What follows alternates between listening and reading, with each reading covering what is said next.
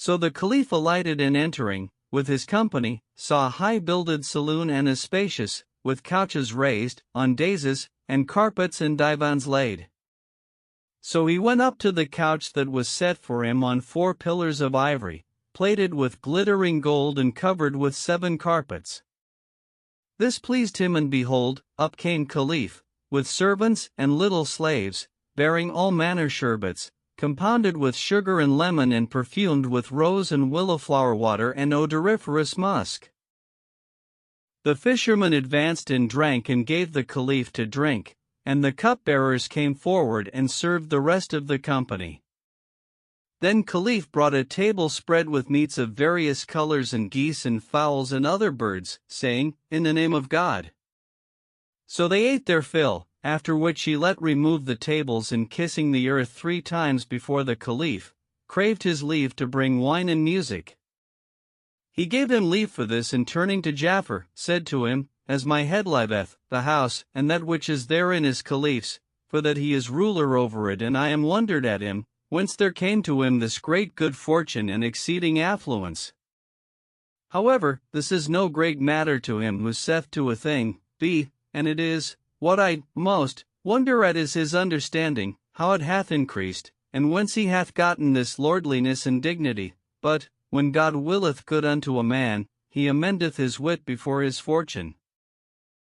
As they were talking, up came Caliph, followed by cupbearers like moons, girt with zones of gold, who spread a cloth of sigleton and set thereon flagons of chinaware and tall flasks of glass and cups of crystal and bottles and hannops of all colors, and the flagons they filled with pure clear old wine, whose scent was as the fragrance of virgin musk, and it was even as saith the poet, "Ply me and ply this maid of mine with cups of the first pressed Grecian wine."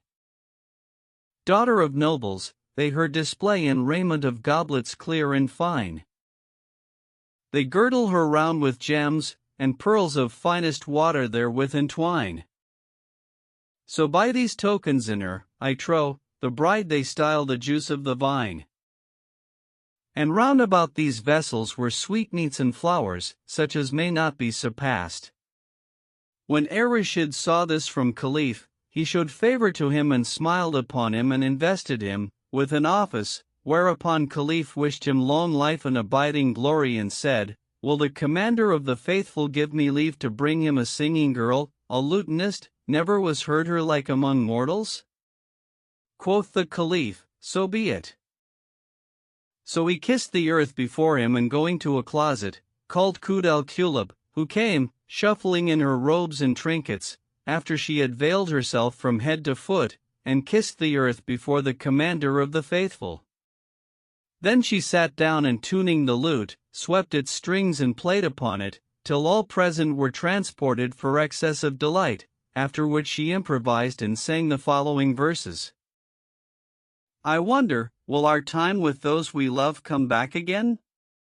Will fate reunion and its sweets, I wonder, I ordain? To one who yearns for those that dwelt once in the ruined steads?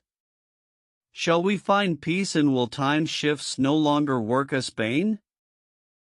How bitter life is since their loss, and how dearly sweet the nights of union, when our loves one dwelling did contain.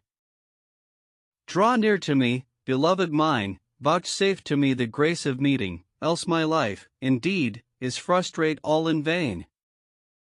When the Caliph heard this, he could not contain himself, but rent his clothes and fell down in a swoon, whereupon all who were present hastened to pull off their apparel and throw it over him, whilst Kud al-Kulub beckoned to Caliph and said to him, Go to yonder chest and bring what is therein, for she had made ready therein a suit of the Caliph's apparel against the like of this time. So Caliph brought it to her, and she threw it over the commander of the faithful, who came to himself, and knowing her for Kud al-Kulub, said, Is this the day of resurrection, and hath God called up those who are in the tombs? Or am I asleep, and is this an illusion of dreams? Quoth Kud al-Kulub, We are awake, not asleep, and I am alive, nor have I tasted the cup of death. Then she told him all that had befallen her, and indeed, since he lost her, life had not been easy to him nor sleep sweet, and he abode now wondering, now weeping, and anon afire for longing.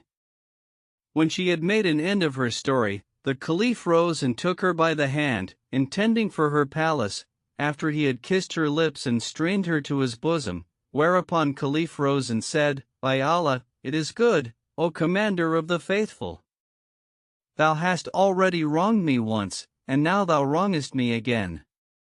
Quoth Rashid, Indeed thou sayest sooth, O Caliph, and bade the Vizier Jafar give him what should content him. So he straightway gave him all he desired and assigned him a village, the yearly revenue whereof was 20,000 dinars. Moreover, Kut el-Kulub made gift to him of the house and all that was therein of furniture and hangings and slaves and servants and slave girls, great and small. So Caliph became possessed of this great affluence and exceeding wealth and took him a wife, and good fortune taught him gravity and dignity and prosperity overwhelmed him. The Caliph enrolled him among his boon companions and he abode in all delight and solace of life, till he was admitted to the mercy of God. Volume 8. Mesrer and Zayn el-Muwassif. There was once, of old days and in bygone ages and times, a merchant named Mesrer, who was of the goodliest of the folk of his day, and he had wealth galore and was in easy case, but loved to take his pleasure in gardens and orchards and to divert himself with the love of fair women. One night, as he lay asleep, he dreamt that he was in a most lovely garden, wherein were 4 birds, and amongst them a dove, white as polished silver. The dove pleased him and an exceeding love for her grew up in his heart. Presently a great bird swooped down on him and snatched the dove from his hand, and this was grievous to him. Then he awoke and strove with his yearnings till the morning, when he said in himself, Needs must I go today to someone who will expound to me this dream. So he went forth and fared right and left, till he was far from his dwelling place, but found none to interpret the dream to him.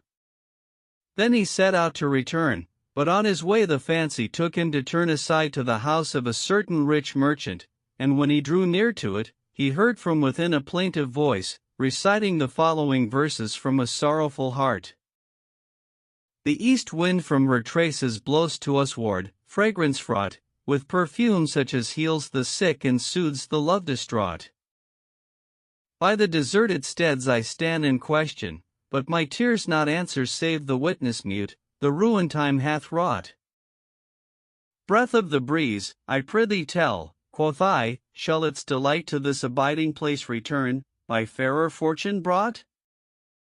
And shall I yet a fawn enjoy, whose shape hath ravished me, yea, and whose languor drooping lids have wasted me to naught? When he heard this, he looked in at the door and saw a garden of the goodliest of gardens, and at its farther end a curtain of red brocade, embroidered with pearls and jewels, behind which sat 4 damsels, and amongst them a young lady over 4 and under 5 feet in height, as she were the round of the moon and the shining full moon. She had great liquid black eyes and joined eyebrows, a mouth as it were Solomon's seal and lips and teeth like pearls and coral, and indeed she ravished all wits with her beauty and grace and symmetry. When Mesrer saw her, he entered the garden and went on, till he came to the curtain, whereupon she raised her head and saw him. So he saluted her and she returned his greeting with dulcet speech, and when he beheld her more closely, his reason was confounded and his heart transported. Then he looked at the garden and saw that it was full of jessamine and gilliflowers and violets and roses and orange blossoms and all manner sweet-scented flowers. All the trees were laden with fruits and there ran down water from 4 estrades, which occupied the 4 angles of the garden. He looked at the first estrade and found the following verses written around it with vermilion. May grief ne'er enter thee nor yet dismay, O house, nor fortune e'er thy lord bewray. Fair fall the house that harbors every guest, when straitened upon him his place and way. Then he looked at the second estrade and found the following written thereon in red gold. The garment of fair fortune shine on thee dwelling, still, whilst on the garden branches the songbirds pipe and trill. May fragrant odors harbor in every part of thee, and lovers in thy precincts their heart's desire fulfill. In glory and in pleasance still may thy dwellers live, what while a wandering planet shines out on heaven's hill. Then he looked at the third, on which he found these verses written in ultramarine. Still mayst thou last in glory and prosper, house of mine, as long as night shall darken, as long as light shall shine. All at thy gates who enter good luck embrace, and good from thee betide each comer in one unbroken line.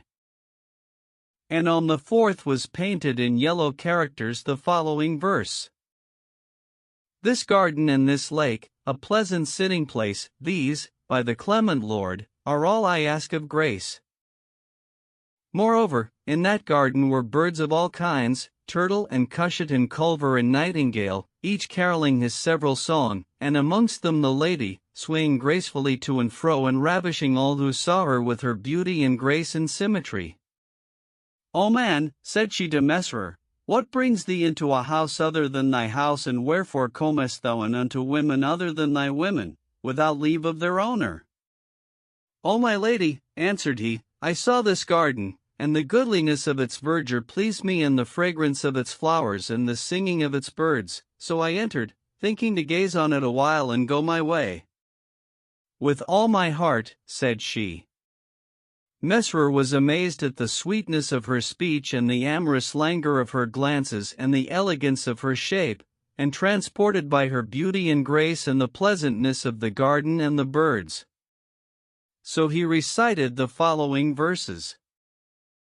She shone, a moon, amongst the ways, midmost a garden fair, wherein sweet jessamine and rose and fragrant basil were.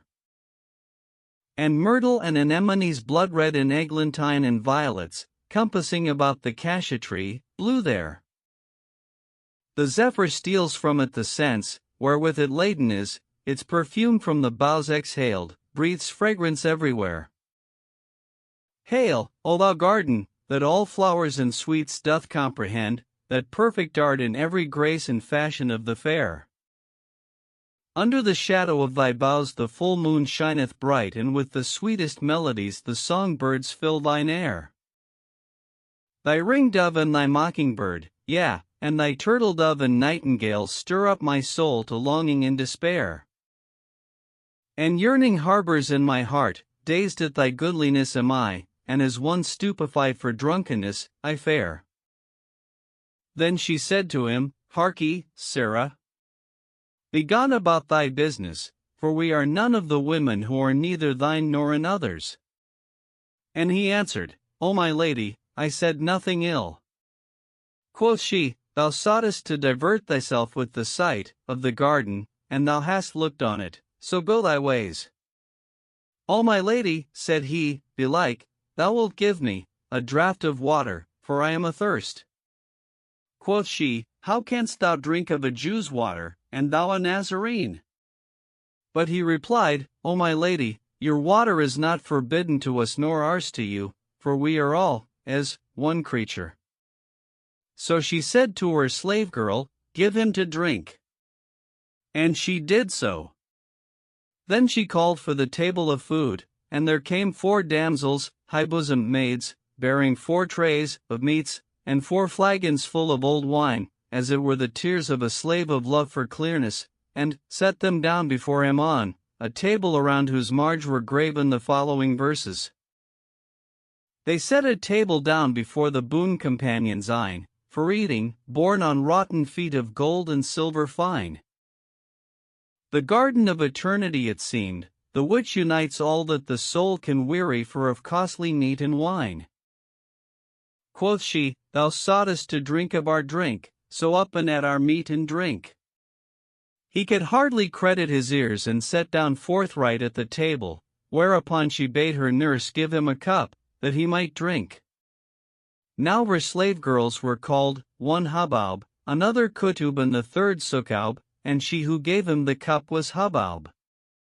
Presently, the breeze blew on the lady, and the scarf fell from her head and discovered a fillet of glittering gold, set with pearls and jewels and jacinths, and on her breast was a necklace of all manner gems and precious stones, to which hung a sparrow of red gold, with feet of red coral and bill of white silver and body, full of aloes and ambergris and odoriferous musk. Then he looked at the breast of her shift and saw thereon the following verse wroughten in red gold.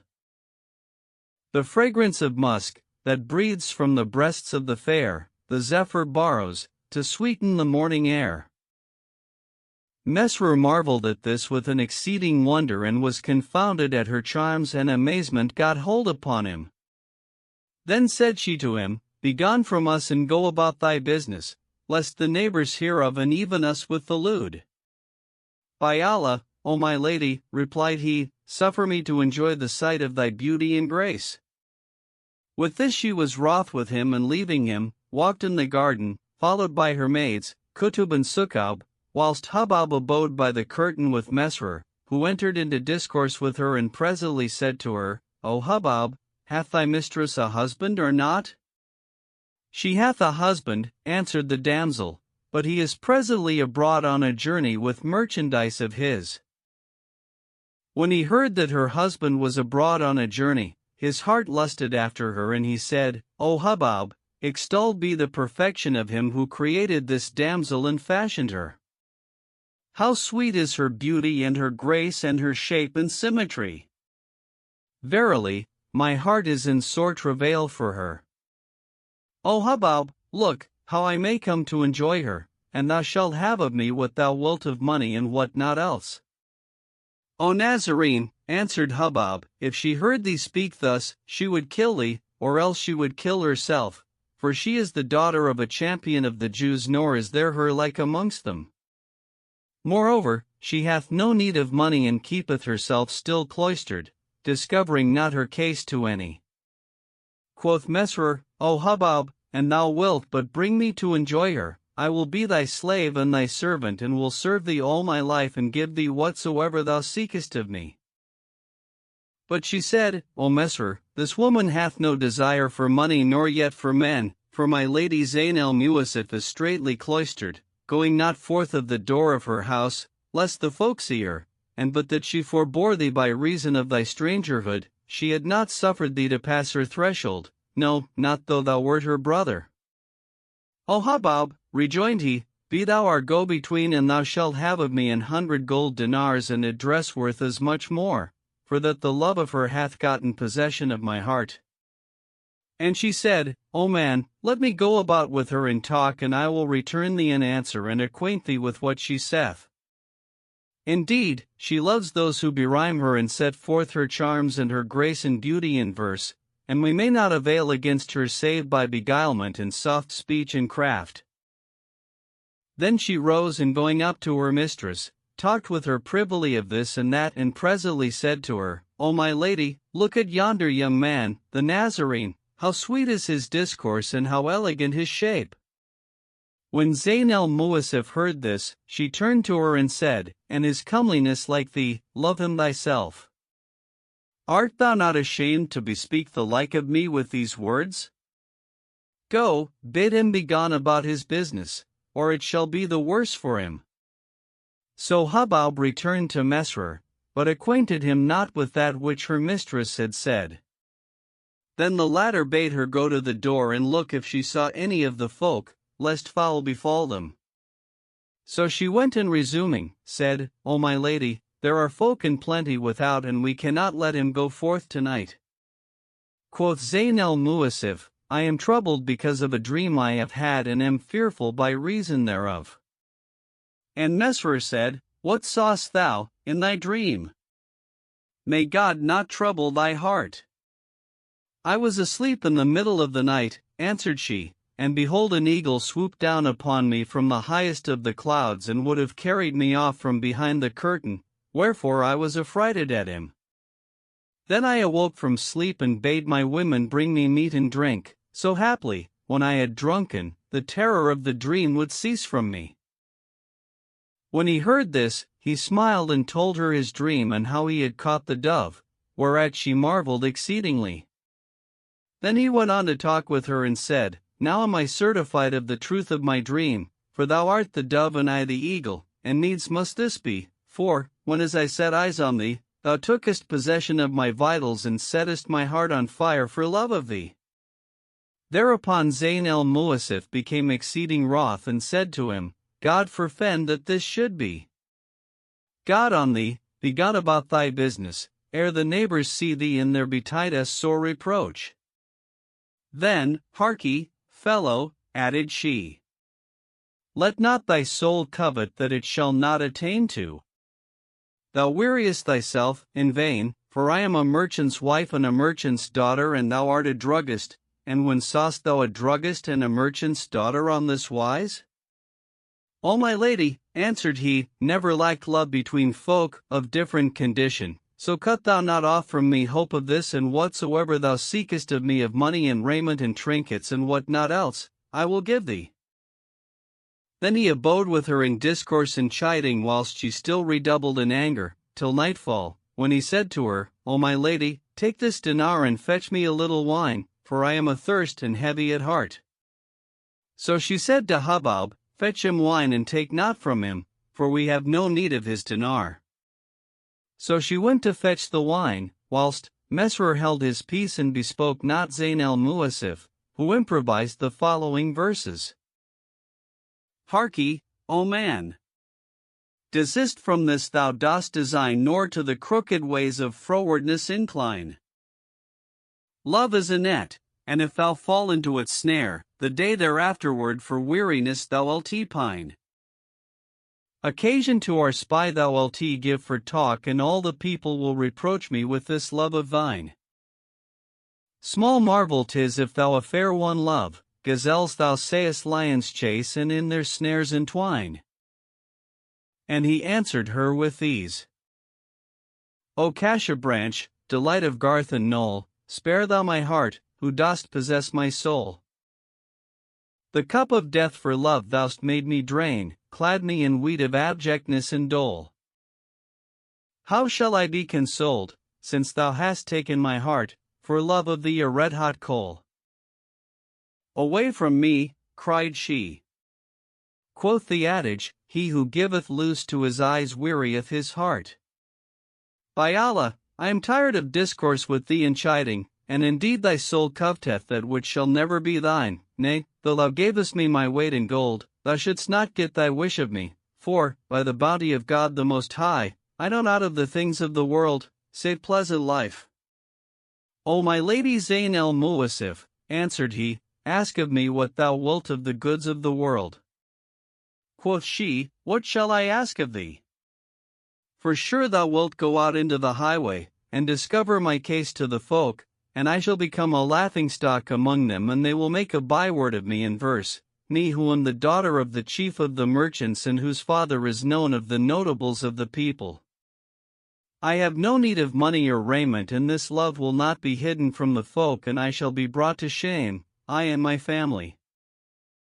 With this Mesrer was confounded and could make her no answer, but presently she said, indeed, the skilful thief, if he steal, stealeth not but what is worth the adventuring of his neck, and every woman who doth lewdness with other than her husband is styled a thief, so, if it must be thus and no help, thou shalt give me whatsoever my heart desireth of money and raiment and trinkets and what not.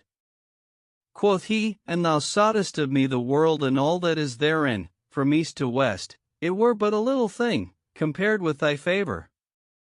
And she said, I will have of thee 3 suits, each worth 1,000 dinars, and pearls and jewels and jacinths, and I require of thee, to boot, that thou swear to me that thou wilt keep my secret nor discover it to any, and that thou wilt company with none but me, and I in turn will swear to thee a true oath that I will never play thee false.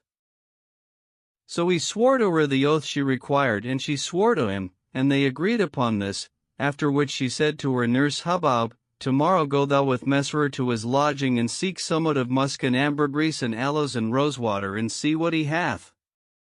If he be a man of condition, we will take him into favor, else will we leave him. Then said she to him, O Mesrer, I desire somewhat of musk and ambergris and aloes wood, so do thou send it me by Hubab. And he answered, I hear and obey, my shop is at thy commandment. Then the wine went round between them and their session was pleasant, but Mesrur's heart was troubled for the passion and longing that possessed him, and when Zayn al-Muwassif saw him in this plight, she said to her slave girl Sukab, "Arouse Mesrur from his stupor, mayhap he will awake." "Willingly," answered Sukab and sang the following verses. "And if thou be in love, bring gold and gear, and in thy lay set forth thy love, so thou mayst win the aim of thine essays.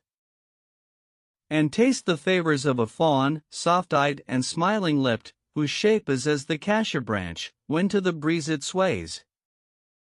Look on her, in her charms thou'lt see matter for wonderment, and pour thy life out, ere the term appointed to thy days. These be the attributes of love, and thou but know'st thereof, but, if the gold delude thee, leave the gold and go thy ways."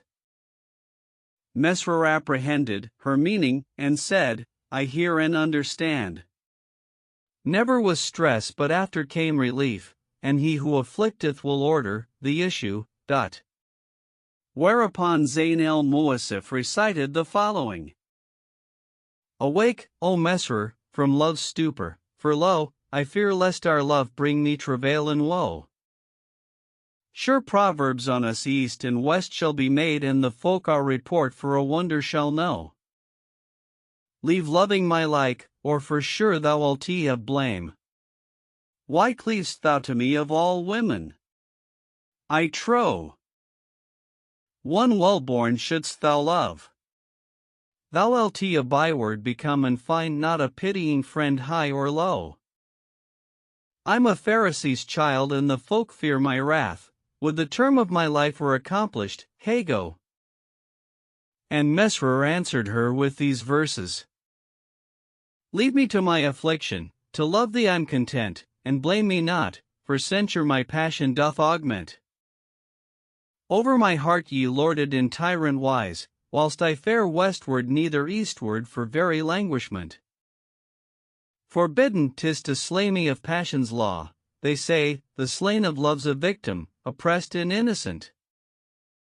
Were there a judge in passion, to him I'd make my moan, mayhap he'd do me justice in his arbitrament."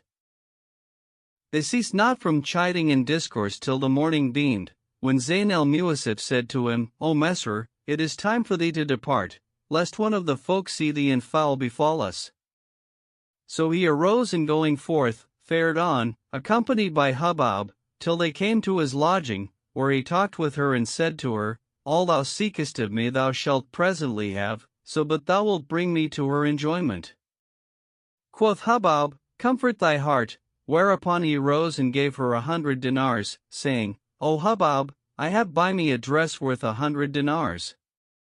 "O Mesrur," answered she, "make haste with the dresses and what not else thou didst promise her, ere she change her mind, for we may not avail to take her save with craft and beguilement, and she loveth the recitation of verses." Quoth he, "I hear and obey," and bringing her the musk and ambergris and aloes wood and rosewater, returned with her to Zayn al-Muwassif and saluted her. She returned his greeting with the sweetest of speech, and he was confounded at her beauty and improvised the following verses. "O sun, midmost the dark that shinest in the skies, O thou that hast benumbed my wit with great black eyes. O loveling sweet, that comest with neck surpassing fair, whose cheek the garden rose eclipses and outvies.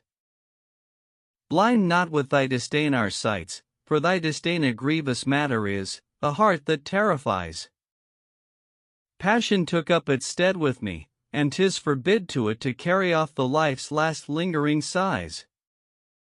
Indeed, the love of you doth lord it in my heart, and save to you, I find no issue anywise. Yet haply thou wilt relent towards a lover sad, so shall his darkness flee and morning bright arise." When she heard his verses, she cast at him a look that bequeathed him 1,000 regrets, and his heart and soul were ravished thereby, and answered him as follows. "Think not from her, of whom thou art enamored, I to win delight, so put desire from thee away.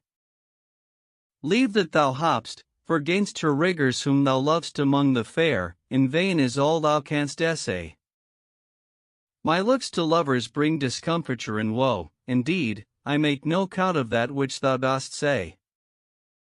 When he heard this, he dissembled and took patience, saying in himself, There is nothing for it but patience against calamity. And on this wise they abode till nightfall, when she called for food, and they set before her a tray, wherein were all manner meats, quails and pigeons and mutton and so forth, of which they ate till they had enough. Then she bade take away the tables, and they did so, and brought washing gear. So they washed their hands, after which she ordered her women to bring the candlesticks, and they set on candlesticks and candles therein of camphorated wax. Then said she, By Allah, my breast is straitened tonight, and I am fevered. Quoth Mesrer, May God dilate thy breast and do away thy trouble. And she aid, O Mesrer, I am used to play at chess. Knowest thou aught of the game? Yes, answered he, I am skilled therein. Whereupon she bade her maid Hubab fetch her the chessboard. So she went away, and presently returning with the board, set it before her, and behold, it was of ebony inlaid with ivory, with squares traced out in glittering gold, and its pieces were of pearl and ruby. Mesrer was amazed at this, and she said to him, Wilt thou have red or white? O princess of fair ones and adornment of the morning, answered he, do thou take the red, for they are handsome and fitter for the like of thee, and leave me the white. So be it, answered she, and taking the red pieces, ranged them opposite the white, then put out her hand to make the first move.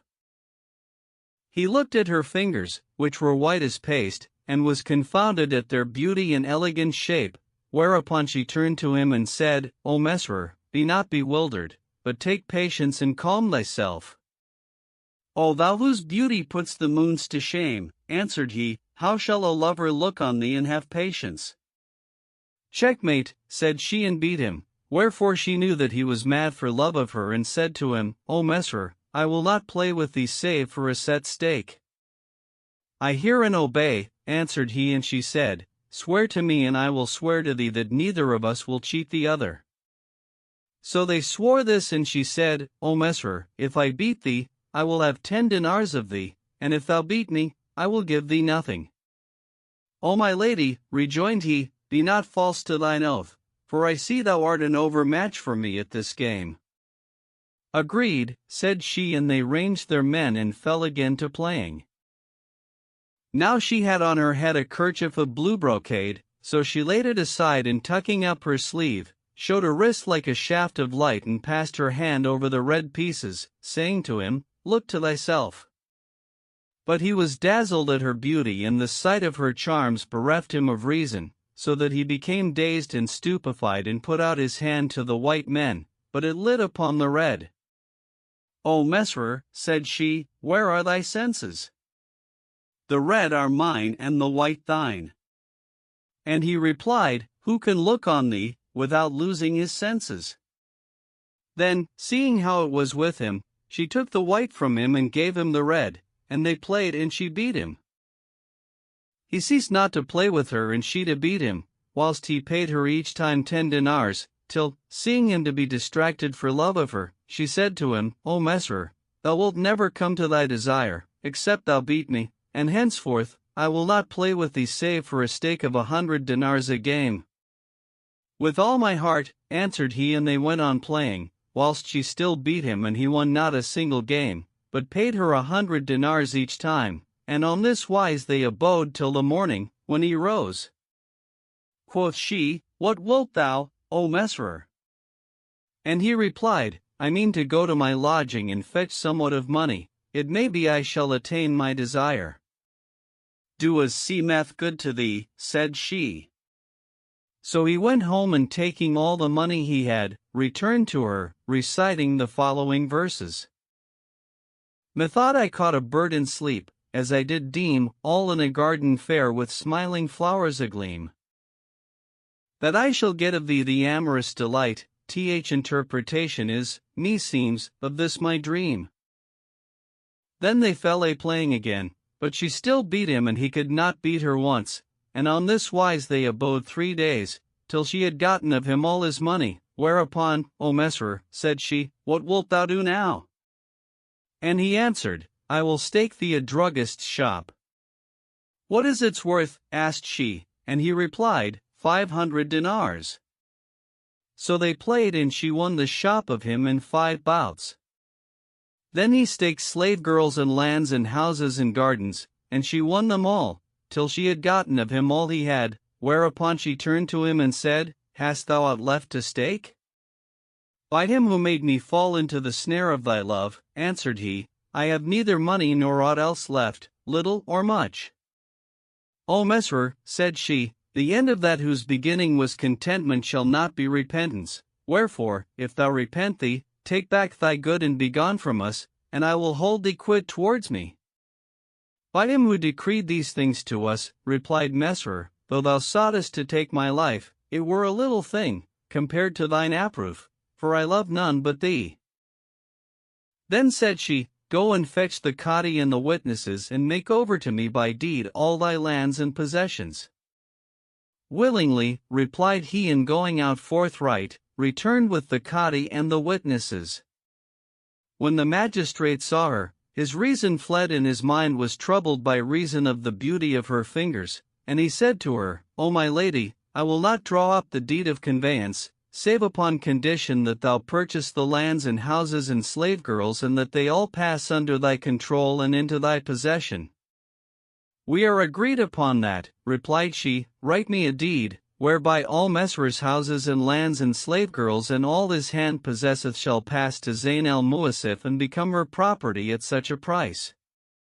So he wrote out the deed and the witnesses set their hands thereto, whereupon she took it from the Cadi and said to Mesrer, Now go thy ways. But her slave girl Hubab turned to him and said, Recite us some verses. So he improvised the following verses upon his own case and the game of chess. Of fate I plain me, and for that which hath befallen me sigh, and make my moan of loss by chess and by the evil eye. For love of one, a damsel fair, slender and delicate, female or male, there's not her like of all beneath the sky. Arrows upon me from her looks she launched, and gainst me brought troops that would conquer all the world and all men, far and nigh. Red men and white men, aye, and knights for shock of battle ranged, then came she forth to me and did to single fight defy. Look to thyself, quoth she, but, when she put her fingers out, mid most a pitch-black night, most like her sable hair and dye. I had no power to move the white, to rescue them from her, in passion caused the tide of tears in me run fierce and high. On, with the queens, fall pawns and rooks, they charge the host of white, and these give way, discomfited, and turn their backs to fly. Yea, and she launched at me, to boot, an arrow of her looks, and to the kernel of my heart the quivering shaft did hie. Twixt the two hosts she gave me choice, and I chose that which white was with the whiteness of the moon that shineth in the sky. The white, indeed, are those which best beseem to me, and they are what I fain would have, so take the red to thee, quoth I. Then played she with me for a stake agreed twixt us, but fate did unto me the wished for boon of her consent deny. Alas, the misery of my heart! Alas, my longing sore for the enjoyment of a maid who with the moon doth vie. It is not for my goods and lands my heart is all I fire, but that, alack! Familiar 'tis grown with the evil eye. Distraught I'm grown and stupefied for dreariment, and fate, for what's betided me, I chide with many a tear and cry. What ails thee to be dazed? Asked she, and I, shall wine-bibbers be whole of wit, when drunkenness their sense doth stupefy? A mortal maid hath ta'en my wit with her fair shape, if it be soft, her bowels are like rock, uneath to mollify. Myself I heartened, saying, her today I shall possess upon the wager, fearing not defeat I should abye. My heart ceased not to covet her, till I to poverty became reduced, and beggared now in goods in hope am I.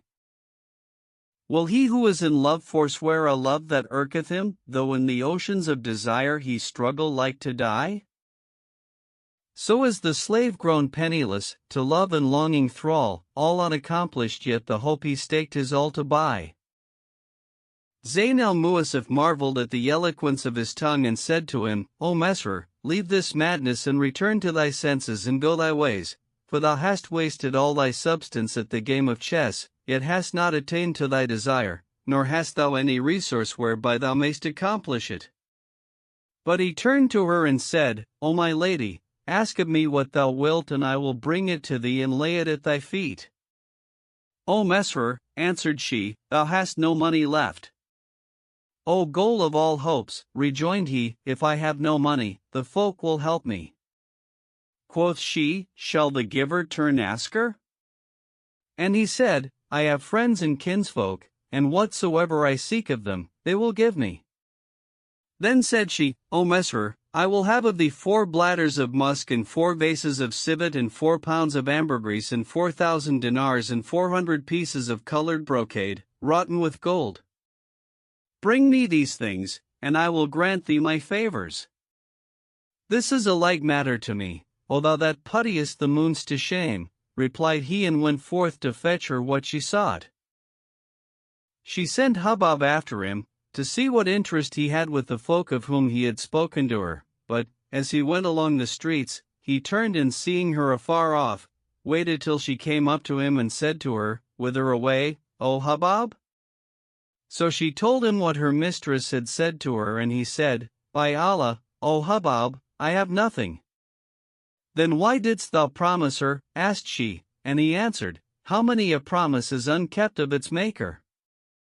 Fine words needs must be in love matters. When she heard this, she said to him, O Mesrer, be of good heart and cheerful for, by Allah, I will be the means of thy coming to enjoy her. Then she left him and returned, weeping sore, to her mistress, to whom said she, O my lady, indeed he is a man of great consideration, well reputed among the folk. Quoth Zayn al-Mu'asif, There is no resource against the ordinance of the Most High. Verily, this man found not in me a compassionate heart, for that I spoiled him of his substance and he got of me neither affection nor complaisance in granting him the amorous mercy, but, if I incline to his desire, I fear lest the thing be bruited abroad. O my lady, answered Hubab, verily, his present plight and the loss of his good is grievous upon us, and thou hast with thee none but myself and thy slave girl Sukab, so which of us 2 would dare prate of thee, and we thy handmaids? With this, she bowed her head and the damsel said to her, O my lady, it is our counsel that thou send after him and show him favor and suffer him not ask of the sordid, for how bitter is asking.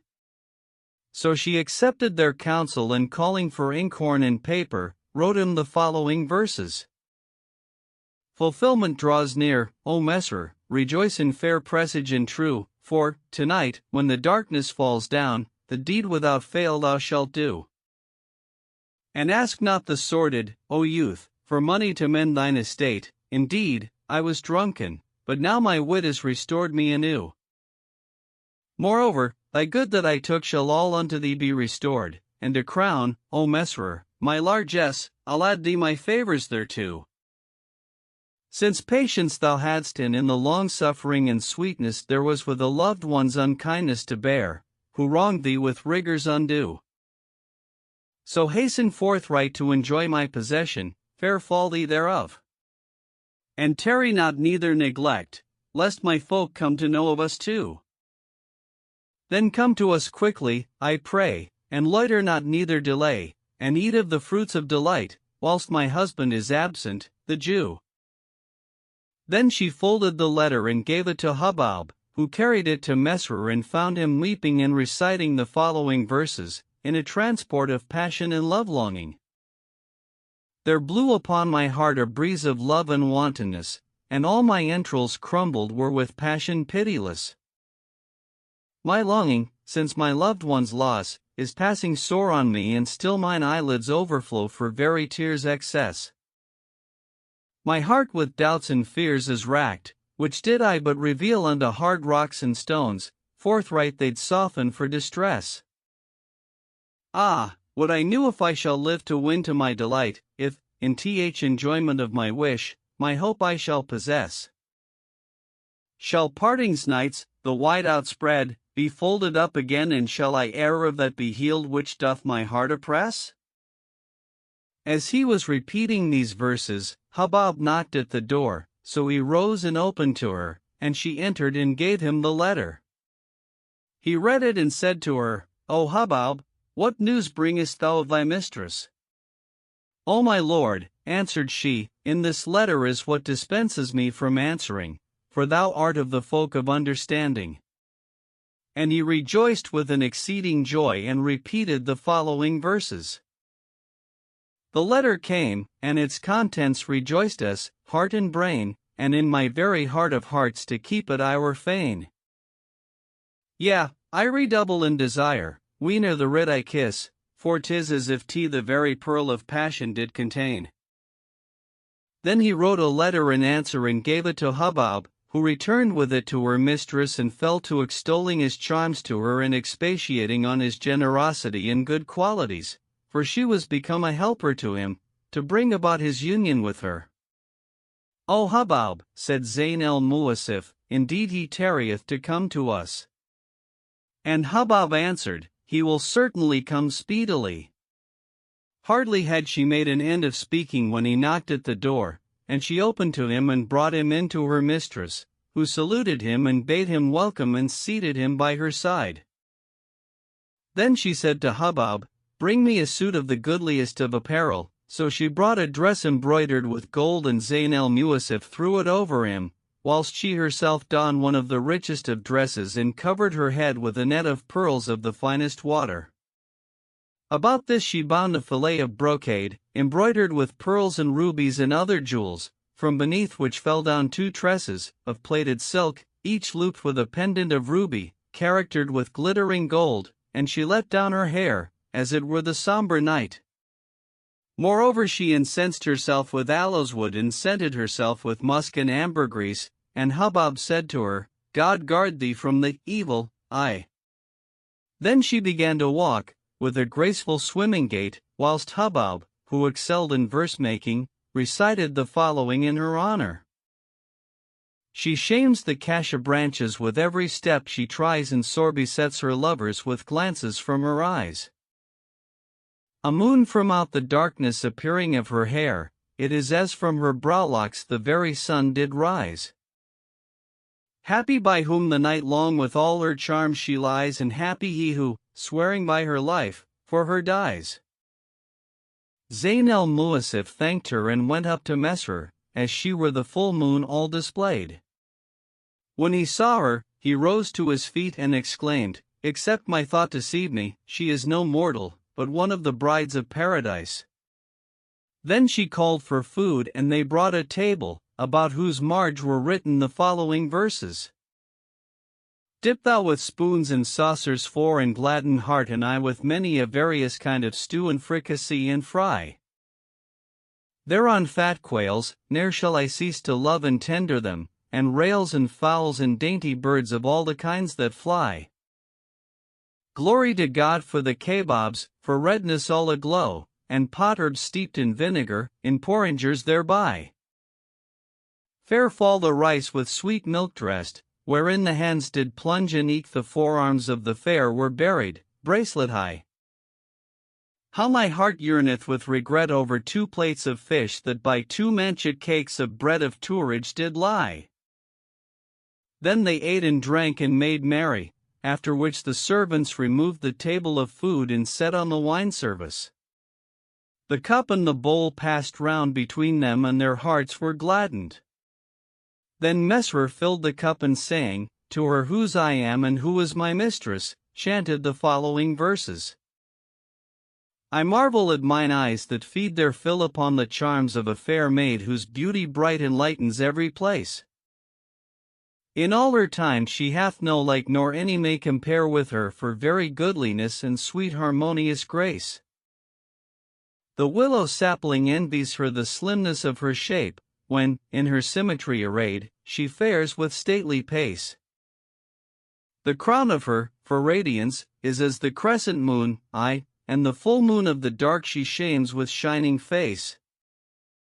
When as she walks upon the earth, her fragrance wafts abroad a breeze that scents her every hill and every level space. O Messer, said she, whoso keepeth his faith and hath eaten our bread and salt, it behoveth us to give him his due. So put away from thee the thought of what hath passed, and I will restore thee thy lands and houses and all I have taken from thee. O my lady, answered he, I acquit thee of that whereof thou speakest, though thou hadst been false to the oath we swore to each other, thou and I, for I will go and become a Muslim.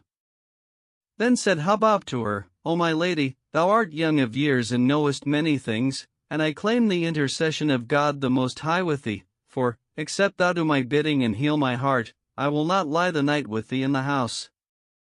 O Hubab, replied her mistress, it shall be as thou wilt, so rise and make us ready another room. So she rose and made ready another room and adorned and perfumed it after the goodliest fashion, on such wise as her mistress loved and preferred, after which she set on fresh food and wine, and the cup went round between them and their hearts were glad. Presently quoth Zayn al-Mu'asif to Mesrer, O Mesrer, the time of union in favor is come, so, as thou studiest for my love, recite us some verses, surpassing of fashion.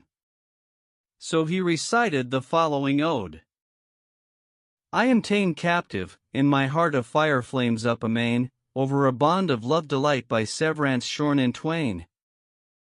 Ay, and for love of a fair maid, whose shape hath rent my heart, whose cheeks so soft and delicate my reason do enchain.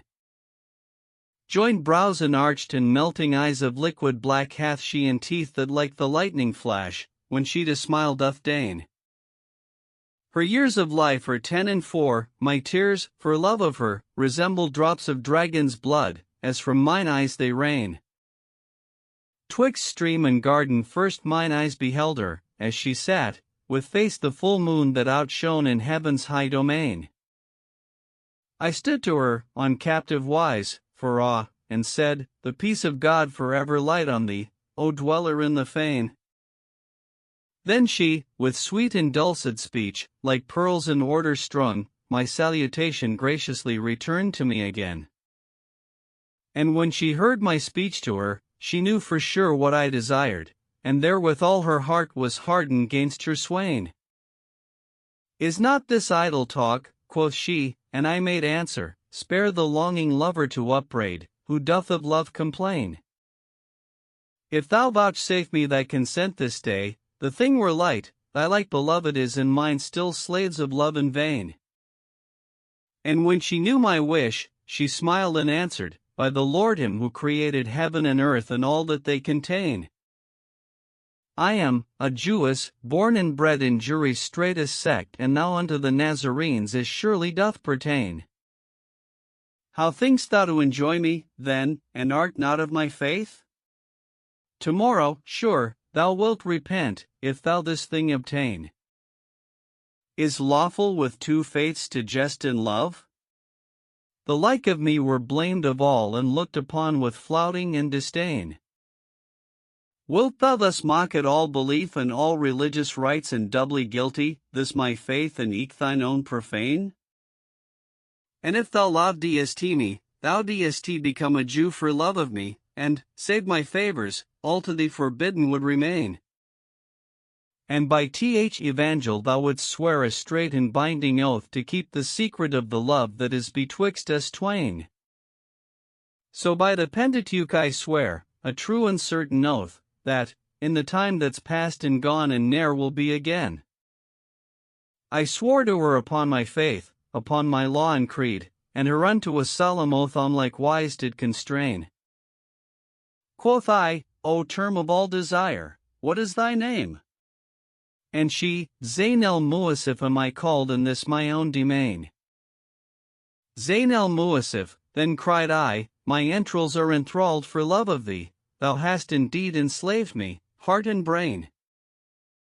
I saw her beauty underneath the chin veil and became afflicted sore at heart, distraught for love and longing pain. Nor neath the curtain did I cease to humble me, and eke of the much passion to make moan that in my heart did reign. Till, when she saw my plight and all the transport of my love, a smiling visage she unveiled, that did me straight assign. The wind of amorous delight blew full on us, and she scented of musk her neck and wrists, till all the house did ta'en perfume from her in every place, whilst I her lips did kiss, and from her sweet and smiling mouth its wine of balm did drain. Under her robe she swayed, as sways the willow, and delight and union did permit, till then forbidden to the swain. We lay the night together, and with many a clip and kiss and sucking lips, was union perfected for us twain. There's no adornment of the world, excepting she thou lovest to be near thee, so thou mayst of her the wished delight obtain. When as day broke, she rose to say farewell, with lovely face excelling far the moon that shines in heaven's spreading plain. And at her leave-taking, this verse she chanted, whilst the tears ran down her cheeks, now one by one, now linked in many a chain. By the great oath and by the nights so fair, I'll ne'er forget the pact of Allah twixt us two, whilst I on life remain. Zayn al-Mu'asif was charmed with these verses and said to him, O Mesrer, how goodly are thy parts! May he live not who would harm thee. Then she entered a privy chamber and called him. So he went in to her, and taking her in his arms, embraced her and kissed her, and got of her that which he had deemed impossible, and rejoiced in the attainment of the sweet of amorous delight.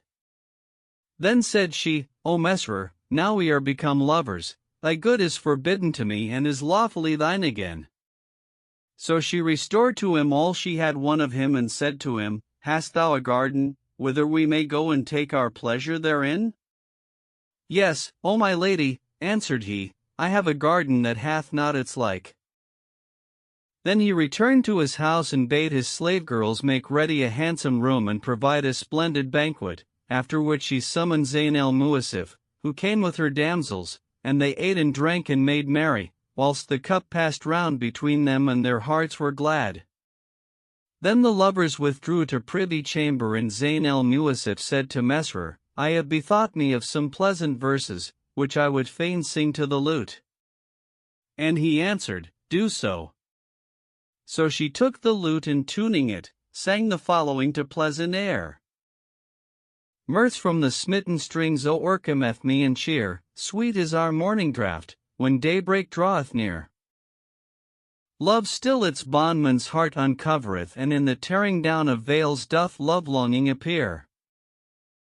With wine strained bright, so pure and goodly that it seems the sun in hands of moons unveiled and shining clear.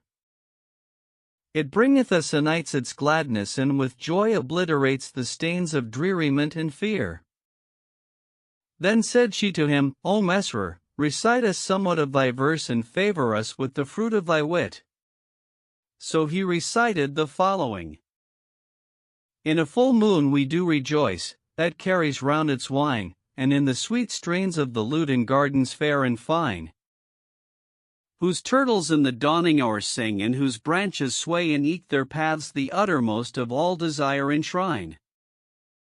When he had finished, she said to him, If thou be occupied with love of me, make us some verses on that which hath passed between us. With all my heart, answered he, and recited the following ode. Stay thou and hear what me befell, for love of yonder fair gazelle. A white doe shot me with a shaft, and fierce her glances on me fell. Ravished with love, my every shift straitened on me for passion's spell. I pined for a coquette, enclosed with spear points inexpugnable. I saw her midst a garden fair, in symmetry she did excel. Peace be on thee, quoth I to her, she answered, and on thee as well. What is thy name, asked I, and she, My name my qualities doth tell. Zayn al-Mu'asif am I called. Pity my case deplorable. Quoth I, such longing with me is, no lover is my parallel. And if thou love and wouldst my charms enjoy, said she, I will not sell my favors save for wealth galore, past count and unattainable. Raiment of silk I'll have of thee, and costly damasks, many an ell, and musk 4 quintals, pearls of price, cornelians uncountable, silver and gold and trinkets fine and jeweled gauds I'll have as well, one night of my possession these shall buy, I'll bate no particle. I showed fair patience, though, God wot, for fires of love I was in hell, and she to bless me deigned one night the new moon's radiance on us fell. If th envious blame me, list, O folk, quoth I, to that I have to tell. Long locks hath she, as black as night, and in her cheeks a rose doth dwell. As red as very flames of fire, her looks are arrows sharp and snell, and in her lashes is a sword that serves her lovers to repel. Wine in her mouth is and her lips with dews like limpid water well. Her teeth are like a necklace strung with pearls of price, fresh from the shell. Her neck, perfected in all grace, is as the neck of a gazelle. As marble white her bosom is, wherein, like towers, her breasts do swell. Her belly hath a fold perfumed with essences invaluable, and underneath it lies a thing, that is my wish's pinnacle. Fat, plump, high-cushioned, O my lords, as 'twere a king's throne, sooth to tell. To whom I plain me of the woes my soul to madness that enspell. Betwixt in columns twain thou'lt find high benches set before the cell. It hath such attributes as daze men's wits and wonderment compel, wide lips it hath and mouth, to boot, as 'twere a mouth of mule or well, and I have read it shows and lips like camel's lips, its face doth swell, for very redness, still with wrath. So look, O man, thou guard thee well. If thou come to it with intent to do, thou'lt find it hot as hell. Ardent of meeting and endowed with strength to battle fierce and fell, and while I wot, each champion, eased of lust of battle, 'twill repel. By times thou'lt find it with a beard, as 'twere a man's, another spell thou'lt find it beardless, hot with lust of battle 'gainst the infidel. One who is great of grace and sheen to thee of this doth tidings tell, one from whom Zane herself alone for all perfection bears the bell. I came to her by night and got that which was sweet as enamel. Yes, and the night I lay with her did all mine other nights excel. When daybreak came, with new moon face she rose in shape as flexible as swaying boughs or slender spears, and turned to me to say farewell. Quoth she, when shall the nights return wherein such joyance us befell? And I, O lustre of mine eyes, come, answered, when it likes thee well. Zayn al-Mu'asif was charmed with these verses and the utmost gladness possessed her. Then said she, O Mesrer, the day is at hand and there is nothing for it but to depart, for fear of scandal. I hear and obey, answered he, and rising, carried her to her house, after which he returned home and passed the rest of the night meditating on her charms. When the morning appeared and gave forth its light and shone, he made ready a sumptuous present and carried it to her and sat with her. They abode thus a while, in all delight and solace of life, till one day there came to Zayn al-Mu'asif a letter from her husband, advising her of his speedy return. May God not preserve him nor quicken him, exclaimed she. If he come hither, our life will be troubled. Would I might despair of him? Presently came Mesrer and sat talking with her, as of wont, and she said to him, O Mesrer, I have received a letter from my husband, announcing his speedy return from his travels. What is to be done, since neither of us can live without the other? I know not, answered he, but thou art better able to judge, being acquainted with thy husband's ways, more by token that thou art one of the keenest witted of women and mistress of devices such as contrive that whereof men fail. Quoth she, he is a hard man and jealous of the people of his household, but, when thou hearest of his coming, do thou repair to him and salute him and sit down by his side, saying, O my brother, I am a druggist. Then buy of him various kinds of drugs and spices and pay him frequent visits and talk long with him and gainsay him not in whatsoever he shall bid thee, so haply that may betide, as, of chance, for which I would fain contrive. I hear and obey, answered Messer, and went out from her, with a heart on fire for love.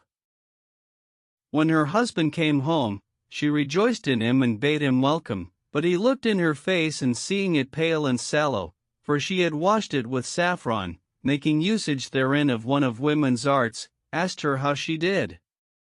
She replied that she had been sick, she and her women, from the time of his setting out on his journey, and said, Verily, our hearts have been troubled for thee by reason of the length of thine absence. And she went on to complain to him of the misery of separation and to weep copious tears, saying, Hadst thou but a companion with thee, my heart had not suffered all this anxiety for thee. So, God upon thee, O my Lord, travel not again without a companion, and keep me not without news of thee, that my heart and mind may be at rest concerning thee. With all my heart, answered he. Thy counsel is good, and by thy life, it shall be as thou wishest. Then he took some of his goods, and carrying them to his shop, opened it and sat down to sell in the bazaar. Presently up came Messer, and saluting him, sat down by his side and talked with him a while. Then he pulled out a purse, and taking forth gold, handed it to the Jew and said, Give me the worth of this money in various kinds of drugs and spices, that I may sell them in my shop. I hear and obey, answered he, and gave him what he sought. Messer continued to pay him frequent visits, till, one day, the merchant said to him, I have a mind to take me a man to partner in trade. And I also, replied Messer, desire to take a partner, for my father was a merchant in the land of Yemen and left me great wealth, and I fear lest it go from me.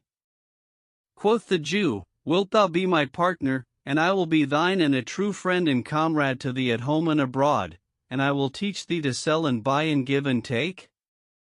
And Messer said, With all my heart. So the merchant carried him to his house and seated him in the vestibule, whilst he went in to his wife and said to her, I have taken me a partner and have bidden him hither as a guest, so do thou prepare us a handsome entertainment.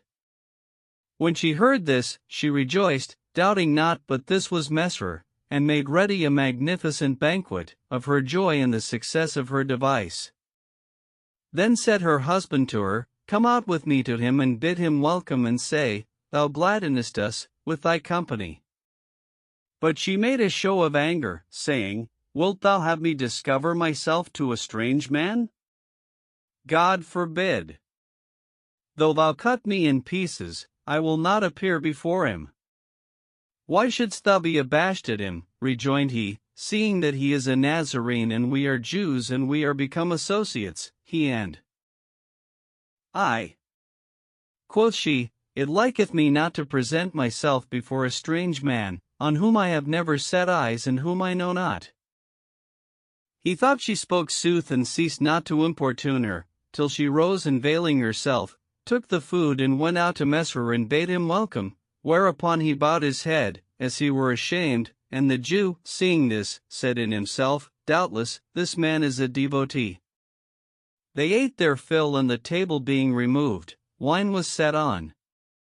As for Zayn al-Muasif, she sat over against her lover and gazed on him, and he on her till ended day, when Messer went home, with a heart on fire, and the Jew abode pondering the grace and goodliness of his new partner. As soon as it was night, his wife brought him the evening meal, and they sat down to eat. Now he had a mockingbird, that was used, when as he sat down to meat, to come and eat with him and hover about his head, but in his absence it was grown familiar with Messer and used to eat with him and hover about him. When its master returned, it knew him not and would not draw near him, and this made him thoughtful. As for Zayn al-Muasif, she could not sleep for thinking of Messer, and thus it was with her 3 nights, till the Jew became aware of her distraction and watching her, began to suspect something wrong. On the 4th night, he awoke in the middle of the night and heard his wife talking in her sleep and calling upon Messer, what while she lay in her husband's arms, wherefore he misdoubted of her, but he dissembled his suspicions and on the morrow betook himself to his shop and sat there. Presently, up came Mesrer and saluted him. He returned his greeting and said to him, "Welcome, O my brother. I have wished for thee." And he sat talking with him a while, after which he said to him, "O my brother, come with me to my house, that we may enter into the pact of brotherhood." "With all my heart," replied Mesrer, and they went to the Jew's house, where the latter went in and told his wife of Mesrer's coming, saying, "Make us ready a goodly entertainment, and needs must thou be present and witness our brotherhood." But she answered, "God on thee, cause me not show myself to this strange man, for I have no mind to company with him." So he forbore to press her and bade the waiting women bring meat and drink. Then he called the mockingbird, but it knew him not and settled in Mesrer's lap, and the Jew said to him, "O my lord, what is thy name?" And he answered, "Mesrer." Whereupon the Jew remembered that this was the name which his wife had repeated all night long in her sleep. Presently, he raised his head and saw her making signs to Mesrer and motioning to him with her eyebrows, wherefore he knew that he had been tricked and said, "O my lord, excuse me a while, till I fetch my kinsmen, so they may be present at our treaty of brotherhood." "Do what seemeth good to thee," answered Mesrer, whereupon the Jew went forth the house and returning privily by a back way, betook himself to a window that gave upon the saloon and whence he could watch them, unseen of them. Quoth Zayn el-Muasif to her maid Sukaub, "Whither is thy master gone?" And she said, "He is gone without the house." "Lock the door," said Zayn, "and bar it with iron and open not till he knock, after thou hast told me." "So be it," answered Sukaub. Then she rose and filling a cup with wine, flavored with powdered musk and rosewater, went up to Mesrer, who rose to meet her, saying, "By Allah, the water of thy mouth is sweeter than this wine." "Here it is for thee," quoth she, and filling her mouth with wine, gave him to drink thereof, whilst he did the like with her, after which she sprinkled him with rose water from head to foot, till he scented the whole place. All this while, the Jew was looking on and marveling at the greatness of the love that was between them, and his heart was filled with rage for what he saw, and he was jealous with an exceeding jealousy. Then he went out again, and coming to the door, found it locked and knocked loudly, of the excess of his anger, whereupon quoth Sukaub, "O my lady, here is my master."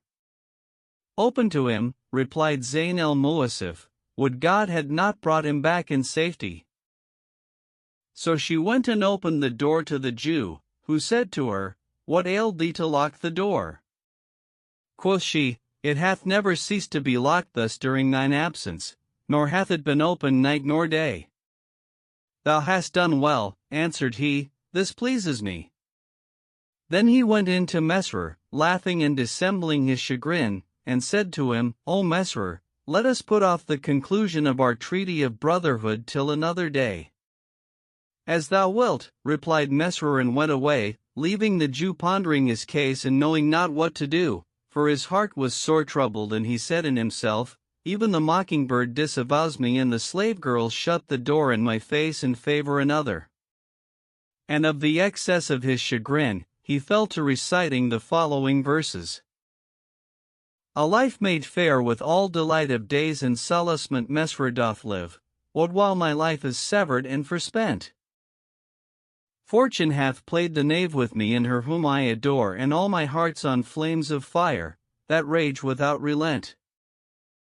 Once with the fair a time was bright for thee, 'tis past and gone, yet art thou ever love distraught that lovely one anent.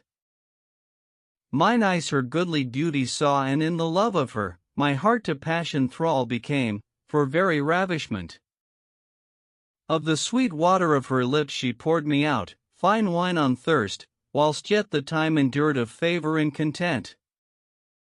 What ails thee, O my mockingbird, that thou forsakest me, and to another than myself in love dost yield consent? Strange things, indeed, mine eyes have seen, that from my lids, if they were ever drowsed with slumber, sleep would chase incontinent. I see my loved one hath forsworn the love of me, and eke my mocking-bird round me no more hovers with blandishment. By the world's Lord, who, when upon his creatures he'd fulfill his ordinance, afflicteth them with many a dour event. The evil-doer I'll requite with that which he deserves who frowardly to her draws near, on her enjoyment bent. When Zayn al-Muasif heard this, she trembled in every nerve and said to her handmaid, Heardest thou that? Quoth she, I never heard him recite the like of these verses, but let him say what he will. Then the Jew, having assured himself of the truth of his suspicions, began to sell all his property, saying in himself, Except I remove her from her native land, and separate them, they will never turn back from this that they are engaged in. So, when he had turned all his possessions into money, he forged a letter, purporting to come from his kinsman and inviting him to visit them, him and his wife, and read it to her. How long shall we tarry with them? Asked she, and he replied, 12 days. So she consented to this and said, Shall I take any of my maids with me? Take Hubab and Sukab, answered he, and leave Kutub here. Then he made ready a handsome camel litter for his wife and her women and prepared to set out with them, whilst she sent to Messer, telling him what had happened and saying, If the trysting time that is between us pass and I come not back, know that he hath put a cheat on us and laid a plot to separate us from each other, so forget thou not the plighted faith betwixt us, for I fear his craft and perfidy. Then she fell a weeping and lamenting, and no peace was left her, night or day. Her husband saw this, but took no note thereof, and when she saw there was no help for it, she gathered together her clothes and gear and deposited them with her sister, telling her what had befallen her. Then she took leave of her and going out from her, weeping, returned to her own house, where she found her husband had brought the camels and was busy loading them, having set apart the handsomest for her riding, and when she saw this and knew that needs must she be separated from Messer, she was distracted. Now it chanced that the Jew went out on some occasion of his, so she went forth to the outer door and wrote thereon the following verses. O dove of this our dwelling place, our parting greeting bear from lover to beloved one, and tell him I shall ne'er cease to regret the past delight and all its ravishments and all the sweetness of the days for us whilom that were. And bid him also never leave to be the slave of love, fulfilled of grief for our content that's past and gone fore'er. Indeed, we passed our time a while in solace and in cheer and love delight both night and day we did enjoy whilera. But, when we woke, the raven gave us morrow with his croak and did against us twain the doom of severance declare. Now must we journey far away and leave the dwellings void, would we might ne'er depart the lands nor breathe a foreign air. Then she went to the second door and wrote thereon the following verses. O thou to this door that comest, by Allah, watch for the grace of my loved one midmost the darkness and tell him I weep apace. When I think of the time of union with him, and the tears that come of my weeping for him cease never to ripple adown my face. And say to him, if no patience for what is fallen on me thou findest, I rid thee sprinkle thy head with the dust of the place. And travel the lands to eastward and westward and look thou live in patience, for God hath ordered and yet will order the case. Then she went to the third door and wept sore and wrote thereon these verses. Harkee, Messer, and if thou come to this her dwelling, see thou read upon the doors the lines that she hath writ for thee. How oft thou'st tasted of the sweet and bitter of the nights. Forget thou not the pact of love, if thou a true man be. By Allah, do not thou forget her neighborhood, Messer, for in thyself her solace all in gladness leaveth she. Weep for the days of love delight and all their sweets and all the goodly nights that with their shade encurtain thee and me. And to the farthest of the lands, for my sake, journey thou, search all its deserts after us and plunge into its sea. The nights of our delight are gone from us, estrangement's dark hath quenched their radiance and made an end of all our glee. God's blessing on the bygone days. How glad indeed they were when in the gardens of desire their blossoms gathered we. We would have had them stay, but God denied the wished for boon, only their rose in our true hearts to last permitted He. Will the returning days renew our union? And they do, their every vow unto my Lord accomplished then shall be. Think, in His hand, who writes upon the table of the brows their lines, are all things, and submit to that He doth decree. Then she wept sore and returned to the house, lamenting and recalling what had passed and saying, Glory be to God who hath decreed this to us. And her affliction redoubled for the loss of her beloved and her departure from the lands, and she recited these verses. Upon thee be the peace of God, O empty house. Ah me, the days indeed have made an end of all their cheer in thee. Dove of the house, ne'er mayst thou leave to mourn for her who from her moons and her full moons is torn by fate's unkind decree. Harkee, Messerer. Make thou thy moan for loss of us, indeed mine eyes in losing thee have lost their luster, verily. Would God thine eyes our parting day and eke the flaming fire, that in my heart redoubles still unquenchably, might see. Forget not thou our plighted troth within the garden's shade, that held our loves and with its veils encurtained thee and me. Then she presented herself before her husband, who set her in the litter he had let make for her, and when she found herself on the camel's back, she recited the following verses. God's peace on thee, O lonely house, forevermore a light, wherein whilera we fed our fill of solace and delight. Would that my time within thy shade its nights accomplished had, so I for passion had been slain, a martyr in love's right. For parting I am sore concerned and longing for the home I love, I knew not what should hap nor looked for fate's despite. Would God I knew if I shall e'er return to it again, and will it ever, as of yore, be pleasant to our sprite. O Zayn al-Mu'asif, said her husband, grieve not for thy departure from thy dwelling, for, God willing, thou shalt return to it before long. And he went on to comfort her heart and soothe her. Then they set out and fared on till they came without the town and struck into the high road, whereupon she knew that separation was assured, and this was grievous to her. Meanwhile, Messerer sat in his house, pondering his case and that of his mistress, and his heart forewarned him of separation. So he rose forthright and repairing to her house, found the outer door shut and read the verses she had written thereon, whereupon he fell down in a swoon. When he came to himself, he opened the door and entering, read what was written upon the two other doors, whereupon passion and love-longing and distraction waxed on him. So he went forth and hastened in her track, till he came up with the caravan and found her at the rear, whilst her husband rode in the van, because of his goods.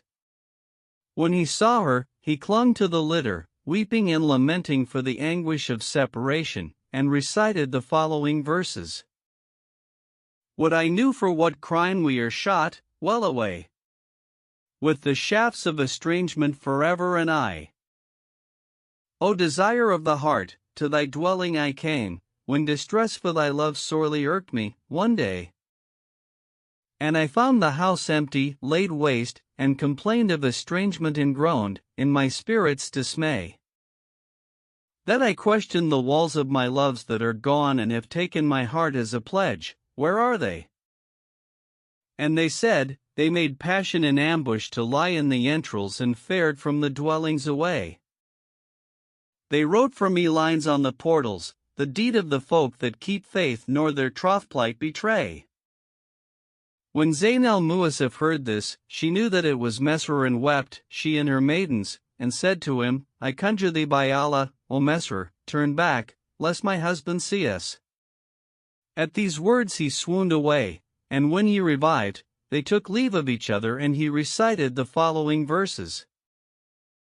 The chief of the caravan to depart calls loud and high, in the darkness ere the dawn, and the zephyr wafts the cry.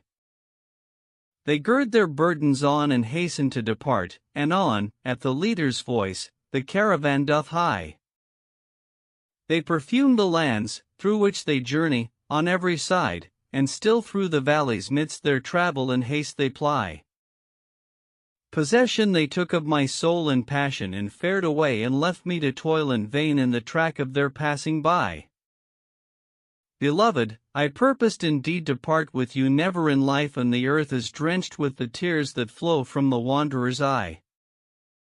Alack! How hath parting's hand with mine entrails wroughten? Woe's me for my heart! Since my loves are gone, it irketh me like to die. Then he clung to the litter, weeping and lamenting, whilst she besought him to turn back ere morning, for fear of discovery. So he came up to her and bidding her farewell a second time, fell down in a swoon. He lay a great while without life, and when he came to himself, he found the caravan out of sight. So he turned in the direction of their travel and inhaled the breeze that blew from their quarter, chanting the following verses. No wind of nearness to the lover's blown, but of the pains of longing he makes moan. The breeze of dawning blows on him, he wakes and in the world he finds himself alone. Blood, mingled with his streaming tears, he weeps, for languor on the bed of sickness prone. For loved ones lost he weeps, his heart with them fares midst the camels over sand and stone. No breeze blows from their quarter, but I stand, with eyes attent and nostrils open thrown. And on the south wind snuff their musky gale, whose scent is grateful to the lover lone. Then he returned, mad with love-longing, to her house, and finding it empty and deserted, wept till he wet his clothes, after which he swooned away and his soul was like to depart his body. When he revived, he recited the following couplet. O house, on my abjection have ruth, and on my plight, my tears forever flowing in body wasted quite. And waft me the aroma of their sweet-scented breeze, so haply with its fragrance it heal my anguished sprite. Then he returned to his own house and abode there, confounded and tearful-eyed, for the space of 10 days.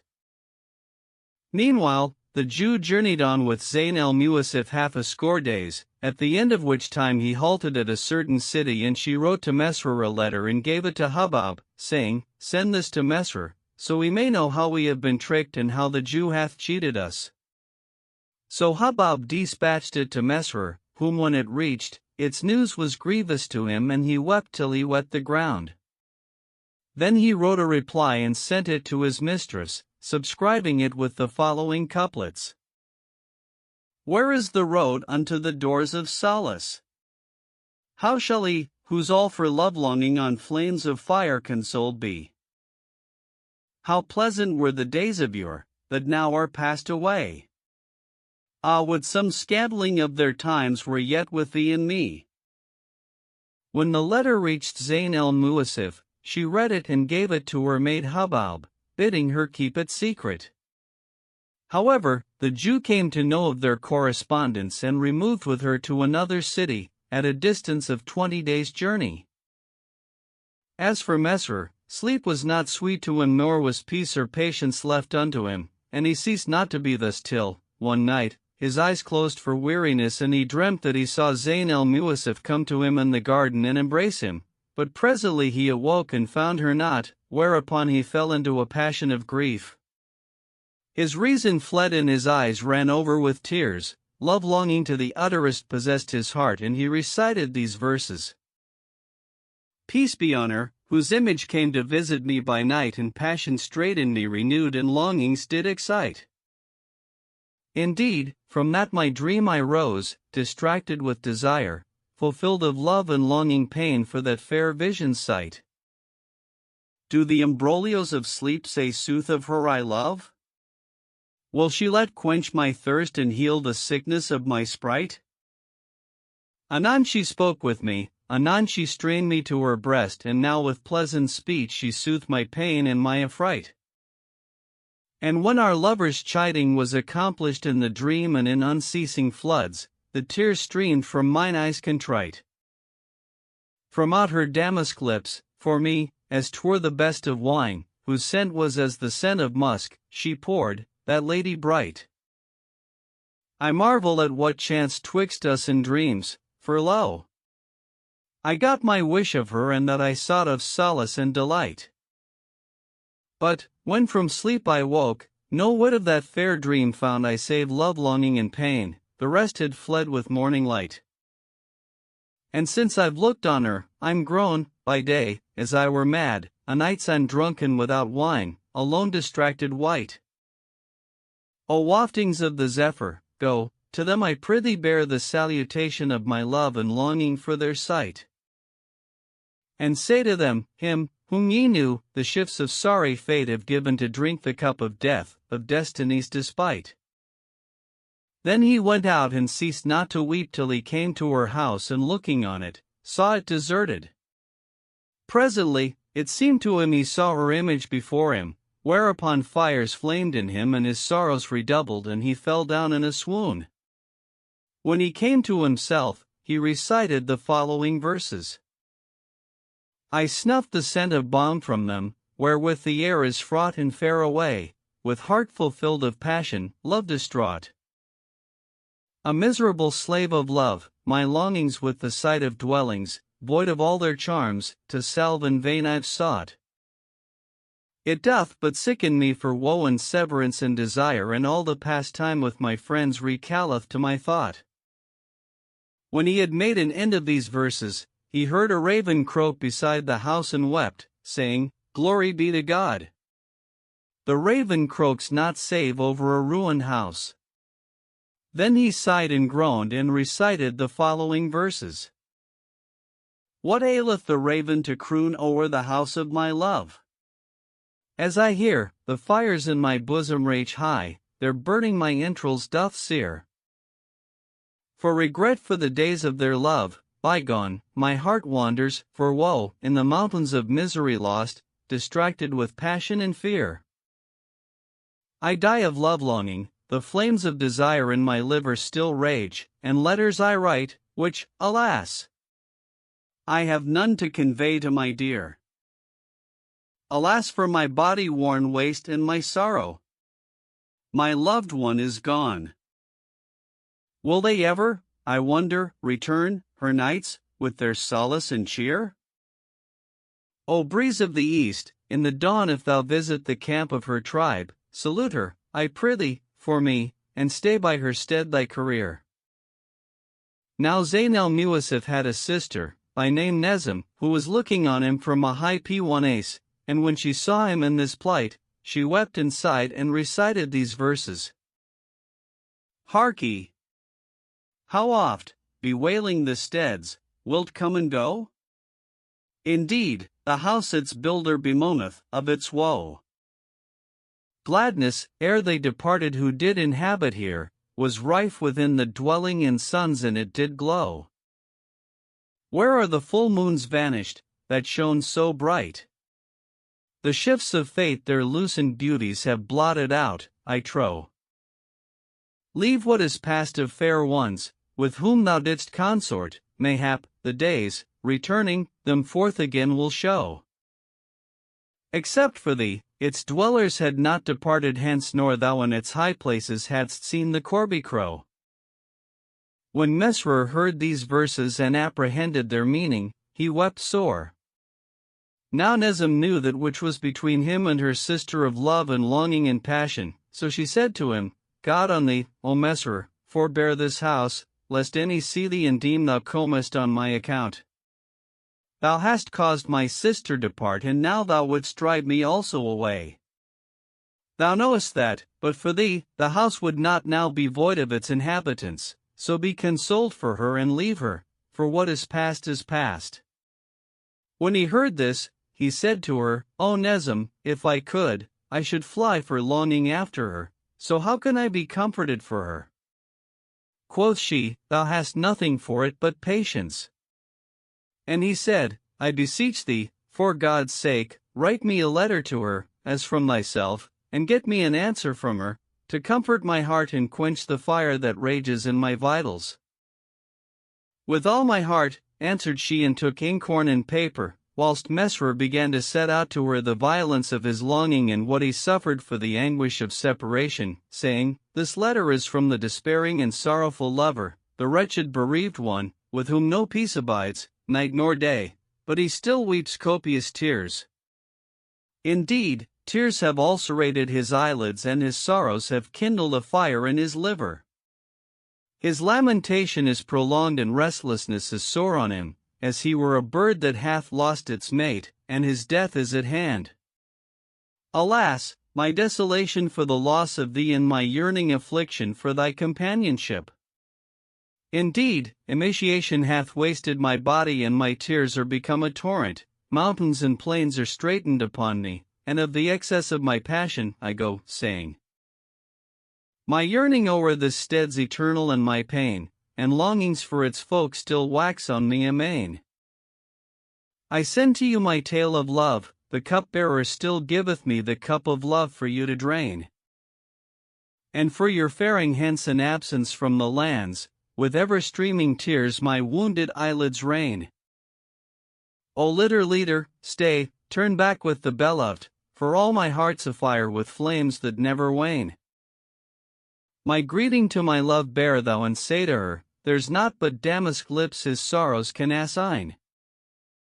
Time bore him off and rent his loves apart and cleft his entrails with a shaft of severance in twain. Give them to know of all my transport for their loss and what I bear for love and longing all in vain. Yea, by the love of you, I swear I will fulfill the covenant of love, whatever fate ordain. I'll never change nor yet forget your love. How shall forgetfulness betide the wistful, longing swain? Peace, salutation-wise, from me, with musk commixed in letters, be on you again and yet again. Nezim marveled at his eloquence and the goodliness of his speech and the elegance of his verses and was moved to compassion for him. Then she sealed the letter with virgin musk and incensed it with aloes wood and ambergris, after which she committed it to a merchant, bidding him deliver it not save to Zayn el-Muasif or her maid Hubab. When the letter reached her sister, she knew it for Mesrour's inditing and recognized himself in the grace of its expression. So she kissed it and laid it on her eyes, whilst the tears streamed from her lids and she gave not over weeping, till she fainted. When she came to herself, she called for pen and paper and wrote him the following answer, This letter is to my lord and master, the king of my heart and my secret soul. Indeed, wakefulness agitateth me and melancholy increaseth on me and I have no patience to endure thine absence, O thou whose beauty excels the sun and moon. Desire deprives me of rest and passion destroys me, and how should it be otherwise with me, seeing that I am of the number of the perishing? O glory of the world and ornament of life, shall her cup be sweet, whose vital spirits are cut off? For that she is neither with the quick nor with the dead. And she added these verses. Thy letter, O Mesrour, hath stirred affliction up in me, I have no patience for thy loss nor solacement, Purdy. My bowels, when I read the script, yearn and the desert herbs I water with my tears that flow forever like a sea. Were I a bird, I'd fly to thee, upon the wings of night, I know not, after thee, if wine or sweet or bitter be. Forbidden unto me is life, since thy departure hence, I have no power to brook the fire of severance from thee. Then she sprinkled the letter with powdered musk and ambergris and committed it to a merchant, bidding him deliver it to none save her sister Nezim. When it reached the latter, she sent it to Mesrour, who kissed it and laid it on his eyes and wept till he fainted. Presently, the Jew heard of their correspondence and began again to travel from place to place with Zayn el-Muasif and her damsels, till she said to him, Glory to God! How long wilt thou journey with us and carry us afar from our homes?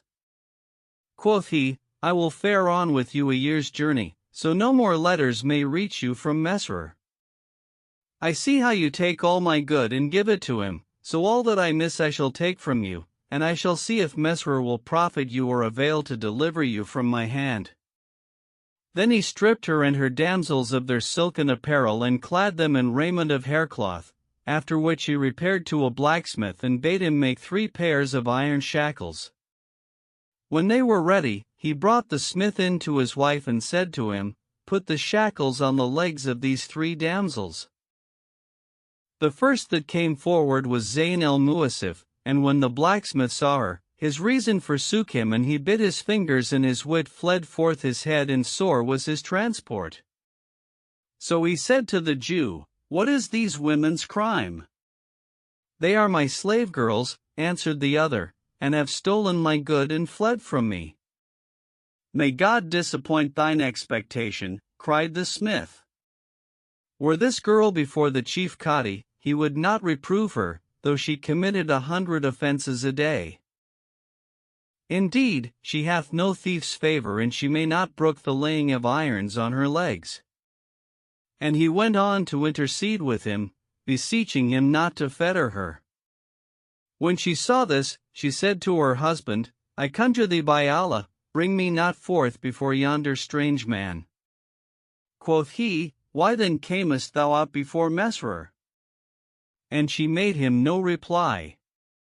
Then he accepted the blacksmith's intercession, so far as to allow him to put a light pair of shackles on her legs, for that she had a delicate body, which might not brook harshness, whilst he laid her handmaids in heavy irons, and they ceased not, all 3, to wear haircloth day and night, till their bodies became wasted and their color changed. As for the blacksmith, he returned home in great concern, for that exceeding love was fallen on his heart for Zayn el-Muasif, and he fell to reciting the following verses.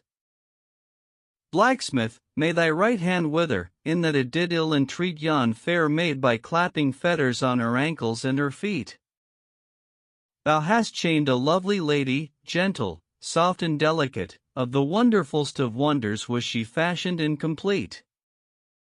Not of iron were her anklets, were she justly used, I trow, gold, indeed, alone were worthy of that loveling fair and sweet.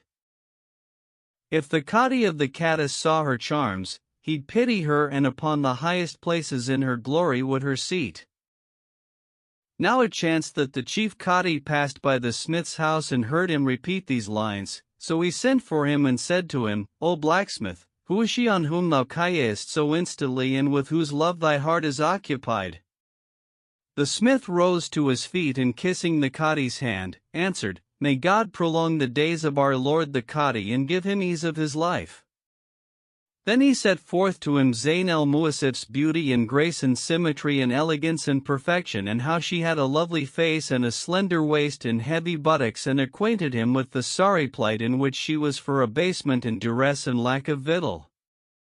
When the Cadi heard this, he said, "O blacksmith, send her to us, that we may do her justice, for thou art become accountable for her, and except thou guide her to us, God will punish thee at the day of resurrection." "I hear and obey," replied the smith and betook himself forthright to Zayn el-Muasif's lodging, but found the door locked and heard her reciting the following verses, in a plaintive voice, that came from a sorrowful heart. "In mine own land I was, conjoined with those I hold most dear, and my beloved filled me cups of gladness bright and clear. They passed twixt us with what we would of solace and of mirth, nor knew we, more nor even, aught of dreariment or fear. Indeed, a time we did fulfill, that gladdened us whilera with cup and lute and dulcimer and festival and cheer.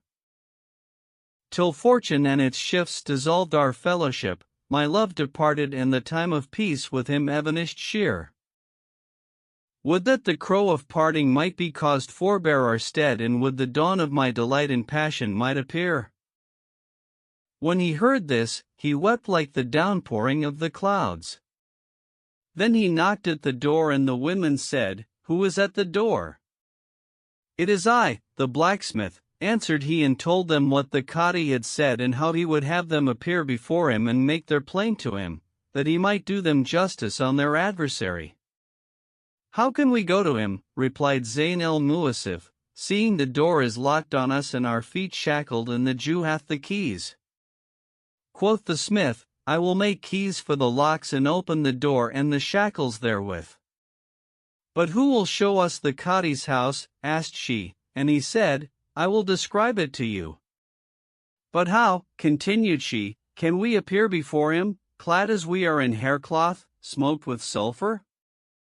And he answered, He will not reproach this to you, considering your case. So saying, he went forthright and made keys for the locks, wherewith he opened the door and the shackles, and loosing the latter from their legs, carried them forth and directed them to the Cadi's house. Then Hubbab did off the haircloth garments from her mistress's body and carried her to the bath, where she washed her and clad her in silken raiment, and her color returned to her. Now, as luck would have it, her husband was abroad at a bright feast in the house of one of the merchants, so she adorned herself after the fairest fashion and betook herself to the Cadi, who rose to receive her. She saluted him with dulcet speech and sweet words, transfixing him the while with the arrows of her glances, and said, May God prolong the life of our Lord the Cadi and strengthen him to do justice. Then she acquainted him with the affair of the blacksmith and that which he had done them of kindness, and with the heart-confounding torments that the Jew had inflicted on her and her women, and how they had been like to perish, nor was there any deliverance found for them, till the smith set them free. O damsel, said the Cadi, what is thy name? My name is Zayn el-Muasif, answered she, and this my maid's name is Hubbab.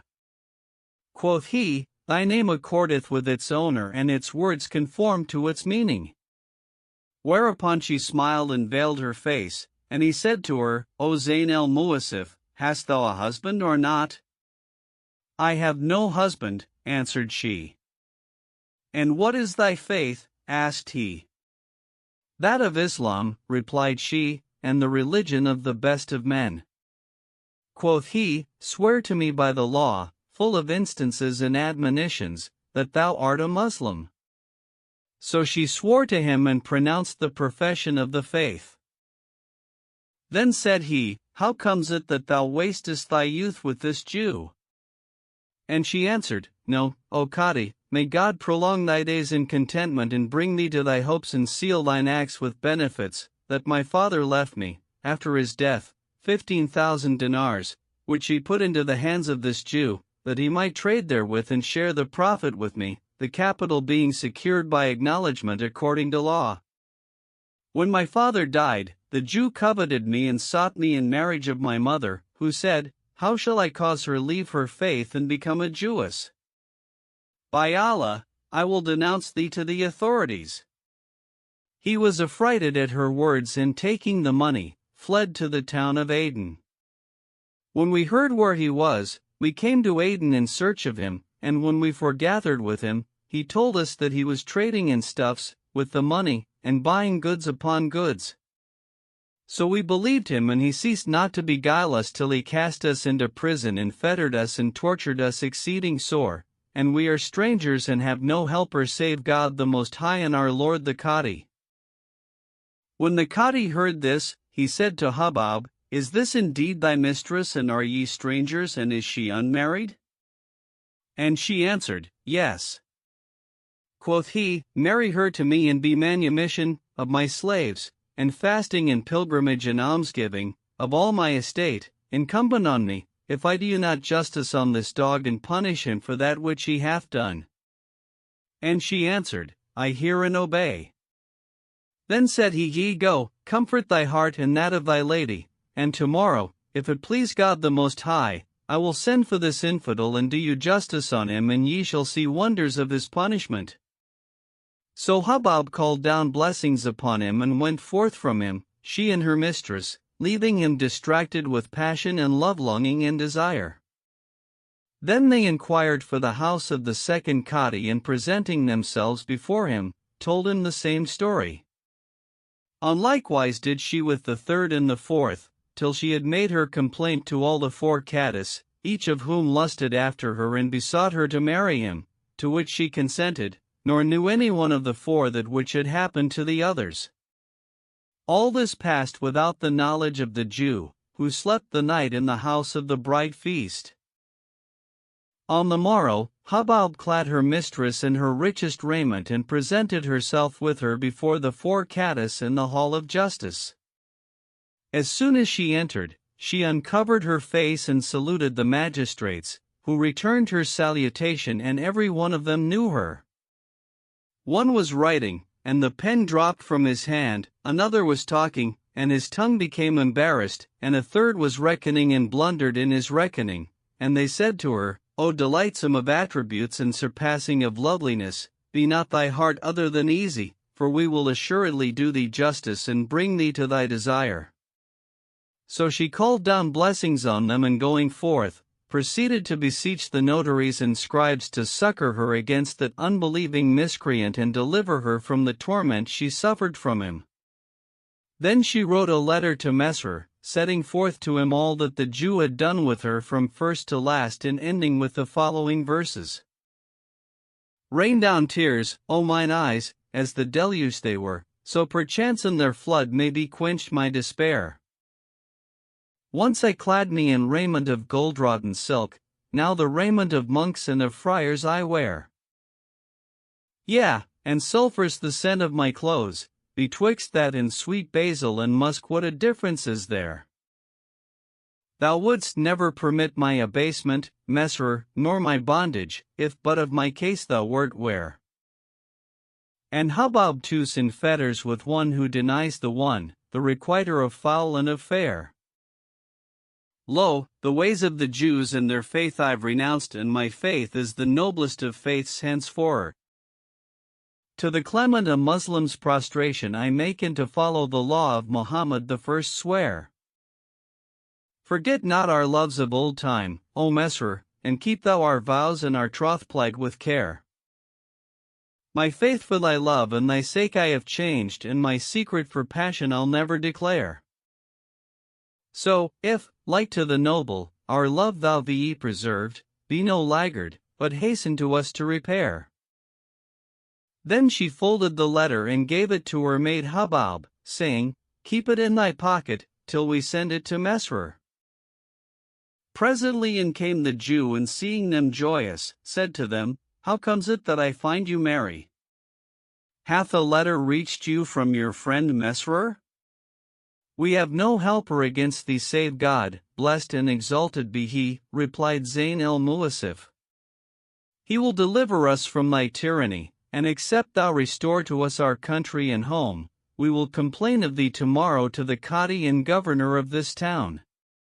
Quoth he, Who did off the shackles from your legs? But needs must I let make each of you shackles 10 pounds in weight, and go round about the city with you.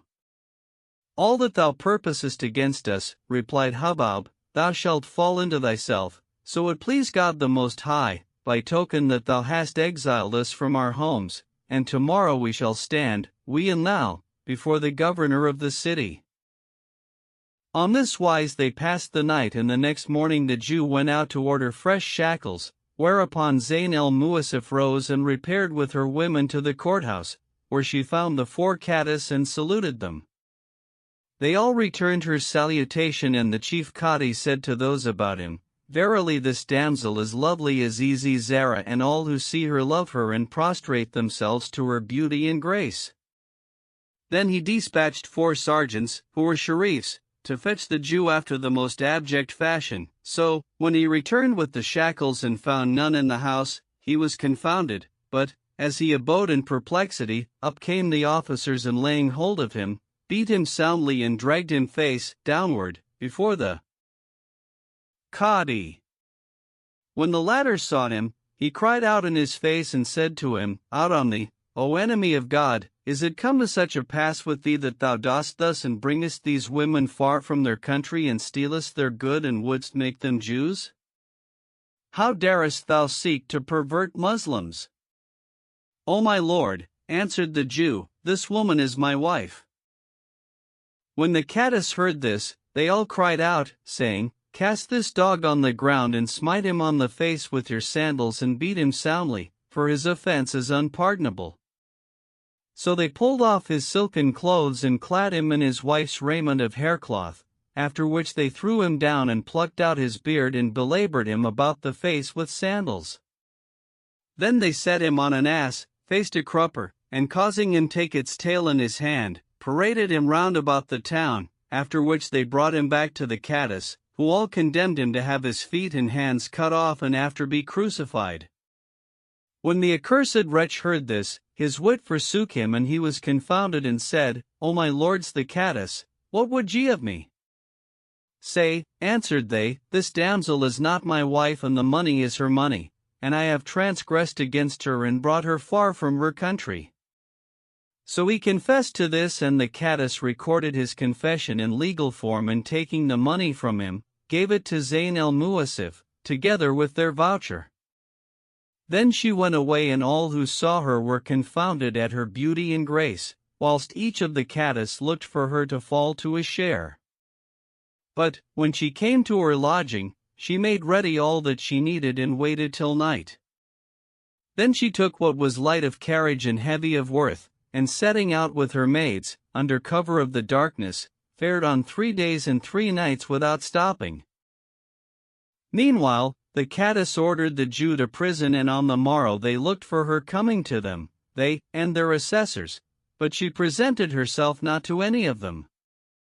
Then said the chief Cadi, I wish today to go a-pleasuring without the town on an occasion I have. So he mounted his mule and taking his servant with him, went coasting about the streets of the town, searching high and low for Zayn el-Muasif, but to no effect. Presently he came upon the other 3 Caddis, going about on the same errand, each deeming himself the only one to whom she had pledged herself. He asked them what they did there and they told him their business, whereby he saw that their plight was as his plight and their quest as his quest. So they all 4 went round about the city, seeking her, but could light on no trace of her and returned to their houses, sick for love, and lay down on the bed of languor. Presently the chief Cadi bethought himself of the blacksmith, so he sent for him and said to him, O blacksmith, knowest thou what is come of the damsel whom thou didst direct to me? By Allah, and thou discover her not to me, I will beat thee with whips. When the smith heard this, he recited the following verses. Her, that possesseth me in love, kind fortune did endow with beauty all nor aught thereof to others did allow. The eye of a gazelle she hath, her scent is ambergris, she shines, a sun, and undulates, a lake, and sways, a bough. Then said he, By Allah, O my Lord, since she went out from thy worshipful presence, I have not set eyes on her. Indeed, she took possession of my heart and senses and all my talk and thought is of her. I went to her house, but found her not, nor found I any who could give me news of her, and it is as if she had plunged into the abysses of the sea or been caught up into the sky. When the Cadi heard this, he gave a groan, that his soul was like to depart therefore, and said, By Allah, it would have been well, had we never seen her. Then the smith went away, whilst the Cadi fell down on his bed and became sick of languor for her sake, and on like wise fared it with the other 3 Caddis and the assessors. The physicians paid them frequent visits, but found in them no ailment requiring a leech, so the chief men of the city went in to the chief Cadi and saluting him, questioned him of his case, whereupon he sighed and discovered to them that which was in his heart, reciting the following verses. Spare me your blame, for sickness pains enough on me are keen, and hold excused the Cadi who doth judge the folk between. Let him who blameth me for love excuse me and not blame, for still unblameworthy the slain of passion are, I ween. Cadi was I and fortune fair raised me to high estate, by script and pen, and life to me was pleasant and serene. Till from a girl's looks, who to shed my blood came, with a shaft I was transfixed, whose deadly stroke no leech might countervene. A Muslim maid, she came to me, complaining of unright, her mouth with teeth like strings of pearls unvalued was beseen. Under her veil I looked, and she a full moon straight displayed, that through the middle dark of night breaks out in all its sheen. A lustrous visage, sugared lips, and smiling, wonder-sweet beauty indeed enveloped her from head to foot, my queen. Midst Arabs and barbarians, by Allah, to mine eyes, to see the like of her fair face hath ne'er vouchsafed been. Sweet, what didst promise me and saidst, O Cadi of the folk, when as I promise, I perform, and what I say I mean? This is my case, and that wherewith I have afflicted been, so question me no more, good folk, of this my dolent teen. Then he wept sore and gave one sob, and his soul departed his body. When they saw this, they washed him and shrouded him and prayed over him and buried him, graving the following verses on his tomb. The traits of lovers were fulfilled in him who comes, by her he loved and by her rigors slain, unto the sepulchre. Cadi above the folk was he, and him it did rejoice the sword of justice in its sheath to keep a prisoner. But fate against him did decree, nor e'er before his time saw we the Lord unto his slave abase him and defer. Then they committed him to the mercy of God and went away to the second Cadi, in company with the physician, but found in him no hurt or ailment requiring a leech. So they questioned him of his case, and he told them what ailed him, whereupon they blamed him and chid him for his folly, and he answered them with these verses. I'm cursed with her, my like was blameless I, and dead I'm shot 10 with a shaft from hand of archer sped. A woman unto me there came, Hubab by name, complaining of unright in fortune's dreary head. And with her came a girl, who showed a face that passed the full moon's light athwart the middle darkness spread. Her beauty she displayed, and her complaint preferred what while in floods there ran the tears her eyelids shed. I hearkened to her speech and looked upon her face, and sore she made me pine with smiling lips and red. Then with my heart away she fared and left me here, a hostage of desire. Ah, whither hath she fled? This then is all my case, have ruth upon my plight and take my servant here to Cadi in my stead. Then he gave one sob and his soul departed his body, whereupon they buried him and commending him to the mercy of God, repaired to the third Cadi and the fourth, and there befell them the like of what befell their brethren. Moreover, they found the assessors also sick for love of her, and indeed all who saw her died of her love, or, if they died not, lived, afflicted with the agonies of passion, in vain. May God have mercy on them all.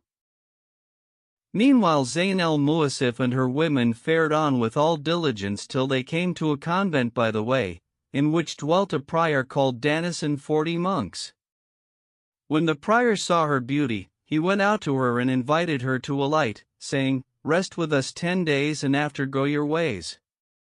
So she and her damsels alighted and entered the convent, and when Danis saw her beauty and grace, she debauched his faith and he was seduced by her, wherefore he fell to sending her love messages by the monks, one after another, till he had sent all the 40, but each who saw her fell in love with her and plied her with blandishments galore and sought her favors for himself, without naming Danis, whilst she denied herself to them and rebuffed them all with harsh answers. When Danis's patience was at an end and his passion was sore on him, he said in himself, Verily, the proverb says, Nothing scratches my body but my own nail, and not runs my errands like my own feet. So he rose and made ready rich meats, and it was the 9th day of her sojourn in the convent.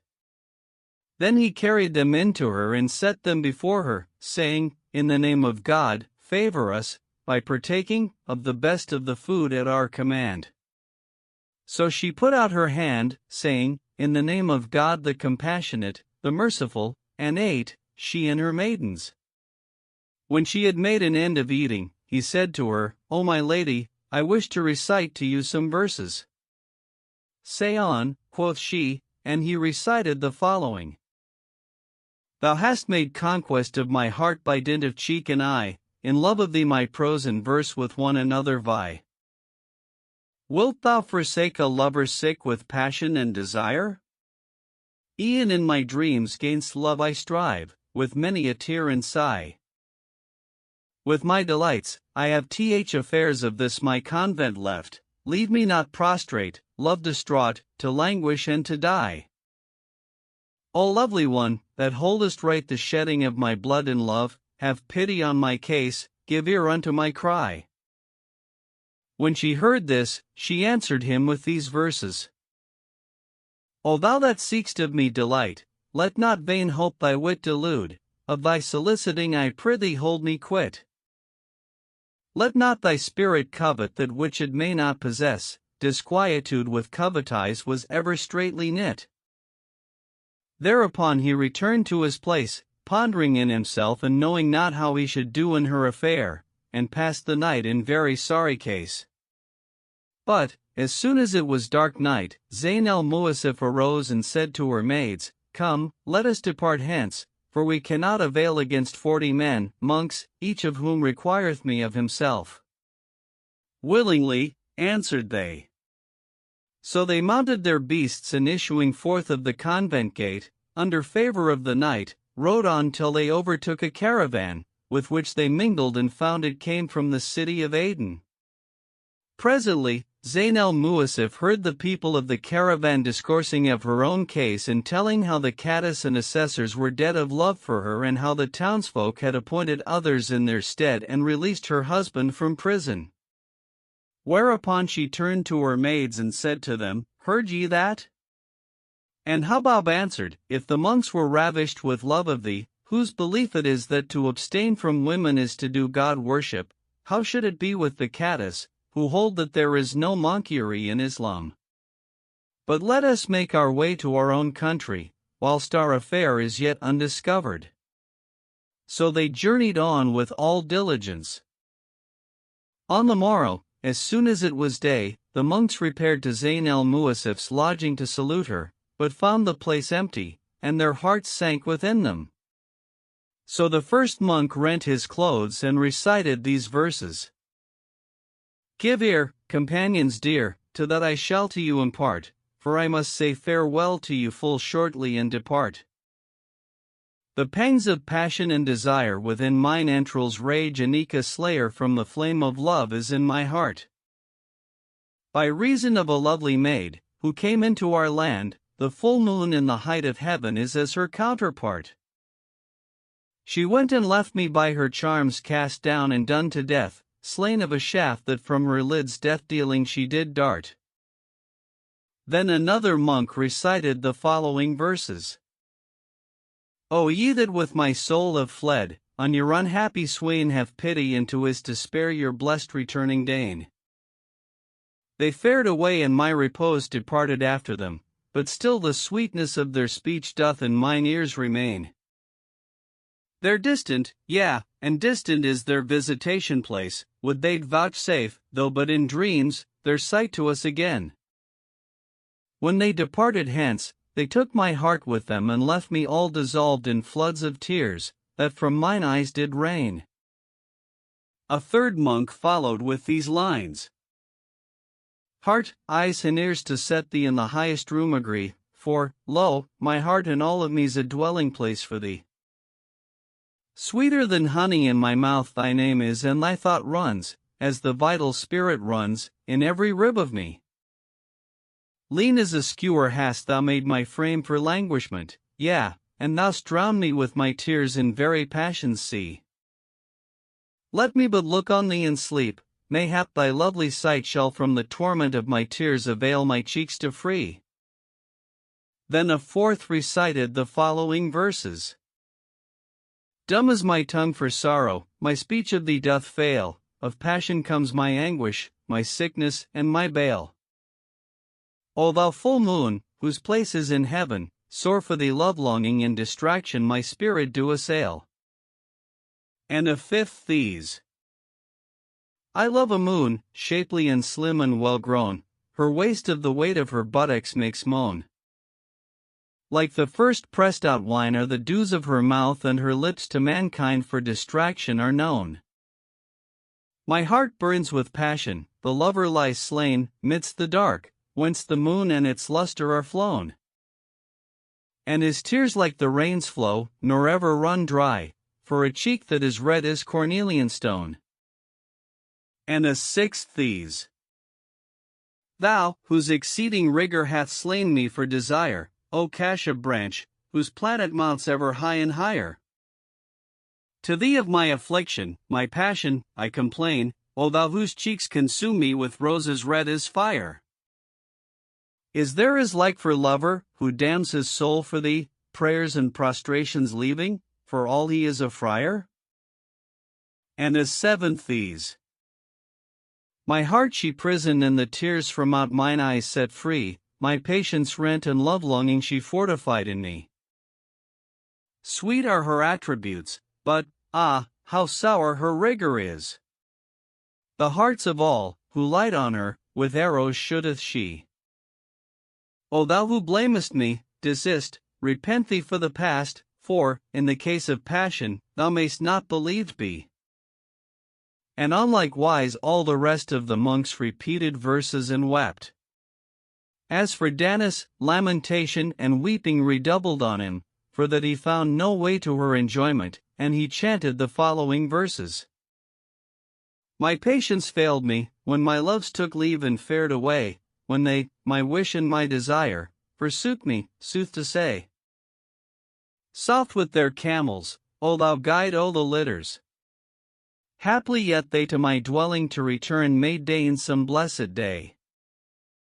Slumber forsook my lids the day we parted, my delight departed with them and my woes waxed on me for dismay. To God I make my moan of that I suffer for her love, my body's wasted sore and she hath caused my strength decay. Then, despairing of her, they took counsel together and agreed to fashion her image, and set it up, with them, and applied themselves to this till there came to them the destroyer of delights and sunderer of companies. Meanwhile, Zayn al-Muwassif fared on, without ceasing, till she reached her own house and opened the doors. Then she entered and sent to her sister Nezim, who rejoiced exceedingly at the news of her return and brought her the furniture and precious stuffs she had left in her charge. So she furnished the house and hung up the curtains over the doors and burnt aloeswood and musk and ambergris and other perfumes, till the whole house reeked with the most delightful fragrance, after which she donned her finest clothes and ornaments and sat talking with her maids, whom she had left behind, and relating to them all that had befallen her. Then she turned to Hubab and giving her money, bade her fetch them something to eat. So she brought meat and drink, and when they had made an end of eating and drinking, Zayn al-Muwassif bade Hubab go and see where Mesrour was and how it fared with him. Now Mesrour knew not of her return, but abode in sore concern and sorrow that might not be overpassed. No peace remained to him nor was patience possible to him. When his love and passion and yearning and distraction waxed on him, he would solace himself by reciting verses and go to the house and kiss its walls. It chanced that he went out that day to the place where he had parted from his mistress and repeated the following verses. That which for thee I suffer I would have hid, but, nay, 'twould out, and sleep for waking mine eyes have bartered I. Since that want hope doth canker my heart both night and day, I cry aloud, O fortune, hold back thy hand, I pray. For lo, my soul is straitened twixt peril and dismay. If but the Lord of passion were just, indeed, to me, sure slumber from mine eyelids he had not bidden flee. Have ruth upon a lover, who languishes for thee, the great one of people, cast down by love's decree. The rich, whom love hath beggared and brought him to decay. The censors still revile thee, I heed them not, not I, but stop mine ears against them and give them back the lie. Still will I keep my troth plight with her I love. They cry, thou lovest one departed and gone, and I reply. Enough, when fate descendeth, the sight is blinded eye. Then he returned to his lodging and sat there weeping, till sleep overcame him, when he saw in a dream as if Zayn al-Muwassif were come to the house, and awoke, weeping. So he set off to go thither, repeating the following verses. How shall I be consoled for her whose am I, every jot, when all my heart's aglow with flames than coals of fire more hot? To Allah of the shifts of fate, the night's vicissitudes and of her absence I complain, whom well I love, God what? When shall we meet, O term of heart's desire? O full moon face, when shall the favoring fates to me reunion allot? As he made an end of his recitation, he found himself in Zayn el-Muasif Street and smelt the sweet savor of the perfumes with which she had incensed the house, wherefore his heart fluttered and was like to leave his breast, and desire flamed up in him and distraction redoubled upon him, when, behold, up came Hubab, on her way to do her mistress's errand. When she saw him, she went up to him and saluting him, gave him the glad news of her mistress's return, saying, She hath sent me to bid thee to her. Whereat he rejoiced with an exceeding joy, and she took him and returned with him to the house. When Zayn el-Muasif saw him, she came down to him from the couch and kissed him and embraced him and he her, nor did they leave kissing and embracing till they swooned away for stress of love and separation. They lay a long while senseless, and when they revived, Zayn el-Muasif bade Hubab fetch her a gugglet of sherbet of sugar and another of sherbet of lemons. So she brought what she desired, and they sat eating and drinking till nightfall, when they fell to recalling all that had befallen them, first and last. Then she acquainted him with her conversion to Islam, whereat he rejoiced and became a Muslim. On like wise did her women, and they all repented to God the Most High of their infidelity. On the morrow she sent for the Qadi and the witnesses and told them that she was a widow and had completed the period of purification and was minded to marry Mesrer.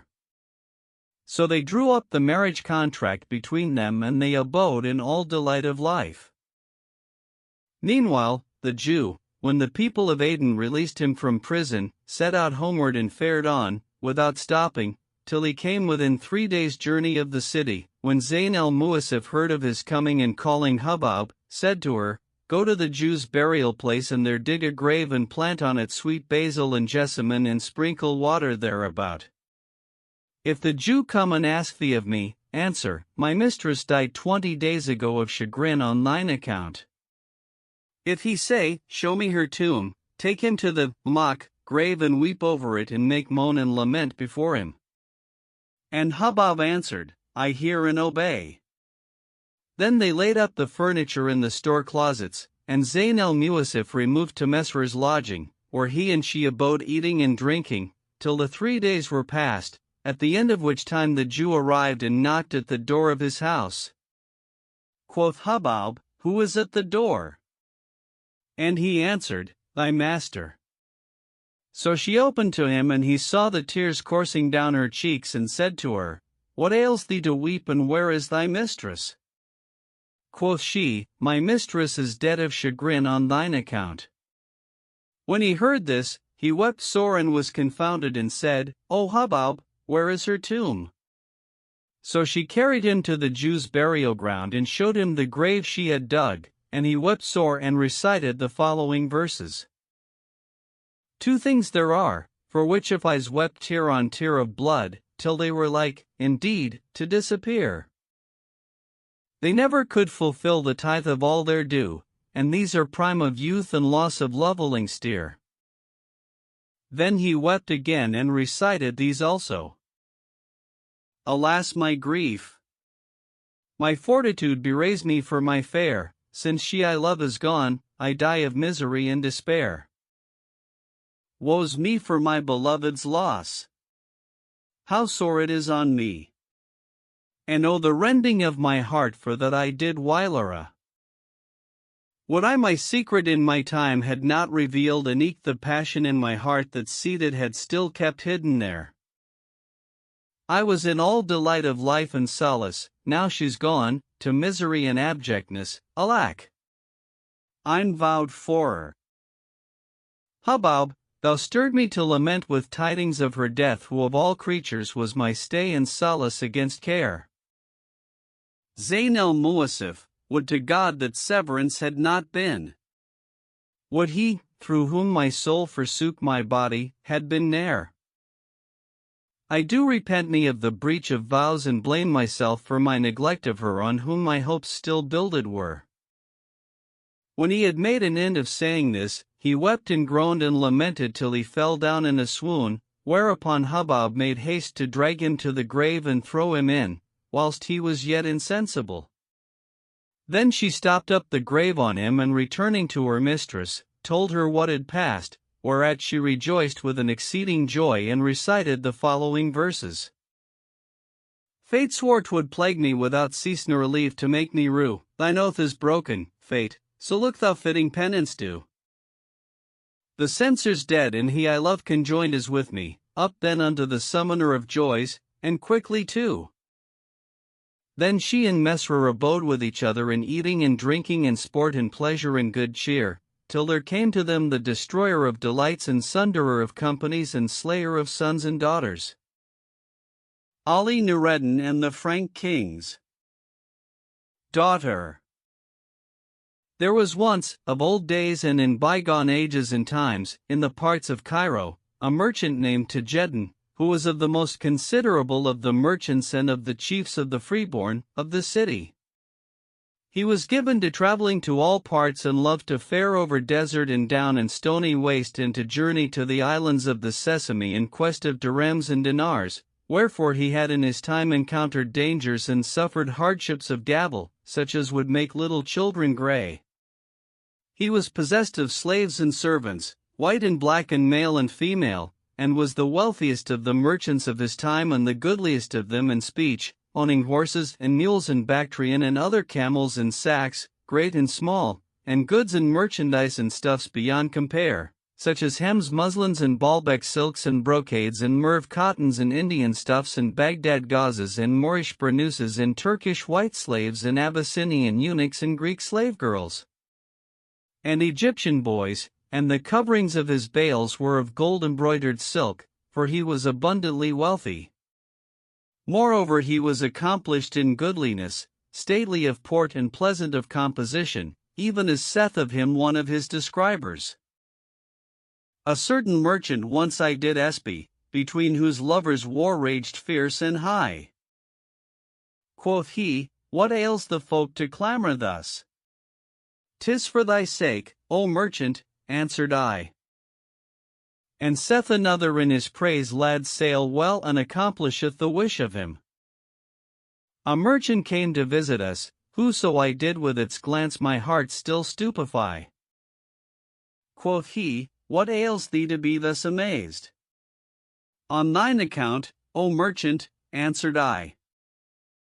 He had a son called Ali Nureddin, as he were the full moon when as it waxeth on its 14th night, a marvel of beauty and grace, elegant of shape and accomplished in symmetry, who was sitting one day in his father's shop, selling and buying and giving and taking, as was his wont, when the sons of the merchants encompassed him about, and he was amongst them as the moon among stars, with flower-white forehead and rosy cheeks, covered with tender down, and body like alabaster, even as saith of him the poet. A fair one said, describe me well, and I, in grace thou dost excel. Yea, speaking briefly, all in thee is lovely and acceptable. And as saith of him one of his describers, a mole on his cheek he hath, as 'twere a grain of ambergris on alabaster plate. And sword-like glances that proclaim aloud against love's rebels, Allah is most great. The young merchants invited him to go with them, saying, O my lord Nureddin, we wish thee to go this day a pleasuring with us in such a garden.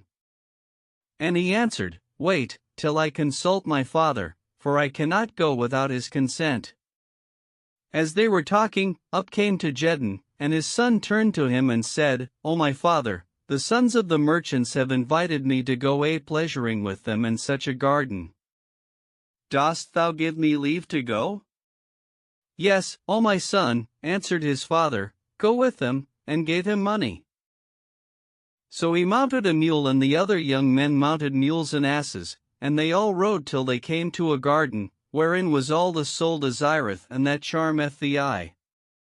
It was high-walled and had a vaulted gateway, with a portico like a saloon and a sky-blue door, as it were one of the gates of paradise. Moreover, the name of the doorkeeper was Rizwan, and over the gate were trained 100 trellises of grapes of various colors, the red like coral, the black like negroes' faces and the white like pigeons' eggs, growing in clusters and singly, even as saith of them the poet. Grapes, as the taste of wine their savor is, I trow, the black thereof in hue are as the corbicrow. And shining midst the leaves, like women's fingers dipped in henna or the like of dye, the white grapes show. And as saith another, grape clusters, that show, on their stalks as they sway, like my body for languishment wasted away.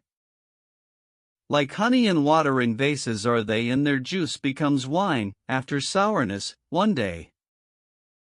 Then they entered the arbor, that led into the garden, and saw there the gatekeeper sitting, as he were Rizwan, guardian of paradise, and on the door were written these verses.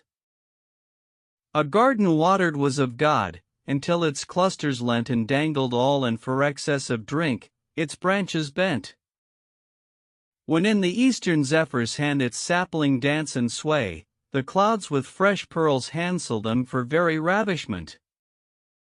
And within the arbor were written the following verses. Enter with us, O friend, this garden fair, that cleanses from the heart its rust of care. Its zephyrs stumble in their skirts, for haste, and in their sleeve its flowers laugh everywhere. So they entered and found within fruits of all kinds and birds of all sorts and colors, such as the ringdove and the nightingale and the curlew and the turtle and the cushat, caroling on the branches. Therein were streams that ran with limpid water and delightsome flowers, and it was even as saith of it the poet. The zephyr o'er its branches breathes and sways them to and fro, as they were girls that in their skirts still stumble as they go. And like to swords, when as the hands of horsemen draw them forth from out their scabbards, enveloped its silver channels show. And again, the river passes by and laves the branches with its flood, and still it mirrors in its heart the younglings of the wood, which when the zephyr notes, it hastes to them for jealousy and forces them to bend away from out its neighborhood. On the trees of the garden were all manner fruits, each in 2 kinds, and amongst them the pomegranate, as it were a ball of silver dross, whereof saith the poet and saith well. Pomegranates, fine-skinned, like the breasts of a maid, when as, rounded and firm, to the sight they're displayed. When I peel them, appear to us rubies galore, such as well may the wit with amazement invade. And as quoth another, to him, who seeks to come at its inside, there are displayed rubies together pressed and clad in raiment of brocade. I liken the pomegranate, when I look on it, to domes of alabaster or to breasts of unpolluted maid.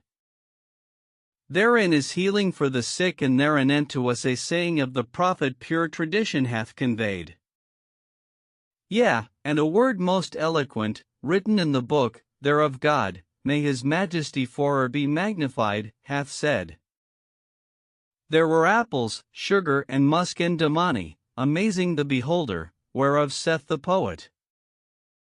The apple in itself 2 hues, that image to the sight the cheeks of lover and beloved for gathering, doth unite.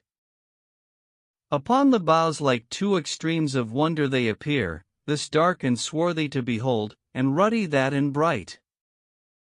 When as they clipped, a spy appeared and fright them, so this flushed for confusion and that paled for passion and despite. There also were apricots of various kinds, almond and camphor and gelani and antibai, whereof says the poet. The almond apricot most like a lover is, to whom his loved one came and dazed his wit and will.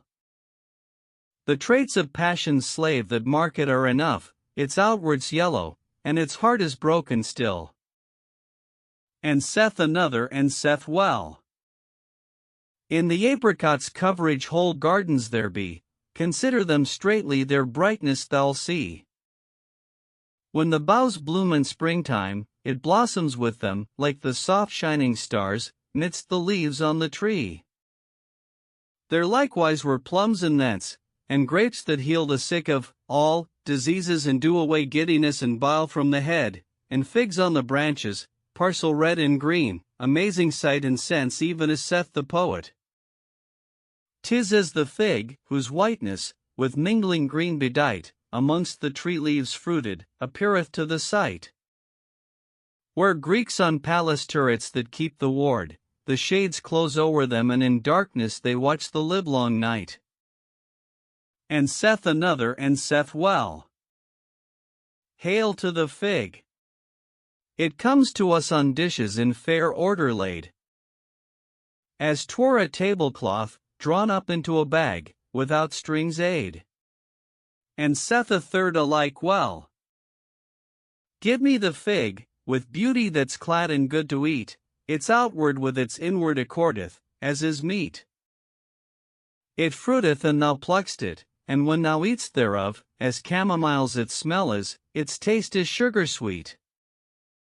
And when into its platters 'tis poured, it seemeth balls made of green silk and fashioned in goodliness complete.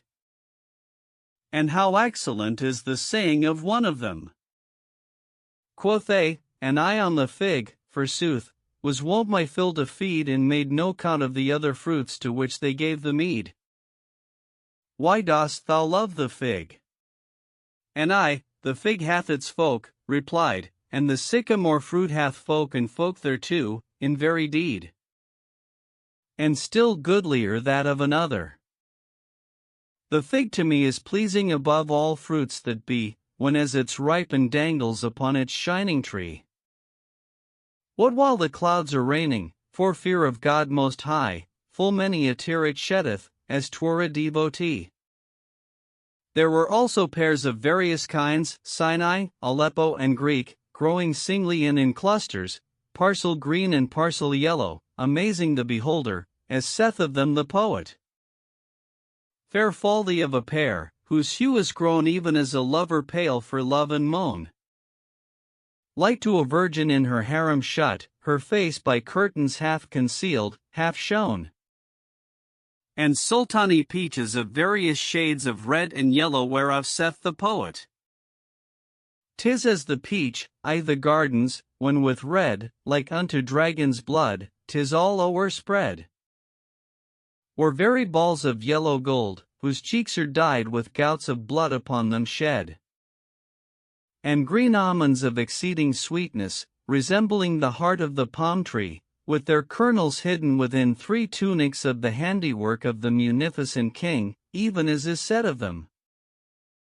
A tender body, various of attributes and pent in tunics 3, the handiwork of God omnipotent. Duress envelopes it both night and day, and therewithal it doth, though guiltless of offense, endure imprisonment. And as well saith another. Dost thou not see the almonds, when from the parent stem the gentle hand of a plucker pulls and detaches them?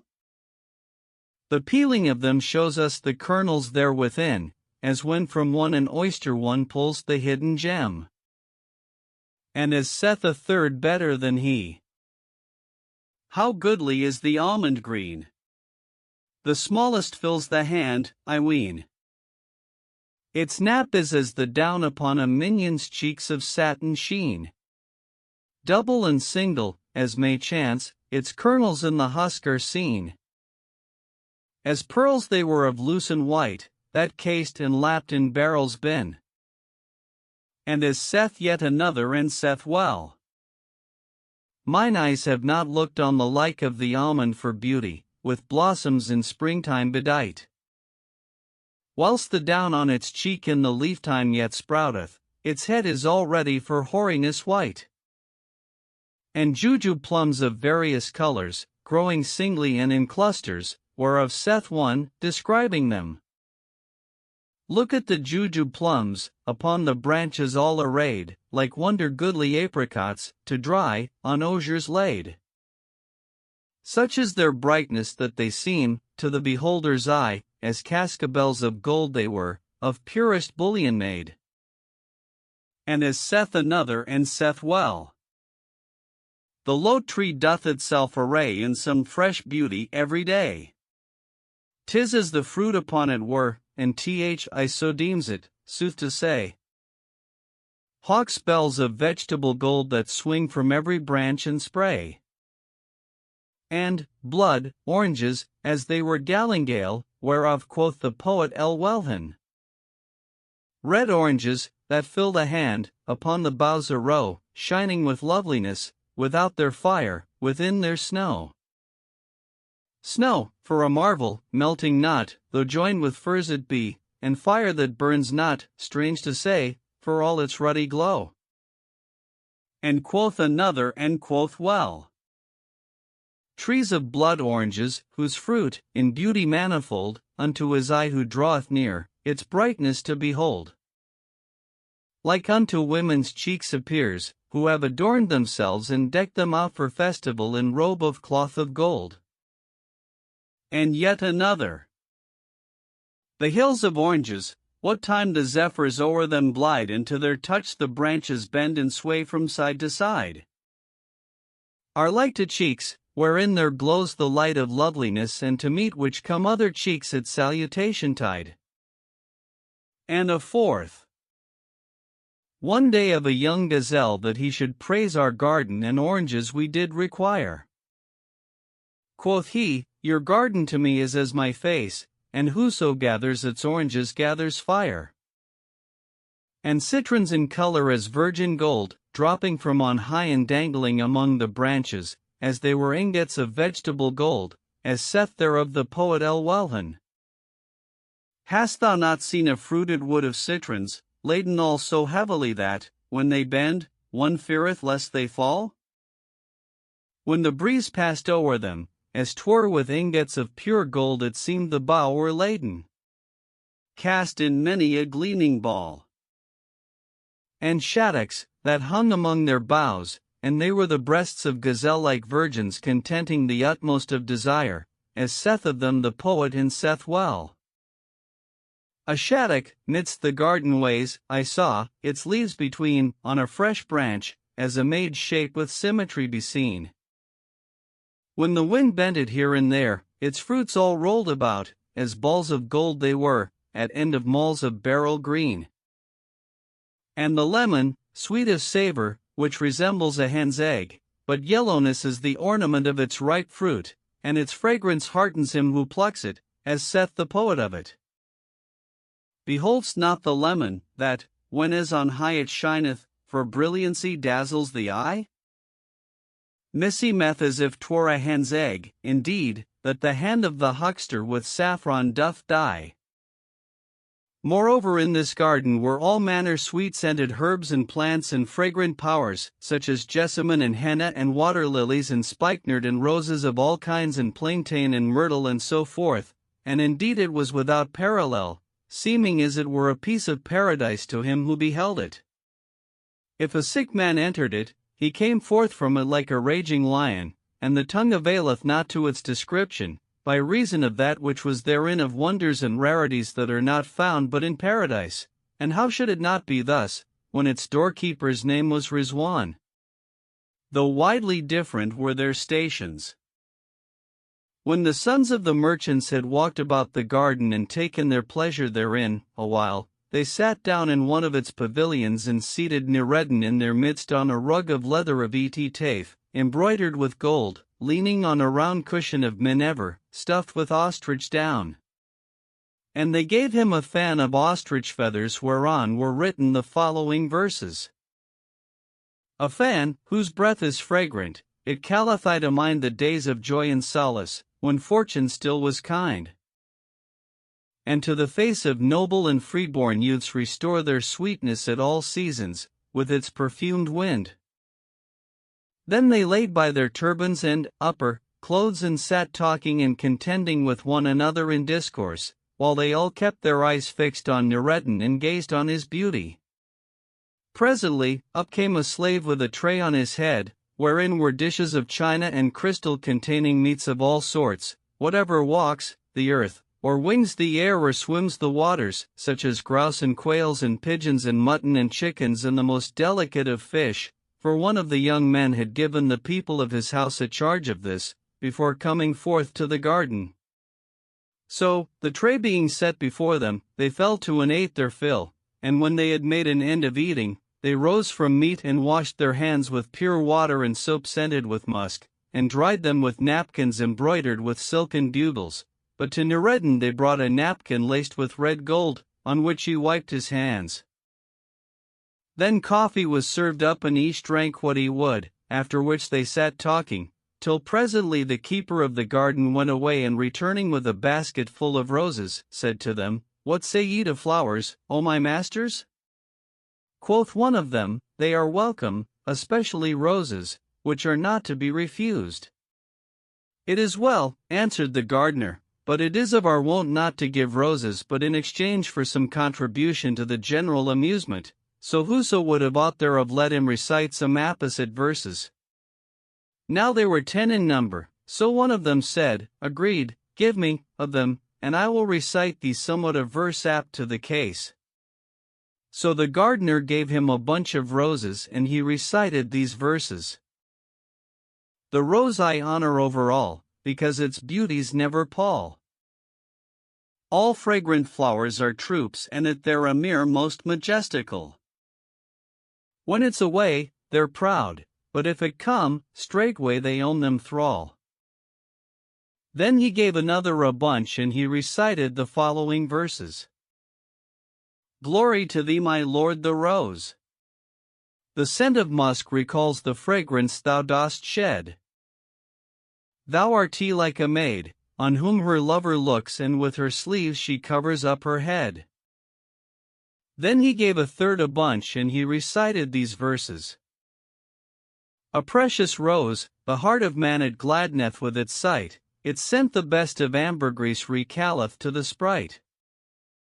The branches strained in its leaves for joyance, e'en as one kisseth a mouth that knoweth not of rigor or despite." Then he gave a fourth a bunch and he recited these verses. "Sayest not the rosebush in blossom?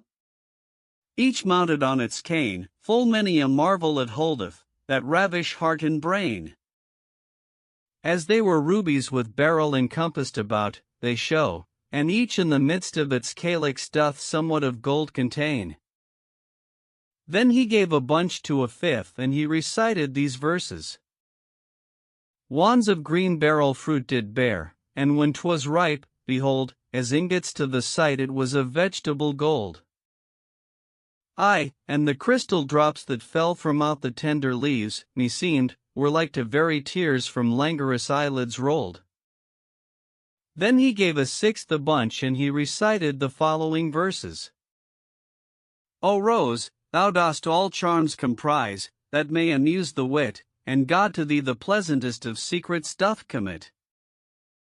Meseems as if a loved one's cheek it were, and eke as if a longing lover with a piece of gold had handselled it."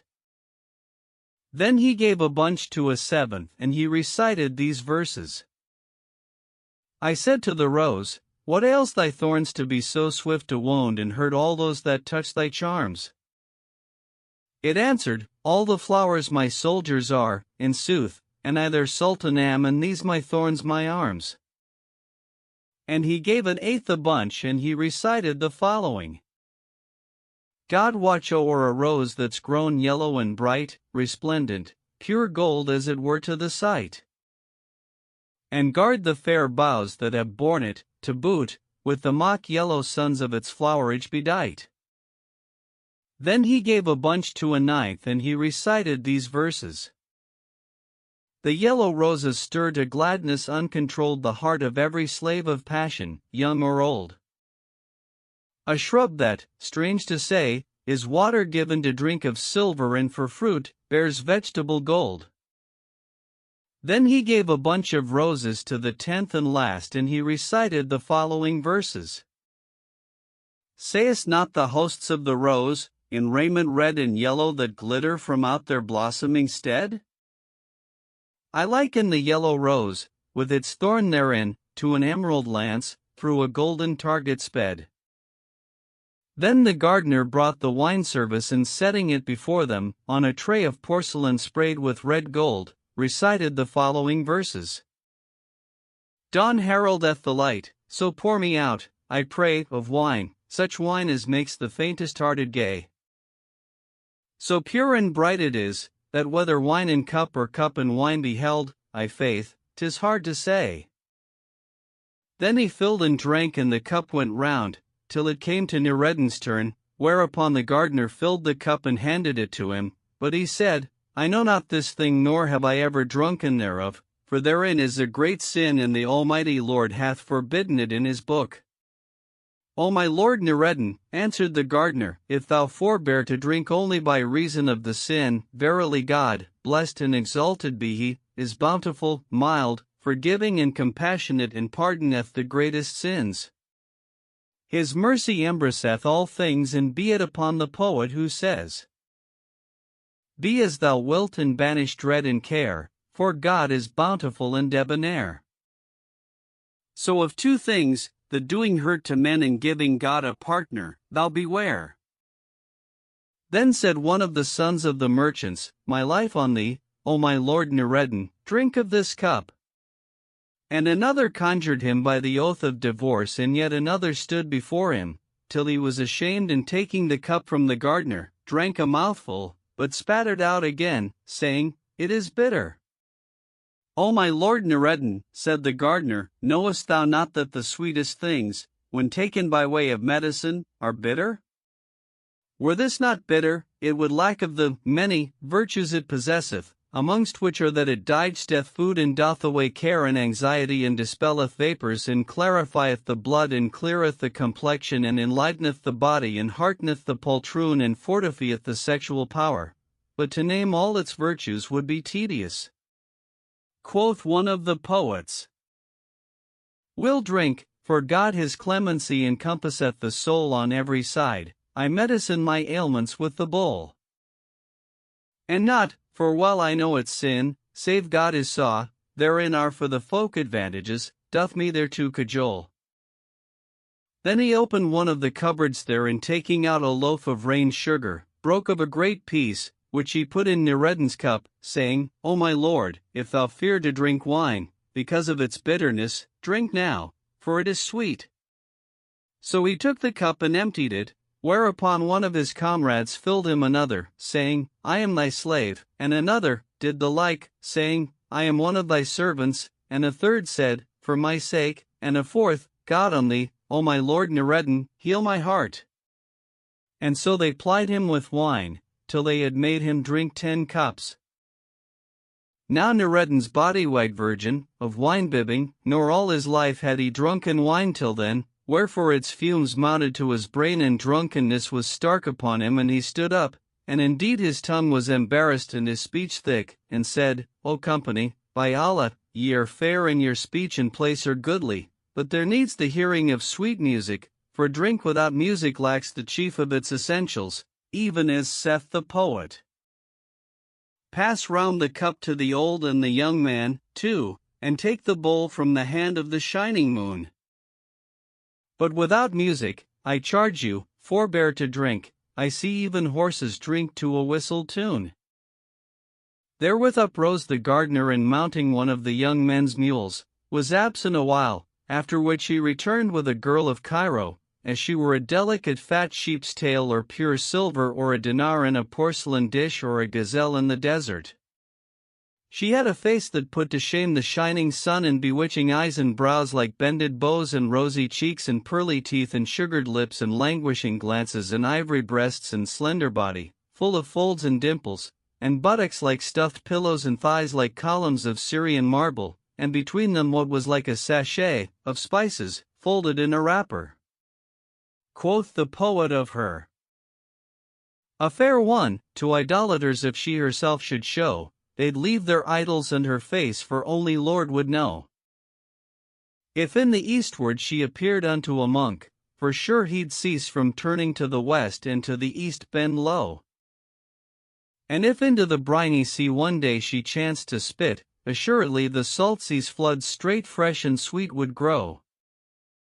And quoth another, More brilliant than the moon at full, with liquid languorous eyes, she seems an antelope that takes the lion whelps to prize. The midnight of her locks lets fall o'er her attentive hair, unfixed of 10 pegs, that protects her beauty from the spies. The fire, that in unfading rose still burneth of her cheek, is fed with entrails that consume and hearts and lovers' sighs. And if the beauties of the time beheld her, unto her, saying, unto the precedent the palm, they would arise. And how well saith a third? 3 things forever hinder her to visit us, for fear of the intriguing spy and eke the rancorous envier. Her forehead's lustre and the sound of all her ornaments and the sweet scent her creases hold of ambergris and myrrh. Grant with the border of her sleeve she hide her brow and doff her ornaments, how shall she do her scent away from her? She was like the moon, when it appears on its 14th night, and was clad in a garment of blue, with a veil of green, over a flower-white forehead, that amazed all wits and confounded those of understanding. And indeed she was possessed of the utmost grace and beauty and symmetry, as it were she of whom the poet would speak when he saith, she comes in a robe the color of ultramarine, blue as the stainless sky unflecked with white. I view her with yearning eyes and she seems to me a moon of the summer set in a winter's night. And how goodly is the saying of another and how excellent! She came unto me, straitly veiled, and I to her did say, thy face, the bright, resplendent moon, uncover and display. Quoth she, I fear reproach, and I forbear this idle talk, let not the shifts of time and fate affright thee or dismay. So from her face she raised the veil that hid her charms, and tears upon the jewels of her cheeks fell, like a crystal spray. Indeed, I thought to kiss her cheek, that there anent to God she might make moan of me upon the resurrection day. So were we twain the first to plead of lovers, each gainst each, when as the dead shall rise, before the Lord whom all obey. And I, prolong our standing up and reckoning, would say, that so mine eyes may feed their fill upon my loved one eye. Then said the gardener to her, O lady of fair ones and mistress of every shining star, know that we sought not, in bringing thee hither, but that thou shouldst entertain this comely youth here, my lord narrated, for he hath only come to this place this day. And she answered, saying, would thou hadst told me, that I might have brought what I have with me. O my lady, rejoined the gardener, I will go and fetch it to thee. As thou wilt, replied she, and he said, give me a token. So she gave him a handkerchief and he went away in haste and returned after a while, bearing a bag of green satin, with cords of gold. She took the bag from him and opening it, shook it, whereupon there fell thereout 32 pieces of wood, which she fitted, one into another, till they became a polished flute of Indian workmanship. Then she uncovered her wrist and laying the lute in her lap, bent over it, as the mother bends over her child, and swept the strings with the tips of her fingers, whereupon it moaned and resounded and yearned after its former habitations, and it remembered the waters that gave it to drink, whilst yet in the tree, and the earth whence it sprang and wherein it grew up, and the carpenters who cut it, and the polishers who polished it, and the merchants who exported it, and the ships that carried it. And it cried out and wailed and lamented, and it was as if she questioned it of all these things, and it answered her with the tongue of the case, reciting the following verses. Whilom I was a tree, wherein the nightingales did nest, whilst green my head, I swayed for them with longing and unrest. They made melodious moan on me, and I their plaining learnt, and so my secret was by this lament made manifest.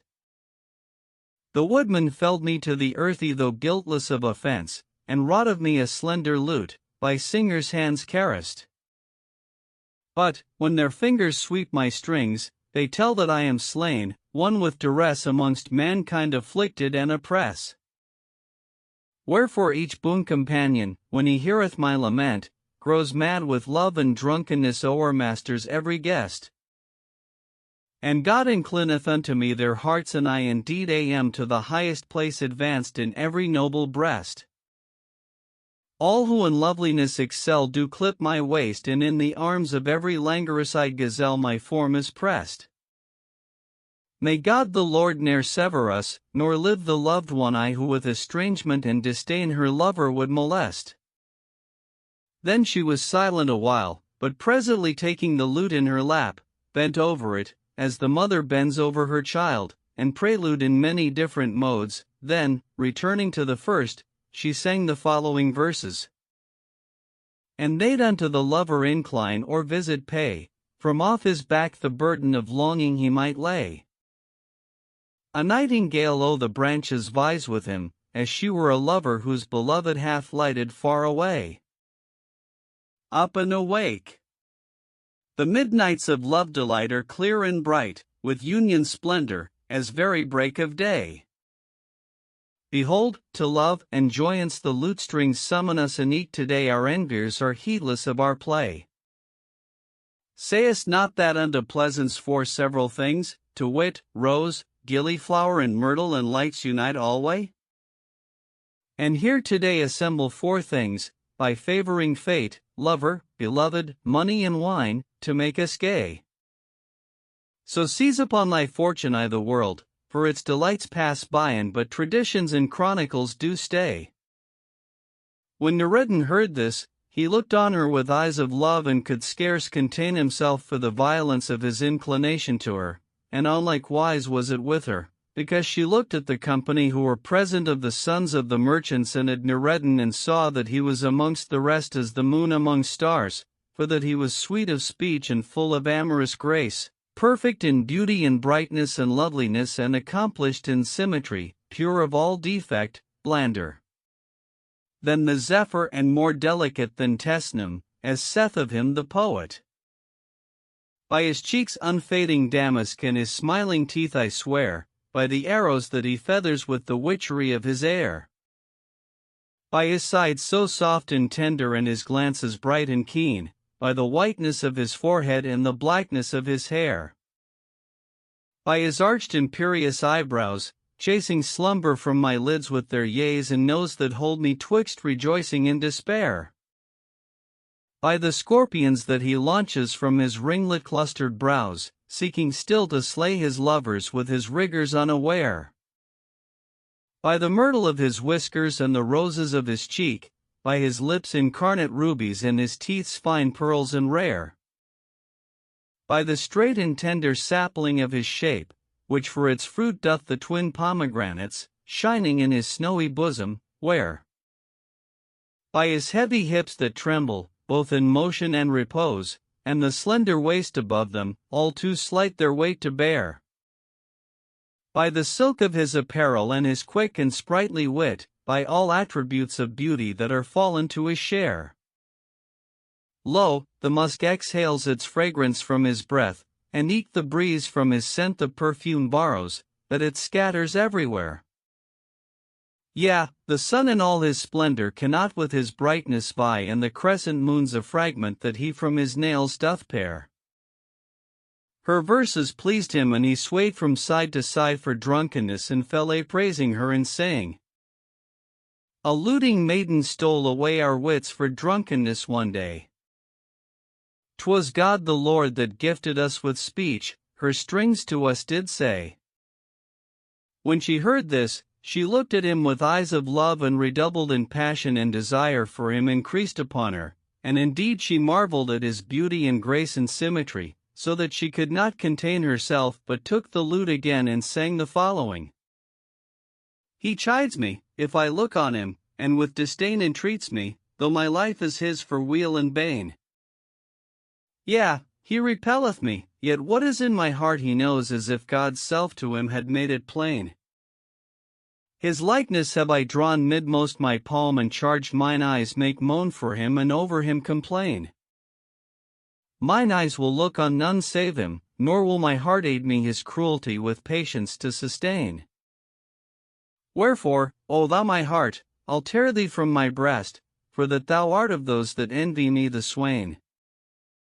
When as I say, O heart, be comforted, 'tis vain, to turn to any else than him it will not deign. Nureddin wondered at the beauty of her song and the sweetness of her voice and the eloquence of her speech, and his wit fled for stress of love and longing and distraction, so that he could not refrain from her a moment, but bent to her and strained her to his bosom, and she in like manner abandoned herself to his caresses and kissed him between the eyes. Then he kissed her on the mouth, and they played at kisses with one another, after the manner of the billing of doves, till the others were distracted and rose to their feet, whereupon Nureddin was abashed and held his hand from her.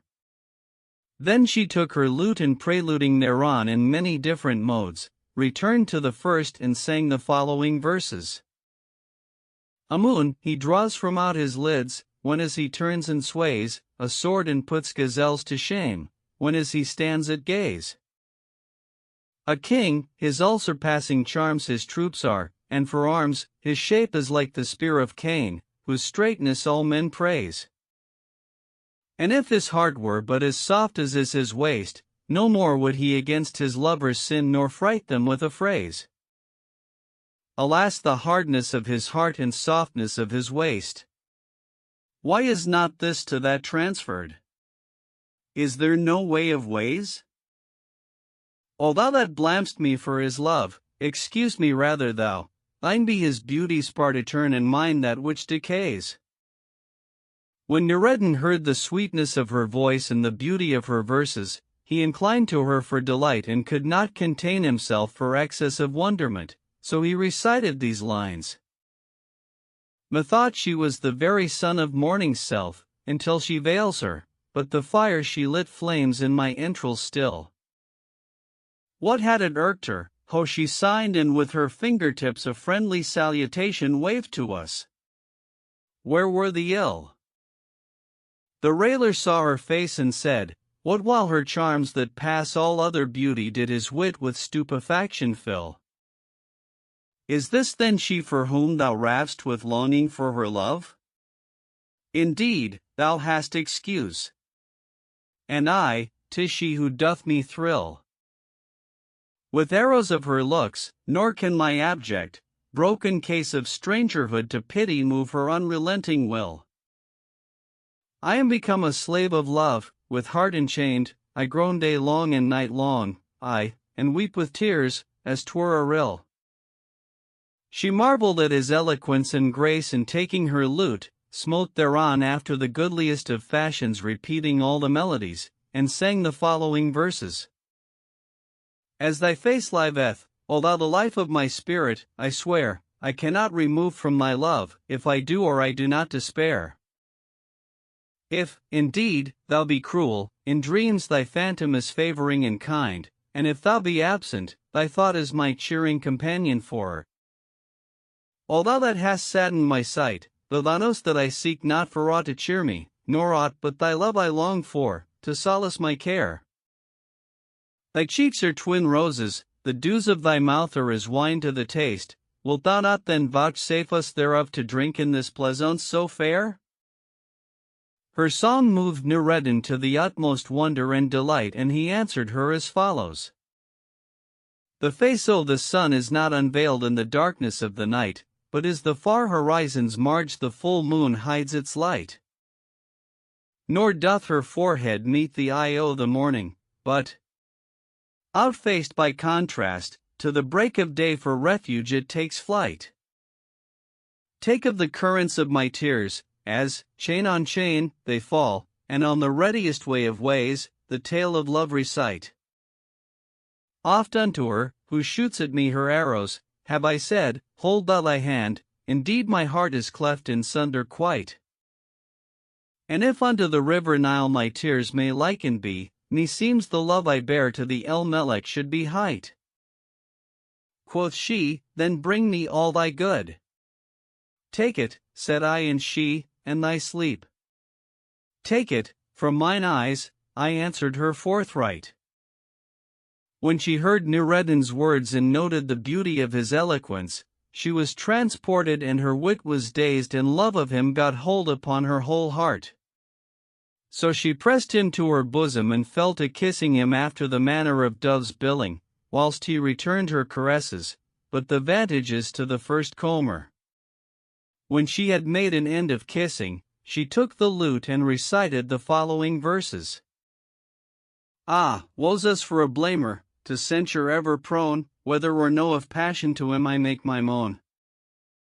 O thou that dost reject me, I had not thought that I should in thy love abasement meet with, and thou mine own.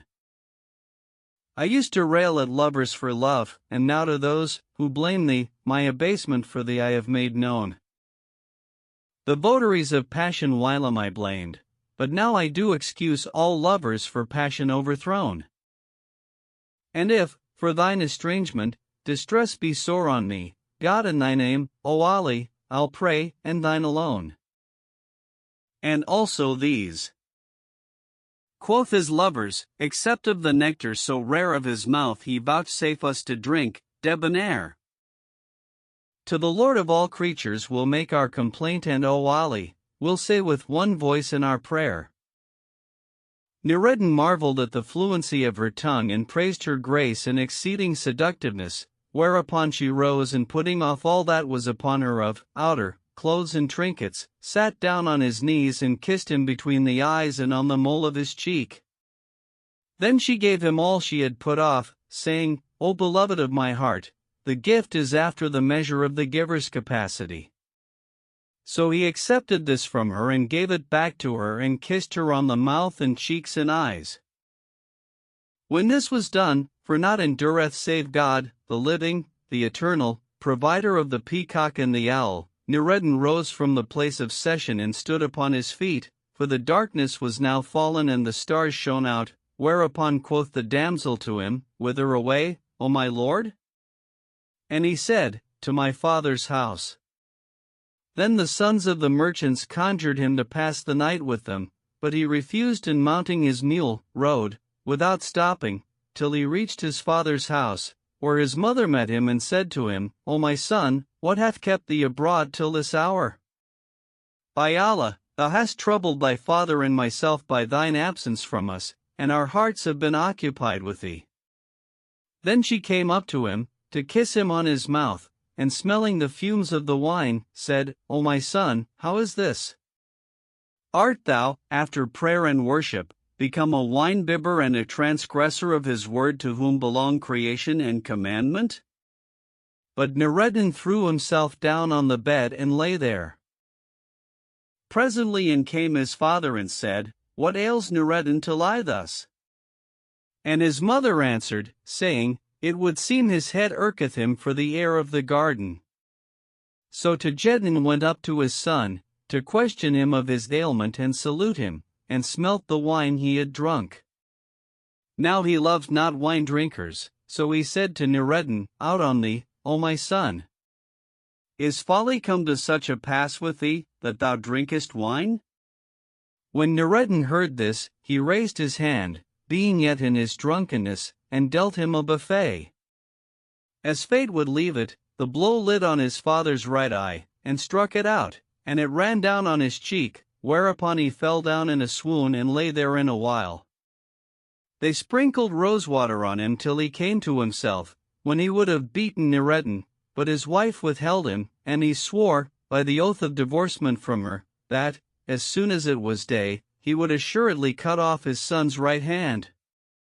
When she heard her husband's words, her breast was straitened and she feared for her son and ceased not to soothe and appease Tajeddin, till sleep overcame him. Then she waited till the moon was risen, when she went in to her son, whose drunkenness had now ceased from him, and said to him, O Nureddin, what is this foul thing thou hast done with thy father? And what did I with him? asked he.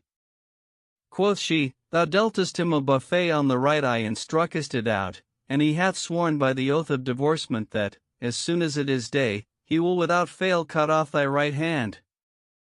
Nureddin repented him of that which he had done, when as repentance profited him nothing, and his mother said to him, O my son, this repentance will not profit thee, nor will aught serve thee but that thou arise forthright and seek safety in flight.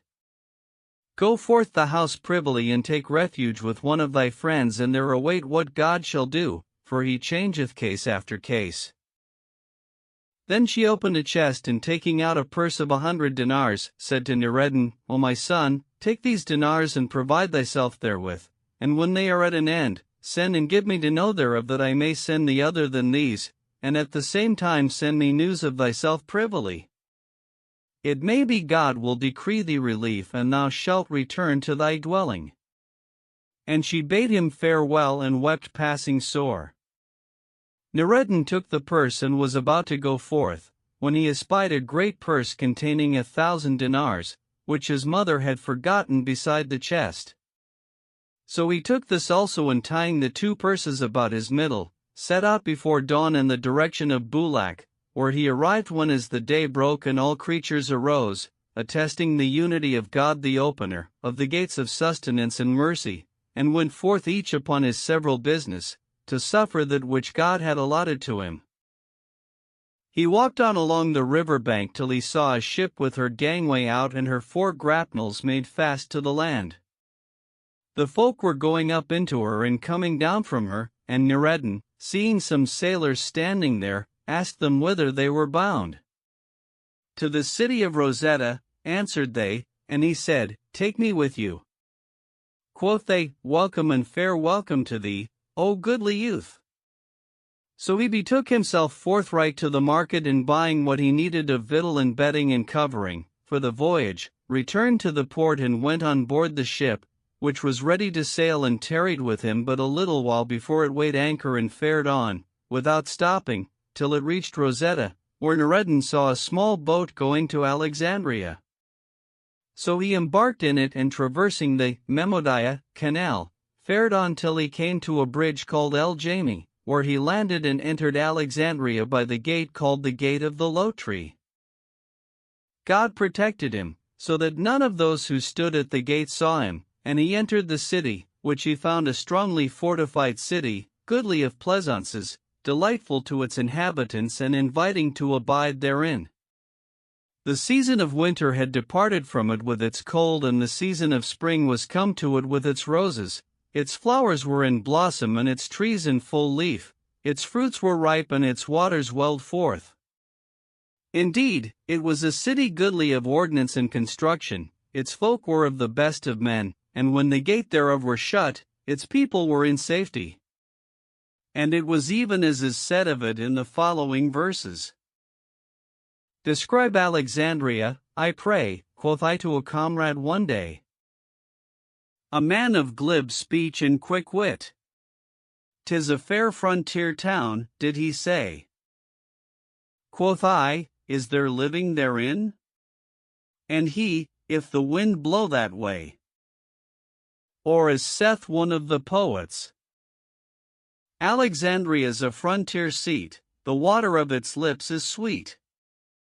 How fair the coming to it is, so one therein no raven meet. Nureddin walked about the city till he came to the merchants' bazaar, whence he passed on to the bazaar of the money changers and so on in turn to those of the confectioners and fruiterers and druggists, marveling, as he went at the city, for that its qualities accorded with its name. As he walked in the druggist's bazaar, an old man came down from his shop and saluting him, took him by the hand and carried him to a fair by-street, swept and sprinkled, whereon the zephyr blew and was pleasant and the leaves of the trees overshaded it. Therein stood 3 houses and at the upper end a mansion, whose foundations were stablished in the water and its roofs rose up to the confines of the sky. The space before it was paved with marble, swept and sprinkled, and those who approached it smelt the fragrance of flowers, borne on the zephyr, which breathed upon the place, and it were one of the gardens of paradise. The old man carried Nureddin into the house and set food before him, whereof he ate with him. When they had made an end of eating, the druggist said to him, When camest thou hither from Cairo? And Nureddin, old man, what is thy name? And he replied, Ali Nureddin. O my son, O Nureddin, said the druggist, be the triple divorcement incumbent on me, if thou leave me so long as thou abidest in this town, and I will set thee apart a place wherein to dwell. Quoth Nureddin, O my lord, let me know more of thee. And the other answered, No, O my son, that years ago I came to Cairo with merchandise, which I sold there and bought other, and I had occasion for 1,000 dinars. So thy father paid them down for me, for all he had no knowledge of me, and would take no security of me, but had patience with me till I returned hither and sent him the amount by one of my servants, together with a present. I saw thee, whilst thou wast little, and if it please God the Most High, I will repay thee somewhat of the kindness thy father did me.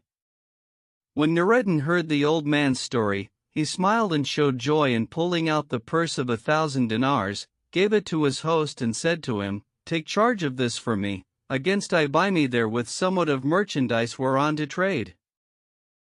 Then he abode some days in Alexandria, eating and drinking and making merry and taking his pleasure in its thoroughfares, till he had made an end of the 100 dinars he had kept by way of spending money, whereupon he repaired to the old druggist, to take of him somewhat of the 1,000 dinars to spend, but found him not in his shop and sat down there, to await his return.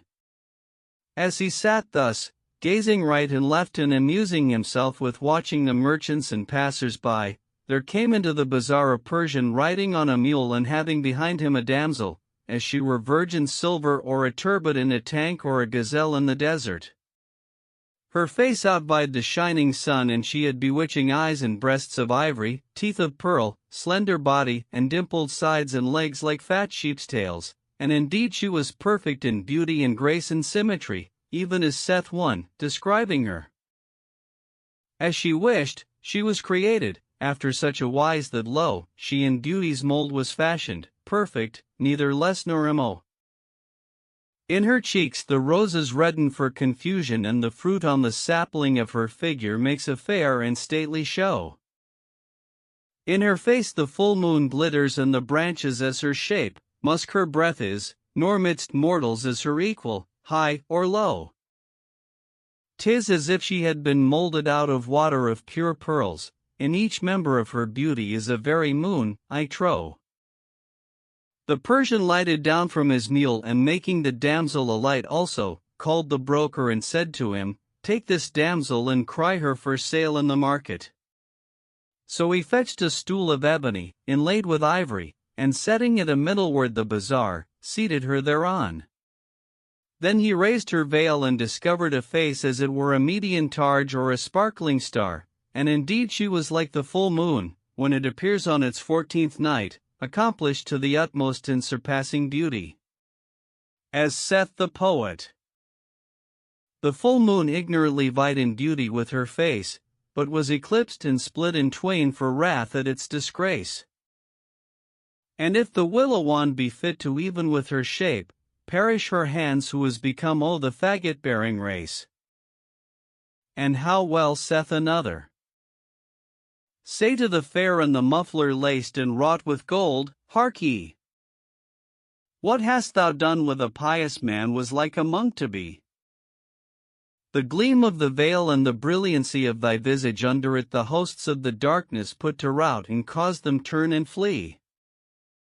And when my glance cometh to steal a look at thy cheeks so fresh and fair, its guardian sprites with a shooting star still cast at them and me. Then said the broker to the merchants, How much do ye bid for the pearl of the diver and prize of the fowler? Quoth one, She is mine for 100 dinars. And another said, 200, and a third, 300, and they ceased not to bid, one against another, till they made her price 950 dinars, and there the bidding stopped. Then the broker went up to the Persian and said to him, The biddings for this thy slave girl have reached 950 dinars, wilt thou sell her at that price and take the money? Doth she consent to this? Asked the Persian. I desire to consult her wishes, for I fell sick on my journey hither and she tended me with all possible care, wherefore I swore not to sell her but to him of whom she should approve, and I have put her sale in her own hand. So do thou consult her, and if she say, I consent, sell her to whom thou wilt, but if she say no, sell her not. So the broker went up to her and said to her, No, O princess of fair ones, that thy master putteth thy sale in thine own hands, and thy price hath reached 950 dinars, dost thou give me leave to sell thee? Show me him who is minded to buy me, answered she, before thou clinch the bargain. So he brought her up to one of the merchants, a very old and decrepit man, and she looked at him a while, then turned to the broker and said to him, O broker, art thou mad or afflicted in thy wit? Why dost thou ask me this, O princess of fair ones? Said he. And she answered, Is it permitted of God to sell the like of me to yonder decrepit old man, who saith of his wife's case the following verses? Quoth she to me, and sore enraged for wounded pride was she, for she in sooth had bidden me to that which might not be. And if thou swine me not forthright, as one should swithe his wife, if thou be made a cuckold straight, reproach it not to me. Meseems thy yard is made of wax, for very flaxedness, for when I rub it with my hand, it softens instantly. And quoth he likewise of his yard. I leave a yard that sleeps on base and shameful wise, whenever one I love with my desire complies. But, when I'm by myself, at home, it's all agog to thrust and ply its loan the amorous exercise. And again quoth he thereof. I have an ill yard, passing froward, to wit, him who honoureth it, with reproach it doth quit. If I sleep, it stands up, if I rise, it lies down, God no ruth have on him who hath ruth upon it. When the old merchant heard this scurvy gibing from the damsel, he was exceeding wroth and said to the broker, O unluckiest of brokers, thou hast not brought this ill-conditioned wench into the market but to flout me and make mock of me before the merchants. Then the broker took her aside and said to her, O my lady, be not lacking in manners. The old man whom thou didst mock at is the syndic of the bazaar and inspector of weights and measures thereof and one of the council of the merchants. But she laughed and said, It behoveth the folk that bear rule in our time, yea, 'tis one of the duties of magistrateship, to hang up the chief of police o'er his door and beat the inspector of weights with a whip. By Allah, O my lord, added she, I will not be sold to yonder old man, so sell me to other than him, for belike he will be abashed at me and sell me again and I shall become a servant and it beseems not that I sully myself with menial service, and indeed thou knowest that the matter of my sale is committed to myself. I hear and obey, answered he and carried her to one of the chief merchants. How sayest thou, O my lady? Asked he. 150 dinars? She looked at him and seeing him to be an old man, with a dyed beard, said to the broker, Art thou mad, that thou wouldst sell me to this worn-out old man? Am I cotton refuse or threadbare rags that thou markest me about from greybeard to greybeard, each like a wall ready to fall or an afreet smitten down of a shooting star? As for the first, the poet had him in mind when he said, I sought of a fair maid to kiss her lips of coral red, but, no, by him who fashioned things from nothingness, she said. Unto the white of hoary hairs I never had a mind, and shall my mouth be stuffed, forsooth, with cotton, ere I'm dead? And how goodly is the saying of the poet! They say that hoary hair is as a shining light, the face with venerance and lustre that doth dight. Yet, till the writ of eld appear upon my crown, I hope I may not lack the colour of the night. Although the beard of him, whose hoary grown, should be his book I the world to come, I would not choose it white. And yet goodlier is the saying of another. A guest unhonoured on my head hath stolen by surprise, with my sidelocks the sword than he had dealt on milder wise. Begone from me, O whiteness foul, wherein no whiteness is. Indeed, than very darkness self thou art blacker in mine eyes. As for the other, he is a reprobate and a lewd fellow and a blackener of the face of hoariness, he acts the foulest of lies, and the tongue of his case reciteth the following verses. Quoth she to me, I see thou dewice thy hoariness, and I do but hide it from thy sight, O thou mine ear and eye.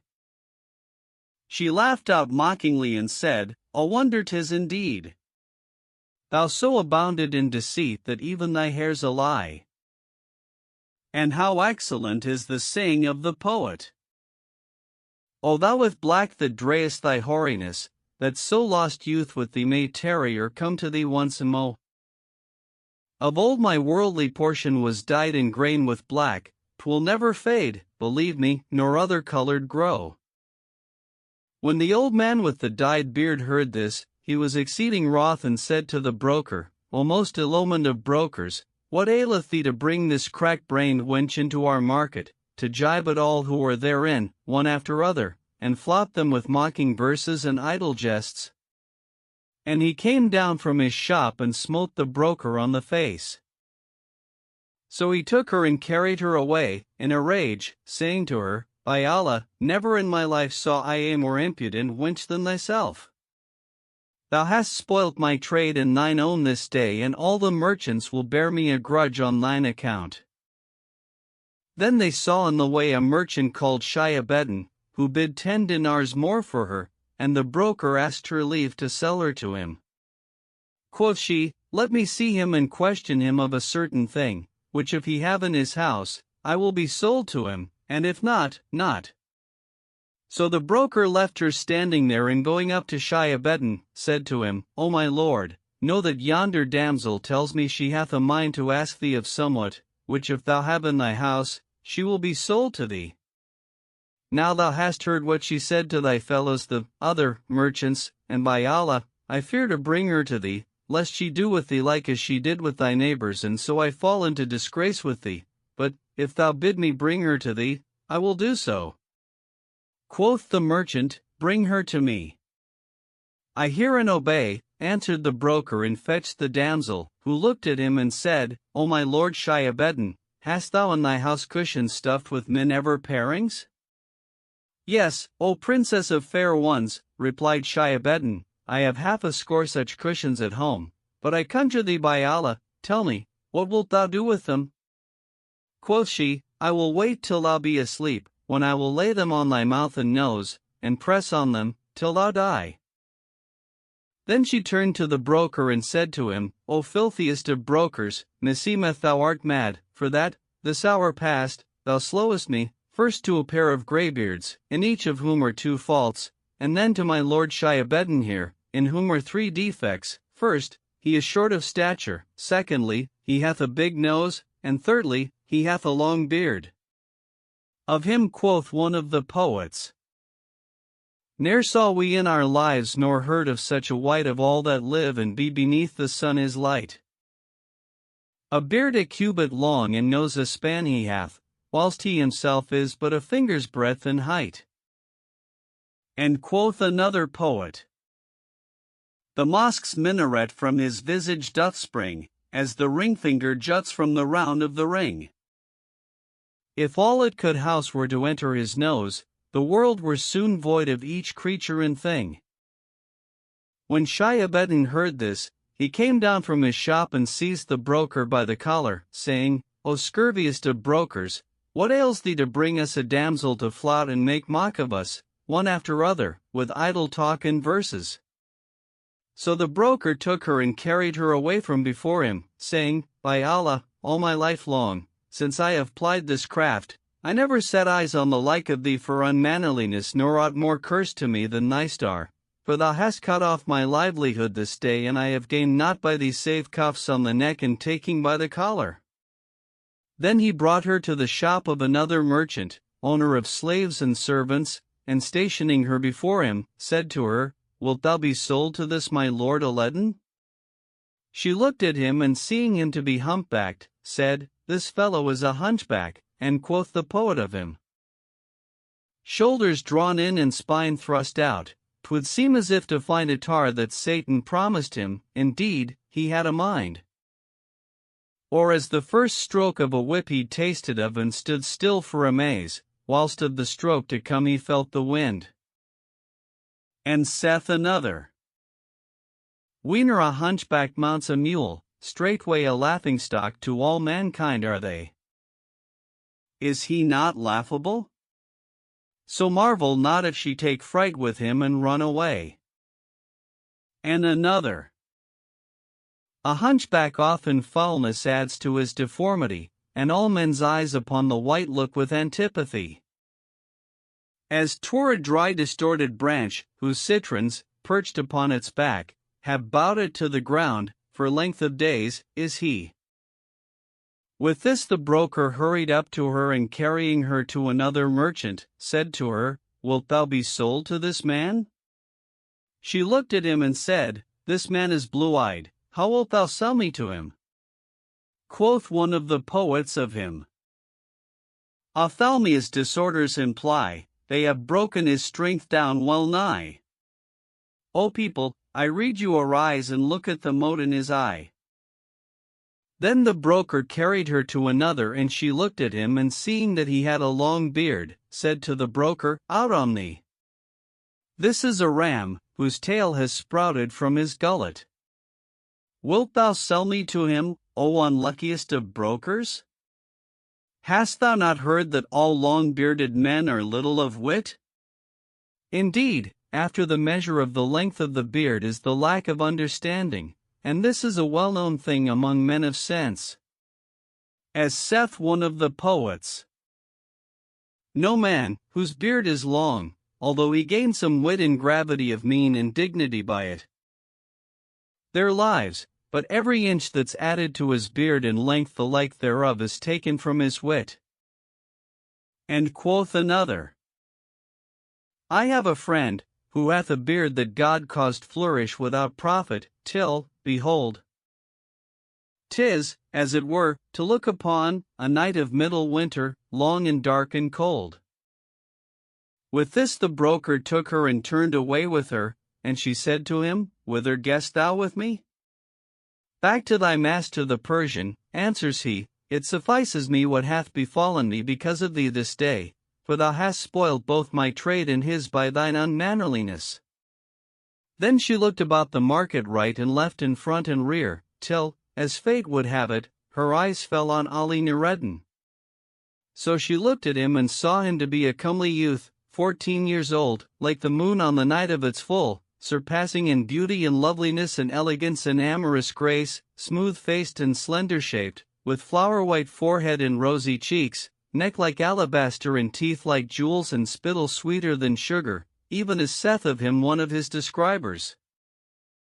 Full moons and fawns with him conclusions came to try in beauty and in grace, but soft, to them quoth I. Forbear, gazelles, indeed, ye are no match for him, and spare your pains, O moons, 'tis vain with him to vie. And how well saith another, A slender one, from his brows and the night of his jetty hair, mankind in alternate gloom and splendor of light do fare. Blame not the mole on his cheek, is an anemone's cup perfect, except in its midst an islet of black it bear? When she sought him he interposed between her and her wit, the love of him sat stark hold upon her soul and her heart was taken with passion for him, so she turned to the broker and said to him, Will not yonder young merchant in the striped gown bid for me?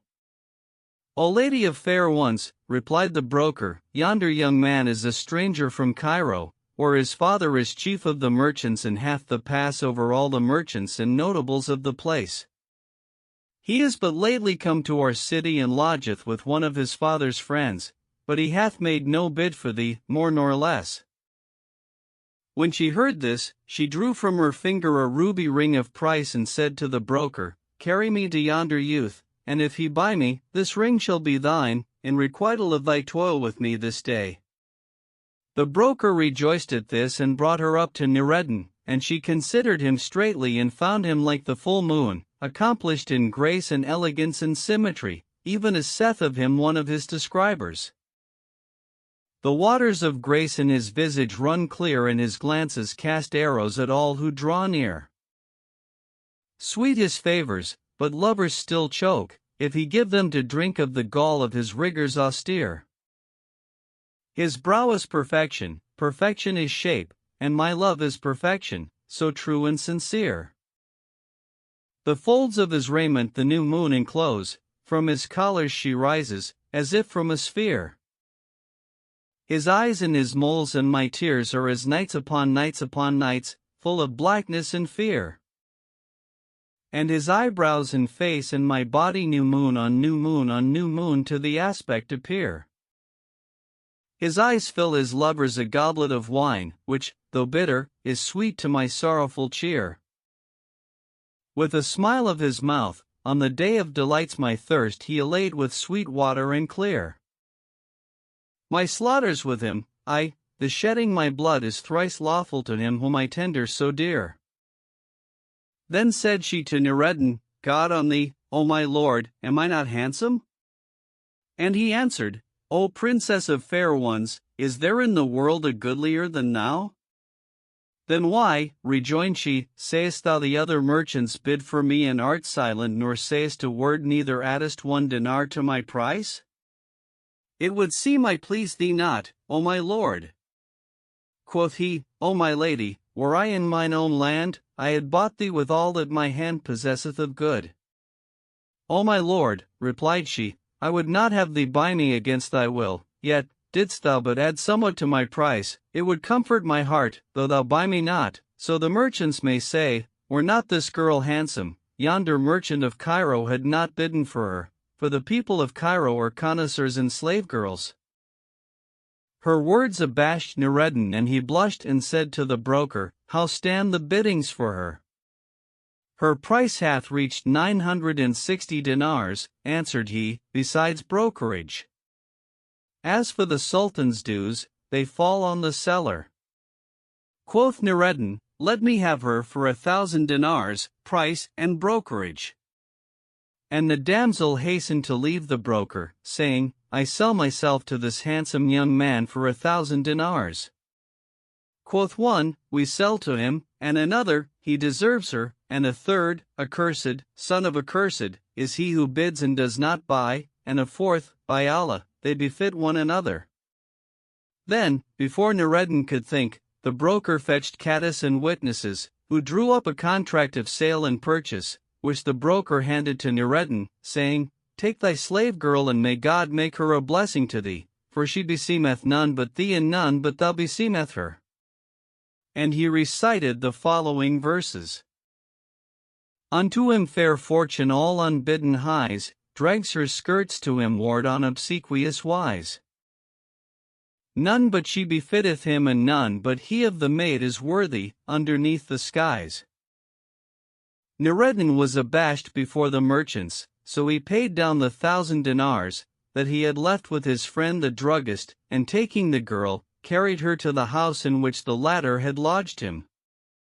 When she entered and saw nothing but patched carpets and worn-out rugs, she said to him, O my lord, have I no value in thine eyes, and am I not worthy that thou shouldst carry me to thine own house wherein are thy goods, that thou bringest me into thy servant's lodging?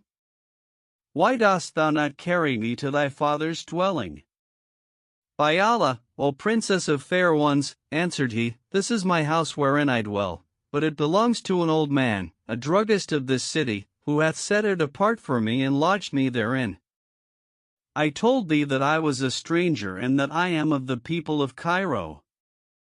O my lord, rejoined she, the least of houses will serve till thy return to thy native place, but, God on thee, O my lord, go now and fetch me somewhat of roast meat and wine and fruit and dessert. By Allah, O princess of fair ones, answered he, I had no money with me but the 1,000 dinars I paid down to thy price. The few dirhams I had I spent yesterday. Quoth she, hast thou no friend in the town, of whom thou mayst borrow 50 dirhams and bring them to me, that I may tell thee what thou shalt do therewith? And he said, I have no friend but the druggist. Then he betook himself forthright to the druggist and said to him, Peace be on thee, O uncle.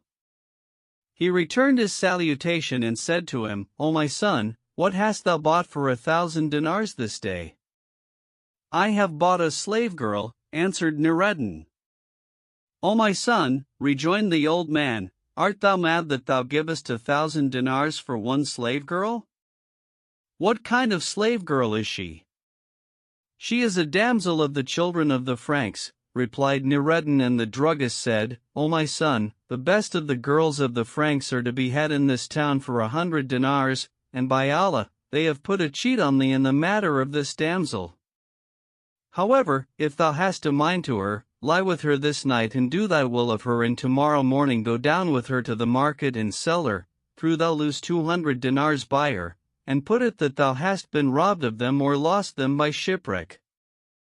Thou sayest well, O uncle, replied Noureddin, but thou knowest that I had but the 1,000 dinars wherewith I bought the damsel, and now I have not a single dirham left to spend, so I desire of thy favor and goodness that thou lend me 50 dirhams, to provide me withal, till tomorrow, when I will sell her and repay thee out of her price. Willingly, O my son, said the old man, and counted out to him the 50 dirhams. Then he said to him, O my son, thou art young and the damsel is fair, and belike thy heart will be taken with her, and it will be grievous to thee to part from her. Now thou hast nothing to live on, and the 50 dirhams will, soon, be spent, and thou wilt come to me, and I shall lend thee once or twice and thrice, and so on up to 10 times. But, if thou come to me after this, I will not return thee the legal salutation, and our friendship with thy father will come to naught. Noureddin took the 50 dirhams and returned with them to the damsels, who said to him, O my lord, go straight to the market and fetch me 20 dirhams worth of silk of 5 colors, and with the other 30 buy meat and bread and wine and fruit and flowers. So he went to the market, and buying her all she sought, returned to her therewith, whereupon she rose, and tucking up her sleeves, cooked food after the most skilful fashion, and set it before him. He ate and she ate with him, till they had enough, after which she set on the wine, and they drank, and she ceased not to ply him with drink and entertain him with talk, till he became drunken and fell asleep, whereupon she arose, and taking out of her budget a sachet of tane leather, opened it and brought out a pair of knitting pins, with which she fell to work and stinted not, till she had made a beautiful girdle. She cleaned it and ironed it, and folding it in a piece of rag, laid it under the pillow. Then she put off her clothes, and lying down beside Noureddin, kneaded him till he awoke, and found by his side a girl like virgin silver, softer than silk and more delicate than a fat sheep's tail, more conspicuous than a standard and goodlier than the red camels, low of stature, with swelling breasts, eyes like gazelles' eyes, and brows like bended bows, and cheeks like blood-red anemones, slender belly, full of dimples, and a navel holding an ounce of benzoin ointment, thighs like bolsters, stuffed with ostrich down, and between them what the tongue fails to describe, and it mention whereof the tears pour forth. Indeed, it seemed as it were she to whom the poet alludes in the following verses. Her hair is night, her forehead day, her cheeks a blossomed rose, and wine the honey dews wherewith her mouth forever flows. Heaven in her favors is, and hell in her disdain. Her teeth are very pearls, and in her face the moon at full doth glow. And how excellent is another's saying. She shineth forth, a moon, and bends, a willow wand, and breathes out ambergris, and gazes, a gazelle. Meseems as if grief loved my heart, and when from her estrangement I abide, possession to it fell. She hath a face outshines the very Pleiades, and brows whose lustre doth the crescent moon excel. And quoth a third, unveiled, new moons they shine, and all displayed, like moons at full, they burn, like boughs they sway, and eke like antelopes they turn. And in their midst's a black-eyed maid, for whose sweet beauty's sake, to be the earth whereon she treads the Pleiades would yearn. So he turned to her, and pressing her to his bosom, sucked first her under lip and then her upper lip, and slid his tongue into her mouth. Then he rose to her, and found her an unpierced pearl, and a filly that none but he had mounted. So he did away her maidenhead, and had of her the amorous delight, and there was contracted between them love that might never know breach nor severance. He rained down kisses upon her cheeks, like the falling of pebbles into water, and beset her with stroke upon stroke, like the thrusting of spears in the melee, for that Noureddin still yearned after clipping of necks and sucking of lips and letting down of tresses and pressing of waists and biting of cheeks and pinching of breasts, with Kyrene motations and Yemeni wrigglings and Abyssinian sobbings and Hindi torsions and Nubian lasciviousness and Rifi leg liftings and Damiatan gruntings and Upper Egyptian heat and Alexandrian languor, and this damsel united in herself all these attributes, together with excess of beauty and amorous grace, and indeed she was even as saith of her the poet. By Allah, I will never all my life long forget her, my dear, and those only will I tender who shall bring her to me to draw near. Now glory to her Maker and Creator be given evermore. As the full moon of the heavens in her aspect and her gait she doth appear. Though my sin, indeed, be sore and my offending in loving her be great, I know repentance not, whilst of her favours a hope to me be clear. She, indeed, hath made me weariful and wakeful, full of sorrow, sick for love, yea, my heart is all confounded at her beauty, dazed for trouble and for fear. And I go a line of verse for e'er repeating that none knoweth mongst the folk save the man who rhymes and verses hath recited and studied many a year. None knoweth of love-longing save he only who hath its pains endured, and none but he can tell the taste of passion, who's proved its woe and cheer. So Noureddin lay with the damsel in solace and delight, clad in the straight-linked garments of emplacement, secure against the accidents of night and day, and they passed the night after the goodliest fashion, fearing not, in love delight, abundance of talk and prate. As says of them the right excellent poet, cleave fast to her thou lovest and let the envious rail amain, for calumny and envy ne'er to favour love were fain. Lo, the compassionate hath made no fairer thing to see than when one couch in its embrace enfolders lovers twain, each to the other's bosom clasped, clad in their own delight, whilst hand with hand and arm with arm about their necks enchain. Lo, when two hearts are straitly knit in passion and desire, but on cold iron smite the folk that chide at them in vain. Thou that for loving censurest the votaries of love, canst thou assign a mind diseased or heal a cankered brain? If in thy time thou find but one to love thee and be true, I rid thee cast the world away and with that one remain. When the morning appeared and gave forth its light and shone, Noureddin awoke from sleep and found that she had brought water, so they washed, he and she, and he acquitted that which behoved him of prayer to his Lord, after which she brought him meat and drink, and he ate and drank. Then she put her hand under her pillow and pulling out the girdle, gave it to Noureddin, who said, Whence cometh this girdle? O my lord, answered she, it is the silk thou boughtest yesterday for 20 dirhams. Rise now and go to the Persian bazaar and give it to the broker, to cry for sale, and sell it not for less than 20 dinars, money down.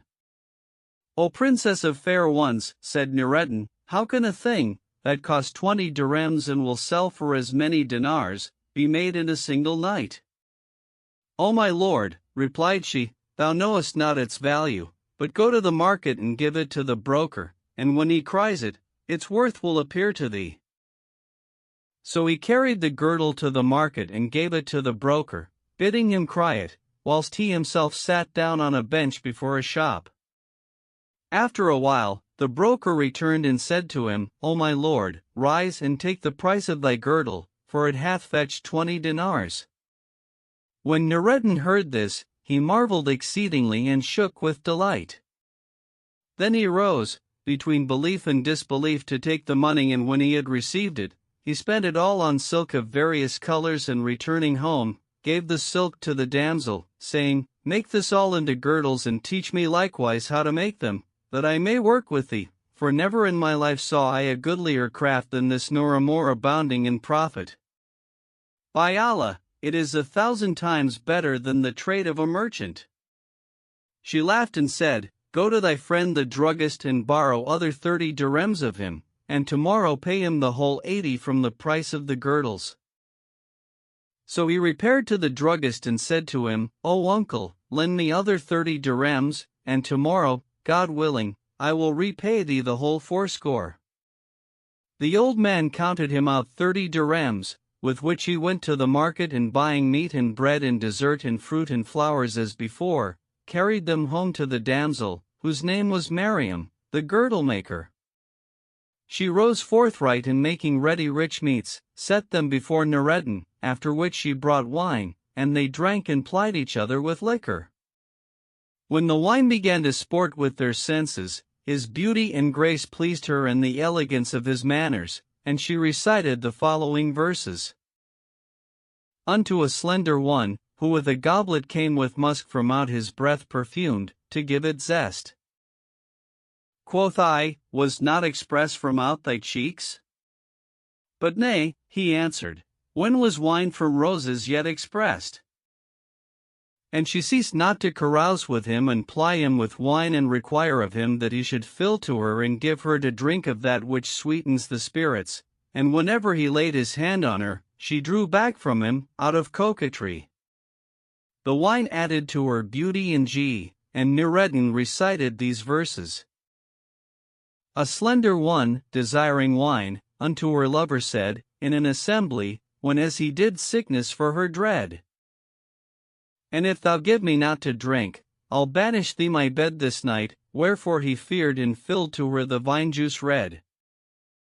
They gave not over drinking till drunkenness got the mastery of Noureddin and he slept, whereupon she rose and fell to work upon a girdle, according to her wont. When she had wrought it to end, she wrapped it in paper and putting off her clothes, lay down by his side, and they passed the night in dalliance and delight. On the morrow, she gave him the girdle and bade him carry it to the market and sell it for 20 dinars, like as he had sold its fellow the day before. So he went to the market and sold the girdle for 20 dinars, after which he repaired to the druggist and paid him back the 80 diadems, thanking him for his bounties and calling down blessings upon him. O my son, said he, hast thou sold the damsel? Wouldst thou have me sell the soul out of my body? Answered Noureddin and told him all that had passed, whereat the druggist was mightily pleased and said to him, By Allah, O my son, thou rejoicest me. So God please, mayst thou still abide in prosperity. Indeed I wish thee well by reason of my affection for thy father and the continuance of our friendship. Then he took leave of him and going to the market, bought meat and fruit and wine and all that he needed, as of wont, and returned therewith to Miriam. They abode thus a whole year in eating and drinking and sport and merriment and love and good cheer, and every night she made a girdle and he sold it on the morrow for 20 dinars, wherewith he bought what they needed and gave the rest to her, to keep against a time of need. After this, she said to him one day, O my lord, when thou sellest the girdle tomorrow, buy me silk of 6 colors with its price, for I have a mind to make thee a kerchief to wear on thy shoulders, such as never son of merchant, no, nor king's son, ever rejoiced in its fellow. So next day he brought her what she ought and she wrought at the kerchief a whole week, for, every night, when she had made an end of the girdle, she would work a while at the kerchief. When it was finished, she gave it to Noureddin, who put it on his shoulders and went out to walk in the market, whilst all the merchants and people and notables of the town crowded about him, to gaze on his beauty and that of the kerchief. One night, after this, he awoke from sleep and found Miriam weeping passing sore and reciting the following verses. The severance of friends draws near and nearer, alas for severance! Alas, the parting day! My heart is rent in twain, and oh my grief for those the nights of our delight that now are passed away. Needs must the envier look on us with evil eye and come to his desire of that he doth essay. For naught can irk us more than envy and the eyes of backbiters and spies, nor work us more dismay.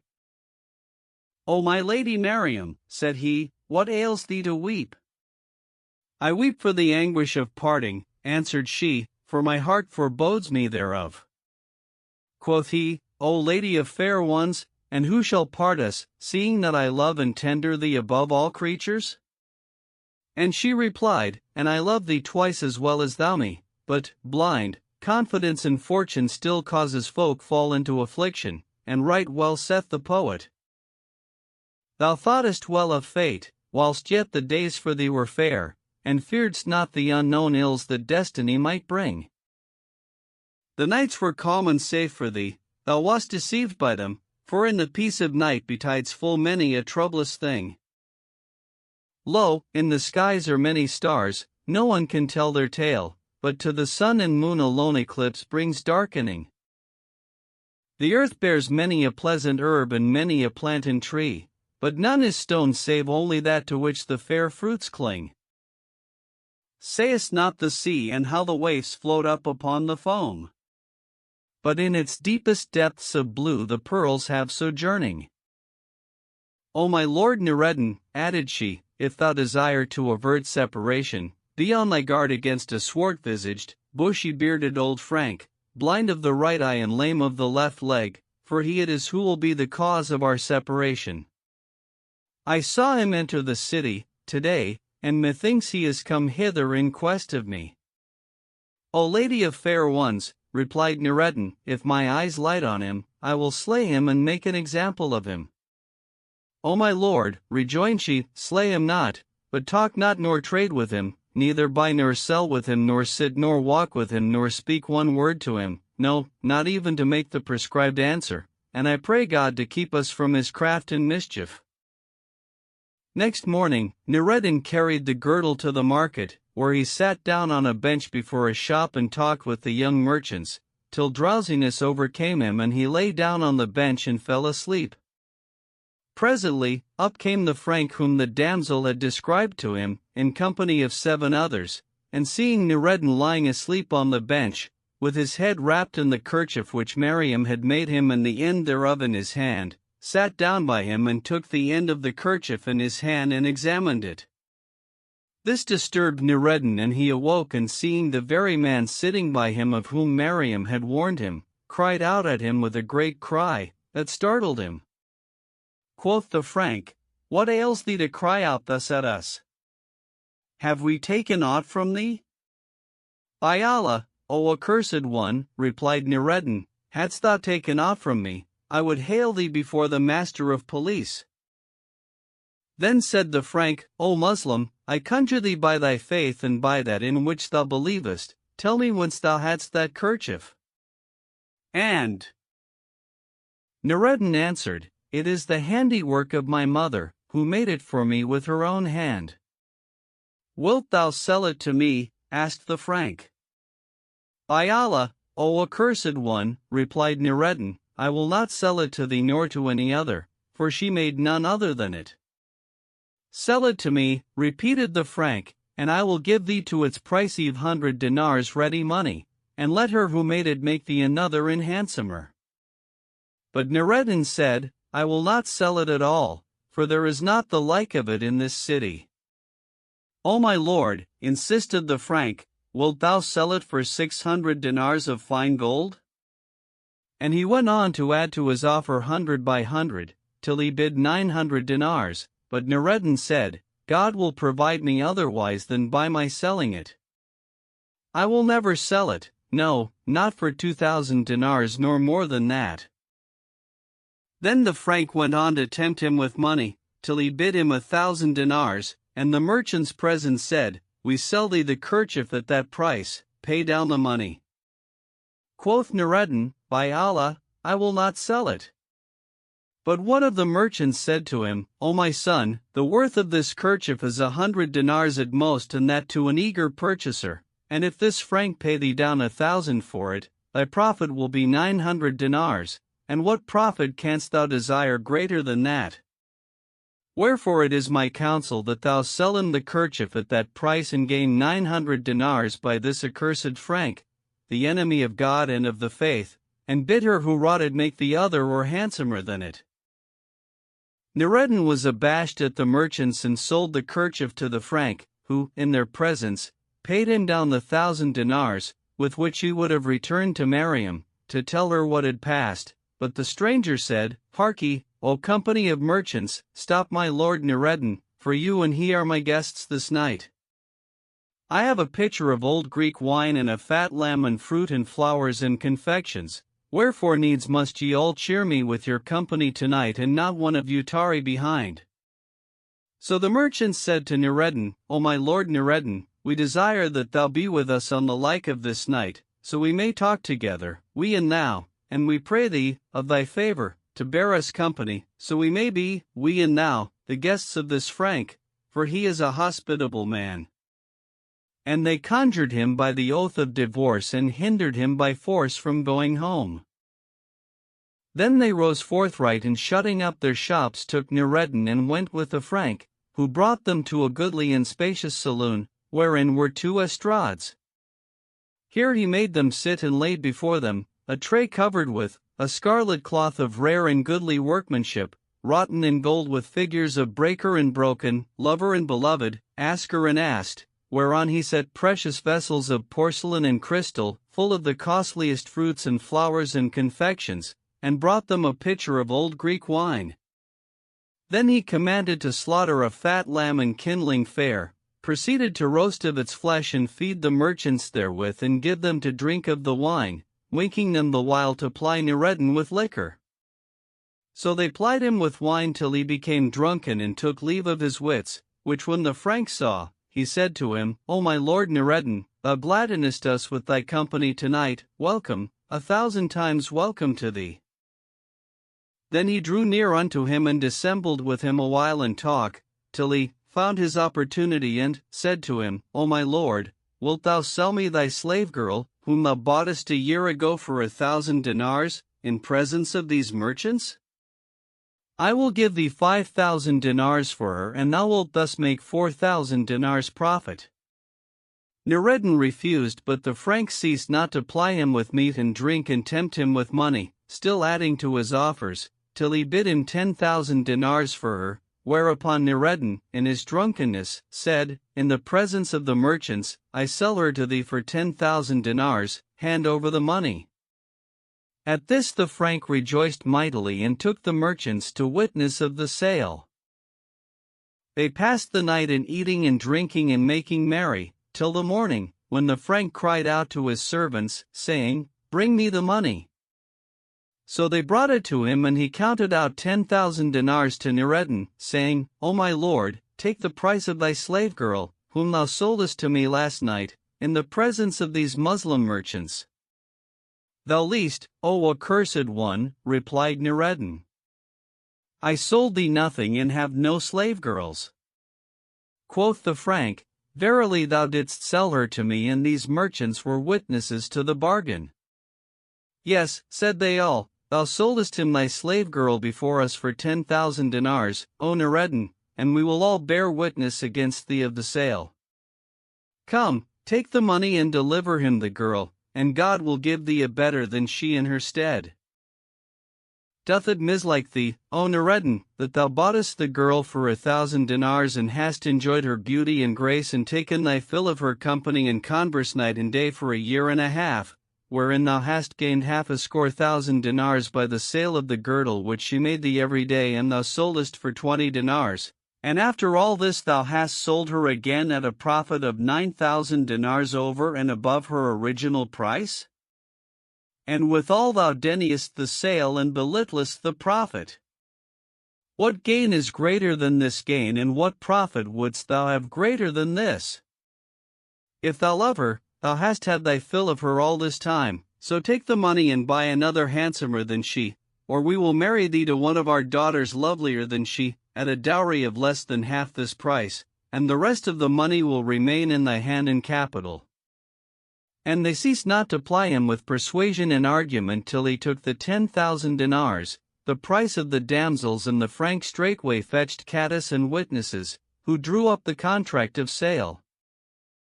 Meanwhile, Miriam sat awaiting Noureddin from morning till sundown and from sundown till midnight, and when he returned not, she was troubled and wept sore. The druggist heard her weeping and sent his wife to her, who went in to her and finding her in tears said to her, O my lady, what ails thee to weep? O my mother, answered she, I have sat awaiting my lord Noureddin all day, but he cometh not, and I fear lest some one have put a cheat on him, to make him sell me, and he have fallen into the snare and sold me. O my lady Miriam, rejoined the druggist's wife, were they to give thy lord this room full of gold to thy price, yet would he not sell thee, for what I know of his love to thee.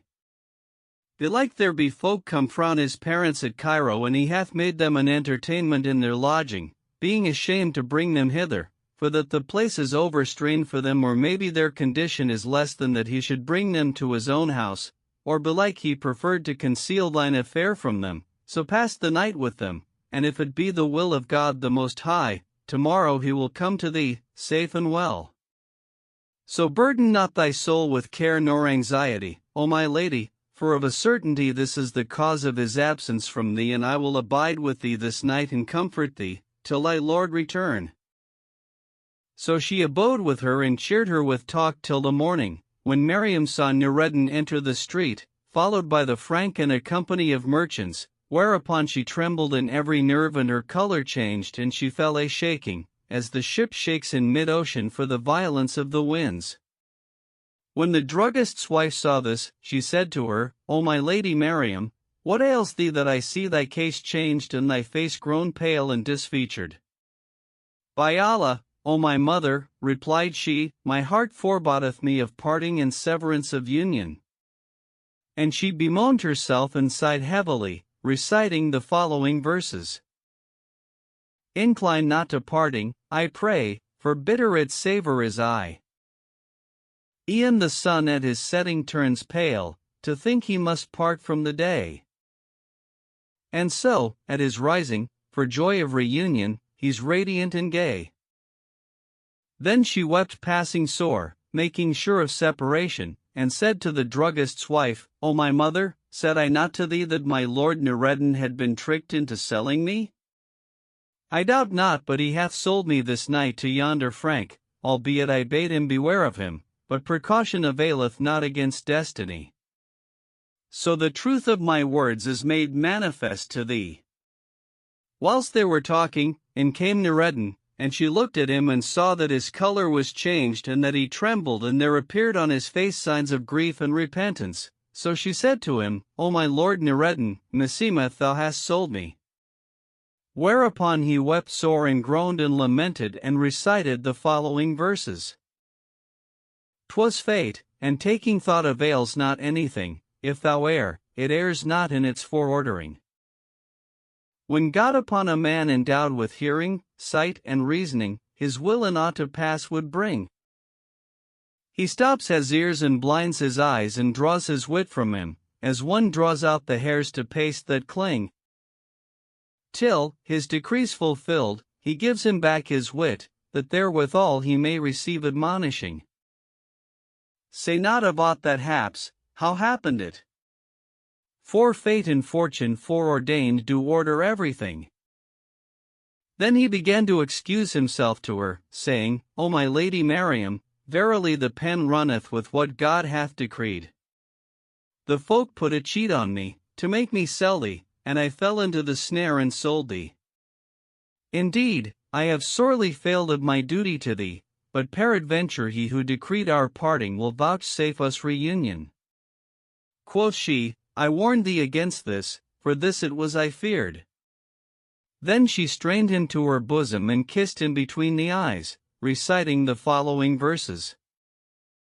Nay, by your love, I'll ne'er forget the troth betwixt us plight, though my life perish for desire and yearning for your sight. E'en as the ringdove doth lament upon the sandhills trees, so will I weep for you and wail all tides of day and night. My life is troubled after you, beloved, since from me you're gone, no meeting place have I nor sojourn of delight. At this juncture, the Frank came in to them and went up to Miriam, to kiss her hands, but she dealt him a buffet on the cheek, saying, Avaunt, O accursed one! Thou hast followed after me without cease, till thou hast tricked my lord into selling me. But please God, all shall yet be well. The Frank laughed at her speech and wondered at her deed and excused himself to her, saying, O my lady Miriam, what is my offense? Thy lord Noureddin here sold thee of his full consent and of his free will. Had he loved thee, by the virtue of the Messiah, he had not transgressed against thee. And had he not accomplished his desire of thee, he had not sold thee. Quoth one of the poets, "Whoso of me is weary, my presence let him flee, if e'er again I name him, to call me fool thou art free. The world in all its wideness on me is not so straight that thou shouldst see me languish for who rejecteth me." Now this damsel was the daughter of the King of France, the which is a wide and spacious city, abounding in arts and manufactures and rarities and trees and flowers and other plants, and resembleth the city of Constantinople. And for her going forth of her father's city there was an extraordinary cause, and thereby hangs a rare story, that we will set out in due order, to divert and delight the reader. She was reared with her father and mother in honor and indulgence, and learnt rhetoric and penmanship and arithmetic and martial exercises and all manner crafts both of men and women, such as broidery and sewing and weaving and girdle making and silk cord making and enameling gold on silver and silver on gold, till she became the pearl of her time and the unique jewel of her age and her day. Moreover, God, to whom belong might and majesty, had endowed her with such beauty and grace and elegance and perfection that she excelled therein all the folk of her time, and the kings of the isles sought her in marriage of her father, but he refused to give her to wife to any of her suitors, for that he loved her with an exceeding love and could not brook to be parted from her an hour. Moreover, he had no other daughter than herself, albeit he had many sons, but she was dearer to him than they. It chanced one year that she fell sick of an exceeding sickness and came nigh upon death, wherefore she made a vow that, if she recovered from her sickness, she would make the pilgrimage to a certain monastery, situate in much an island, which was high in repute among the Franks, who used to make vows to it and look for a blessing therefrom. When she was whole of her sickness she wished to accomplish her vow, and her father dispatched her to the convent in a little ship, with sundry knights and daughters of the chief men of the city to wait upon her. As they drew near the island, there came out upon them a ship of the ships of the Muslims, champions of the faith, warring in the way of God, who boarded the vessel, and making prize of all who were therein, sold their booty in the city of Kairouan. Miriam herself fell into the hands of a Persian merchant, who was impotent and for whom no woman had ever discovered her nakedness, and he set her to serve him. Presently he fell ill and sick and well nigh unto death, and the sickness abode with him 2 months, during which time she tended him after the goodliest fashion, till God made him whole of his malady, when he recalled her loving kindness to him and the zeal with which she had tended him, and being minded to requite her the good offices she had done him, bade her ask a boon of him. "O my lord," said she, "I ask of thee that thou sell me not but to the man of my choice." "So be it," answered he, "I grant thee this. By Allah, O Miriam, I will not sell thee but to him of whom thou shalt approve, and I put thy sale in thine own hand." And she rejoiced mightily in this. Now the Persian had expounded Islam to her, and she became a Muslim and learnt of him the tenets and observances of the faith. Moreover, he made her get the Quran by heart and taught her somewhat of the theological sciences and the traditions of the Prophet, after which, he brought her to Alexandria and sold her to Nureddin, as hath been before set out. Meanwhile, when her father, the King of France, heard what had befallen his daughter and her company, he was sore concerned and dispatched after her ships full of knights and champions, horsemen and footmen, but they all returned to him, crying out and saying, "Alas, and ruin, and woe worth the day," after having searched the islands of the Muslims and come on no tidings of her. The king grieved for her with an exceeding grief, and sent after her that one-eyed lameter, for that he was his chief vizier, a stubborn tyrant and a froward devil, full of craft and guile, bidding him make search for her in all the lands of the Muslims and buy her, though with a shipload of gold. So the accursed wretch sought her in all the lands of the seas and all the cities of the Muslims, but found no sign of her till he came to Alexandria, when he discovered that she was with Nureddin Ali of Cairo, being directed to the trace of her by the kerchief aforesaid, in which he recognized her handiwork, for that none could have wrought it on such goodly wise but she. Then he bribed the merchants to help him in getting her from Nureddin, and beguiled the latter into selling her, as hath been already related. When he had her in his possession, she ceased not to weep and lament. So he said to her, O my lady Miriam, put away from thee this mourning and weeping, and return with me to thy father's city, the seat of thy royalty and the place of thy power in thy home, so thou mayst be among thy servants and attendants, and be quit of this abasement and stranglehold. Enough hath betided me of travel and weariness and expense on thine account, for thy father bade me buy thee back though with a shipload of gold, and now I have spent nigh a year and a half in travel and toil and ravishment of wealth. And he fell to kissing her feet and hands and humbling himself to her, but she only redoubled in wrath against him, for all he could do to appease her, and said to him, O accursed one, may God the Most High not bring thee to thy desire. Then his servants brought her a mule with gold embroidered housings, and mounting her thereon, raised over her head a silken canopy, with staves of gold and silver, and the Franks walked about her, till they brought her forth the city by the sea gate, where they took boat with her, and rowing out to a great ship, that lay in the harbor, embarked her therein. Then the vizier cried out to the sailors, saying, Up with the mast. So they set up the mast, and spreading the sails and the pendants, manned the sweeps and put out to sea. Miriam continued to gaze upon Alexandria till it disappeared from her eyes, when she fell a weeping and lamenting passing sore, and recited the following verses. O dwelling of the loved, shall their returning ever be to thee? But what know I of that which Allah shall decree? The ships of separation fare with us in haste away, mine eyes be blotted out with tears that flow unceasingly. For severance from a friend, who was the end of my desire, with whom my sicknesses were healed and pains effaced from me. Be thou my substitute with him, O God, for that which is committed to thy charge one day shall not be lost with thee. The knights came up to her and would have comforted her, but she heeded them not, being distracted with passion and love-longing. And she wept and moaned and complained, and recited the following verses. The tongue of passion in my heart bespeaketh thee of me, and giveth thee to know that I enamored am of thee. I have a liver all consumed with passion's coals of fire, a heart, sore wounded by thy loss, that throbs incessantly. How shall I hide the love that burns my life away? My lids are ulcered, and my tears adown my cheeks forever flee. In this plight she abode during all the voyage, no peace was left her, nor would patience come at her call. Meanwhile, when the ship had sailed with Miriam, the world was straitened upon Noureddin, and he had neither peace nor patience.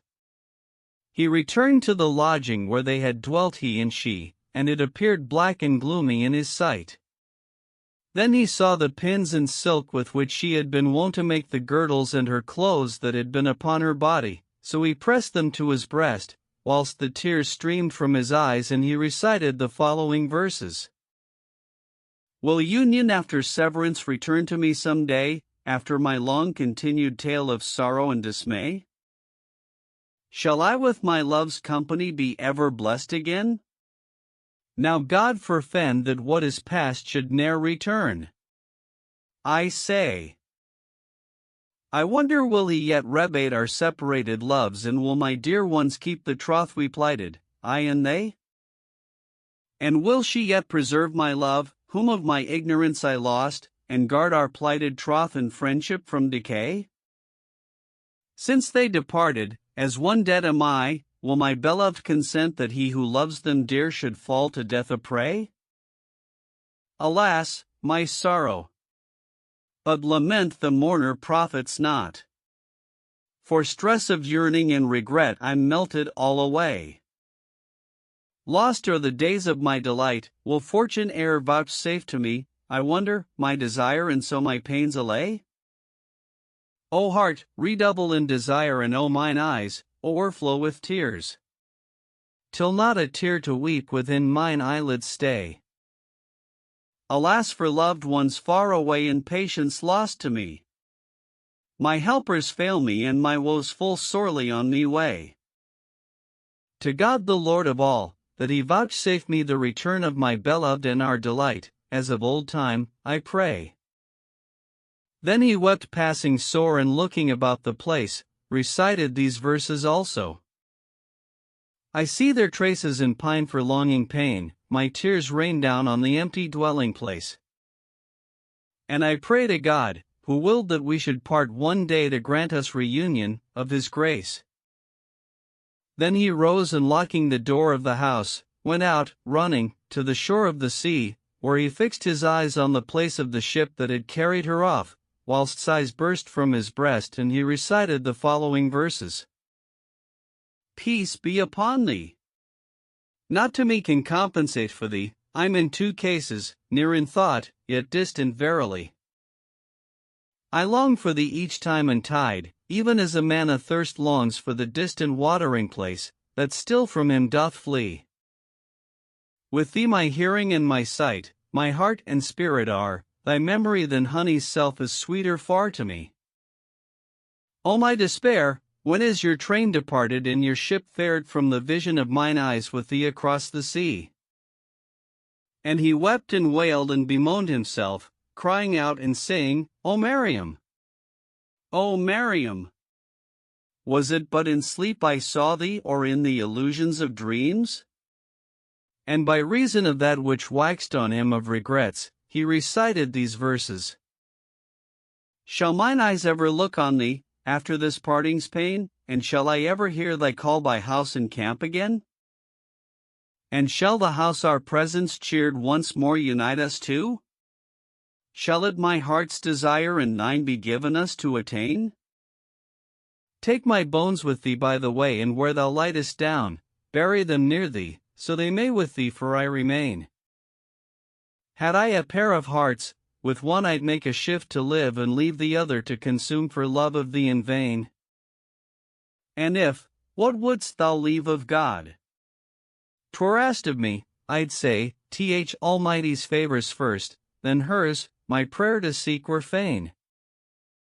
As he was in this case, weeping and crying out, O Mariam, an old man landed from a vessel, and coming up to him, saw him weeping and heard him recite these verses. O Mariam of loveliness, return to me again, my eyeballs are as clouds that pour with never-ceasing rain. Do thou but ask, concerning me, of those at me that rail, they'll tell thee that my lids lie drowned within their fountains twain.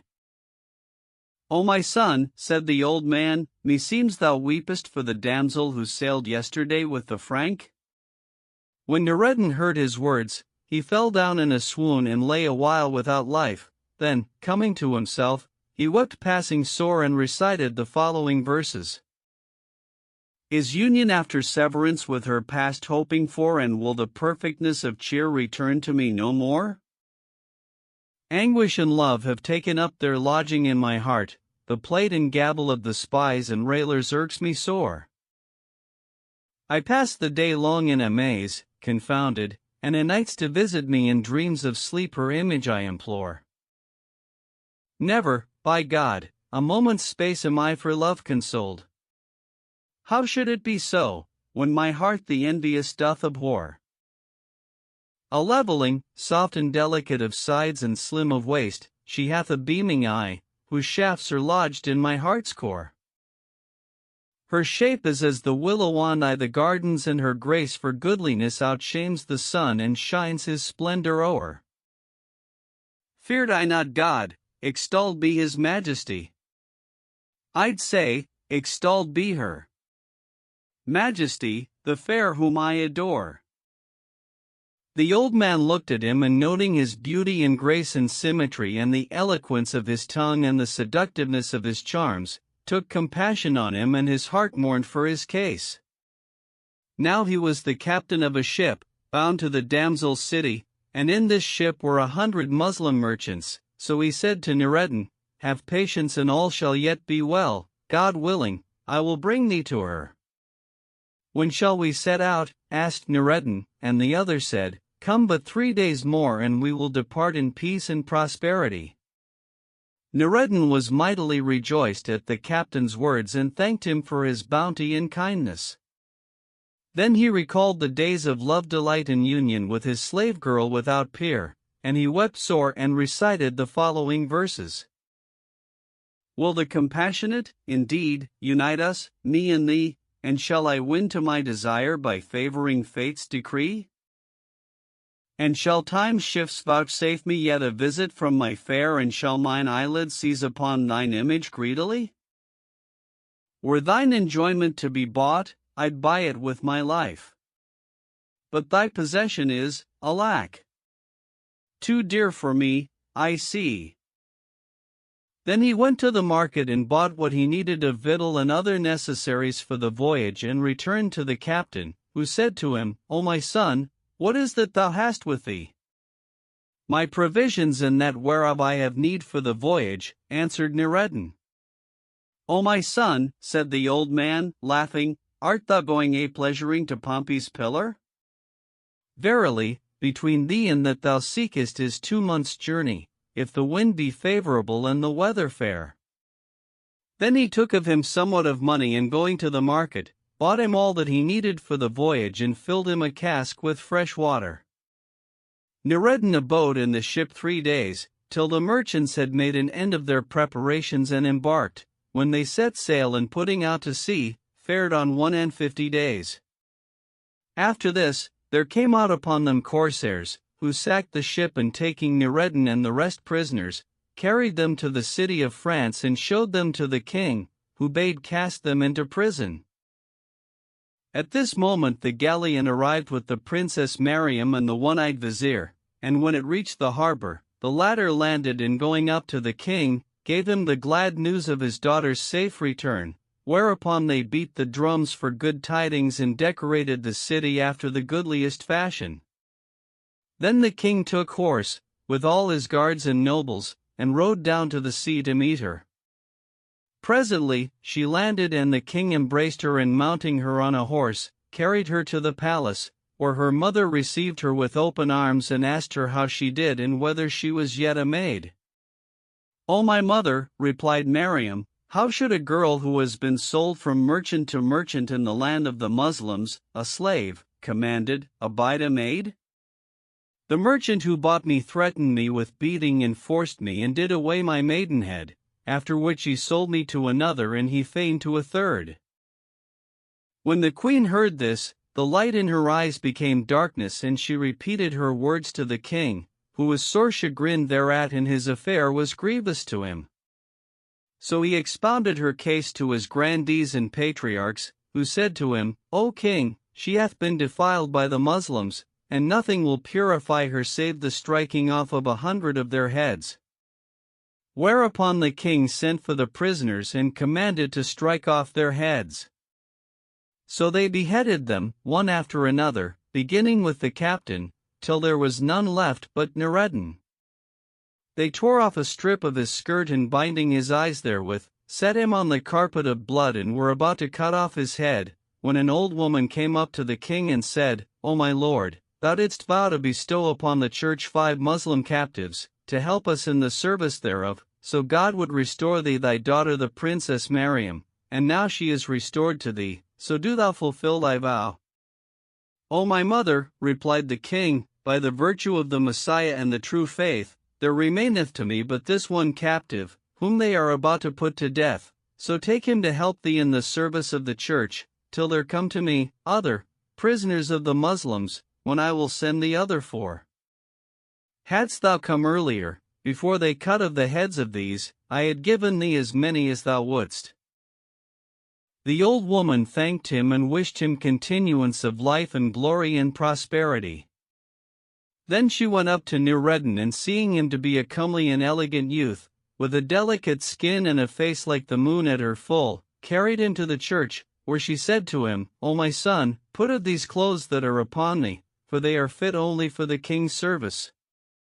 So saying, she brought him a gown and cowl of black wool, and a broad girdle, in which she clad him, and bade him do the service of the church. Accordingly, he tended the church 7 days, at the end of which time the old woman came up to him and said, O Muslim, don thy silken clothes, and take these 10 dirhams, and go out forthright, and divert thyself abroad this day, and tarry not here a moment, lest thou lose thy life. Quoth he, What is to do, O my mother? And she answered, No, O my son, that the king's daughter, the Princess Miriam, hath a mind to visit the church today, to seek a blessing thereof and to make oblation thereto, by way of thank-offering for her deliverance from the land of the Muslims and in fulfillment of the vows she made to the Messiah, so he would deliver her. With her are 400 damsels, not one of whom but is perfect in beauty and grace, and they will be here forthwith, and if their eyes fall on thee, they will hew thee in pieces with swords. So Noureddin took the 10 dirhams and donning his own clothes, went out to the market and walked about the city, till he knew its highways and gates, after which he returned to the church and saw the Princess Miriam come up, attended by 400 damsels, high-bosomed maids like moons, amongst whom was the daughter of the one-eyed vizier and those of the emirs and grandees of the realm, and she walked in their midst as she were the moon among the stars. When he saw her, he could not contain himself but cried out from the bottom of his heart, saying, "O Miriam! O Miriam!" Which when the damsels heard, they ran at him with shining swords like flashes of lightning and would have killed him forthright. But the princess turned and looking on him, knew him but too well and said to her maidens, "Leave this youth, doubtless he is mad, for the signs of madness appear on his face." When Noureddin heard this, he uncovered his head and made signs with his hands and twisted his legs, rolling his eyes and foaming at the mouth. "Did I not tell you he was mad?" said the princess. "Bring him to me and stand off from him, that I may hear what he saith, for I know the speech of the Arabs and will look into his case and see if his madness be curable or not." So they laid hold of him and brought him to her, after which they withdrew to a distance, and she said to him, "Hast thou come hither on my account and ventured thy life and feignest thyself mad?" "O my lady," answered he, "hast thou not heard the saying of the poet?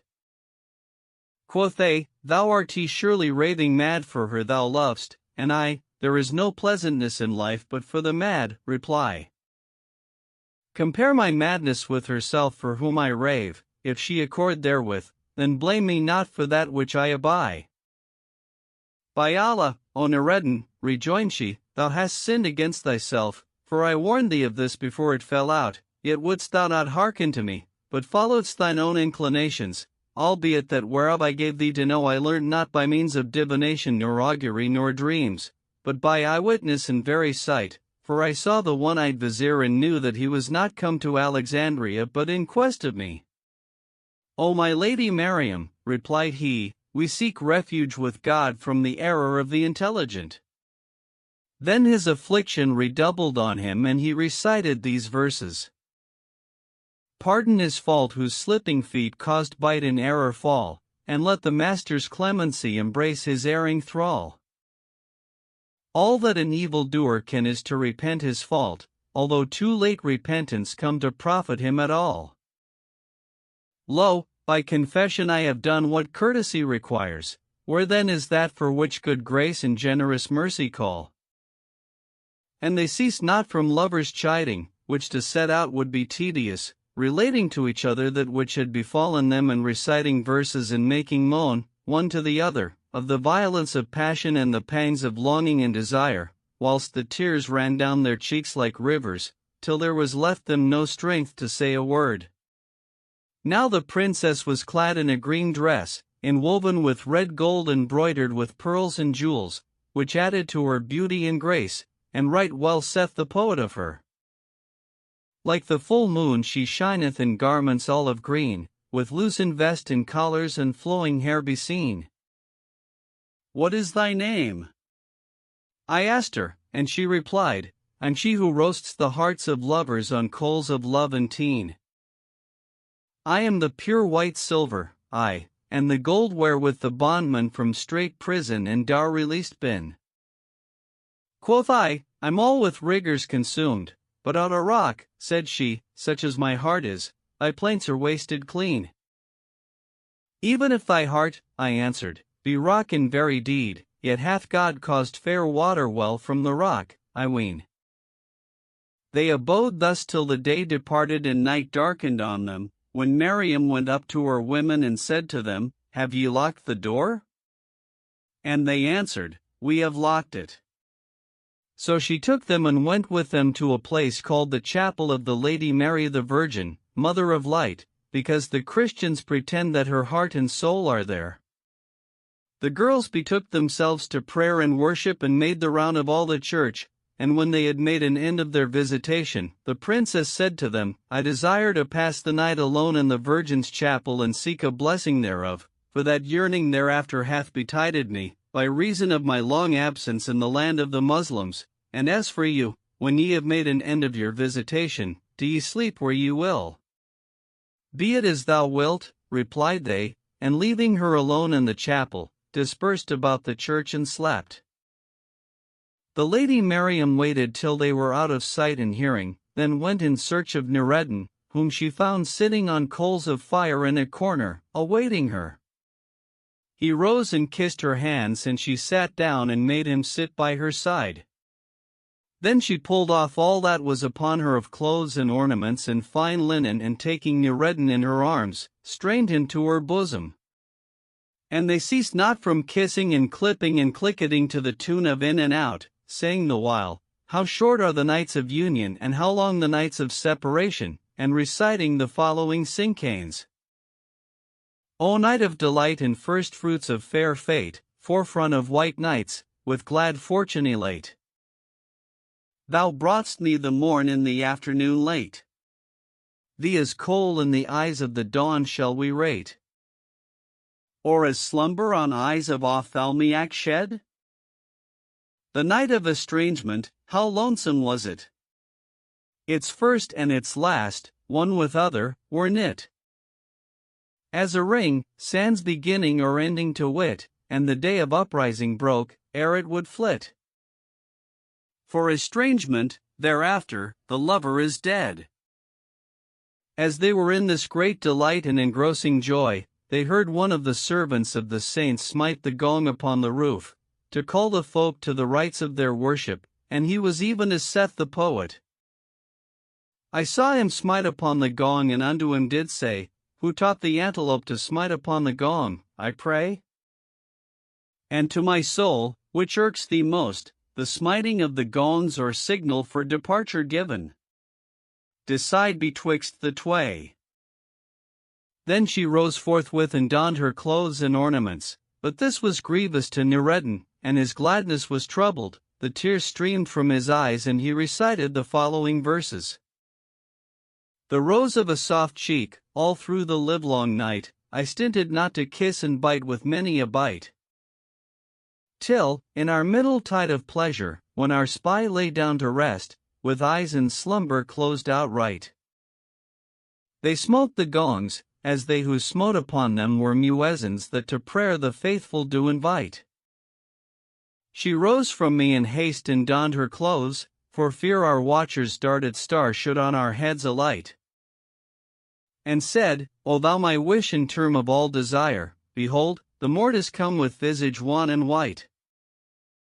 I swear, if but a day were given to me of power and I became a king of puissance and of might, I'd break the corners down o' the churches, all of them, and every priest on earth with slaughter I'd requite.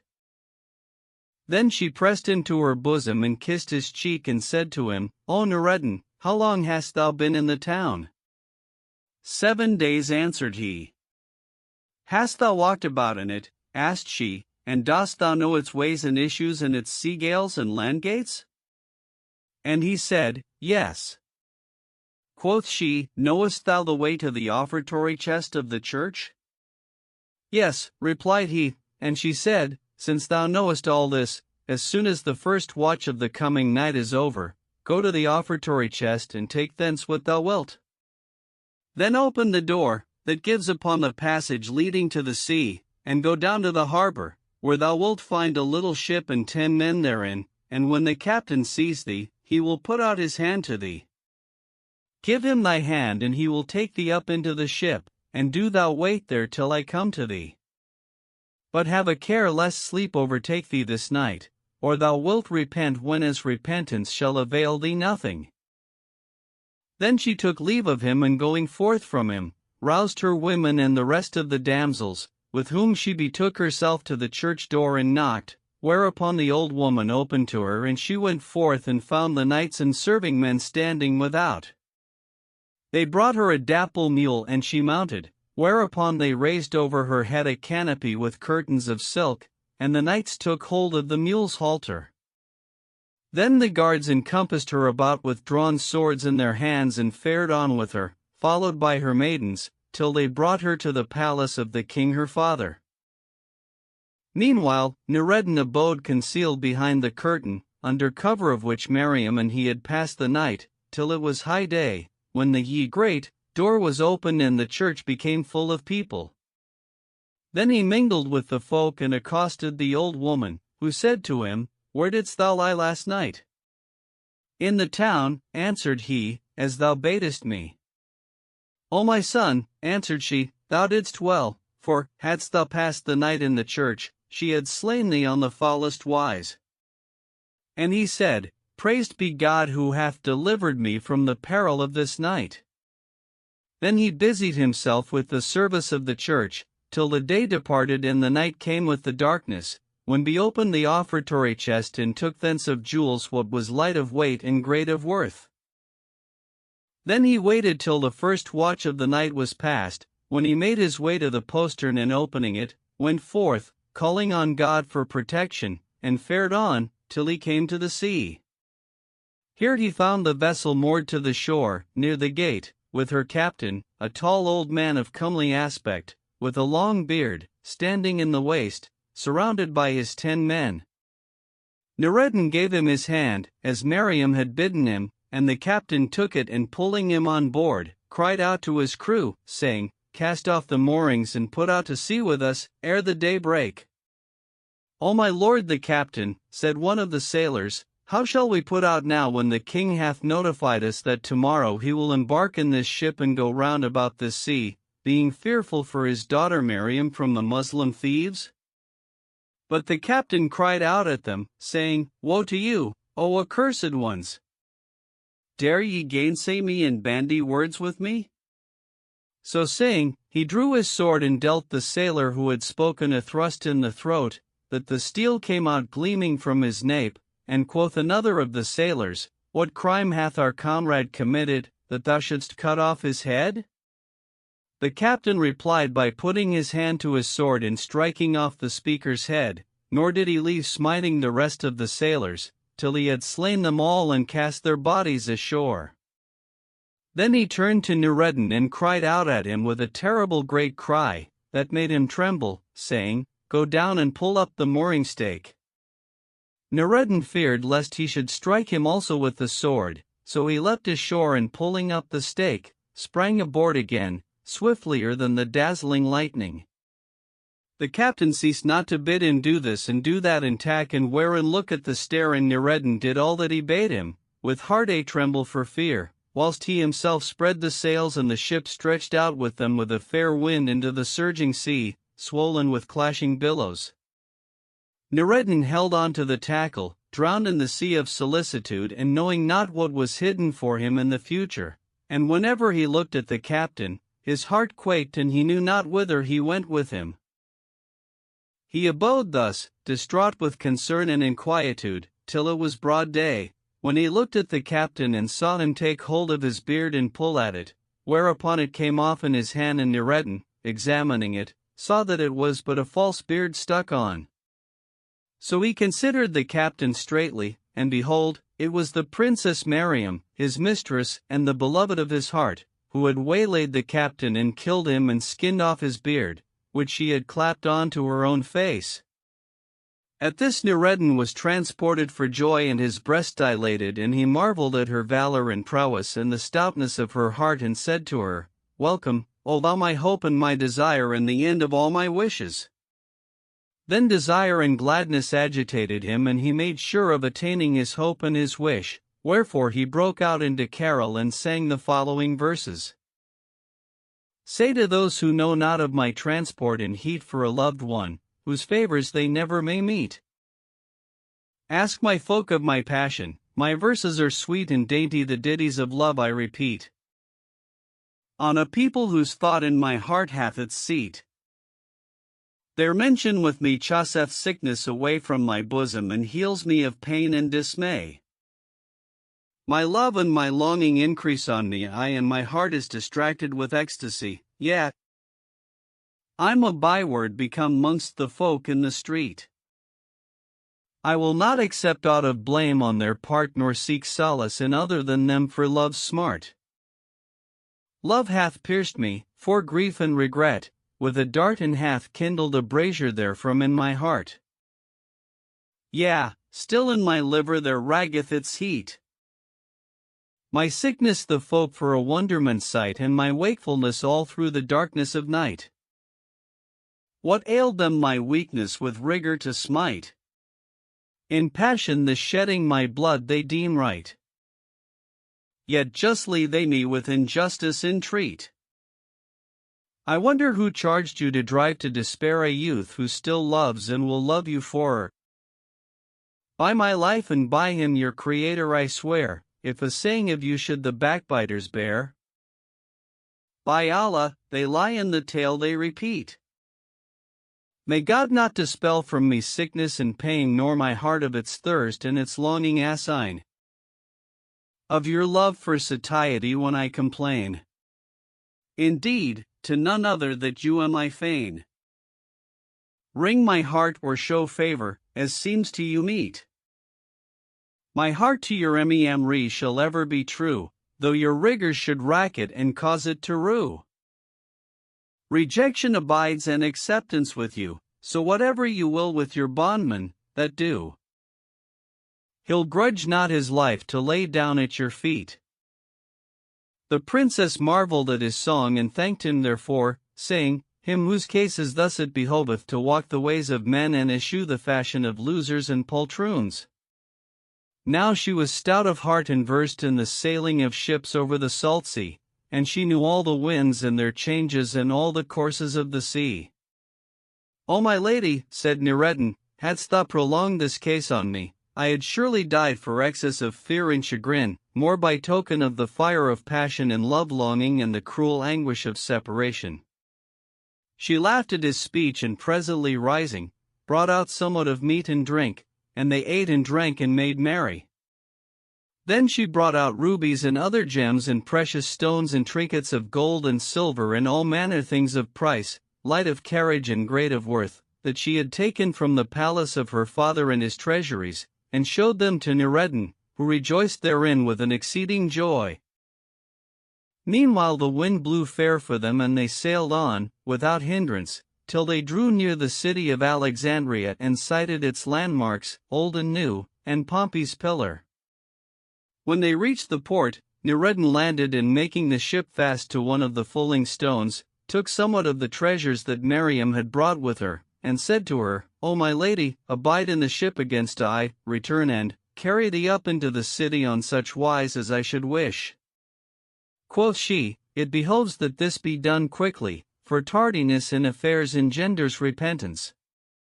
There is no tardiness in me, answered he, and leaving her in the ship, went up into the city to the druggist's house, to borrow of his wife for Miriam veil and muffler and mantle and walking boots, after the usage of the women of Alexandria, knowing not that there was appointed to betide him of the vicissitudes of time, the Father of wonders, that which was not in his reckoning. Meanwhile, when the king of France arose in the morning, he missed his daughter and questioned her eunuchs and women of her. O our lord, answered they, she went out last night, to go to the church, and after that we know nothing of her. But, as the king talked with them, there arose a great clamor of cries without the palace, that the place rang thereto, and he said, That what is to do? O king, answered the folk, we have found 10 men slain on the seashore, and thy ship is missing. Moreover, we found the postern of the church, that gives upon the alley leading to the sea, open, and the Muslim prisoner, who serves in the church, missing. Quoth the king, If my ship be missing, without doubt my daughter is in it. So he summoned the captain of the port and cried out at him, saying, By the virtue of the Messiah and the true faith, except thou overtake my ship forthright with troops and bring it back to me, with those who are therein, I will put thee to death after the foulest fashion and make an example of thee. The captain went out from before him, trembling, and betook himself to the old woman of the church, to whom said he, Heardest thou aught from the captive, that was with thee, concerning his native land and what countryman he was? And she answered, He used to say, I come from the town of Alexandria. When the captain heard this, he returned forthright to the port and cried out to the sailors to make sail. So they did his bidding, and straightway putting out to sea, sailed night and day till they came in sight of the city of Alexandria, what time narrated landed, leaving the princess in the ship. They soon espied the king's bark and knew it, so they moored their own vessel at a distance therefrom, and putting off in a little ship they had with them, which drew but 3 feet of water and in which were 100 fighting men, amongst them the one-eyed vizier, for that he was a stubborn tyrant and a froward devil and a wily thief, none could avail against his craft, as he were Abu Muhammad el-Bettel, rode up to the bark and boarding her, all at once, found none therein save the princess Mariam. So they took her in the ship, and returning to their own vessel, after they had landed and waited a long while, set sail forthright for the land of the Franks, having accomplished their errand, without drawing sword. The wind blew fair for them, and they sailed on, without hindrance, till they reached the city of France, and landing with the princess, carried her to her father, who received her, seated on the throne of his kingship. As soon as he saw her, he said to her, Out on thee, O traitress! What ailed thee to leave the faith of thy forefathers and the safeguard of the Messiah, on whom is our reliance, and follow after the faith of the vagabonds, to wit, the faith of Islam, the which arose with the sword against the cross and the images? I am not at fault, replied Mariam. I went out by night to the church, to visit the Lady Mary and seek a blessing of her, when there fell upon me, at unawares, a band of Muslim robbers, who gagged me and bound me fast, and carrying me on board the bark, set sail with me for their own country.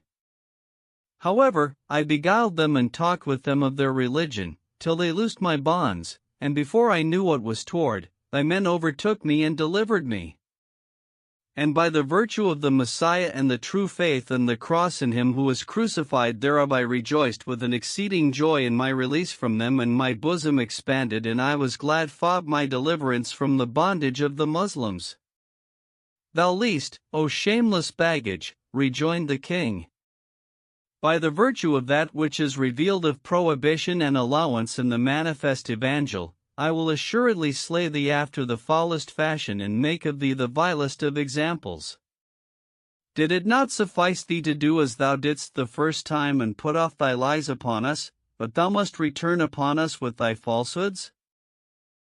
Then he commanded to slay her and crucify her over the gate of the palace, but the one-eyed vizier, who had long been enamored of the princess, came into him and said, Slay her not, but give her to me to wife, and I will watch over her with the utmost vigilance, nor will I go into her, till I have built her a palace of solid stone, exceeding high of fashion, so no thieves may avail to climb up to its roof, and when I have made an end of building it, I will sacrifice 30 Muslims before the gate thereof, as an expiatory offering to the Messiah for her and for myself.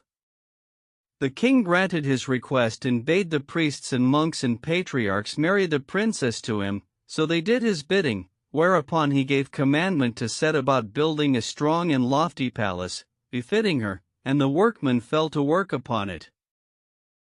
To return to Nureddin. When he came back with the veils and what not else he had borrowed of the druggist's wife, he found the air empty and the place of visitation distant, whereupon his heart sank within him, and he wept floods of tears and recited the following verses. The phantom of Sade came to me by night, near the break of day, and roused me, when as my comrades all in the desert sleeping lay. But, when I awoke to the dream of the night, that came to visit me, I found the air void and the wonted place of our rendezvous far away. Then he walked on along the beach and turned right and left, till he saw people gathered together on the beach, and heard them say, O Muslims, there abideth no sanctity in the city of Alexandria, since the Franks enter it and snatch away those who are therein and return to their own land at their leisure, unpursued of any of the Muslims or men of war. Quoth Nureddin to them, What is to do? And they answered, O my son, one of the ships of the Franks, full of armed men, came down but now upon the harbor and carried off a ship that was moored here, with her who was therein, and made for their own land unhindered. Nureddin fell down in a swoon, on hearing these words, and when he came to himself, they questioned him of his case and he told them all that had befallen him, whereupon they all fell to blaming him and railing at him, saying, Why couldst thou not bring her up into the town without veil and muffler? And each gave him some grievous word, berating him with sharp speech, and shot at him each a shaft of reproach, albeit some said, Let him be, that which hath befallen him sufficeth him, till he again fell down in a swoon. At this moment, up came the old druggist, who, seeing the folk gathered together, drew near to learn what was the matter and found Nureddin lying a swoon in their midst. So he sat down at his head and arousing him, said to him, O my son, what is this case in which I see thee? O uncle, replied Nureddin, I had brought back my slave girl, whom I lost, from her father's city, after suffering all manner of perils and hardships, and when I came hither with her, I made the vessel fast to the shore and leaving her therein, repaired to thy dwelling and took of thy wife what was needful for her, that I might bring her up into the city. But the Franks came and taking the ship and the damsel therein, made off unhindered, and returned to their own land. When the druggist heard this, the light in his eyes became darkness and he grieved sore for Nureddin and said to him, O my son, why didst thou not bring her out of the ship into the city without a veil? But talk availeth not at this season, so rise, O my son, and come up with me to the city, it may be God will vouchsafe thee a girl fairer than she, who shall console thee for her. Praised be God who hath not made thee lose aught by her. Nay, thou hast gained by her. And bethink thee, O my son, that union and separation are in the hands of the Most High King. By Allah, O uncle, replied Nureddin, I can never be consoled for her loss nor will I ever leave seeking her, though I drink the cup of death on her account. O my son, rejoined the druggist, and what dost thou purpose to do? Quoth Nureddin, I purpose to return to the land of the Franks and enter the city of France and venture myself there, come what may. O my son, said the druggist, quoth the current byword, not always comes the pitcher off unbroken, and if they did thee no hurt before, belike they will slay thee this time, more by token that they know thee now but too well. O my uncle, replied Nureddin, let me set out and be slain presently for the love of her, and not die slowly of despair for her loss. Now, as fate would have it, there was then a ship in the port ready to sail, for its passengers had made an end of their affairs and the sailors had pulled up the mooring stakes, when Nureddin embarked in her. So they put out to sea and sailed many days, with fair wind and weather, till they fell in with certain of the Frank cruisers, that were scouring those waters and seizing upon all ships they saw, in their fear for the king's daughter from the Muslim corsairs, and as often as they made prize of a Muslim ship, they carried all her people to the king of France, who put them to death in accomplishment of the vow he had made on account of his daughter Maryam. So they boarded the ship in which was Nureddin and taking him and the rest of the company prisoners, to the number of 100 Muslims, carried them to the king, who bade cut their throats. So they slaughtered them all, one after another, till there was none left but Nureddin, whom the headsman had left till the last, in pity of his tender age and slender shape. When the king saw him, he knew him right well and said to him, Art thou not Nureddin, that was with us before? I was never with thee, answered he, and my name is not Nureddin, but Ibrahim. Thou liest, rejoined the king, thou art Nureddin, he whom I gave to the old woman, the prioress, to help her in the service of the church. But Nureddin said, O my lord, my name is Ibrahim. Quoth the king, Wait a while, and bade his knights fetch the old woman forthright, saying, When she comes and sees thee, she will know if thou be Nureddin or not. At this juncture, in came the one-eyed vizier and kissing the earth before the king, said to him, Know, O king, that the palace is finished, and thou knowest that I vowed to the Messiah that, when I had made an end of building it, I would slaughter 30 Muslims before its gate, wherefore I am come to get them of thee, that I may sacrifice them and so fulfill my vow to the Messiah. They shall be at my charge, by way of loan, and when as there come prisoners to my hands, I will give the other 30 in their stead. By the virtue of the Messiah and the true faith, replied the king, I have but this one captive left.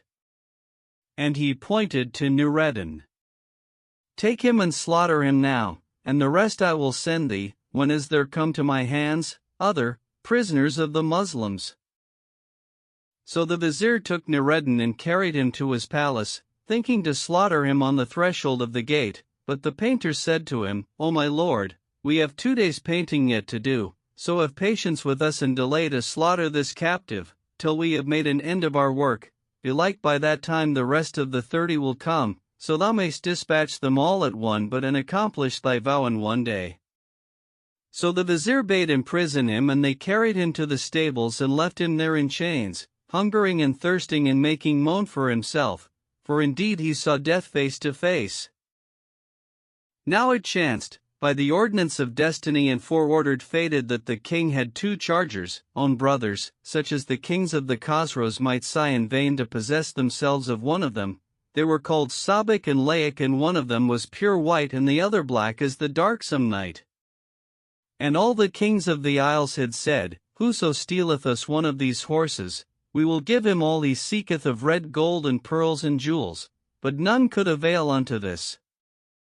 Now one of them fell sick of a jaundice, and there came a whiteness over his eyes, whereupon the king sent for all the farriers in the city to treat him, but they all failed of his cure. Presently the vizier came in to the king, and finding him troubled, because of the horse, thought to do away his concern, and said to him, O king, give me the horse and I will cure him. The king consented and caused carry the horse to the stable wherein was Nureddin, but, when he missed his brother, he cried out with an exceeding great cry and neighed, so that he affrighted all the folk. The vizier, seeing that he did thus but because of his separation from his brother, sent to tell the king, who said, If this, which is but a beast, cannot brook to be parted from his brother, how should it be with those that have reason? And he bade his grooms take the other horse and put him with his brother in the vizier's stable, saying, Tell the vizier that the 2 horses are a present from me to him, for the sake of my daughter Maryam. Nureddin was lying in the stable, chained and shackled, when they brought the horses, and saw that one of them had a web in his eyes. Now he had some knowledge of horses and of the treatment of their diseases, so he said in himself, By Allah, this is my opportunity. I will go to the vizier and lie to him, saying, I will cure thee this horse, then will I do with him somewhat that will destroy his eyes, and he will kill me, and I shall be at rest from this wretched life. So he waited till the vizier entered the stable, to look upon the horse, and said to him, O my lord, what wilt thou give me, if I cure this horse, and make his eyes whole again? As my bead liveth, replied the vizier, and thou cure him, I will spare thy life and give thee leave to ask a boon of me. And Nureddin said, O my lord, command my hands to be unbound. So the vizier bade unbind him, and he rose, and taking virgin glass brayed it and mixed it with unslaked lime and onion juice. Then he applied the whole to the horse's eyes and bound them up, saying in himself, Now will his eyes be put out, and they will kill me, and I shall be at rest from this wretched life. And he passed the night with a heart free of care and trouble, humbling himself to God the Most High, and saying, O Lord, in thy knowledge is that which dispenseth with asking. When the day came and the sun shone out upon the hills and valleys, the vizier came to the stable, and loosing the bandage from the horse's eyes, found them altogether cured and handsomer than ever, by the ordinance of the king, who openeth unto his servants the fates of sustenance and mercy. So he said to Nureddin, O Muslim, never in the world saw I the like of thee for the excellence of thy skill. By the virtue of the Messiah and the true faith, thou feest me with wonder, for all the farriers of our land have failed to heal this horse's eyes. Then he did off his shackles with his own hand and clad him in a costly dress and made him his master of the horse. Moreover, he appointed him stipends and allowances and lodged him in an apartment over the stables. So Narrated abode a while, eating and drinking and making merry and commanding and forbidding those who tended the horses, and whoso neglected them or failed to fodder those tied up in the stable wherein was his service, he would throw down and beat grievously and lay him by the legs in shackles of iron. Moreover, he used every day to go down to the 2 chargers and rub them down with his own hand, by reason of that which he knew of their value in the vizier's eyes and his love for them, wherefore the latter rejoiced in him with an exceeding joy and his breast dilated and he was glad, unknowing what was to be the issue of his affair. Now in the new palace, that he had built for the Princess Mariam, was a lattice window overlooking his old house and Nureddin's lodging. The vizier had a daughter, a virgin of extreme beauty, as she were a fleeing gazelle or a bending branch, and it chanced that she sat one day at the lattice aforesaid and heard Nureddin singing and solacing himself under his afflictions by reciting the following verses. O censor of love, thou that wast fortunate, bright with the sheen of thy joys as the blossom spray. If fate with its plagues should bite on thee one day, then of the taste of its bitter cup thou wilt say, Alas for love, and out on his whole array, my heart with his flaming fires is burnt away. But today thou art safe as yet from his cruel spite, and his perfidy irks thee not and his fell unright. Yet blame not, I prithee, the love-distracted wight who cries, for the stress of the passion to which he's prey. Alas for love, and out on his whole array, my heart with his flaming fires is burnt away. Be not of those that look on love with disdain, but rather excuse and pity the lover's pain. Lest thou one day be bound in the selfsame chain and drink of the self-same bitter draught as they. Alas for love, and out on his whole array, my heart with his flaming fires is burnt away. I too of old was empty of heart like thee, and lay down to rest in peace and passion free. The taste of the sleepless nights was strange to me until he called me to dwell beneath his sway. Alas for love, and out on his whole array, my heart with his flaming fires is burnt away. Yea, none can tell of love and its sore duress but he who is sick and weak for its lonesomeness. He who hath lost his reason for love distress, whose drink is the bitter dregs of his own dismay. Alas for love, and out on his whole array, my heart with his flaming fires is burnt away. How many a lover watches the darksome night, his eye forbidden the taste of sleep's delight? How many, whose tears like rivers down a height course down their cheeks for passion both night and day? Alas for love, and out on his whole array, my heart with his flaming fires is burnt away. How many a mortal is maddened for love despair, wakeful, for void of sleep is the dusky air.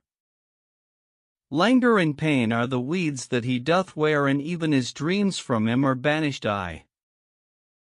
Alas for love, and out on his whole array, my heart with his flaming fires is burnt away. How often my patience fails and my bones do waste, and my tears, like a fount of blood, stream down in haste. For my life, that of old was pleasant and sweet of taste, a slender maiden hath bittered this many a day. Alas for love, and out on his whole array, my heart with his flaming fires is burnt away. Alack for the man among men who loves like me, whose eyes through the hours of the darkness sleepless be, who drowns in his own despair, as it were a sea, and cries, for the stress of an anguish without allay. Alas for love, and out on his whole array, my heart with his flaming fires is burnt away. Whom hath not love stricken and wounded indeed? Who was there I from his easy springes freed? Whose life is empty of him and who succeed in winning to his delights without affray? Alas for love and out on his whole array. My heart with his flaming fires is burnt away. Be thou his helper, O Lord, who's sick at heart, protect him, thou that the best protector art. To him fair patience to bear his woes impart, in all his trouble be thou his help and stay. Alas for love and out on his whole array. My heart with his flaming fires is burnt away. Quoth the vizier's daughter to herself, by the virtue of the Messiah and the true faith, but this Muslim is a handsome youth. Doubtless, he is a lover separated from his mistress. I wonder if his beloved is fair like unto him, and if she pines for him as he for her. If she be comely as he is, it behoveth him to pour forth tears and make moan of passion, but, if she be other than fair, his life is wasted in vain regrets and he is denied the taste of delights. Now the Princess Mariam had removed to the new palace the day before, and the vizier's daughter knew that she was heavy at heart, so she bethought herself to go to her and talk with her and tell her of the young man and the verses she had heard him recite, but, before she could do this, the princess sent for her to cheer her with her converse. So she went to her and found her breast straightened and her tears coursing down her cheeks, and she was weeping sore and reciting the following verses. My life is spent, but love lives yet, that naught may kill, and for my longing's stress my breast is straitened still. My heart is all consumed for separation's ill, yet hopes that after all the days of union will return and love delight its ordered course fulfill. Be sparing of your blame to one enslaved of heart, whose body's worn with love and disappointments smart. Nor at his passion launch reproaches poison dart, for none more wretched is than lovers torn apart. Yet is love's bitter sweet of savor, will or nil. Quoth the vizier's daughter to her, What ails thee, O princess, to be sick at heart and melancholy? Whereupon Mariam recalled the greatness of the delights that were past and recited the following verses, Will th estrangement of my love with fortitude abide, whilst down my cheeks the pearls of tears in chains unending glide. So haply God shall succor me with solace, for indeed he doth all solace neath the ribs of difficulty hide. O princess, said the vizier's daughter, let not thy breast be straitened, but come with me straightway to the lattice, for there is with us in the stable a comely young man, slender of shape and sweet of speech, and meseemeth he is a lover separated from his beloved. And by what sign knowest thou that he is a separated lover? Asked Mariam. And she answered, O queen, I know it by his reciting odes and verses all tides of the day and watches of the night. Quoth the princess in herself, If what the vizier's daughter says be true, these are the traits of the wretched, the afflicted Ali Nureddin. Can it indeed be he of whom she speaketh? At this thought love-longing and distraction redoubled on her, and she rose at once and going with the maiden to the lattice, looked down upon the stables, where she saw her love and Lord Nureddin, and fixing her eyes on him, knew him but too well, albeit he was sick, of the greatness of his love for her and of the fire of passion and the anguish of separation and yearning and distraction. Emaciation was sore upon him, and he was reciting and saying as follows. My heart a bondslave is, mine eyes rain tears for e'er, with them, is pouring forth, no rain cloud can compare. My weepings manifest, my passion and lament, my wakefulness and woe and mourning for my fair.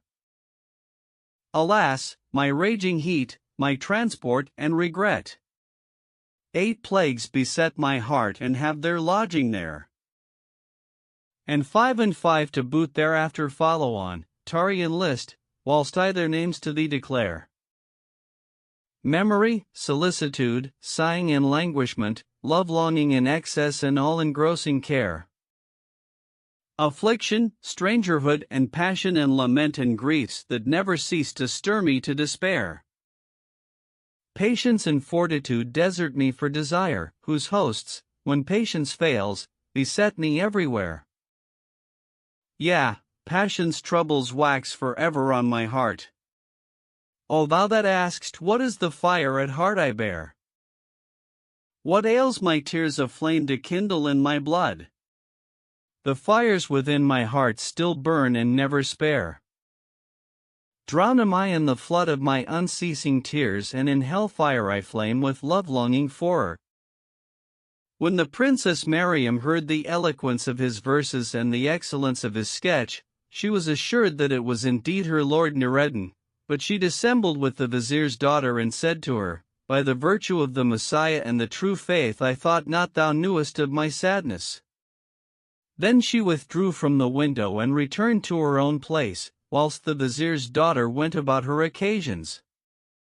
The princess waited a while, then returned to the window and sat there, gazing upon her beloved Nureddin and feasting her eyes on his beauty and grace. And indeed, she saw that he was like unto the moon at its full, but he was ever sighing and pouring forth tears, for that he recalled what was past. Then he recited the following verses. Union with my beloved forever I await, but gain not, whilst life's bitter forever is my mate. My tears are like the ocean in their unending flow, but, when I meet my censors I force them still abate. Out upon him who cursed us with parting by his spells. Could I but win to meet him, I'd tear his tongue out straight. To blame the days availeth no whit, for that they've wrought, with bitterness unmingled they've blent my cup of fate. To whom shall I address me but you, to whom repair, since in your courts, a hostage, I left my heart of late? Who'll quit me of a despot, a tyrant and unright, who waxes, when I plain me for justice as his gate? King o'er my soul I made him, his realm to keep, but me he ruined and his kingdom laid waste and desolate. My life I have expended for love of him, alas! Would God I were requited for that my spent estate. O fond that in my bosom hast made thy nest, let that I've tasted of estrangement suffice thy wrath to sate. Thou art he whose face uniteth all charms, on whose account I parted with my patience and am disconsolate. Within my heart I lodged him, woe on it fell, and I to that which I permitted submit without debate. My tears flow on forever, like to a swollen sea, knew I the road to solace, I would ensue it straight. I fear to die of sorrow, for he still scapes from me, oft as I think to reach him, ah me unfortunate. When Mariam heard her lover's verses, they kindled a fire in her entrails and she recited the following, whilst her eyes ran over with tears. I longed for him I love, but when I saw him, for surprise I was amazed and had no power to move or tongue or eyes. Volumes of chiding and reproach I had prepared, but when we met, no syllable thereof unto my lips would rise. When Nureddin heard her voice, he knew it and wept sore, saying, By Allah, this is assuredly the voice of the Princess Mariam. I wonder if my thought be true and if it be indeed she herself or another. And regrets redoubled upon him and he bemoaned himself and recited the following verses. When my blamer for love saw me meet with my dear in a place wide and open to eye and to ear. And I said not admeaning a word of reproach, though reproach to the sad oft brings solace and cheer. What manner of silence is this that prevents thee from making due answer? He said with a sneer. Misbeliever, quoth I, that ignorest the case of the people of passion, a word in thine ear. The sign of the lover whose love is sincere is his silence when she whom he loveth draws near. When he had made an end of these verses, the princess fetched inkhorn and paper and wrote the following letter. In the name of God the compassionate, the merciful. The peace of God be upon thee and his mercy and blessings. Thy slave girl Mariam salutes thee, who longeth sore for thee, and this is her message to thee. As soon as this letter falls into thy hands, Do thou arise and apply thyself with all diligence to that she would have of thee, and beware with all wariness of transgressing her commandment and of sleeping. When the first watch of the night is past, for that hour is of the most favorable of times, saddle the 2 horses, that the vizier had of the king, and go forth with them to the Sultan's gate, where do thou await me. If any ask thee whither thou goest, answer, I am going to exercise them, and none will hinder thee, for the folk of this city trust to the locking of the gates. Then she folded the letter in a silken handkerchief and threw it out of the window to Noureddin, who took it and reading it, knew it for the handwriting of the Indi Mariam. So he kissed the letter and laid it between his eyes, then, calling to mind that which had betided him with her of the sweets of love delight, he recited the following verses, whilst the tears streamed from his eyes. A letter came to me from thee by favor of the night, at once it healed me and in me love-longing did excite. It minds me of the life I lived with thee in days of yore. Glory to him who did us twain with separation smite.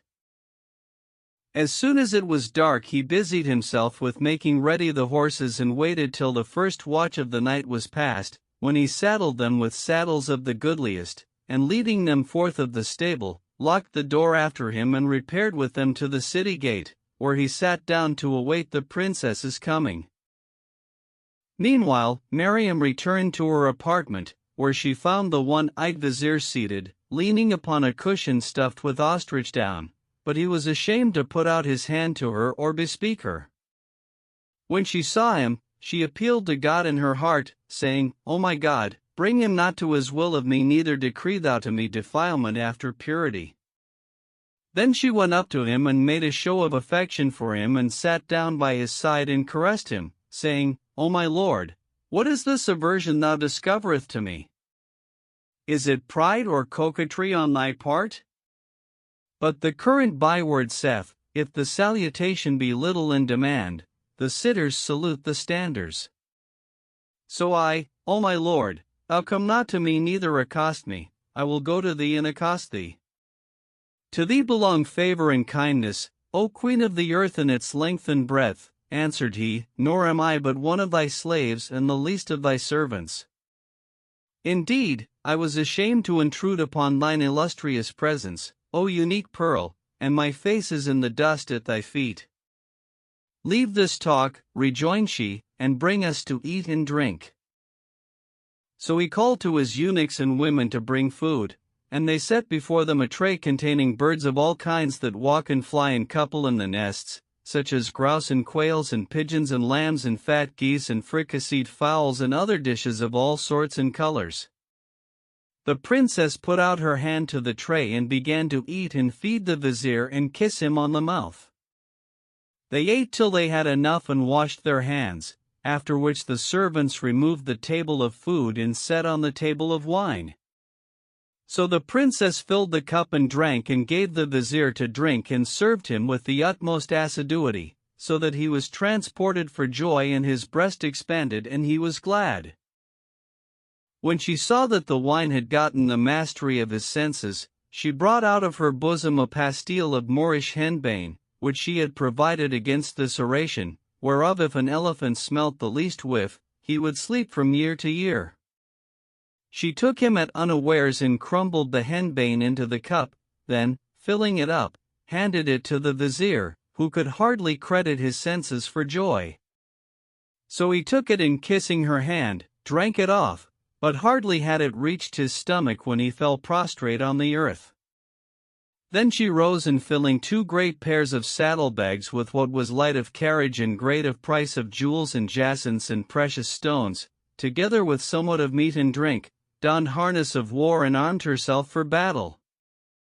Moreover, she took with her for Noureddin what should rejoice him of rich and royal apparel and splendid arms and armor, and shouldering the bags, for indeed she was both strong and valiant, went forth of the palace to join her lover. Meanwhile the latter sat at the city gate, with the horse's halters in his hand, till God, to whom belong might and majesty, sent a sleep upon him and he slept, glory be to him who sleepeth not. Now, in those days, the kings of the islands had spent much measure in bribing folk to steal the 2 horses or one of them, and there was a black slaver who had been reared in the islands and was skilled in horse stealing, wherefore the kings of the Franks bribed him with wealth galore to steal one of the chargers and promised him, if he could avail to steal the 2, that they would give him a whole island and invest him with a splendid dress of honor.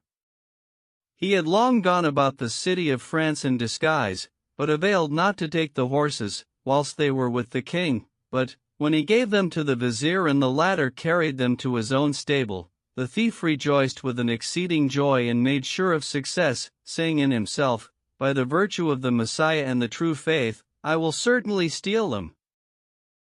Now he had gone out that very night, intending for the stable, to steal them, but, as he went along, he came upon Noureddin lying asleep, with the halters in his hands. So he went up to the horses and loosing the halters from their heads, was about to mount one of them and drive the other before him, when up came the Princess Mariam, carrying the 2 pairs of saddle-bags. She took the black for Noureddin and handed him 1 pair of bags, which he laid on one of the horses, after which she gave him the other pair and he laid it on the other horse, without word said. Then they mounted and rode out of the gate in silence. O my lord Noureddin, quoth she, what aileth thee to be silent? Whereupon the black turned to her and said angrily, What sayst thou, O damsel? When she heard his outlandish speech, she knew that he was not Noureddin, so she looked at him and saw that he was a black slave, snub-nosed and wide-mouthed, with nostrils like ewers, whereupon the light in her eyes became darkness and she said to him, Who art thou, O sheik of the sons of Ham, and what is thy name among men? O daughter of the base, replied he, my name is Misaud, and I steal horses, when folk are asleep. She made him no answer, but drawing her saber forthright, smote him on the nape and the blade came out, gleaming, from the tendons of his throat, whereupon he fell to the ground, weltering in his blood, and God hurried his soul to the fire, and ill is the abiding place, to which he went. Then she took the other horse by the bridle and retraced her steps in search of Noureddin, whom she found lying, asleep and snoring, in the place where she had appointed him to meet her, with the halters in his hand and knowing not his hands from his feet. So she dismounted and gave him a cuff, whereupon he awoke in a fright and said to her, O my lady, praised be God for thy safe coming. Rise, answered she, and mount this steed and speak not. So he rose and mounted one of the horses, whilst she bestrode the other, and they went forth the city and rode on a while in silence. Then said she to him, Did I not bid thee beware of sleeping? Verily, he prospers not who sleeps. O my lady, answered he, I slept not but because of the solacement of my heart by reason of thy promise. But what hath happened, O my lady?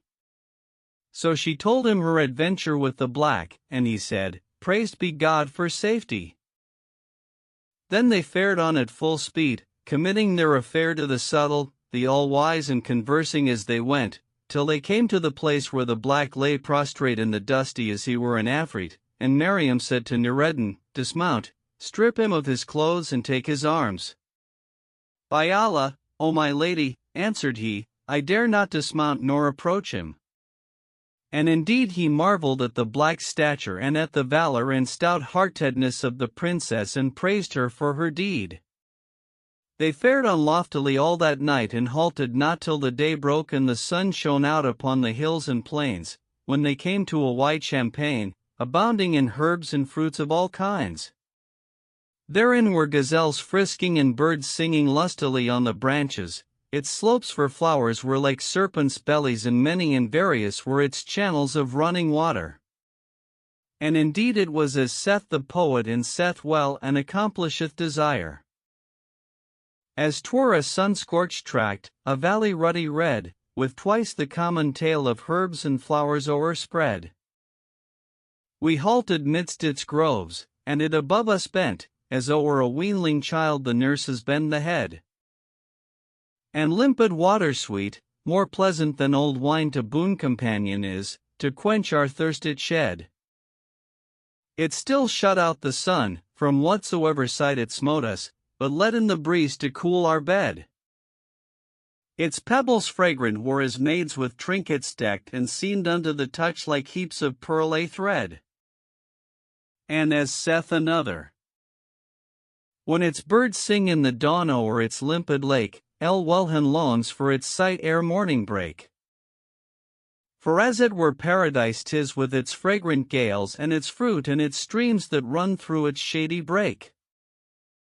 Here the two lovers alighted to rest, and turning the horses loose to pasture in the valley, ate of its fruits and drank of its streams, after which they sat talking and recalling all that had befallen them and complaining one to the other of the anguish of separation and of that which they had suffered for estrangement and love-longing. As they were thus engaged, there arose in the distance a cloud of dust, which spread till it walled the world, and they heard the neighing of horses and clank of arms. Now the reason of this was, that the king had gone forth at daybreak, to give the vizier and his daughter good morrow, after the custom of kings with their daughter, on the morrow of their wedding night, taking with him silken stuffs, as a present, and scattering gold and silver among the eunuchs and tirewomen, that they might scramble for it. But when he came to the new palace, he and one of his pages, he found the vizier prostrate on the carpet, knowing not his head from his feet, and searched the palace right and left for his daughter, but found her not, whereat he was sore troubled and concerned, and his wit forsook him. Then he called for hot water and frankincense and virgin vinegar, and mingling them together, blew the mixture into the vizier's nostrils and shook him, whereupon he cast the henbane forth of his stomach, as it were a piece of cheese. He repeated the injection, whereupon the vizier came to himself, and the king questioned him of his case and that of his daughter. "O mighty king," answered the vizier, "I have no knowledge of her save that she poured me out a cup of wine with her own hand, and from that moment to this I have no recollection of aught, nor know I what has come of her." When the king heard this, the light in his eyes became darkness, and he drew his sword and smote the vizier on the head, that the steel came out gleaming from between his teeth. Then he called the grooms and stablemen and demanded the 2 horses of them, but they said, "O king, when we awoke in the morning, we found all the doors open and the 2 chargers missing, and our chief, the master of the horse, is also missing." Quoth the king, "By my faith and all wherein my belief is stablished, none but my daughter hath taken the horses, she and the Muslim captive that used to tend the church and who took her aforetime.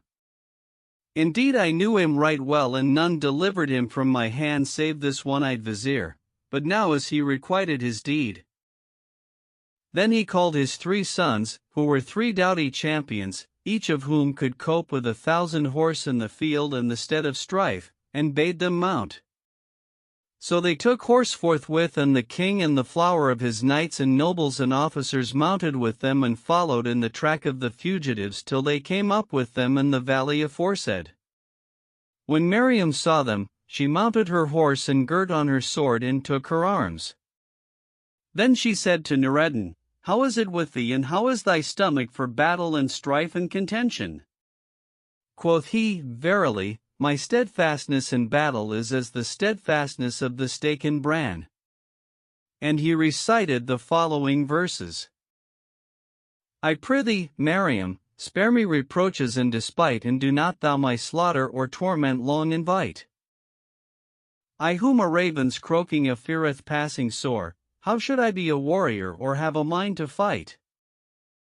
Lo, if I but set eyes on a mouse, I quake for fear, yea, I bepiss my hosen for terror and affright.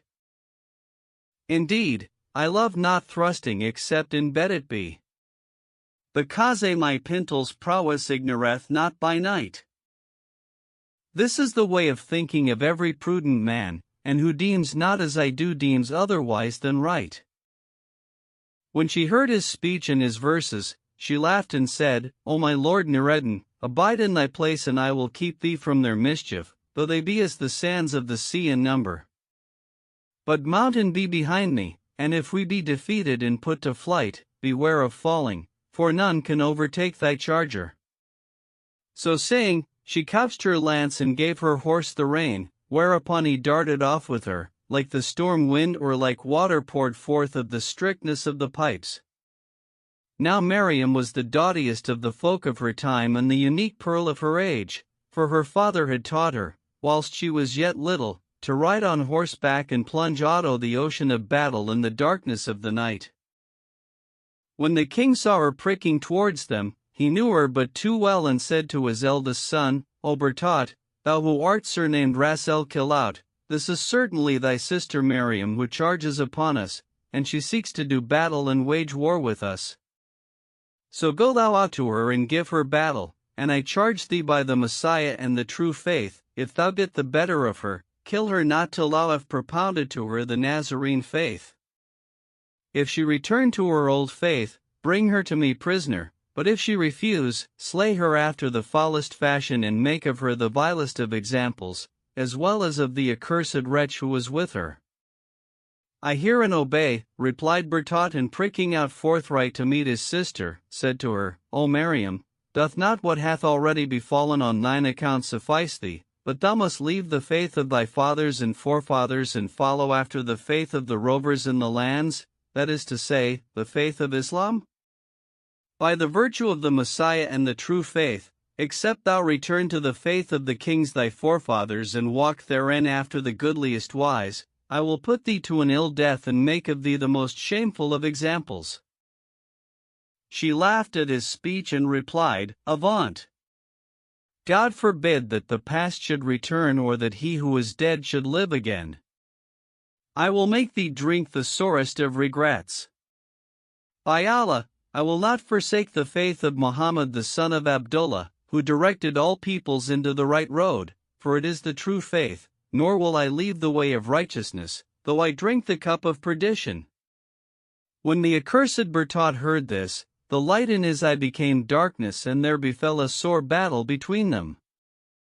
They swayed to and fro, lighting, throughout the length and breadth of the valley, whilst all eyes were fixed upon them in admiration, after which they wheeled about and foiled and feinted a great while, and as often as Bertot opened on his sister a gate of war, she parried his attack and put it to naught, of the goodliness of her fashion and her strength and skill in horsemanship and the use of arms.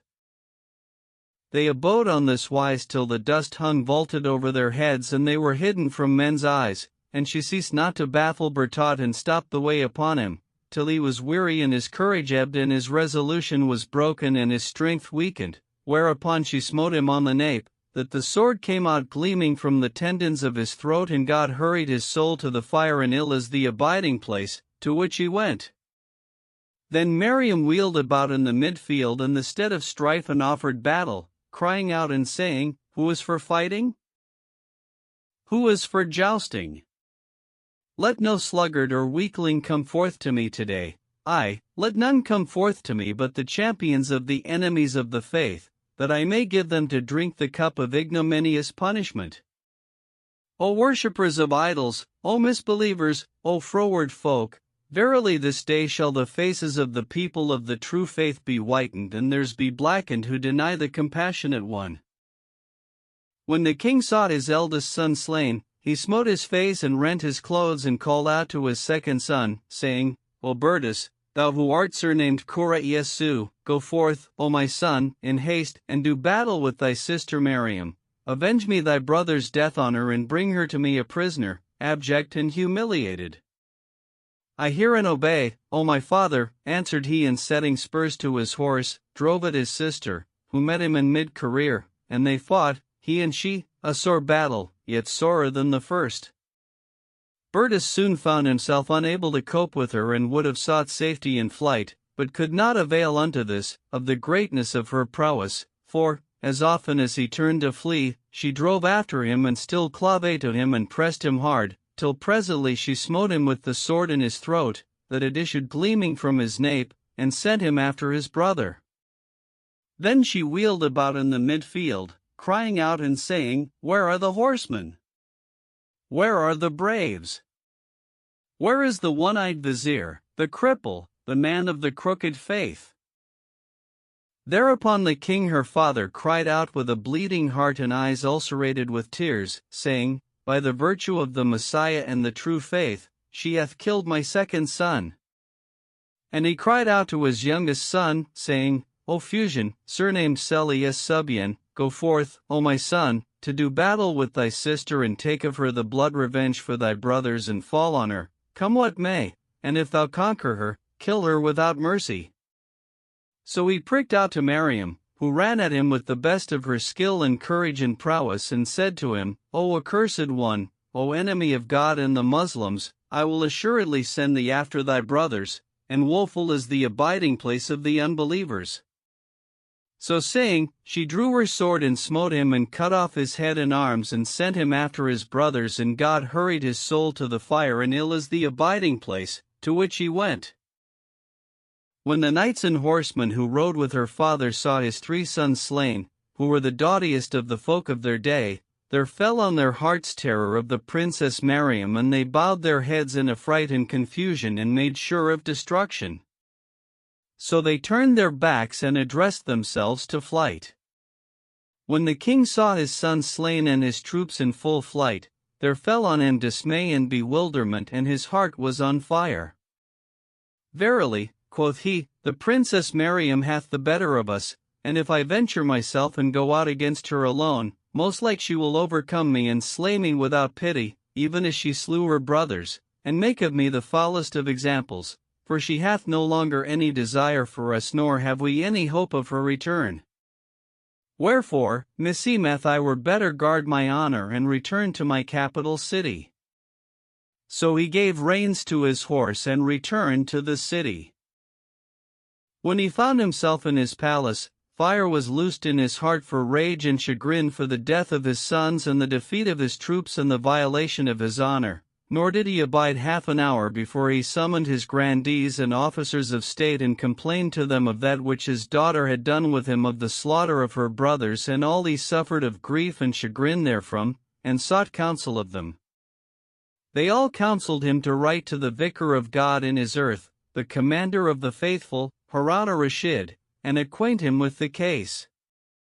So he wrote a letter to the caliph containing, after the usual salutations, the following words: Know that we have a daughter called Miriam, and a Muslim captive, by name Nureddin Ali, son of the merchant Tajeddin of Cairo, hath debauched her from us and taken her by night and gone forth with her to his own country. Wherefore I beg of the favor of our Lord the Commander of the Faithful that he write to all the lands of the Muslims to seize her and send her back to us by a trusty messenger of the servants of His Highness. And in requital of thy help in this matter, we will appoint to thee half of the city of Rome the Great, that thou mayst build therein mosques for the Muslims, and the tribute thereof shall be sent to thee. Then he folded the letter, and calling his vizier, whom he bade appointed in the stead of the one-eyed vizier, bade him seal it with the seal of the kingdom, and the officers of state also set their hands and seals thereto, after which the king bade the vizier carry the letter to Baghdad, the abode of peace, and deliver it into the caliph's own hand, saying, If thou bring her back, thou shalt have of me the fiefs of 2 emirs, and I will bestow on thee a robe of honor with fringes, of gold. The vizier set out with the letter and fared on over hill and dale, till he came to the city of Baghdad, where he abode 3 days, till he was rested, when he sought out the palace of the commander of the faithful and craved an audience of him.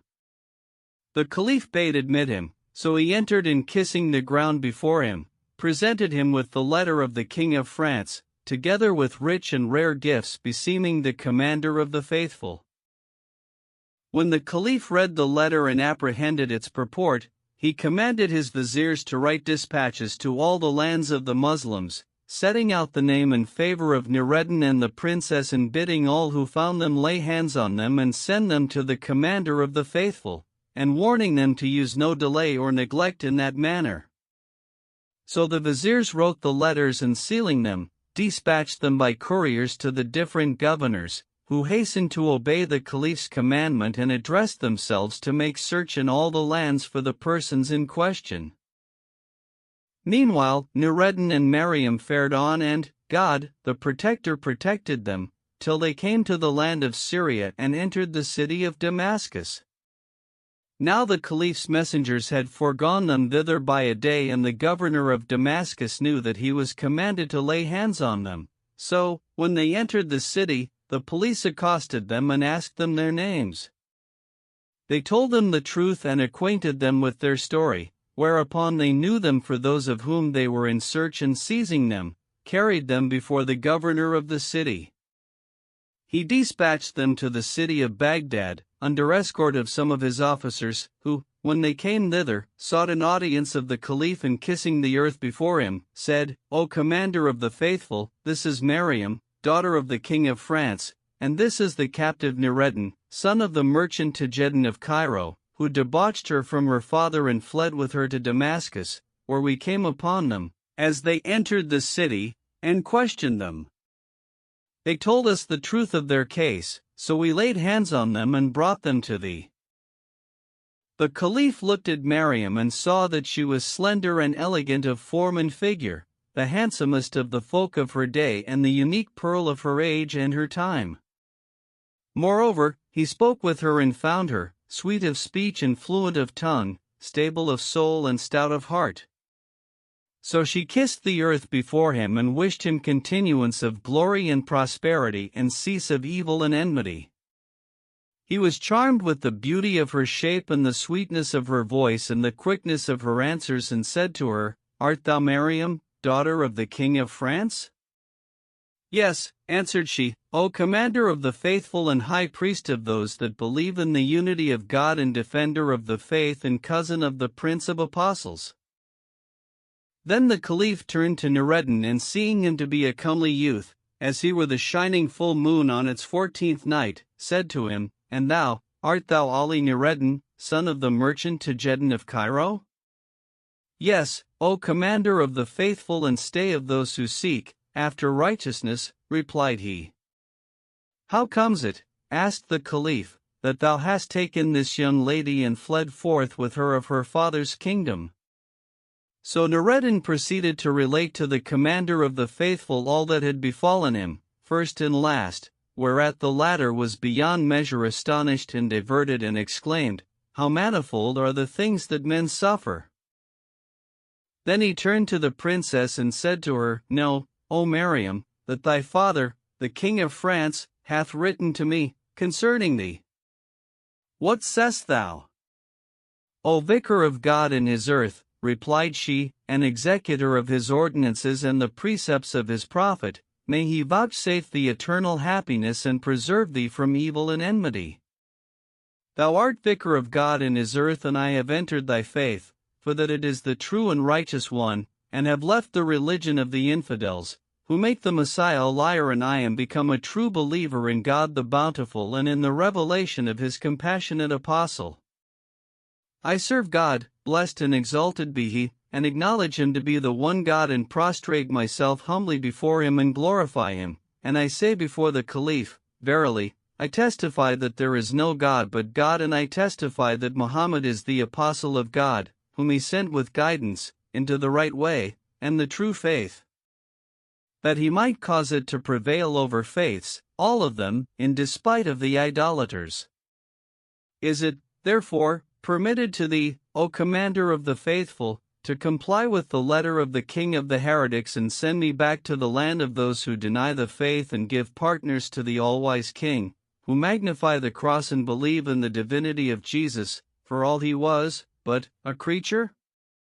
If thou deal thus with me, O Vicegerent of God, I will lay hold upon thy skirts on the day of appearing before God, and make my complaint of thee to thy cousin the Apostle of Allah, whom God bless and preserve, on the day when wealth availeth not, neither children, nor aught, except one come unto God with a whole heart."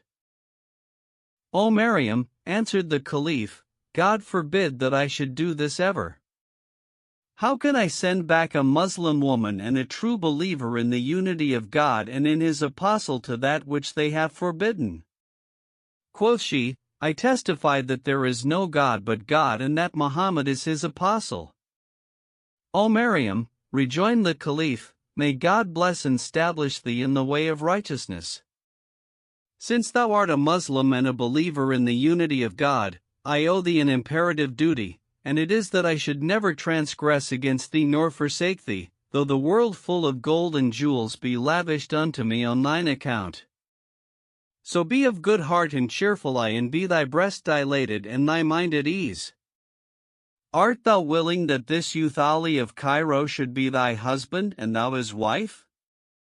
How should I be other than willing, replied Miriam, seeing that he bought me with his money and hath entreated me with the utmost kindness, and for crown of his good offices, he hath ventured his life many times for my sake?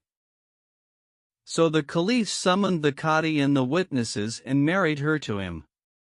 Moreover, he assigned her a dowry and caused the grandees of his realm be present at their marriage, and it was a notable day.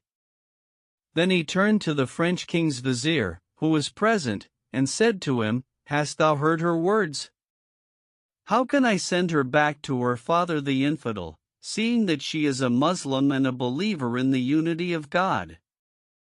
Belike he will evil entreat her and deal harshly with her, more by token that she hath slain his sons, and I shall be accountable to her therefore on the day of resurrection. And indeed, quoth God the Most High, God shall in no wise give the infidels power over the true believers.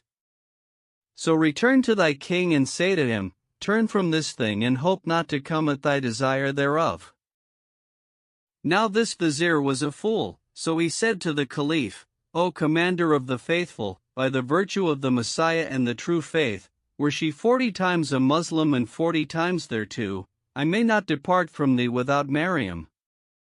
And if thou send her not back with me of free will, I will return to her father and cause him dispatch thee an army, wherewith I will come upon you from the landward and the seaward, and the van whereof shall be at your capital city, whilst the rear is yet on the Euphrates, and they shall lay waste thy dominions.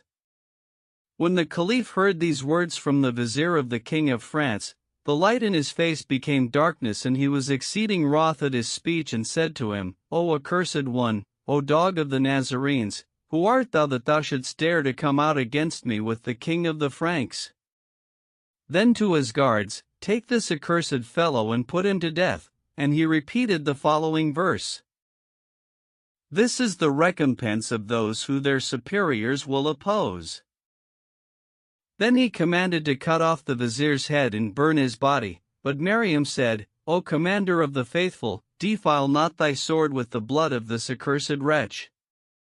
So saying, she drew her sword and smote him and made his head fly from his body, and he went to the house of perdition. His abode was Gehenna, and evil is the abiding place, to which he went.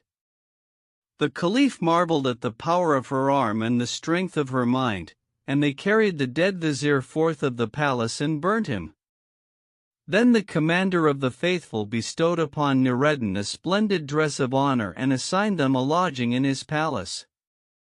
Moreover, he appointed them stipends and allowances and commanded to supply them with all that they needed of raiment and furniture in vessels of price. They sojourned a while in Baghdad in all delight and solace of life, till Nureddin longed for his mother and father. So he expounded the matter to the Caliph and sought his permission to repair to his native land and visit his kinsfolk, and he granted him the leave he sought, and calling for Miriam, commended them to each other. Moreover, he loaded them with costly presents and rarities, and bade write letters to the emirs and scribes and notables of Cairo that he guarded, commending Nureddin and his wife and parents to their care, and charging them entreat them with the utmost honor. When the news reached Cairo, the merchant Tajeddin rejoiced in the return of his son, and Nureddin's mother likewise rejoiced therein with an exceeding joy. The emirs and notables of the city went forth to meet him, in obedience to the Caliph's injunction, and indeed it was for them a notable day, wherein the lover and the beloved foregathered, and the seeker attained the sought. Moreover, all the emirs made them bright feasts, each on his own day, and rejoiced in them with an exceeding joy, and vied with each other in doing them honor. When Nureddin foregathered with his father and mother, they rejoiced in each other with the utmost joy, and care and affliction ceased from them, whilst his parents rejoiced no less in the princess Miriam, and entreated her with the utmost honor. Every day, there came to them presents from all the emirs and great merchants, and they were daily in new delight and gladness, exceeding the gladness of festival. Then they abode in joy and pleasance and good cheer and abounding prosperity, eating and drinking and making merry, till there came to them the destroyer of delights and sunderer of companies, he who layeth waste houses and palaces and peopleth the bellies of the tombs. So they were removed from the world and became of the number of the dead, and glory be to the living one, who dieth not and in whose hand are the keys of the seen and the unseen.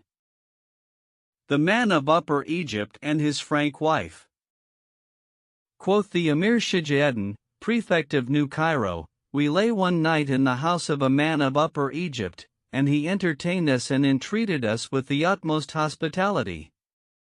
Now he was an old man, exceeding swarthy of favor, and he had little children, who were white, of a white mingled with red. So we said to him, Harkye, such an one, how comes it that these thy children are white, whilst thou thyself art exceeding swarthy? Quoth he, their mother was a frank woman, whom I took in the days of El-Melik and Nasir Salahaddin, after the battle of Hittin, when I was a young man. And how gottest thou her? Asked we, and he said, I had a rare adventure with her. Quoth we, favor us with it, and he answered, with all my heart. Know that I once sowed a crop of flax in these parts and pulled it and scutched it and spent 500 dinars on it, after which I would have sold it, but could get no more than this, that I had spent, for it, and the folk said to me, carry it to Acre, for there thou wilt assuredly make a good profit by it. Now Acre was then in the hands of the Franks, so I carried my flax thither and sold part of it at 6 months' credit. One day, as I was selling, there came up a Frankish woman. Now it is the custom of the women of the Franks to go about the marketplace, and the streets, with unveiled faces, to buy flax of me, and I saw of her beauty what dazzled my wit. So I sold her somewhat of flax and was easy with her concerning the price, and she took it and went away. Some days after, she returned and bought more flax of me, and I was yet easier with her about the price, and she repeated her visits to me, seeing that I was in love with her. Now she was used to go in company of an old woman, so I said to the latter, I am sore enamored of thy mistress.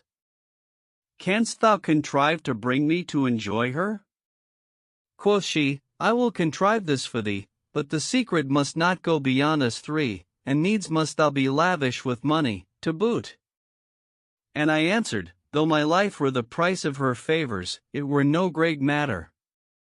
So it was agreed that I should pay her 50 dinars and that she should come to me, whereupon I procured the money and gave it to the old woman. She took it and said, make ready a place for her in thy house, and she will come to thee this night. So I went home and made ready what I could of meat and drink and wax candles and sweetmeats. Now my house overlooked the sea, and it was the season of summer, so I spread the bed on the roof of the house. Presently, the Frank woman came and we ate and drank, and the night fell down. We lay down under the sky, with the moon shining on us, and fell to watching the reflection of the stars in the sea, and I said to myself, art thou not ashamed before God, to whom belong might and majesty, and thou a stranger, under the heavens and in presence of the sea, to disobey him with a Nazarene woman and merit the fiery torment? Then said I, O my God, I call thee to witness that I abstain from this Christian woman this night, of shamefastness before thee and fear of thy wrath. So I slept till the morning, and she arose at peep of day and went away, full of anger.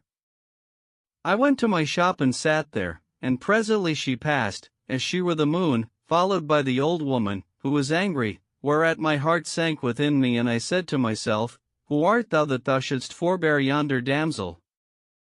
Art thou Sari es Sekedi or Bishr Barefoot or Junaid of Baghdad or Fuzail ben Ayaz?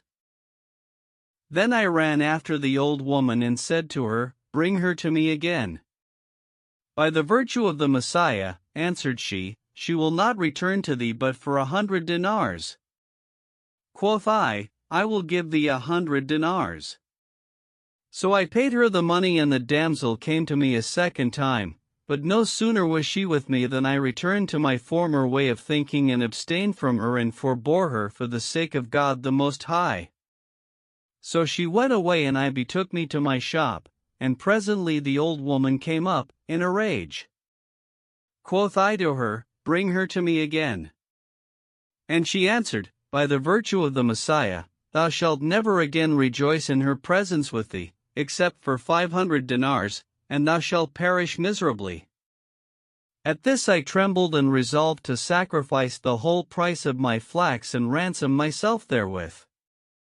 But, before I could think, I heard the crier proclaiming and saying, Ho, all ye Muslims, the truce that was between us and you is expired, and we give all of you who are here a week from this time to make an end of your business and depart to your own country. So her visits were cut off from me, and I betook myself to getting in the price of my flax, that I had sold upon credit, and bartering what remained in my hands for other commodities. Then I took with me goodly marchandise, and departing Acre, full of love and longing for the Frankish woman, for that she had taken my heart and my money, repaired to Damascus, where I sold my merchandise, that I had brought from Acre, at a great price, because of the cutting off of communication by reason of the expiry of the truce, and God, blessed and exalted be He, vouchsafed me a good profit. Then I fell to trafficking in captive slave girls, thinking thus to ease my heart of its longing for the Frankish woman, and on this wise I abode 3 years, till there befell between El-Melek and Nasir and the Franks what befell of the battle of Hittin and other encounters, and God gave him the victory over them, so that he took all their kings prisoners and opened the cities of the coast by his leave. One day, after this, there came a man to me and sought of me a slave girl for El-Melek and Nasir. Now I had a handsome girl, so I showed her to him, and he bought her of me for 100 dinars and gave me 90 thereof, leaving 10 still due to me, for that there was no more found with the king that day, because he had expended all his treasures in waging war against the Franks. So they took counsel with him, and he said, Carry him to the tent where are the captives, and give him his choice among the damsels of the Franks, so he may take one of them for the 10 dinars that are due to him. So they brought me to the prisoners' lodging and showed me all who were therein, and I saw amongst them the Frank damsel with whom I had fallen in love at Acre and knew her right well. Now she was the wife of one of the cavaliers of the Franks. So I said, Give me this one, and carrying her to my tent, said to her, Dost thou know me?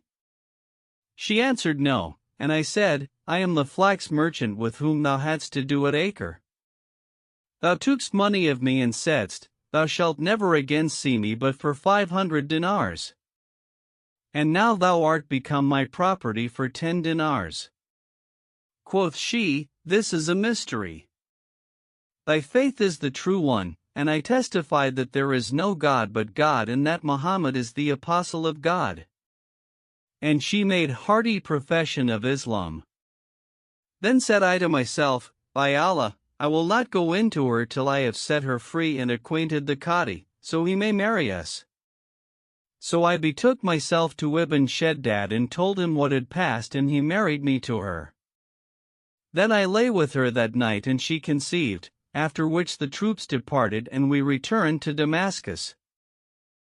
Presently there came an ambassador from the king of the Franks, to seek the prisoners, according to the treaty between the kings. So El-Melek and Nasir restored all the men and women he held in captivity, till there remained but the woman who was with me, and the Franks said, The wife of such an one the night is not here.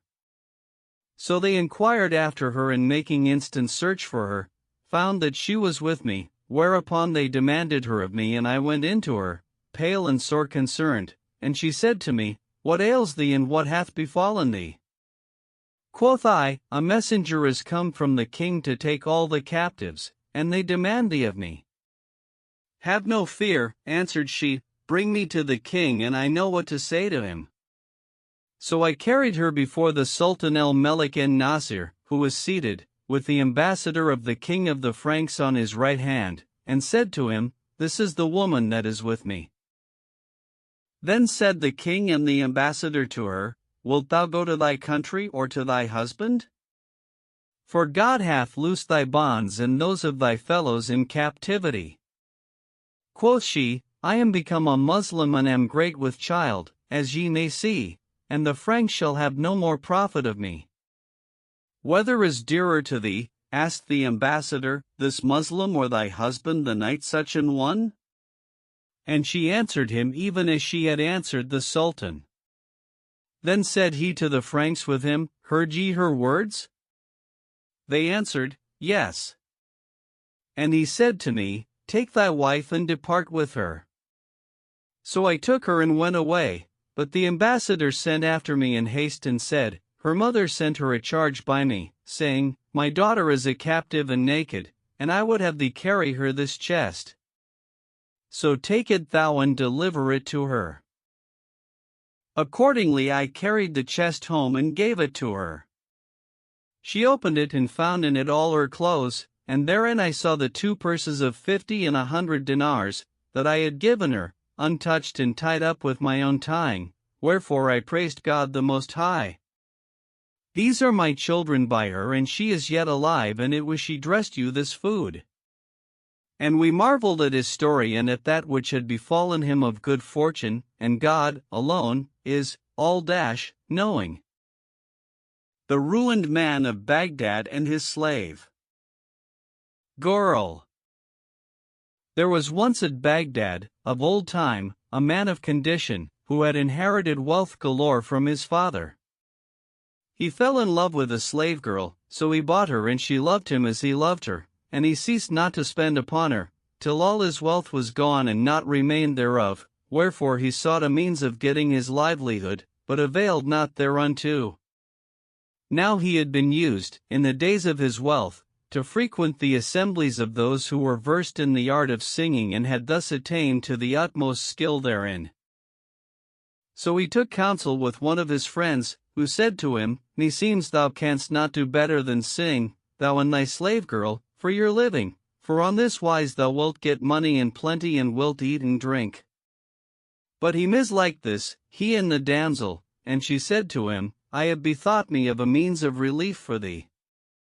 What is it? Asked he, and she said, Do thou sell me, so shall we win quit of this strait, thou and I shall be in affluence, for none will buy the like of me save a man of fortune, and with this I will contrive for my return to thee.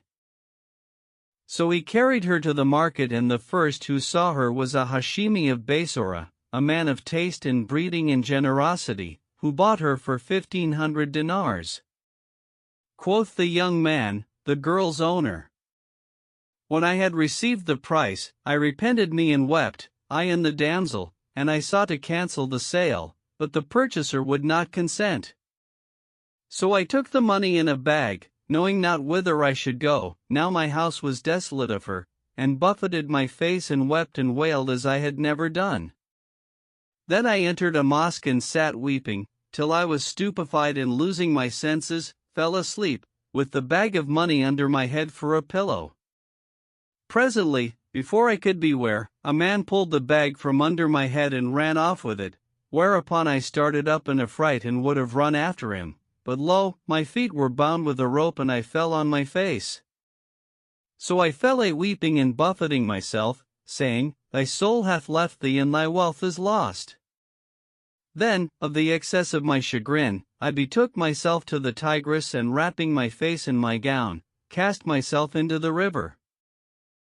The bystanders saw me and said, Sure, he hath done this because of some great trouble that hath betided him. So they cast themselves in after me and bringing me ashore, questioned me of my case. I told them what had befallen me and they condoled with me. Then an old man of them came to me and said, Thou hast lost thy money, but why goest thou about to do away thy life and become of the people of the fire? Arise, come with me, that I may see thine abode. So I went with him to my house and he sat with me a while, till I became calmer, when I thanked him and he went away.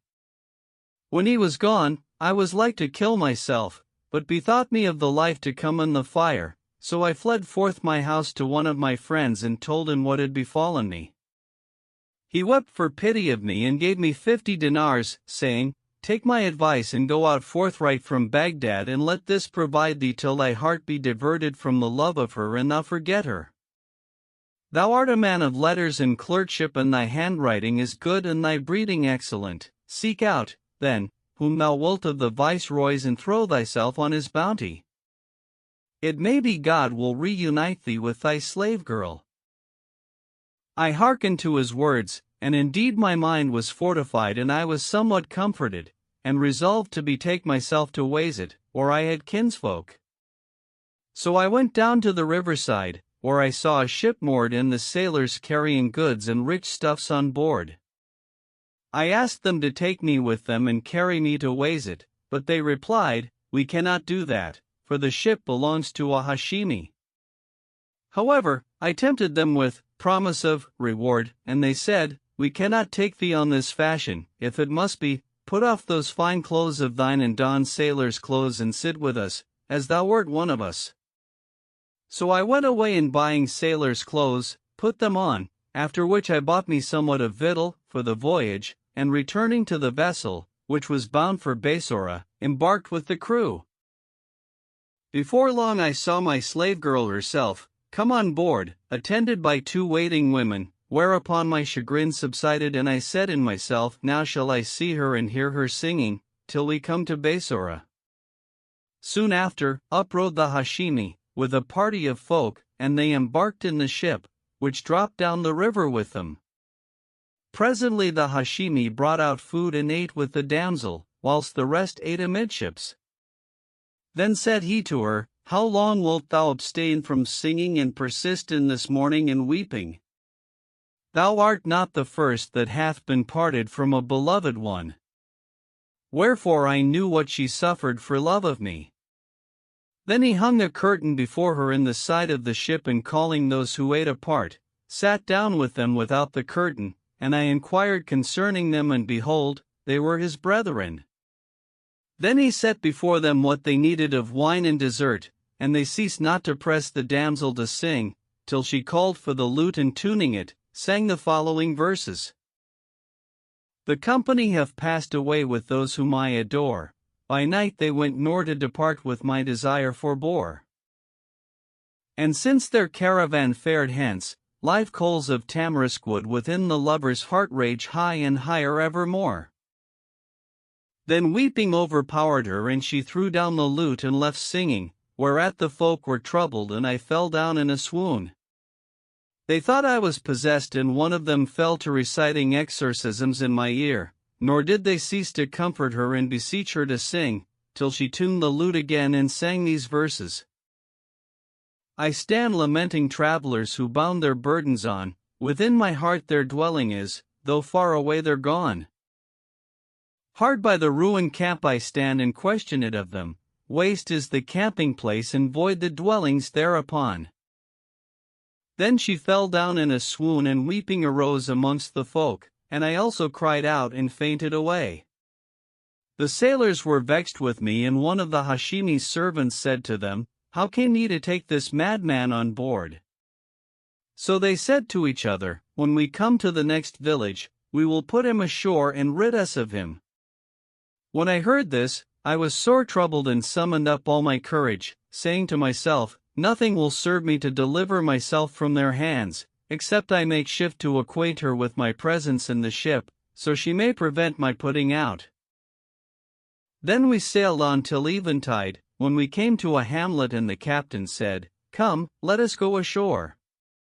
So they all landed, leaving me in the ship, whereupon I rose, and going behind the curtain took the lute and changed its accord, course by course, and tuning it after a fashion of my own, that she had learned of me, returned to my place in the ship.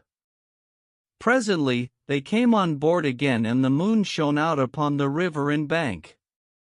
Then said the Hashimi to the damsel, God upon thee, trouble not our lives.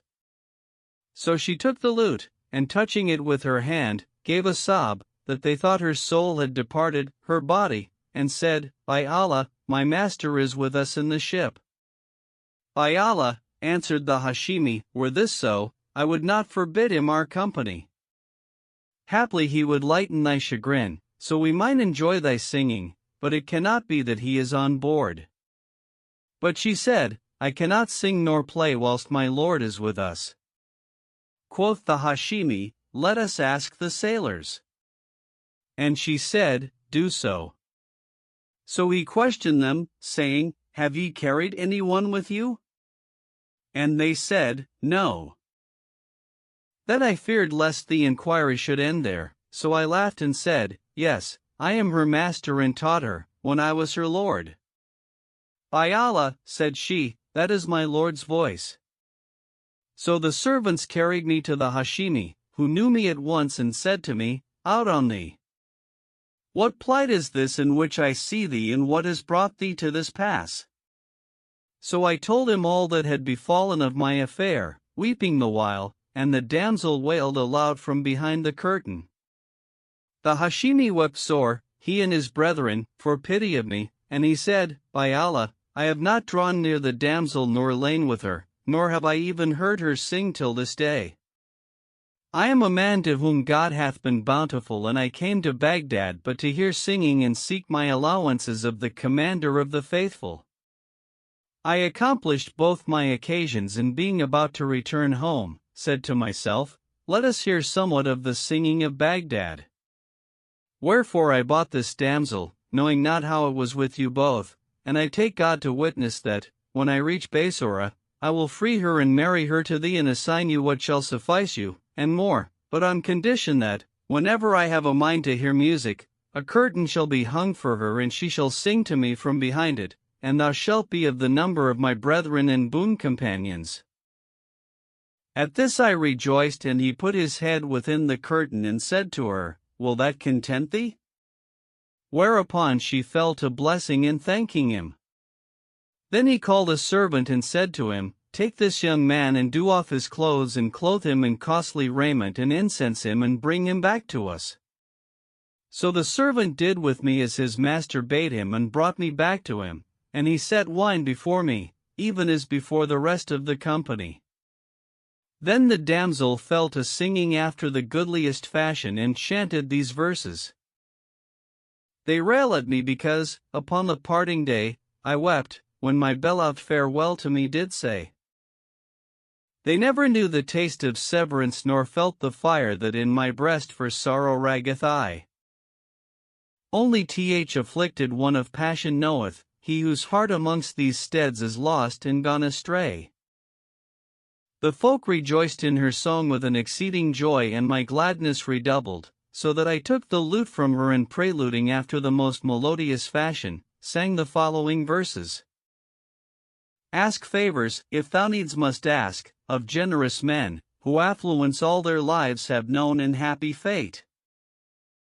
Oh, the generous to ask brings honor, but upon the asking for matural blame and dishonor wait. When thou must needs abase thyself, if thou must ask, I rid thee still abase thyself unto the great. The generous to exalt no true abasement is, to magnify the mean doth men humiliate. The company rejoiced in me with an exceeding joy, and they ceased not from pleasure and delight, whilst anon I sang and anon the damsel, till we came to one of the landing places, where the vessel moored and all on board went ashore and I with them. Now I was drunken with wine and squatted down to make water, but drowsiness overcame me and I slept, and the folk returned to the ship, without missing me, for that they also were drunken, and continued their voyage till they reached Basora. As for me, I slept on till the heat of the sun aroused me, when I arose and looked about me, but saw no one. Now I had given my spending money to the damsel and had not a rap left. Moreover, I had forgotten to ask the Hashimi his name and titles and where his house was at Basora, so I was confounded, and it was as if my joy at meeting the damsel had been but a dream, and I abode in perplexity till there came up a great vessel, in which I embarked, and she carried me to Basora. Now I had never entered the place and knew none there, so I accosted a grocer, and taking of him inkhorn and paper, sat down to write. He admired my handwriting, and seeing my dress soiled, questioned me of my case, to which I replied that I was a stranger and poor. Quoth he, Wilt thou abide with me and order the accounts of my shop, and I will give thee thy food and clothing in half a dirham a day? It is well, answered I, and abode with him and kept his accounts and ordered his incomings and outgoings for a month, at the end of which time he found his receipts increased and his expenses lessened, wherefore he thanked me and made my wage a dirham a day. When the year was out, he proposed to me to marry his daughter and become his partner in the shop. I agreed to this and went in to my wife and applied me to the shop. But I was broken in heart and spirit, and grief was apparent upon me, and the grocer used to drink and invite me thereto, but I refused for melancholy. On this wise I abode 2 years, till, one day, as I sat in the shop, there passed by a company of people with meat and drink, and I asked the grocer what was to do. Quoth he, "This is the day of the pleasure makers, when all the musicians and dancers of the town go forth with the young men of fortune to the banks of the Abula River and eat and drink among the trees there." My heart prompted me to divert myself with the sight of this thing, and I said in myself, belike, I may foregather with her I love among these people. So I told the grocer that I had a mind to this, and he said, Up and go with them. And he made me ready meat and drink, and I went till I came to the Abula River, when, behold, the folk were going away. I was about to follow, when I espied the very bark in which the Hashimi had been with the damsel going along the river and the captain in her. So I cried out to him, and he and his company knew me and took me on board with them and said to me, Art thou yet alive? And they embraced me and questioned me of my case. So I told them my story, and they said, Indeed, we thought that drunkenness had gotten the mastery of thee, and that thou hadst fallen into the water and wast drowned. That I asked them of the damsel, and they answered, When she came to know of thy loss, she rent her clothes and burnt the lute and fell to buffeting herself and lamenting, till we reached Basora, when we said to her, Leave this weeping and sorrowing. Quoth she, I will don black and make me a tomb beside the house and abide thereby and repent from singing. So we suffered her to do this, and on this wise she abideth to this day. Then they carried me to the Hashimi's house, where I saw the damsel as they had said. When she saw me, she gave a great cry, methought she had died, and I embraced her with a long embrace. Then said the Hashimi to me, Take her. And I answered, It is well, but do thou free her and marry her to me, according to thy promise. So he did this and gave us costly goods and store of raiment and furniture and 500 dinars, saying, This is the amount of that which I purpose to allow you monthly, but on condition that thou be my boon companion and that I hear the girl sing, when I will. Moreover, he assigned us a house and bade transport thither all that we needed. So, when I went to the house, I found it full of furniture and stuffs and carried the damsel thither. Then I betook me to the grocer and told him all that had befallen me, begging him to hold me excused for putting away his daughter, without offense on her part, and I paid her her dowry and what else behoved me. I abode with the Hashimi on this wise 2 years and became a man of great wealth and was restored well nigh to the former estate of prosperity wherein I had been at Baghdad, I and the damsel. And indeed God the Bountiful put an end to our troubles and vouchsafed us abundant good fortune and caused our patience to issue in the attainment of our desire, wherefore to him be the praise in this world and the next. King Jeliad of Hind and his vizier Shimas, whereafter ensueth the history of King Wird Khan, son of King Jeliad, with his women and viziers. There was once, of old days and in bygone ages and times, in the land of Hind, a mighty king, tall and goodly of parts and presence, noble and generous of nature, beneficent to the poor and loving the tillers of the soil and all the people of his kingdom. His name was Jeliad, and under his hand were 270 vassal kings, and in his cities 350 cadis. He had 70 viziers, and over every 10 of them he set a chief. The chiefest of all his viziers was a man called Shimas, who was then 22 years old, a man of comely presence and noble nature, pleasant of speech and quick in reply. Moreover, he was shrewd and skillful in all manner of business, for all his tender age, sagacious, a man of good counsel and government, versed in all arts and sciences and accomplishments, and the king loved him with an exceeding love and cherished him by reason of his proficiency in eloquence and rhetoric and the art of government, and for that which God had given him of compassion and tender solicitude for the people. For he was a king just in his governance and a protector of his subjects, constant in beneficence to great and small, and giving them that which befitted them of good governance and bounty and protection and security, and a lightener of their burdens. And indeed he was loving to them all, high and low, entreating them with kindness and clemency, and governing them on such goodly wise as none had done before him. But, with all this, God the Most High had not blessed him with a child, and this was grievous to him and to the people of his kingdom. It chanced, one night, as the king lay in his bed, occupied with anxious thought of the issue of the affair of his kingdom, that sleep overcame him, and he dreamt that he poured water upon the roots of a tree, about which were many other trees, and behold, there came fire out of this tree and burnt up all that encompassed it. Whereupon Gilead awoke, affrighted and trembling, and calling one of his servants, bade him fetch the vizier Shimas in all haste. So he betook himself to Shimas and said to him, The king calls for thee, for he hath awoke from his sleep in affright, and hath sent me to bring thee to him in haste. When Shimas heard this, he arose forthright, and going in to the king, found him seated on his bed. So he prostrated himself before him, wishing him continuance of glory and prosperity, and said, May God not cause thee grieve, O king. What hath troubled thee this night, and what is the cause of thy seeking me thus in haste? The king bade him be seated, and said to him, I have dreamt this night a dream that terrified me, and it was, that methought I poured water upon the roots of a tree, and as I was thus engaged, behold, fire issued therefrom and burnt up all the trees that were about it, wherefore I was affrighted, and fear took me. Then I awoke and sent to bid thee to me, because of thy much knowledge and skill in the interpretation of dreams, and of that which I know of the extent of thy wisdom and the greatness of thine understanding. The vizier bowed his head a while, and presently raising it, smiled, whereupon the king said to him, What deemest thou, O Shimas? Tell me the truth of the matter, and hide nothing from me.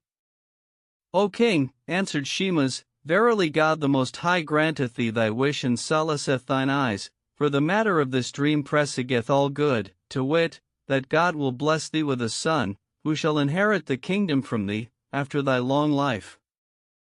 But there is somewhat else that I desire not to expound at this present, seeing that the time is not favorable for its exposition. The king rejoiced in this with an exceeding joy, and great was his contentment. His trouble ceased from him, and he said, If the case be thus of the happy presage of my dream, do thou complete to me its interpretation, when the fitting time cometh, for that which it behoveth not to expound to me now, it behoveth that thou expound to me, when its time cometh, so my joy may be fulfilled, because I seek not in this but the approof of God, blessed and exalted be he.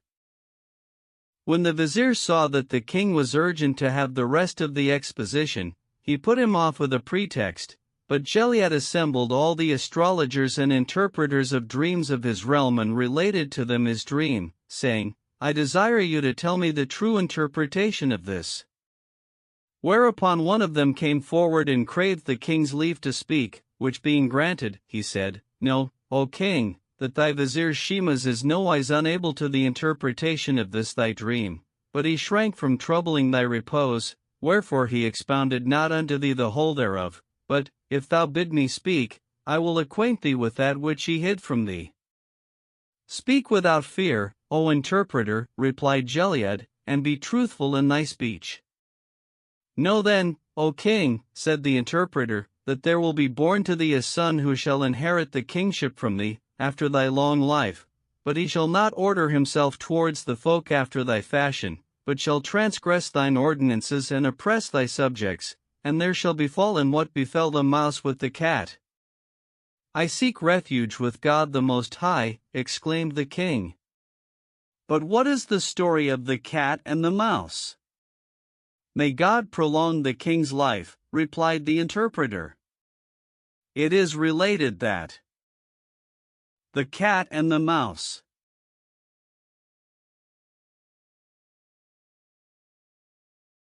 A grimalkin, that is to say, a cat, went out one night to a certain garden, in quest of what she might devour, but found nothing and became weak for the excess of cold and rain that prevailed that night. As she prowled about in search of prey, she espied a nest at the foot of a tree, and drawing near unto it, sniffed and purred about it till she scented a mouse within and went round about it, seeking to enter and take the mouse.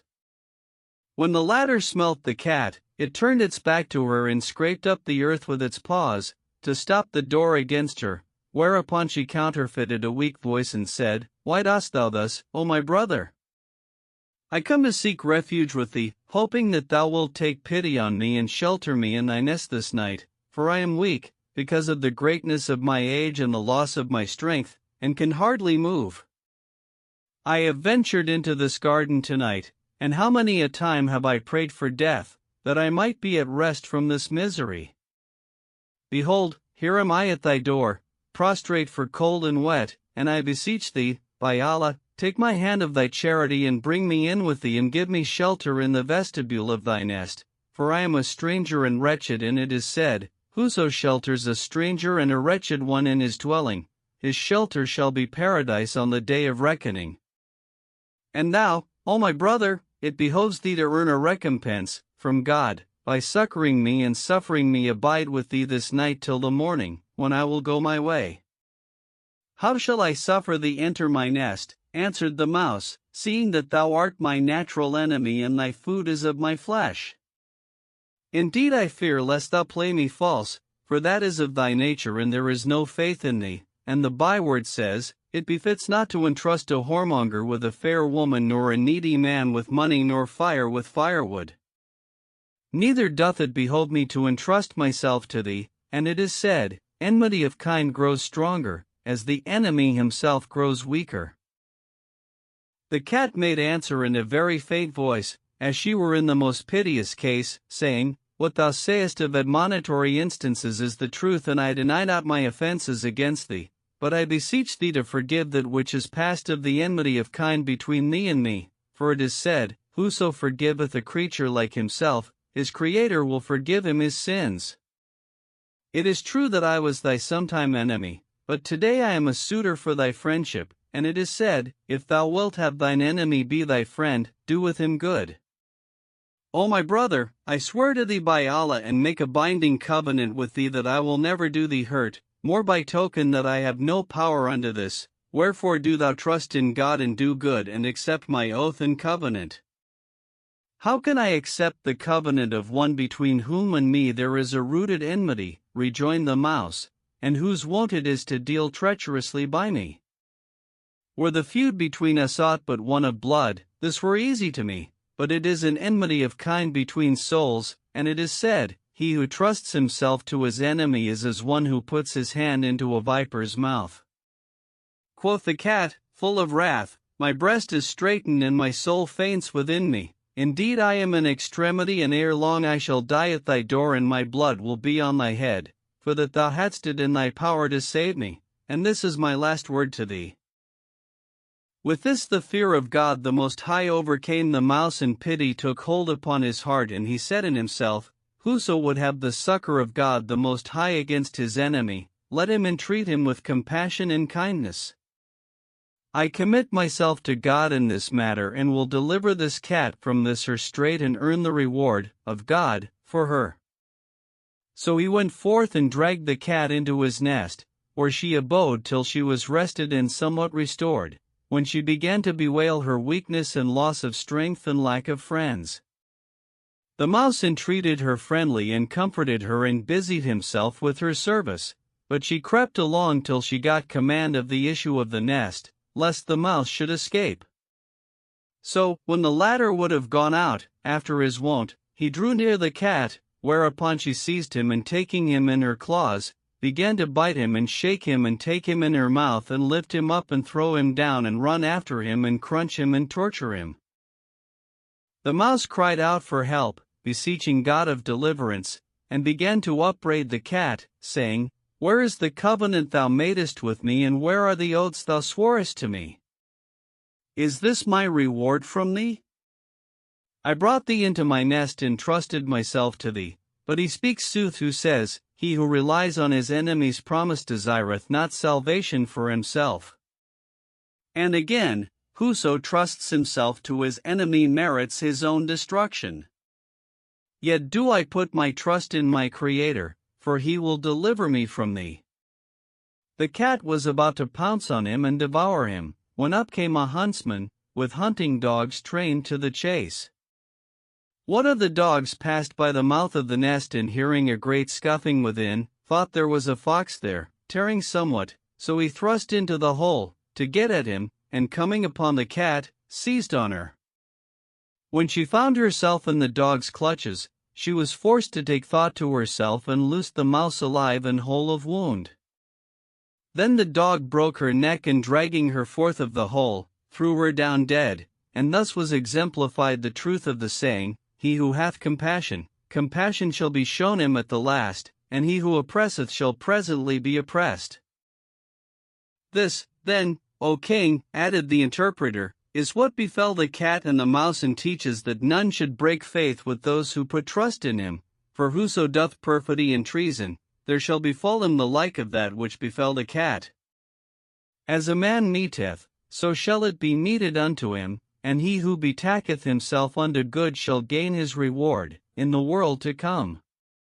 But grieve thou not, neither let this trouble thee, O king, for that most like thy son, after his tyranny and oppression, will return to the goodliness of thy policy.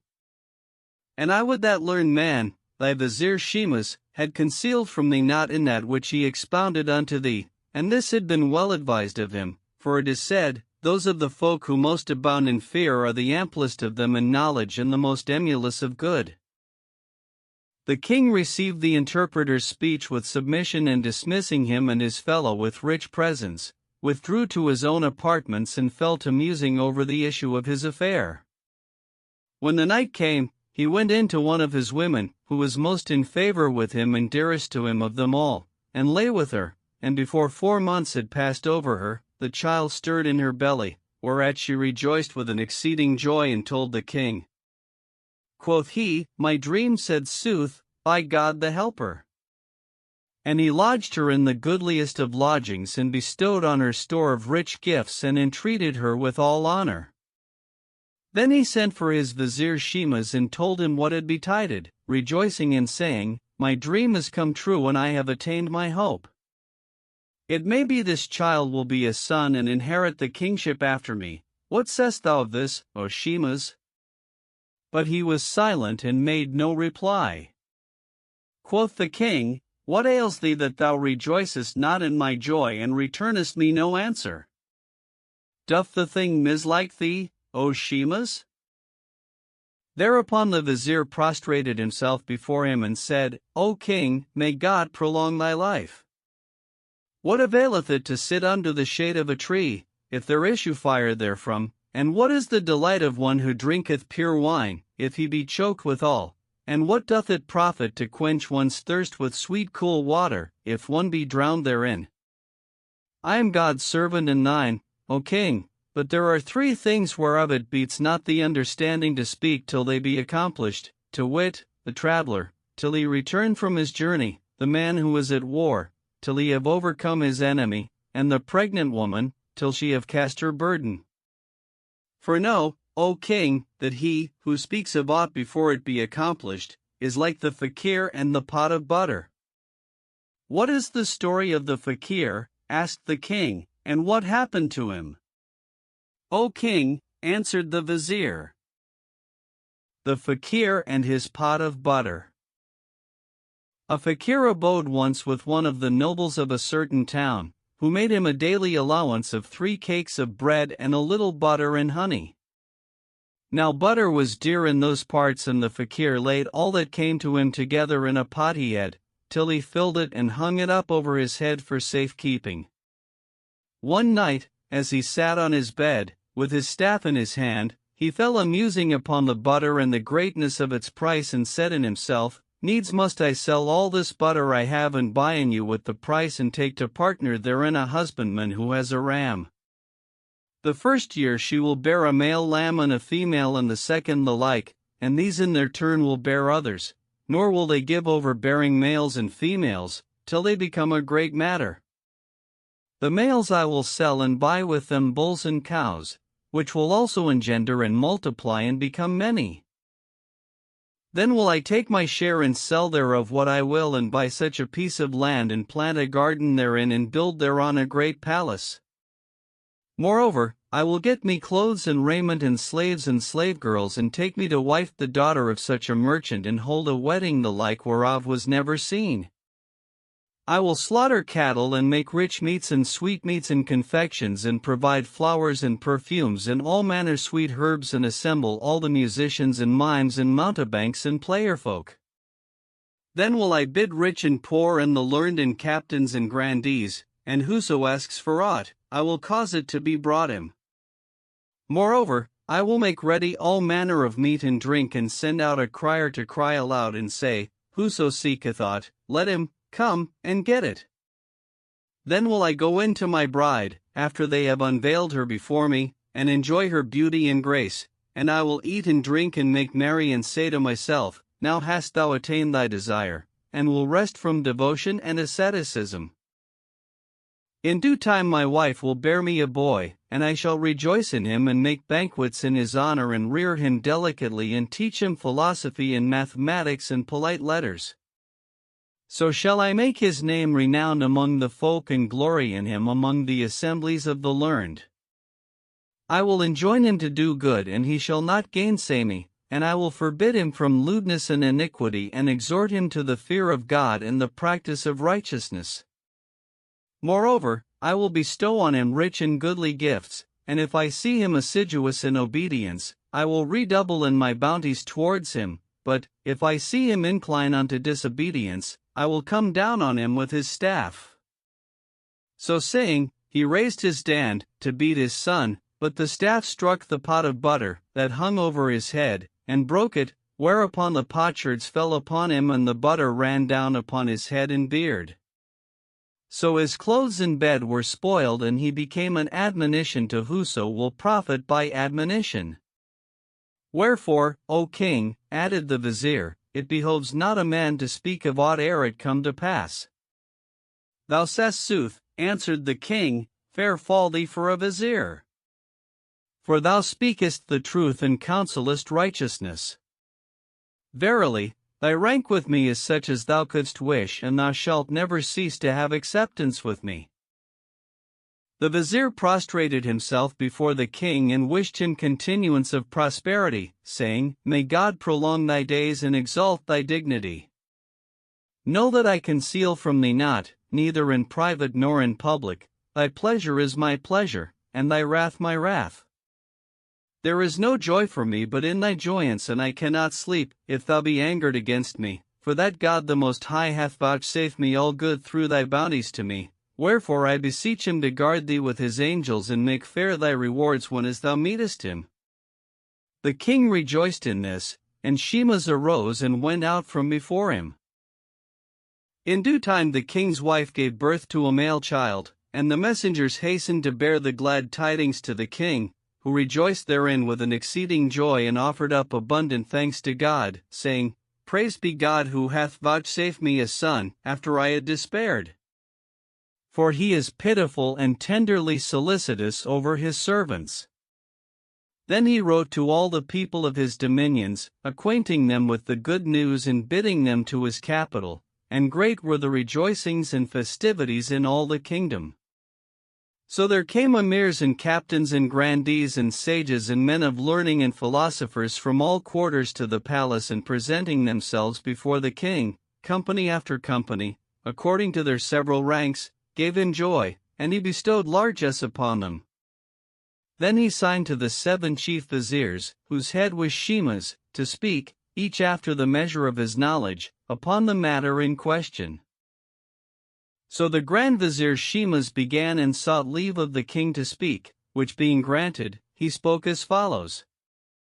Praised be God who brought us forth of nothingness into being, and who favoureth his servant with kings who observe justice and equity in that wherewith he hath invested them of dominion, and deal righteously with that which he appointeth at their hands of provision for their subjects, and especially our king, by whom he hath quickened the deadness of our land, with that which he hath conferred upon us of bounties, and hath blessed us, of his protection, with ease of life and tranquility and justice. What king did ever with his people that which this king hath done with us, in making provision for our needs, and giving us our dues, and doing us justice, each of the other, and in unfailing carefulness over us and redress of our grievances? Indeed, it is of the bounty of God to the people that their king be assiduous in ordering their affairs and in defending them from their enemies, for the end of the enemy's intent is to subdue his enemy and hold him in his hand. And many peoples bring their sons unto kings, servant-wise, and they become with them in the stead of slaves, to the intent that they may repel enemies from them. As for us, no enemy hath sodden our soil in our king's time, by reason of this great good fortune and exceeding happiness, that none may avail to describe, for indeed it passeth description. And verily, O king, thou art worthy of this exceeding happiness, and we are under thy safeguard and in the shadow of thy wings. May God make fair thy reward and prolong thy life. Indeed, we have long been diligent in supplication to God the Most High that he would vouchsafe an answer to our prayers, and continue thee to us, and grant thee a virtuous son, to be the solace of thine eyes. And now God, blessed and exalted be he, hath accepted of us and answered our prayer, and brought us speedy relief, even as he did to the fishes in the pond of water. And how was that? Asked the king. No, O king, answered Shemaz, that the fishes and the crab. There was once a pond of water, wherein dwelt a number of fish, and it befell that the water of the pond dwindled and shrank away, till there remained barely enough to suffice them, and they were nigh upon death, and said, What will become of us? How shall we do, and of whom shall we seek counsel for our deliverance? Quoth one of them, who was the chiefest of them in wit and age, There is nothing will serve us but that we seek deliverance of God. But, come, let us go to the crab and seek his counsel, for indeed he is the chiefest and wisest of us all. They all approved of the fish's advice, and betook themselves to the crab, whom they found squatted in his hole, without news or knowledge of their strait. So they saluted him and said to him, O our Lord, doth not our affair concern thee, who art our ruler and our chief? The crab returned their salutation, saying, And on you be peace. What aileth you, and what is your want? So they told him the strait in which they were by reason of the shrinking of the water, and that, when it should be altogether dried up, destruction would betide them. Wherefore, added they, we come to thee, expecting thy counsel, so haply deliverance may be therein, for thou art the chiefest and most experienced of us. The crab bowed his head a while and said, Doubtless ye lack understanding, in that ye despair of the mercy of God the Most High in his care for the provision of all his creatures. Know ye not that God, blessed and exalted be he, provideth all his creatures without stint, and that he foreordained their means of livelihood ere he created aught, and appointed to each of his creatures a fixed term of life and an allotted provision of his divine providence? How then shall we burden ourselves with concern for a thing that is written in his secret purpose? Wherefore, it is my judgment that ye can do no better than to seek aid of God the Most High, and it behoveth each of us to make clean his conscience with his Lord, both in public and private, and pray him to succor us and deliver us from our strait. For God the Most High disappointeth not the expectation of those who put their trust in him, and rejecteth not the suit of those who supplicate him. When we have mended our ways, our affairs will prosper and all will be well with us, and when the winter cometh and our land is deluged, by means of our effectual prayer, he will not undo the good he hath built up. So it is my counsel that we take patience and await what God shall do with us. If death come to us, we shall be at rest, and if there befall us aught that calleth for fight, we will flee and depart our land whither God will. Thou sayest sooth, O our Lord, answered all the fish with one voice. May God requite thee for us with good. Then each returned to his place, and in a few days, God sent them a violent rain, and the place of the pond was filled fuller than before. On like wise, O king, continued Shemas, we despaired of a child being born to thee, and now that God hath vouchsafed unto us and unto thee this blessed son, we implore him to make him indeed blessed and render him the solace of thine eyes and a worthy successor to thee, and grant us of him the like of that which he hath granted us of thee. For God the Most High disappointeth not those that seek him, and it behoveth none to despair of his mercy. Then the second vizier rose, and saluting the king, spoke as follows: Verily, a king is not called a king, save he give gifts and do justice and rule with equity and munificence and govern his subjects wisely, maintaining the established law and usages among them and justifying them, one against another, and sparing their blood and warding off hurt from them. And of his qualities should be that he be never unmindful of the poor, and that he succor the highest and lowest of them and give them each his due, so that they all bless him and are obedient to his commandment. Without doubt, a king who is after this wise is beloved of his people, and gaineth of this world eminence and of the next glory in the favor of the Creator of both worlds. And we thy subjects acknowledge in thee, O king, all the attributes of kingship I have set out, even as it is said, the best of things is that the king of a people be just and their physician skillful and their teacher experienced, doing according to his knowledge. Now we enjoy this happiness, after we had despaired of the birth of a son to thee, to inherit thy crown, but God, magnified be his name, hath not disappointed thine expectation, but hath granted thy prayer, by reason of the goodliness of thy trust in him and thy submission of thine affairs to him, and there hath betided thee that which betided the crow with the serpent. What was that? Asked the king.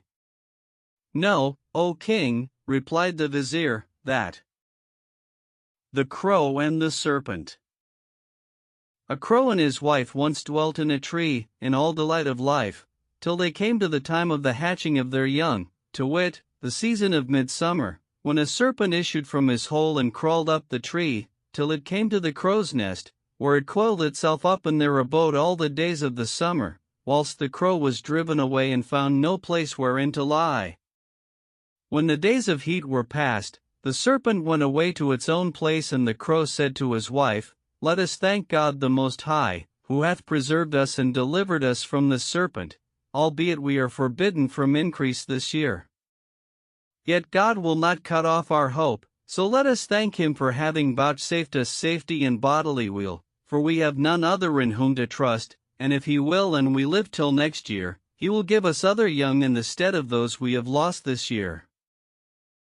Next year the serpent again sallied forth from its place at the same time and made for the crow's nest, but, as it climbed up the tree, a kite swooped down on it and struck his claws into its head and tore it, whereupon it fell to the ground, senseless, and the ants came out upon it and devoured it. So the crow and his wife abode in peace and quiet, and reared a numerous brood, and thanked God for their safety and for the young that were born to them. In like manner, O king, continued the vizier, it behoveth us to thank God for that wherewith he hath favored us in thee in vouchsafing us this happy and blessed child, after despair and hope cut off. May he make fair thy reward and the issue of thine affair.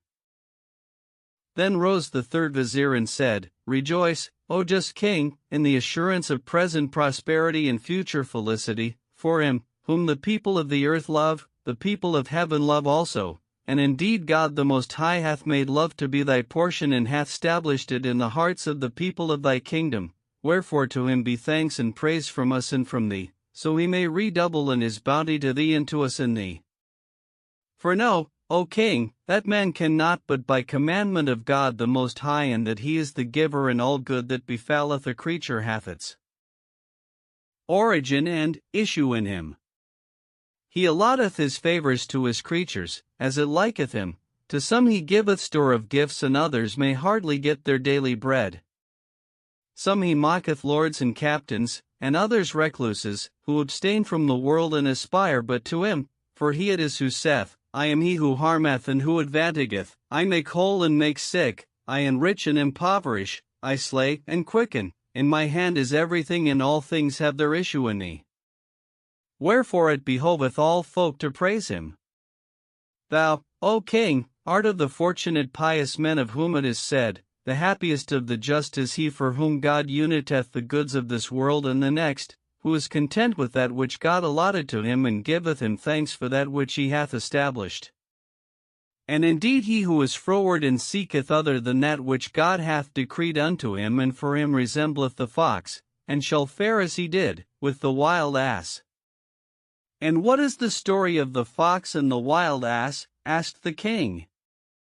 Know, O king, replied the vizier, that the fox and the wild ass. A certain fox was wont every day to leave his earth and go forth in quest of prey. One day, as he was in a certain mountain, the night overtook him and he set out to return. On his way, he fell in with another fox, and each began to tell the other of the prey he had gotten. Quoth the newcomer, the other day I chanced upon a wild ass and rejoiced in this and thanked God the Most High for bringing him into my power, for that I was an hungered and it was 3 days since I had eaten. So I tore out his heart and ate it and was full and returned to my earth. That was 3 days ago and since then I have found nothing to eat, yet am I still full of meat. When the other fox heard his fellow's story, he envied him his fullness and said in himself, needs must I eat a wild ass's heart. So he left eating some days, till he became emaciated and nigh upon death and bestirred not himself neither did his endeavor, to get food, but lay coiled up in his earth. One day there came out 2 hunters in quest of prey and started a wild ass. They followed in his track all day, till at last one of them shot at him a barbed arrow, which pierced his heart and killed him, and he fell down before the fox's hole. Then the hunters come up and finding him dead, pulled out the arrow from his heart but only the shaft came away and the barbed head abode in the wound. So they left him where he lay, expecting that others of the wild beasts would flock to him, but, when it was night and nothing fell to them, they returned to their abiding places. The fox, hearing the commotion at the mouth of his hole, lay quiet till nightfall, when he came forth of his earth, groaning for weakness and hunger, and seeing the dead ass lying at his door, was like to fly for joy and said, Praised be God who hath made my desire easy to me without toil. Verily, I had lost hope of coming at a wild ass or aught else, and assuredly God hath sent him to me and made him fall in my place. Then he sprang on the dead ass and tearing open its belly, thrust in his head and routed about in its guts, till he found the heart and tearing it out, swallowed it, but the barbed head of the arrow stuck in his gullet and he could neither get it down into his belly nor bring it forth of his throat. So he made sure of destruction and said, Of a truth it beseemeth not the creature to seek aught over and above that which God hath allotted to him. Had I been content with what he allotted me, I had not come to destruction. Wherefore, O king, added the vizier, it behoveth man to be content with that which God hath allotted him and thank him for his bounties to him and despair not of his Lord. And behold, O king, because of the purity of thine intent and the multitude of thy good works, God hath blessed thee with a son, after despair. Wherefore we pray the Most High to vouchsafe him long life and abiding happiness and make him a blessed successor, faithful in the observance of thy covenant, after thy long life. Then arose the 4th vizier and said, Verily, if the king be a man of understanding, versed in the canons of science and government and policy, upright in purpose and just to his subjects, honoring and revering those to whom honor and veneration are due, using clemency, when as it behoveth, in the exercise of his power and protecting both governors and governed, lightening their burdens and bestowing largesse on them, sparing their blood and covering their nakedness and fulfilling his covenant with them, he is worthy of felicity both in this world and the next, and this is of that which protecteth him from them and helpeth him to the establishing of his kingdom and the victory over his enemies and the accomplishment of his desire, together with increase of God's bounty to him and his favoring him for his praise of him and the attainment of his protection. But the king who was the contrary of this saith never from misfortunes and calamities, he and the people of his realm, for that his oppression embraceth both stranger and kinsman, and there cometh to pass with him that which befell the unjust king with the pilgrim prince. And how was that? Asked King Jeliad. Know, O king, answered the vizier, that the unjust king and the pilgrim prince. There was once, in the land of the West, a king who was unjust in his rule, tyrannous, violent and capricious, having no regard to the welfare or protection of his subjects nor of those who entered his kingdom, and from every one who came within his realm his officers took 4/5 of his good and left him 1/5, and no more. God the Most High decreed that he should have a son, who was fortunate and favored in seeing the things of the world to be unrighteous, renounced them in his youth and put away from him the world and that which is therein and went forth, a pilgrim, serving God the Most High, wandering over deserts and wastes and, by times, entering cities. One day, he came to his father's capital and the guards laid hands on him and searched him, but found nothing upon him but 2 gowns, one old and the other new. So they stripped the new one from him and left him the old, after they had passing scurvily entreated him, whereat he complained and said, Out on you, O oppressors! I am a poor man and a pilgrim, and what shall this gown profit you? Except ye restore it to me, I will go to the king and complain to him of you. We do this by the king's commandment, answered they.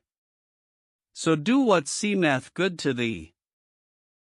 So he betook himself to the king's palace, but the chamberlains denied him admittance, and he turned away, saying in himself, There is nothing for me but to watch for his coming out and complain to him of my case and that which hath betided me. Accordingly, he waited till he heard one of the guards announce the king's coming forth, whereupon he crept up, little by little, till he stood before the gate, and when the king come out, he threw himself in his way and made his complaint to him, giving him to know that he was a man of the people of God, who had renounced the world and went wandering over the earth, seeking acceptance of God and entering every city and hamlet, whilst all the folk he met gave him alms according to their power. I entered this thy city, continued he, hoping that the folk would deal with me as with others of my condition, but thy men stopped me and stripped me of one of my gowns and loaded me with blows. Wherefore do thou look into my case and take me by the hand and get me back my gown, and I will not abide in thy city an hour. Quoth the unjust king, Who counseled thee to enter this city, unknowing the custom of its king? And the pilgrim answered, Give me back my gown and do with me what thou wilt. When the king heard this, he fell into a rage and said, O fool, we stripped thee of thy gown, so thou mightest humble thyself to us, but since thou troublest us with this clamor, we will strip thy soul from thee. Then he commanded to cast him into prison, or he began to repent of having answered the king and reproached himself for not having left him the gown and made off with his life. When it was the middle of the night, he rose to his feet and prayed long and fervently, saying, O God, thou art the righteous judge, thou knowest my case and that which hath befallen me with this unjust king, and I, thine oppressed servant, beseech thee, of the fullness of thy mercy, to deliver me from the hand of this unjust king and send down on him thy vengeance, for thou art not unmindful of the upright of every oppressor. Wherefore, if thou know that he hath oppressed me, loose on him thy vengeance this night and send down on him thy punishment, for thy rule is just and thou art the helper of every afflicted one, O thou to whom belong the power and the glory to the end of time. When the jailer heard the prisoner's prayer, he trembled in every limb, and behold, a fire broke out in the king's palace and consumed the city and all that were therein, even to the door of the prison, and none was spared save the jailer and the pilgrim. When the jailer saw this, he knew that it had not befallen save bemuse of the pilgrim's prayer, so he loosed him and fleeing with him forth of the burning, betook himself, he and the prince, to another city. So was the unjust king consumed, he and his city, by reason of his injustice, and he lost the goods both of this world and the next. As for us, O august king, continued the vizier, we neither lie down nor rise up without praying for thee and thanking God the Most High for his goodness in giving thee to us, tranquil in reliance on thy justice and the excellence of thy governance. And indeed we were sore concerned for thy lack of a son to inherit thy kingdom, fearing lest there betide us, after thee, a king unlike thee. But now God hath bestowed his favors upon us and done away our concern and brought us gladness in the birth of this blessed child, wherefore we beseech the Most High to make him a worthy successor to thee, and endow him with eternal glory and felicity and abiding good. Then rose the fifth vizier and said, Blessed be the Most High God, giver of all good gifts. We are well assured that God favors those who are grateful to him and mindful of his faith, and thou, O august king, art renowned for these illustrious virtues and for just dealing in equity among thy subjects, in that which is acceptable to God the Most High. By reason of this hath God exalted thy dignity and made thy days happy and bestowed on thee the good gift of this happy child, after thou hadst despaired, wherefrom there hath betided up abiding gladness and joyance that may not be cut off, for before this we were in exceeding anxiety and sore concern because of thy lack of issue, and full of care, bethinking us of all thy justice and gentle dealing with us and fearful lest God decree death to thee and there be none to succeed thee and inherit the kingdom after thee, and so we be divided in our counsels and dissensions arise between us and there befall us what befell the crows. And what befell the crows? Asked the king. No, O august king, replied the vizier, that the crows and the hawk. There was once, in a certain desert, a spacious valley, full of streams and trees and fruits and birds singing the praises of God, the one, the all-powerful, creator of day and night, and among them was a troop of crows, which led the goodliest of lives under the governance of one of their number, who ruled them with mildness and benignity, so that they were with him in peace and security, and by reason of their wise ordinance of their affairs, none of the other birds could avail against them. In course of time there befell their chief that which is irrevocably appointed to all creatures, and he died, whereupon the others mourned sore for him, and what added to their grief was that there was not amongst them one like unto him, who should fill his place. So they all assembled and took counsel together of whom it befitted to set over them, and some of them chose one crow, saying, It beseemeth that this one be king over us, whilst others objected to him and would none of him. And thus there arose division and dissension among them, and the strife waxed hot between them. At last they agreed to sleep the night upon it, and that none should go forth at peep of dawn next morning to seek his living, as of wont, but that all should wait till daybreak, when they should meet all in one place. Then, said they, we will all take flight at once, and whichsoever soars above the rest in his flying, we will make king over us. So they did as they had agreed and took flight all, but each of them deemed himself higher than his fellow, wherefore quoth this one, I am highest, and that, nay, that am I. Then said the lowest of them, Look up, all of you, and whomsoever ye find the highest of you, let him be your chief. So they raised their eyes, and seeing the hawk soaring over them, said to each other, We agreed that which bird soever should be the highest of us should be king over us, and behold, the hawk is the highest of us, what say ye to him? And they all cried out, saying, We accept of him. So they called the hawk and said to him, O Father of good, we have chosen thee governor over us, that thou mayst look into our affair. The hawk consented, saying, God willing, ye shall have of me great good. But, after a while, he fell to taking a company of them and betaking himself with them afar off to one of the caves, where he struck them down and eating their eyes and brains, threw their bodies into the river. Thus he did every day, it being his intent to destroy them all, one after another, till, seeing that their number diminished daily, the crows flocked to him and said, O our king, we complain to thee for that, since the day we made thee king and ruler over us, we are in the sorriest case, and every day a company of us is missing, and we know not the cause of this, more by token that the most part thereof are of those in attendance on thee. Thereupon the hawk waxed wroth with them and said to them, Verily it is ye who have slain them, and ye forestall me, with accusation. So saying, he pounced upon them and tearing 60 of their chiefs in pieces, before the rest, threatened them and drove them out from before him with blows and buffets.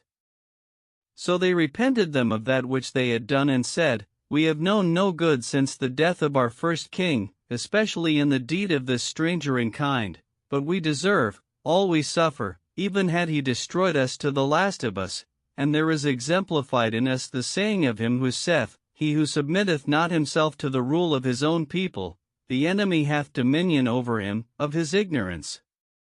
And now there is nothing for it but to flee for our lives, else shall we perish. So they took flight and dispersed to various places. And we, O king, continued the vizier, we feared lest the like of this befall us and a king become ruler over us, other than thyself, but God hath vouchsafed us this boon and hath sent us this blessed child, and now we are assured of peace and union and security and prosperity in the land. So blessed be God the great, and to him be thanks and praise and fair honor. And may he bless the king and us all his subjects, and vouchsafe unto us and him the utmost felicity, and make his life happy and his fortune constant. Then arose the 6th vizier and said, God grant thee all felicity, O king, in this world and the next. Verily, the ancients say, He who prayeth and fasteth and giveth parents their due and is just in his rule meeteth his Lord, and he is well pleased with him.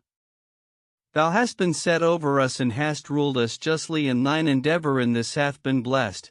Wherefore we beseech God the Most High to make great thy reward and requite thee thy goodness.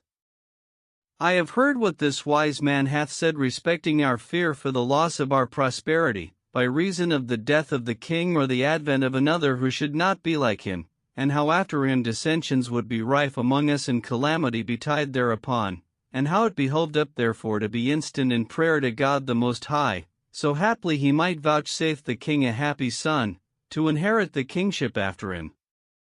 But, after all, the issue of that which man desireth of the goods of the world and after which he lusteth is unknown unto him, and it behoveth him to ask not of his Lord a thing whose issue he knoweth not, for that belike the hurt of the thing is nearer to him than its profit, and his destruction may be in that he seeketh, and there may befall him what befell the serpent charmer's wife and children and the people of his house. What was that? Asked the king. No, O king, replied the vizier, that the serpent charmer and his wife. There was once a man, a serpent charmer, who used to catch and train serpents, and this was his trade, and he had a great basket, in which were 3 snakes, but the people of his house knew this not. Every day he used to take the basket and go round about the town with it, gaining his living and that of his family, by exhibiting the snakes, and at eventide he returned to his house and clapped them back into the basket privily. One day, when he came home, as of wont, his wife asked him what was in the basket, and he said, What wouldst thou with it? Is not victual plentiful with you? Be content with that which God hath allotted to thee, and inquire not of aught else. With this she held her peace, but she said in herself, Needs must I search the basket and know what is therein. So she egged on her children to ask him of the basket and importune him, till he should tell them what was therein. They concluded that it contained something to eat, and sought every day of their father that he should show them what was in it, and he still put them off and forbade them from asking this. On this wise they abode a while, till they agreed with their mother that they would neither eat nor drink with their father, till he granted them their prayer and opened the basket to them. One night, the serpent charmer came home with great plenty of meat and drink and called them to eat with him, but they refused and showed him anger, whereupon he began to coax them with fair words, saying, Tell me what you would have, that I may bring it you, be it meat or drink or clothes. O our father, answered they, we want nothing of thee but that thou open this basket and show us what is therein, else we will kill ourselves. O my children, rejoined he, there is nothing good for you therein, and indeed the opening of it will be hurtful to you. They only redoubled in despite for all he could say, which when he saw, he began to berate them and threaten them with beating, except they left this, but they redoubled in anger and persistence in asking, till at last he waxed wroth and took a stick to beat them, and they fled from him within the house. Now the basket was present and he had not hidden it anywhere, so his wife left him occupied with the children and opened the basket in haste, that she might see what was therein, whereupon the serpents came out and bit her and killed her. Then they went round about the house and killed all, great and small, who were therein, except the serpent charmer, who left the place and went away. If then, O august king, continued the vizier, thou consider this, thou wilt know that it is not for a man to desire aught but that which God the Most High refuseth not to him, nay, he should be content with what he willeth. And thou, O king, for the abundance of thy wisdom and the excellence of thine understanding, God hath solaced thine eyes with the advent of this thy son, after despair, and hath comforted thine heart, wherefore we pray God to make him of the just kings, acceptable to himself and to his subjects. Then rose the seventh vizier and said, O king, I know and endorse all that my brethren, these wise and learned viziers, have said of thy justice and the goodness of thy policy, and how thou art distinguished in this from all other kings, wherefore they gave thee the preference over them. Indeed, this is of that which is incumbent on us, O king, and I say, Praise be God for that he hath girded thee with his bounty and vouchsafed thee, of his mercy, the welfare of the realm and succored us in thee, on condition that we abound in gratitude to him, and all this no otherwise than by thine existence. What while thou remainest to us, we fear not oppression neither dread unright, nor can any take advantage of our weakness, and indeed it is said, the greatest good of a people is a just king and their greatest evil an unjust one, and again, better dwell with devouring lions than with an unjust sultan. So praised be God the Most High with eternal praise for that he hath blessed us with thy life and vouchsafed thee this blessed child, when as thou wast stricken in years and hadst despaired of issue. For the goodliest of the gifts of the world is a virtuous child, and it is said, he who hath no child, his life, is without result and he hath no remembrance. As for thee, because of the righteousness of thy justice and thy pious confidence in God the Most High, thou hast been vouchsafed this happy son, yea, this blessed child cometh as a gift from the Most High God to us and to thee, for the excellence of thy governance and the goodliness of thy patience, and in this thou hast fared even as fared the spider with the wind. And what is the story of the spider and the wind? Asked the king. Know, O king, answered the vizier, that the spider and the wind. A spider once took up her abode on a high retired gate and span her web there and dwelt therein in peace, giving thanks to God the Most High, who had made this dwelling place easy to her and had set her in safety from noxious reptiles. On this wise she abode a while, still giving thanks to God for her ease and sustenance, till the Creator bethought him to try her and make essay of her gratitude and patience. So he set upon her a strong northeast wind, which carried her away, web and all, and cast her into the sea. The waves bore her ashore and she thanked God for safety and began to upbraid the wind, saying, O wind, why hast thou dealt thus with me, and what good hast thou gotten by carrying me hither from my abiding place, where indeed I was in safety, secure in my house on the top of the gate? Leave thy chiding, replied the wind, for I will carry thee back and restore thee to thy place, as thou wast aforetime. So the spider waited patiently, till the northeast wind left blowing and there arose a southwest wind, which caught her up and flew with her towards her dwelling place, and when she came to her abode, she knew it and clung to it. And we, continued the vizier, beseech God, who hath rewarded the king for his singleness of heart and patience, and hath taken pity on his subjects and blessed them with his favor, and hath vouchsafed the king this son in his old age, after he had despaired of issue, and removed him not from the world, till he had granted him the solace of his eyes and bestowed on him what he hath bestowed of kingship and empire, to vouchsafe unto thy son that which he hath vouchsafed unto thee of kingship. and dominion and glory. Amen. Then said the king, Praised be God over all praise, and thanks be to him over all thanks. There is no God but he, the creator of all things, by the light of whose signs we know the glory of his greatness, and who giveth kingship and dominion over his own country to whom he willeth of his servants. He chooseth of them whom he will to make him his vicegerent and steward over his creatures, and commandeth him to just and equal dealing with them, and the maintenance of laws and observances, and the practice of right and constancy in ordering their affairs to that which is most acceptable to him and to them. He who doth thus and obeyeth the commandment of his Lord, attaineth his desire, and God preserveth him from the perils of this world, and maketh fair his recompense in the world to come. For indeed he neglecteth not the reward of the just, and whoso doth otherwise than as God bidders him sinneth grievously and disobeyeth his Lord, preferring his temporal above his spiritual weal. He hath no trace in this world and no part in the next, for God spareth not the unjust and the corrupt, nor doth he forsake any of his servants.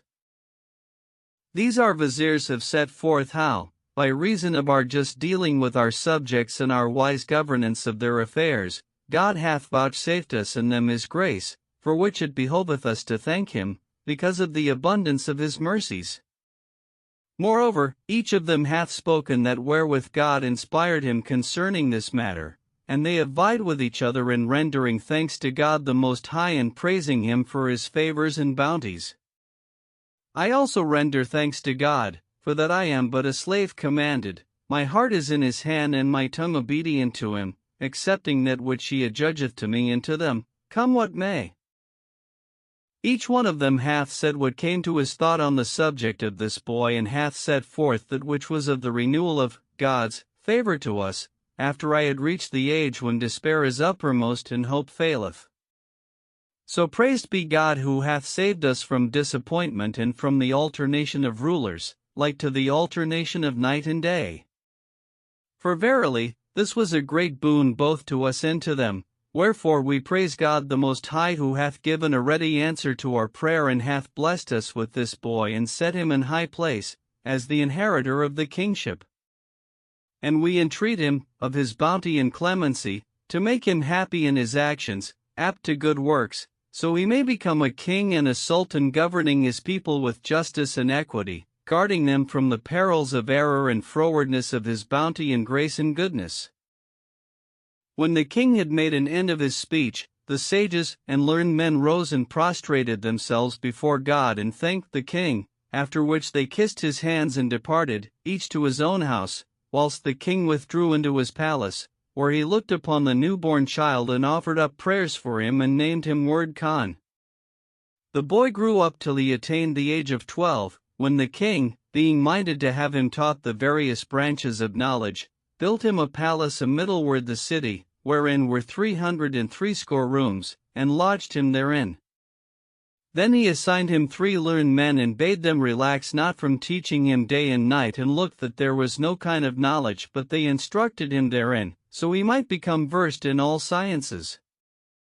Moreover, he commanded them to sit with him one day in each of the rooms in turn, and write on the door thereof that which they had aught him therein of various kinds of knowledge, and report to himself every 7 days what he had learnt. So they went in to the prince, and stinted not from teaching him day nor night, withholding from him naught of that which they knew, and there was manifest in him quickness of wit and excellence of apprehension and aptness to receive instruction such as none had shown before him.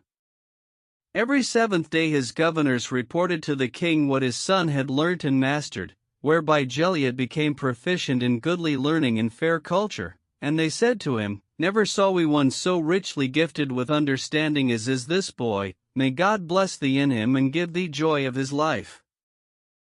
When the prince had completed his 12th year, he knew the better part of all sciences and excelled all the sages and learned men of his day. So his governors brought him to his father and said to him, God solace thine eyes, O king, with this happy youth. We bring him to thee, after he hath learnt all manner of knowledge, and there is not one of the learned men of the time who hath attained to that whereto he hath attained, of proficiency, thought. The king rejoiced in this with an exceeding joy and prostrated himself in gratitude to God, to whom belong might and majesty, saying, Praised be God for his mercies that may not be told. Then he called his chief vizier and said to him, Know, O Shimas, that the governors of my son are come to tell me that he hath mastered all kinds of knowledge, and there is nothing but they have instructed him therein, so that he surpasseth all who have foregone him in this. What sayest thou, O Shimas? The vizier prostrated himself before God, to whom belong might and majesty, and kissed the king's hand, saying, The ruby, though it be embedded in the solid rock, cannot but shine as a lamp, and this thy son is such a jewel. His tender age hath not hindered him from becoming a sage, and praised be God for that which he hath bestowed on him. But tomorrow I will call an assembly of the flower of the emirs and men of learning, and examine the prince, and cause him speak forth that which is with him in their presence. So the king commanded the attendance of the keenest-witted and most accomplished of the erudite and learned and sages of his dominions, and they all presented themselves on the morrow at the door of the palace, whereupon the king bade admit them. Then entered Shimas and kissed the hands of the prince, who rose and prostrated himself to him, but Shimas said, It behoveth not the lion-whelp to prostrate himself to any of the beasts, nor is it seemly that light prostrate itself to darkness. Quoth the prince, When the lion-whelp sees the leopard, he prostrates himself to him, because of his wisdom, and light prostrates itself to darkness for the purpose of showing forth that which is there within. Quoth Shimas, True, O my lord, but I would have thee answer me that whereof I shall ask thee, by leave of his highness and his folk. And the youth said, With my father's permission, I will answer thee. So Shimas began and said, What is the eternal, the absolute, and what are the two essences thereof, and whether of the two is the abiding one? God, answered the prince, to whom belong might and majesty, is the eternal, the absolute, for that he is the first, without beginning, and the last, without end. His two essences are this world and the next, and the abiding one of the two is the world to come. Q. Thou sayest truly, but tell me, how knowest thou that one of God's essences is this world and the other the world to come? A. I know this, because this world was created from nothingness and had not its being from any existing thing, wherefore its affair is referable to the first essence.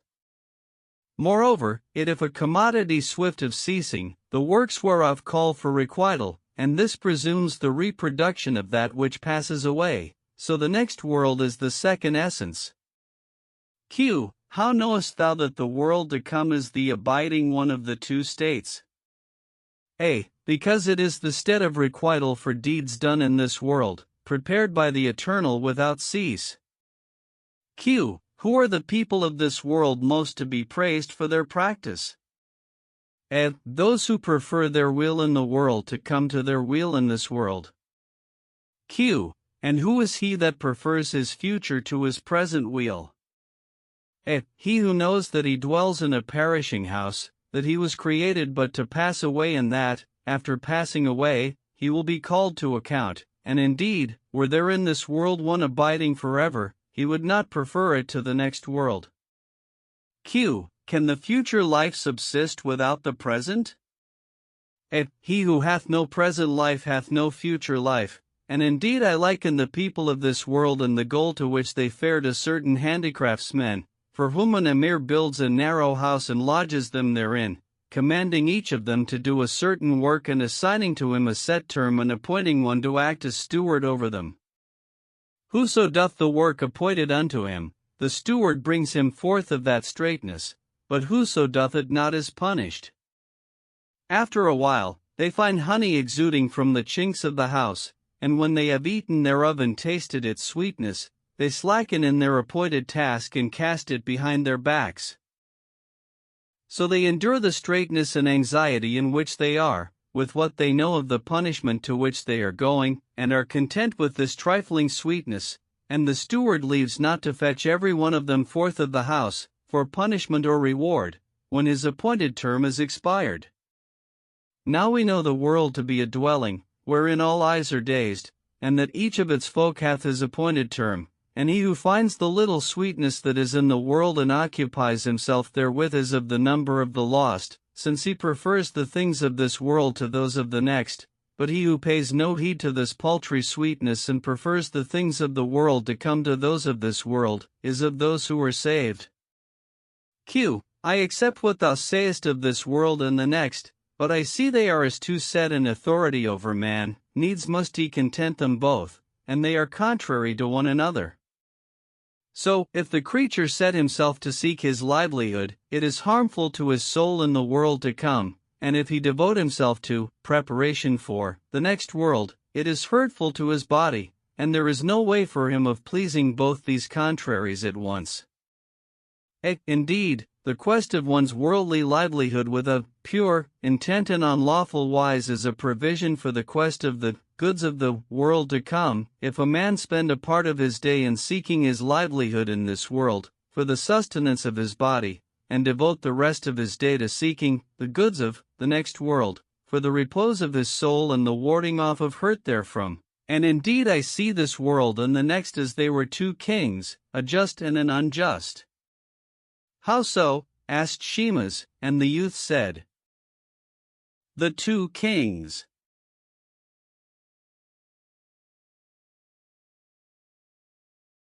There were once two kings, a just and an unjust.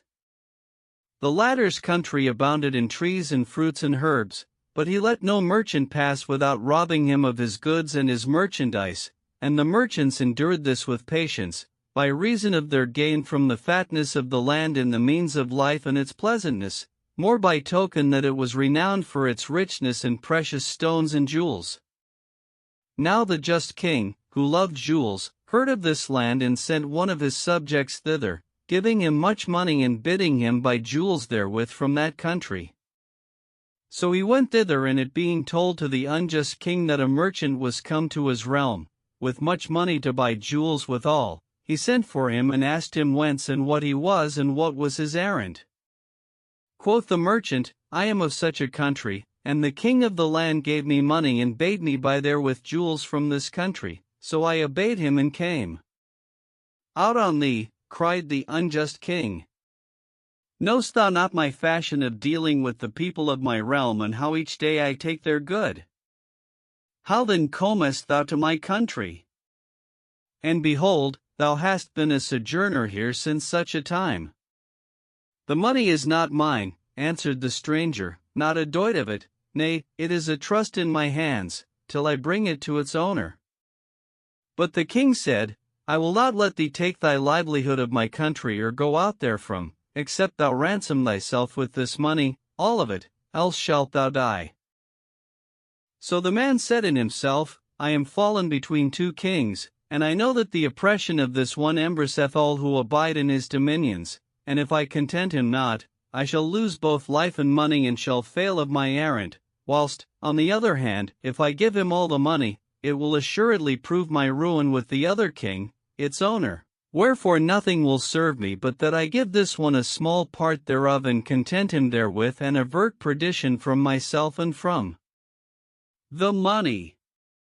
Thus shall I get my livelihood of the fatness of this land, till I buy that which I desire of jewels and return to the owner of the money with his need, trusting in his justice and indulgence and fearing not that he will punish me for that which this unjust king taketh of the money, especially if it be but a little.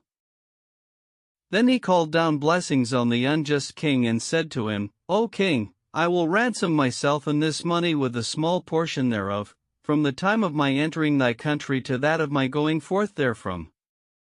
The king agreed to this and left him at peace for a year, till he bought jewels withal, the rest of the money, and returned therewith to his master, to whom he made his excuses, confessing to having rescued himself from the unjust king as before related. The just king accepted his excuse and praised him for his wise ordinance and set him on his right hand in his divan and appointed him in his kingdom an abiding inheritance and a happy life. Now the just king is the similitude of the next world and the unjust king that of this world. The jewels that be in the latter's dominions are good deeds and pious works. The merchant is man, and the money he hath with him is the provision appointed him of God. When I consider this, I know that it behoves him who seeks his livelihood in this world to leave not a day without seeking the goods of the world to come, so shall he content this world with that which he gains of the fatness of the earth, and the next with that which he spends of his life in seeking after it. Q. Are the soul and the body alike in reward and punishment, or is the body, as the luster of lusts and doer of sins, alone affected with punishment? The inclination unto lusts and sins may be the cause of earning reward by the withholding of the soul therefrom and the repenting thereof, but the affair is in the hand of him who doth what he will, and by their contraries are things distinguished. Thus subsistence is necessary to the body, but there is no body without soul, and the purification of the soul is in making clean the intent in this world and taking thought to that which shall profit in the world to come. Indeed, soul and body are like two horses running for a wager, or two foster brothers, or two partners in affairs. By the intent are good deeds distinguished, and thus the body and soul are partners in actions and in reward and punishment, and in this they are like the blind man and the cripple with the overseer of the garden. How so? Asked Shemas, and the prince said, The blind man and the cripple. A blind man and a cripple were traveling companions and used to beg in company. One day they sought admission into the garden of some one of the benevolent, and a kind-hearted man, hearing their talk, took compassion on them and carried them into his garden, or he left them and went away, bidding them do no waste nor damage therein. When the fruits became ripe, the cripple said to the blind man, Harkye, I see ripe fruits and long for them, but I cannot rise to theme to eat thereof, so go thou, for thou art sound of limb, and fetch us thereof, that we may eat. Out on thee, replied the blind man. I had no thought of them, but now that thou callest them to my mind, I long to eat of them, and I cannot avail unto this, being unable to see them, so how shall we do to get at them? At this moment, up came the overseer of the garden, who was a man of understanding, and the cripple said to him, Harkye, overseer, I long for some of those fruits, but we are as thou sayest, I am a cripple and my mate here is stone-blind, so what shall we do? Out on ye, replied the overseer. Have ye forgotten that the master of the garden stipulated with you that ye should do no waste nor damage therein? Take warning then and abstain from this. But they answered, Needs must we get at these fruits, that we may eat thereof, so tell us how we shall contrive this. When the overseer saw that they were not to be turned from their purpose, he said, O cripple, let the blind man take thee on his back and carry thee to the tree whose fruit pleaseth thee, so thou mayst pluck what thou canst reach thereof. So the blind man took the cripple on his back, and the latter guided him, till he brought him to a tree, and he fell to plucking from it what he would and tearing at its branches, till he had despoiled it, after which they went round about the garden and wasted it with their hands and feet, nor did they cease from this fashion, till they had stripped all the trees in the garden. Then they returned to their place, and presently up came the master of the garden, who, seeing it in this plight, was sore angered and said to them, Out on ye! What fashion is this? Did I not stipulate with you that ye should do no waste in the garden? Quoth they, Thou knowest that we cannot avail to come at any of the fruit, for that one of us is a cripple and cannot rise, and the other is blind and cannot see that which is before him, so what is our offense? But the master answered, saying, Think ye I know not how ye wrought, and how ye have gone about to do waste in my garden? I know, as if I had been with thee, O blind man, that thou tookest the cripple on thy back, and he guided thee, till thou borest him to the trees. Then he punished them grievously and put them out of the garden. Now the blind man is the similitude of the body, and the cripple that of the soul, for that it hath no power of motion but by the body. The garden is the works, for which the creature is rewarded or punished, and the overseer is the reason, which commendeth to good and forbiddeth from evil. Thus the body and the soul are partners in reward and punishment. Q. Which of the learned men is most worthy of praise, according to thee? A. He who is learned in the knowledge of God and whose knowledge profiteth him. Q. And who is this? A. He who is instant in seeking to please his Lord and avoid his wrath. Q. And which of them is the most excellent? A. He who is most learned in the knowledge of God. Q. And which is the most experienced of them? A. He who is most constant in doing according to his knowledge. Q. And which is the purest hearted of them? A. He who is most assiduous in preparing for death and praising God, and least of them in hope, and indeed he who familiarizes his soul with the terrors of death is as one who looks into a clear mirror, for that he knows the truth, and the mirror still increases in clearness and brilliance. Q. What are the goodliest of treasures? A. The treasures of heaven. Q. Which is the goodliest of the treasures of heaven? A. The praise and magnification of God. Q. Which is the most excellent of the treasures of earth? A. The practice of kindness. Q. Tell me of three different things, knowledge and judgment and wit, and of that which unites them. A. Knowledge comes of learning, judgment of experience, and wit of reflection, and they are all stablished and united in reason. He in whom these three qualities combine is perfect, and he who adds thereto the fear of God is in the right course. Q. Tell me, is it possible, in the case of a man of learning and wisdom, endowed with sound judgment, lucid intelligence, and keen and excelling wit, for desire and lust to change these his qualities? Yes, for these passions, when they enter into a man, affect his wisdom and understanding and judgment and wit, and he is like the eagle, which abode in the upper air of the excess of his subtlety and precaution against the hunters. But, as he was thus, he saw a fowler set up his nets and bait them with a piece of meat, which when he beheld, desire and lust thereof overcame him, and he forgot that which he had seen of nets and of the sorry case of all birds that fell into them. So he swooped down from the sky, and pouncing upon the piece of meat, was caught in the same snare and could not win free. When the fowler came up and saw the eagle taken in his net, he marveled exceedingly and said, I set up my nets, thinking to take therein pigeons and the like of small birds. How came this eagle to fall into it? It is said that when desire and lust incite a man of understanding to aught, he considers the issue thereof and refrains from that which they make fair, and overcomes his passions with his reason, for, when they urge him to aught, it behoves him to make his reason like unto a skilled horseman, who, mounting a skittish horse, curbs him with a sharp bit, so that he goes aright with him and carries him whither he will.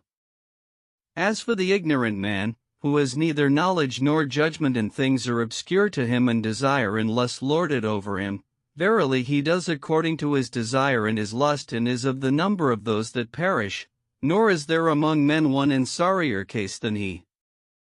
Q. When is knowledge profitable, and when availeth reason to ward off the ill effects of desire and lust? A. When their possessor uses them in quest of the goods of the next world, for reason and knowledge are altogether profitable, but it behoves their owner to expend them not in the quest of the goods of this world, save in so far as may be needful for gaining his livelihood and defending himself from its mischief. Q. What is most worthy that a man should apply himself thereto and occupy his heart withal? A. Good works. Q. If a man do this, it diverts him from gaining his living. How then shall he do for his livelihood, which he cannot dispense withal? A man's day is 24 hours, and it behoves him to employ 1/3 part thereof in seeking his living, another in prayer and rest, and the remainder in the pursuit of knowledge. For a reasonable man without knowledge is as a barren land, wherein is place for neither tillage nor tree planting nor grass. Except it be prepared for tillage and planted, no fruit will profit therein. But, if it be tilled and planted, it brings forth goodly fruits. So with the ignorant man, there is no profit in him till knowledge be planted in him, then doth he bear fruit. Q. What sayest thou of knowledge without understanding? A. It is as the knowledge of a brute, which hath learnt the hours of its feeding and watering and waking, but hath no reason. Q. Thou hast been brief in thine answer concerning this, but I accept thy reply. Tell me, how shall I guard myself against the Sultan? A. By giving him no hold over thee. Q. And how can I but give him hold over me, seeing that he is set in dominion over me and that the reign of my affair is in his hand? His dominion over thee lies in the duties thou owest him, so, if thou give him his due, he hath no, farther, dominion over thee. Q. What are a vizier's duties to his king? A. Good counsel and zealous service both in public and private, right judgment, the keeping of his secrets and that he conceal from him naught of that which he hath a right to know, lack of neglect of aught of his occasions, with whose accomplishment he charges him, the seeking his approof on every wise and the avoidance of his wrath. Q. How should the vizier do with the king? If thou be vizier to the king and wouldst be safe from him, let thy hearing and thy speech to him overpass his expectation of thee, and be thy seeking of thy need from him after the measure of thy rank in his esteem, and beware lest thou advance thyself to a dignity whereof he shall not judge thee worthy, for this would be like to presumption in thee against him. So, if thou presume upon his mildness and assume a rank beyond that which he deemeth thy due, thou wilt be like the hunter, who used to trap wild beasts for their skins and throw the flesh away. Now a lion used to come to the place where the hunter skinned his prey, and eat of the carrion, and in course of time, he clapped up an acquaintance with the hunter, who would throw meat to him and wipe his hands on his back, whilst the lion wagged his tail. When the hunter saw his tameness and gentleness and submissiveness to him, he said in himself, Verily this lion humbleth himself to me, and I am master of him, and I see not why I should not mount him and strip off his hide, as with the other wild beasts. So he sprang on the lion's back, presuming on his mildness and deeming himself sure of him, which when the lion saw, he was exceeding wroth, and raising his paw, smote the hunter, that he drove his claws into his guts, after which he cast him under his feet and tore him in pieces and devoured him. By this thou mayst know that it behoves the vizier to bear himself towards the king according to that which he seeth of his condition, and not to presume upon the superiority of his own judgment, lest the king become jealous of him. Q. How shall the vizier grace himself in the king's sight? A. By the performance of the trust of loyal counsel and sound judgment committed to him, and the execution of his commandments. Q. As for that which thou sayest of the vizier's duty to avoid the king's wrath and perform his wishes and apply himself diligently to the due execution of that wherewith he charges him, that is a matter of course. But how, if the king's whole pleasure be in tyranny and the practice of oppression and extortion? And what shall the vizier do if he be afflicted with the frequentation of this unjust king? If he strive to turn him from his lust and his desire, he cannot avail unto this, and if he follow him in his lusts and flatter him with false counsel, he assumes the responsibility of this and becomes an enemy to the people. What sayest thou of this? A. What thou sayest, O vizier, of this responsibility and sin, arises only in the case of his abetting the king in his wrongdoing, but it behoves the vizier, when the king takes counsel with him of the like of this, to show forth to him the way of justice and equity, and caution him against tyranny and oppression, and expound to him the principles of good government, alluring him with the reward that pertains to this, and restraining him with warning of the punishment that he incurs in following his perverse inclinations. If the king incline to his words, his end is gained, and if not, there is nothing for it but that he depart from him on courteous wise, for that in separation is ease for each of them. Q. What are the duties of the king to his subjects, and of the latter to the king? A. They shall do what he orders them with a pure intent, and obey him in that which pleases him and pleases God and his apostle. It is the king's duty to protect their possessions and guard their women, even as it is their duty to hearken unto him and obey him and expend their lives freely in his defense and give him his lawful due and praise him duly for that which he bestoweth upon them of his justice and beneficence. Q. Have his subjects any claim upon the king other than that which thou hast said? Yes, the king's duty to his subjects is more imperative than their duty to him, for that the breach of his duty towards them is more harmful than that of theirs towards him, because the will of the king and the loss of his kingdom and fortune betide not but by the breach of his duty to his subjects, wherefore it behoves him who is invested with the kingship to be assiduous in ensuing 3 things, to wit, the furtherance of the faith, the welfare of his subjects and the due administration of government, for by the assiduous observance of these 3 things, his kingdom shall endure. Q. How doth it behove him to do for his subjects' weal? By giving them their due and maintaining their laws and usages and employing wise and learned men to teach them and justifying them, one of the other, and sparing their blood and defending their goods and lightening their burdens and strengthening their armies. Q. What is the king's duty to his vizier? A. None hath a more imperative claim on the king than the vizier, for 3 reasons. Firstly, because of that which betides him with him, in case of error in judgment, and because of the common profit to king and people in case of sound judgment. Secondly, that the folk may know the goodliness of the rank which the vizier holds in the king's estimation and so look on him with eyes of veneration and respect and submission. And thirdly, that the vizier, seeing this from king and people, may ward off from them that which they mislike and fulfill to them that which they love. Q. I have heard all thou hast said of the attributes of king and vizier and people and approve thereof, but now tell me what is incumbent in the matter of keeping the tongue from lying and folly and slander and excess in speech. It behoves a man to speak not but good and kindness and to talk not of that which concerns him not, to leave detraction nor carry talk he hath heard from one man to his enemy, neither seek to harm his friend nor his enemy with his sultan and reck not of any, neither of him from whom he hopes for good nor of him whose mischief he fears, save of God the Most High, for, in truth, he is the only one who liveth or profiteth. Let him not impute default unto any nor talk ignorantly, lest he incur the burden and the sin thereof before God and earn hatred among men. For know that speech is like an arrow, which, once discharged, none can avail to recall. Moreover, let him beware of confiding his secret to one who shall discover it, lest he fall into mischief by reason of its disclosure, after having relied upon its concealment, and let him be more careful to keep his secret from his friend than from his enemy, for the keeping his secret with all folk is of the performance of trust. Q. Tell me how a man should bear himself with his family and friends.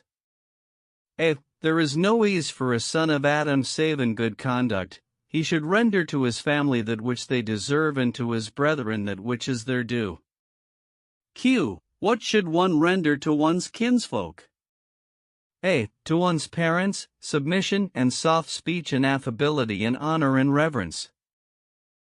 To one's brethren, loyal counsel and readiness to expend one's good for them and assistance in their undertakings and grieving for their grief and joyance in their joy and closing of the eyes toward the errors that they may commit, for, when they experience this from a man, they requite him with the best they can command of good counsel and expend their lives in his defense. So, if thou know thy brother to be trusty, be lavish to him of thy love and helpful to him in all his affairs. Q. I see that brethren are of 2 kinds, brethren of trust and brethren of society. As for the first, there is due to them that which thou hast set forth, but now tell me of the other. As for brethren of society, thou gettest of them clearance and goodly usance and fair speech in company, so be thou not sparing to them of thy delights, but be lavish to them, like as they are lavish thereof to thee, and render to them that which they render to thee of affability and in open favor and sweet speech, so shall thy life be pleasant and thy speech have acceptance with them. Q. Tell me now of the provision decreed by the Creator to all creatures. Hath he allotted to men and beasts each his several provision, to the completion of his appointed term, and if this be so, what mocketh him who seeketh his livelihood to incur hardship and toil in the quest of that which he knows he cannot fail of obtaining, if it be decreed to him, though he incur not the misery of endeavor, whilst, if it be not decreed to him, he shall not win thereto, though he strive after it with his utmost endeavor? Shall he therefore leave striving and put his trust in his Lord and rest his body and his soul? Indeed, we see that to each there is a provision allotted and a term prescribed, but to each provision is a way and means, and he who seeketh would get ease of his seeking by leaving to seek, needs must he seek his fortune. Moreover, the seeker is in two cases, either he gains his fortune or fails thereof. In the first case, his pleasure consists, first in the having gained his fortune, and secondly, in the satisfactory issue of his quest, and in the other case, his pleasure consists, first, in his readiness to seek his living, secondly, in his abstaining from being a burden to the folk, and thirdly, in his freedom from liability to reproach. Q. What sayest thou of the means of seeking one's fortune? A man shall hold lawful that which God, to whom belong might and majesty, permitteth, and unlawful that which he forbiddeth.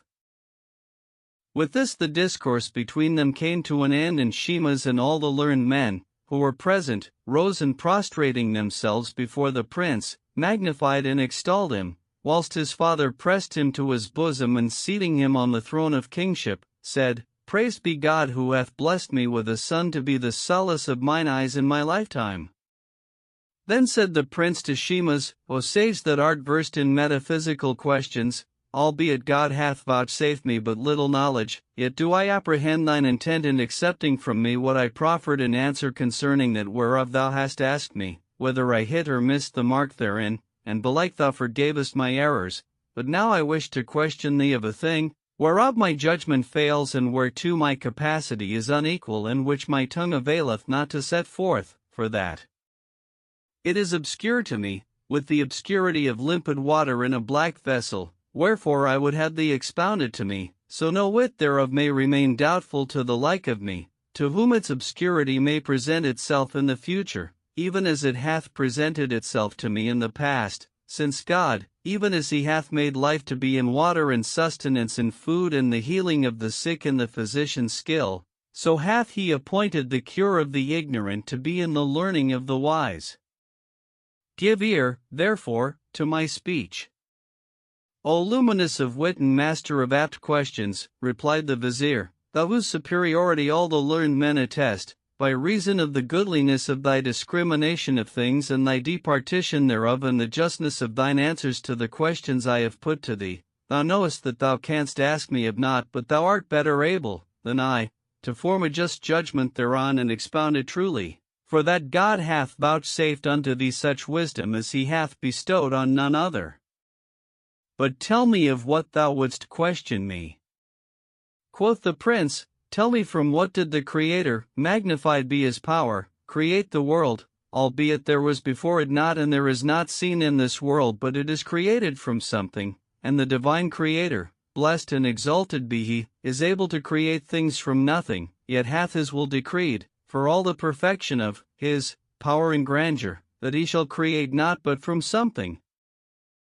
As for those, answered the vizier, who fashion vessels of potter's clay, and other handicraftsmen, who cannot produce one thing except from another, they are themselves but created things. But, as for the Creator, who hath wrought the world after this wondrous fashion, if thou wouldst know his power, blessed and exalted be he, of calling things into existence, consider the various kinds of created things, and thou wilt find signs and tokens, denoting the perfection of his omnipotence and that he is able to create things out of nothing, nay, he called them into being, after absolute nonentity, for the elements that are the matter of created things were sheer nothingness. I will expound this to thee, so thou mayst be in no doubt thereof, and this the phenomenon of the alternation of night and day shall make clear to thee.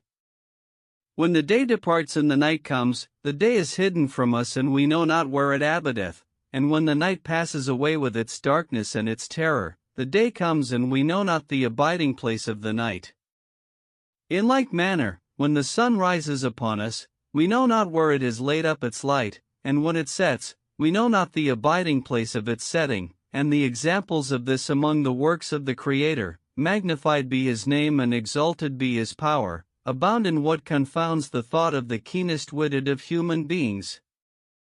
O sage, rejoined the prince, thou hast set before me of the power of the Creator what may not be denied, but tell me how he called his creatures into existence.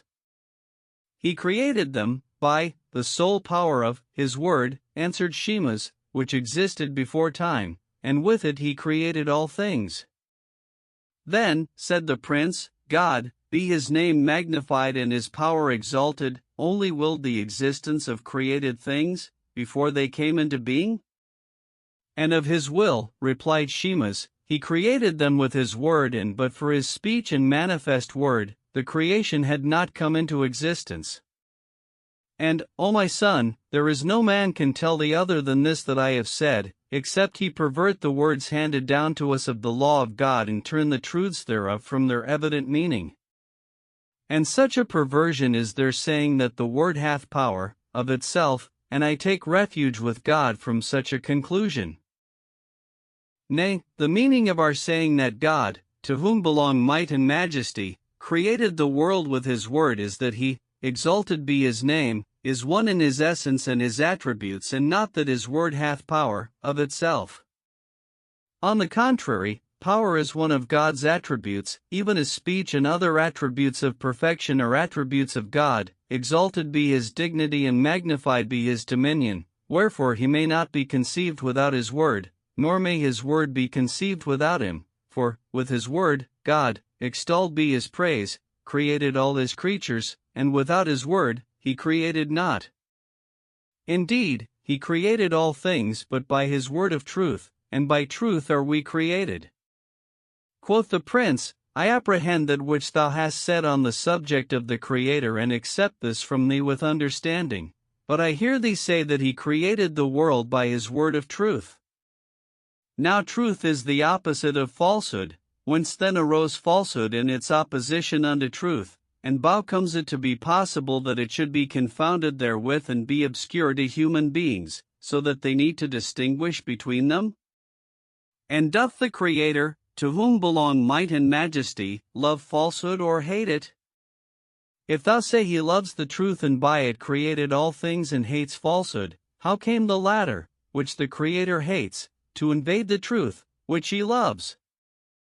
Quoth Shemas, verily God the Most High created man after his own image and likened him to himself, all of him truth, without falsehood, then he gave him dominion over himself and ordered him and forbade him. And it was man who transgressed his commandment and erred in his disobedience and brought falsehood upon himself of his own will. When God created man with truth, he had no need of repentance, till falsehood invaded the truth by which he was created, by means of the ableness that God had placed in him, being the will and the inclination called acquisitiveness. When falsehood invaded truth on this wise, it became confounded therewith, by reason of the will of man and his ableness and acquisitiveness, which is the voluntary party together with the weakness of human nature, wherefore God created repentance for man, to turn away from him falsehood and establish him in truth, and he created for him also punishment, if he should abide in the obscurity of falsehood. Quoth the prince, tell me how came falsehood to invade truth, so as to be confounded therewith, and how became man liable to punishment and so stood in need of repentance? When God created man with truth, replied Shemas, he made him loving to himself, and there was for him neither repentance nor punishment, but he abode thus till God put in him the soul, which is of the perfection of humanity, with the inclination to lusts which is inherent therein. From this sprang the growth of falsehood and its confusion with the truth, wherewith man was created and with the love whereof he had been informed, and when man came to this pass, he swerved from the truth with disobedience, and whoso swerves from the truth falls into falsehood. Then, said the prince, falsehood invaded truth only by reason of disobedience and transgression?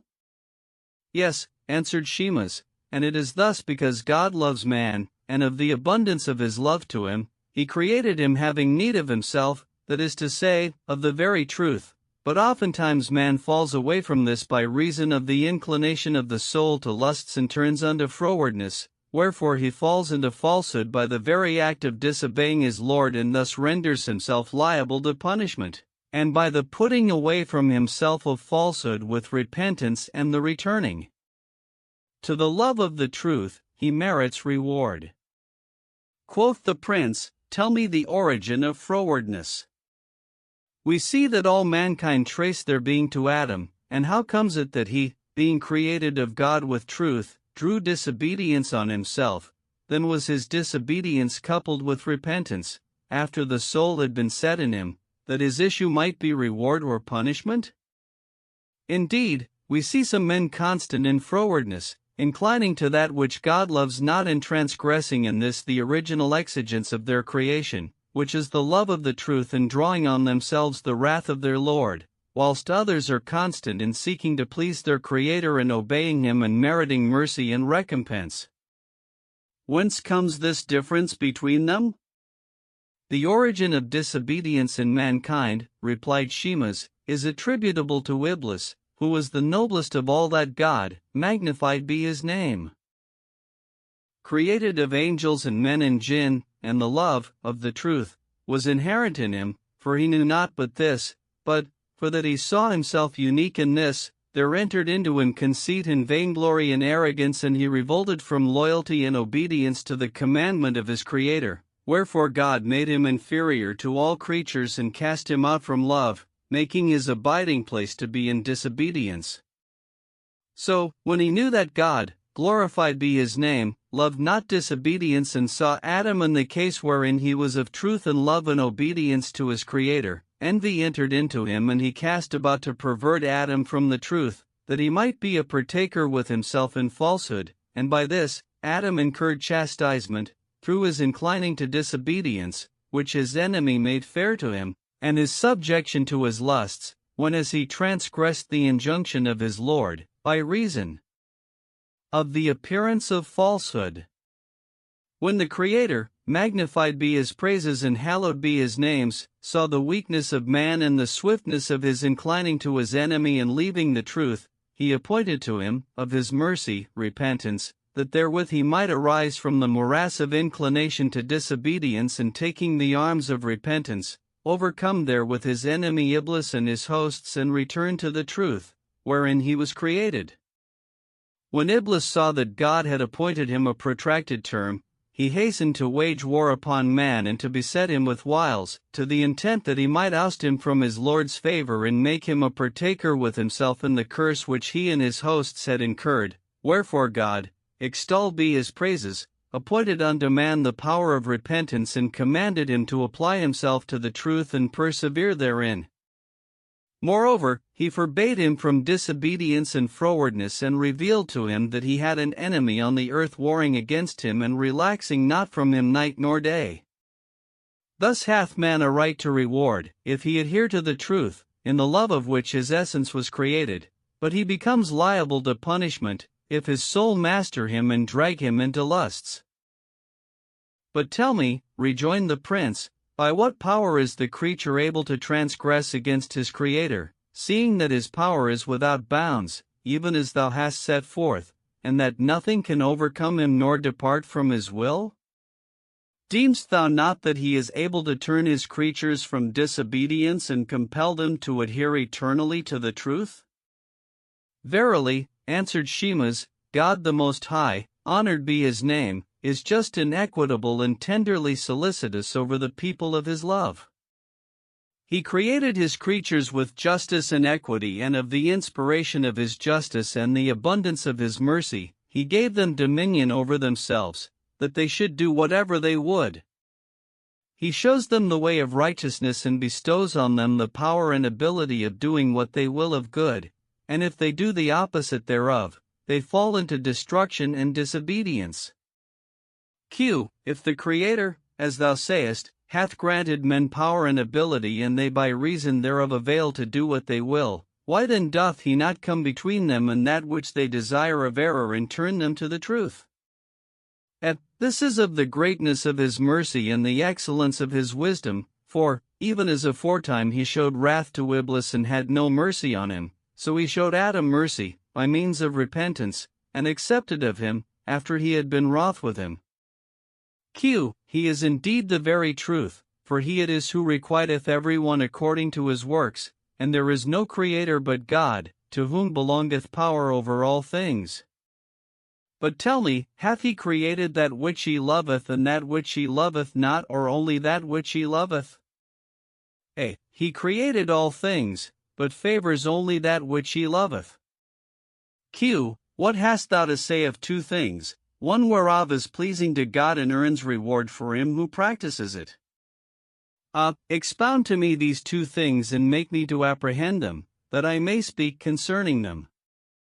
Q. They are good and evil, the two things innate in the body and the soul. O wise youth, I see that thou knowest good and evil to be of the works that the soul and the body do, in conjunction.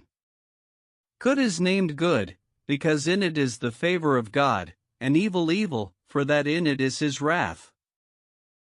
Indeed, it behoveth thee to know God and to please him by the practice of good, for that he hath commanded us to this and forbidden us to do evil.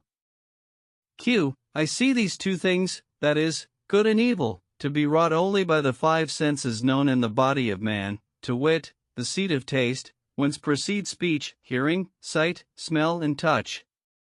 Tell me whether these five senses were created for good altogether or for evil. Hear, O man, the exposition of that whereof thou askest, and lay it up in thy memory and notify thy heart thereof, for it is a manifest proof. Know that the Creator, blessed and exalted be he, created man with truth and informed him with the love thereof, and there proceedeth from it no created thing save by the most high decree, whose impress is on every phenomenon. It is not apt but to the ordering of justice and equity and beneficence, and created man for the love of itself, and informed him with a soul, wherein the inclination to lusts was innate, and assigned him ableness, and appointed the five senses aforesaid to be to him a means of winning paradise or hell. Q. How so? In that he created the tongue for speech, and the hands for doing, and the feet for walking, and the eyes for seeing, and the ears for hearing, and gave them power and incited them to exercise in motion, bidding each of them do that only which pleaseth him. Now what pleaseth him in speech is truthfulness and abstaining from its opposite, which is falsehood, and what pleases him in sight is turning it unto that which he liveth, and leaving the contrary, which is turning it unto that which he abhorreth, such as looking unto lusts, and what pleaseth him in hearing is hearkening to naught but that which is truth, such as admonition and that which is in the scriptures of God, and leaving the contrary, which is hearkening to that which incurreth the wrath of God, and what pleaseth him in the hands is not hoarding up that which he entrusteth to them, but spending it on such wise as shall please him, and leaving the contrary, which is avarice or spending that which he hath committed to them in disobedience. And what pleaseth him in the feet is that they be instant in the pursuit of good, such as the quest of instruction, and leave its contrary, which is the walking in other than the way of God. As for the other lusts that man practices, they proceed from the body by commandment of the soul. The lusts that proceed from the body are of two kinds, that of reproduction and that of the belly. As for the first, that which pleaseth God thereof is that it be not except in the way of law, and if it be in the way of sin, he is displeased with it. As for the lust of the belly, eating and drinking, what pleaseth God thereof is that each take not but that which God hath appointed him thereof, be it little or much, and praise God and thank him, and what angereth him thereof is that a man take that which is not his by right. All precepts other than these are false, and thou knowest that God created all things and delighteth only in good, and commendeth each member of the body to do that which he hath made incumbent thereon, for that he is the all-wise, the all-knowing. Q. Was it foreknown unto God, exalted be his power, that Adam would eat of the tree from which he forbade him, and so leave obedience for disobedience? A. Yes, O sage. This was foreknown unto God the Most High, before he created Adam, and the proof and manifestation thereof is the warning he gave him against eating of the tree, and his giving him to know that, if he ate thereof, he would be disobedient. And this was in the way of justice and equity, lest Adam should have an argument wherewith he might excuse himself against his Lord. When, therefore, he fell into error, and calamity and reproach and disgrace were sore upon him, this passed to his posterity after him. Wherefore God sent prophets and apostles, and gave them scriptures, and they taught us the divine ordinances, and expounded to us what was therein of admonitions and precepts, and made clear to us the way of righteousness, and what it behoved us to do, and what to leave undone. Now we are endowed with ableness, and he who acts within these limits attains felicity and prospers, whilst he who transgresses them and does other than that which these precepts enjoin, sins in his mind in both worlds. This then is the road of good and evil. Thou knowest that God can all things, and created not lusts for us but of his pleasure and will, and he commanded us to use them in the way of lawfulness, so they might be a good to us, but, when we use them in the way of sin, they are an evil to us. So what of good we compass is from God the Most High, and what of evil from ourselves his creatures, not from the Creator, exalted be he for this with great exaltation. Q. I understand that which thou hast expounded to me concerning God and his creatures, but tell me of one thing, concerning which my mind is perplexed with extreme wonderment, and that is that I marvel at the sons of Adam, how careless they are of the life to come, and at their lack of taking thought thereto, and their love of this world, albeit they know that they must needs leave it and depart from it, whilst they are yet young in years. Yes, verily. And that which thou sayest of its changefulness and perfidious dealing with its children is a sign that fortune will not endure to the fortunate, neither affliction to the afflicted, for none of its people is secure from its changefulness, and even if one have power over it and be content therewith, yet needs must his estate change and removal hasten unto him. Wherefore man can put no trust therein, nor profit by that which he enjoyeth of its painted gods, and knowing this, we know that the sorriest of men in case are those who are deluded by this world and are unmindful of the world to come, for that this present ease they enjoy will not compensate the fear and misery and horrors that will befall them after their removal therefrom. Thus are we certified that, if the creature knew that which will betide him with the coming of death and his severance from that which he presently enjoyeth of delight and clearance, he would cast away the world and that which is therein, for we are assured that the next life is better for us and more profitable. O sage, said the prince, thou hast with thy shining lamp dispelled the darkness that was upon my heart, and hast directed me into the road I must travel in the ensuing of the truth, and hast given me a lantern whereby I may see. Then rose one of the learned men who were present and said, When the season of spring cometh, needs must the hare seek the pasture as well as the elephant. And indeed I have heard from you both such questions and solutions as I never before heard, but now let me ask you of somewhat. What is the best of the goods of the world?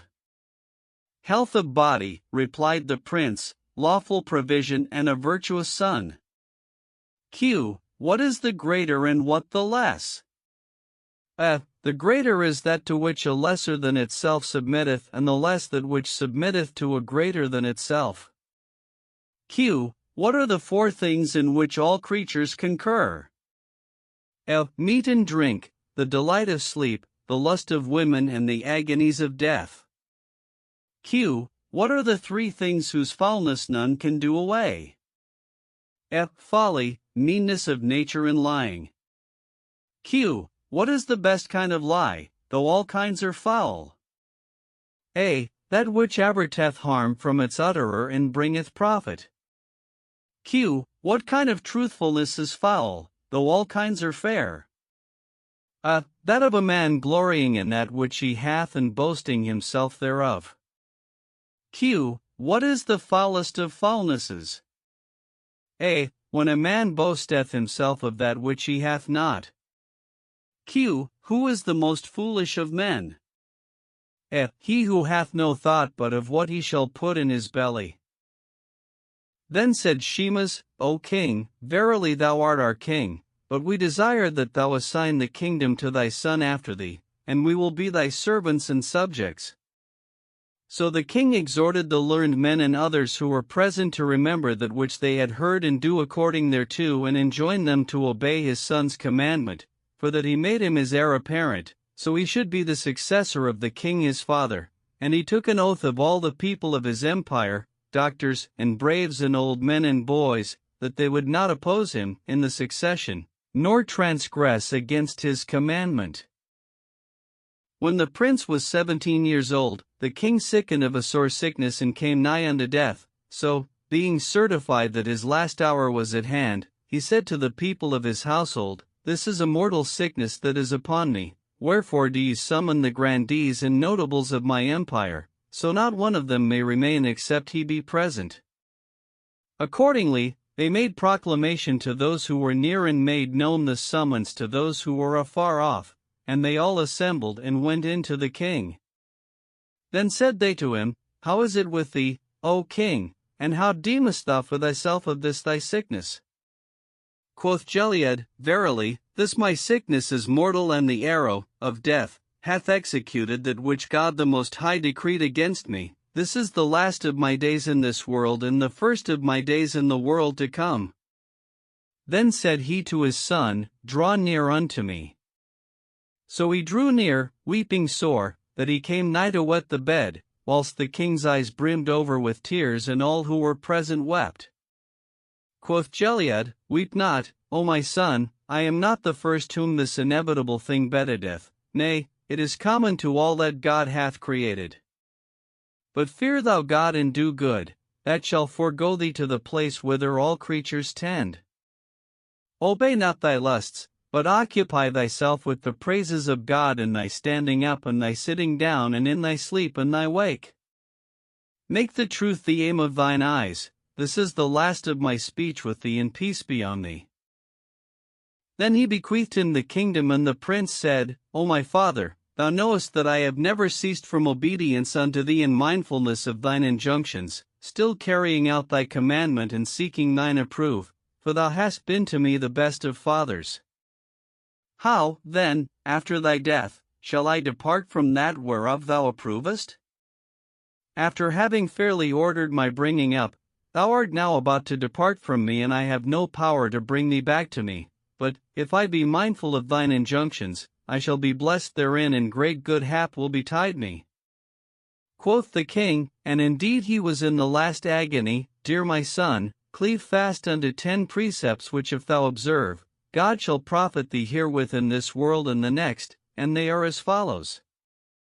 When thou art angered, curb thy wrath. When thou art afflicted, be patient. When thou speakest, be truthful. When thou promisest, perform. When thou judgest, do justice. When thou hast power, be merciful. Deal generously by thy governors and lieutenants. Forgive those that transgress against thee. Be lavish of good offices to thine enemy, and withhold thy mischief from him.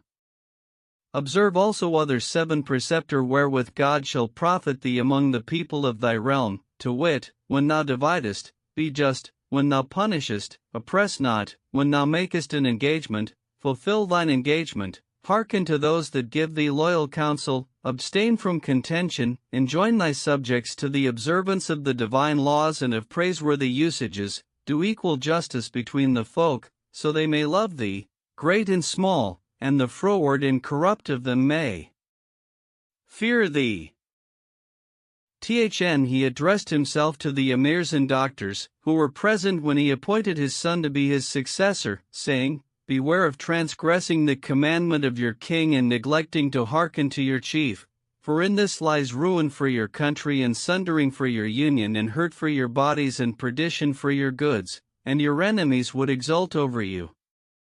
Ye know the covenant ye made with me, and even thus shall be your covenant with this youth, and the pact that is between you and me shall be also between you and him. Wherefore it behoveth you to give ear unto his commandment and obey him, for that in this is the well-being of your estates. So be ye constant with him unto that wherein ye were with me, and your affairs shall prosper, and your case be good. For, behold, he hath the kingship over you, and is the Lord of your fortune, and so peace be on you.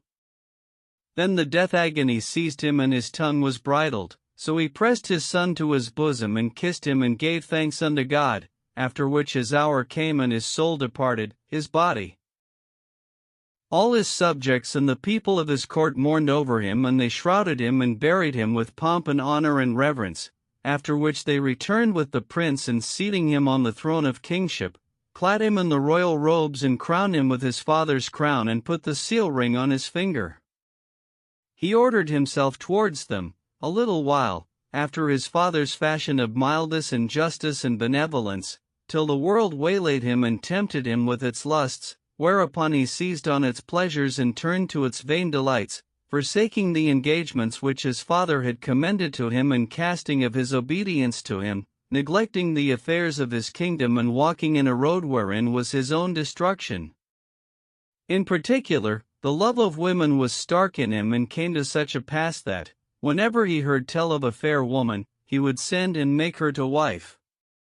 After this wise, he collected women more in number than ever had Solomon, son of David, king of the children of Israel, and would shut himself up with a company of them for a month at a time, during which he went not forth, neither inquired of his kingdom or its governance, nor looked into the grievances of such of his subjects as complained to him, and if they wrote to him, he returned them no answer. When they sought his neglect of their affairs and interests and those of the state, they were assured that ere long some calamity would betide them, and this was grievous to them. So they foregathered privily and took counsel together, and one of them said to the rest, Let us go to Shimas, chief of the viziers, and set forth to him our case and acquaint him with the strait wherein we are by reason of this king, so we may admonish him, else, in a little, calamity will betide us, for the world hath intoxicated the king with its delights and beguiled him with its snares. Accordingly, they repaired to Shimas and said to him, O wise and prudent man, the world hath dazed the king with its delights and taken him in its snares, so that he turneth unto vanity and worketh for the disordering of the state. Now with the disordering of the state the commons will be corrupted and our affairs will come to ruin. Months and days we see him not, nor cometh there forth from him any commandment to us or to the vizier or whom else. We cannot refer aught to him, and he looketh not to the administration of justice, nor taketh thought to the case of any of his subjects, in his heedlessness of them. And behold, we are come to acquaint thee with the truth of the affair, for that thou art the chiefest and most accomplished of us, and it behoveth not that calamity befall a land wherein thou dwellest, seeing that thou art most able of any to amend this thing. Wherefore go thou and speak with him, belike he will hearken to thy word and return unto God.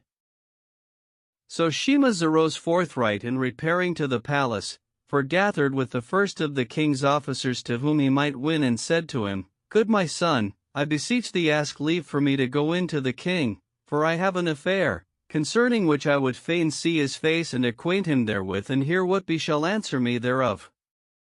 O my lord, answered the officer, by Allah, this month past hath he given none leave to come into him, nor all this time have I looked upon his face, but I will direct thee to one who shall crave admission for thee. Do thou lay hold of such a black, who standeth at his head and bringeth him food from the kitchen.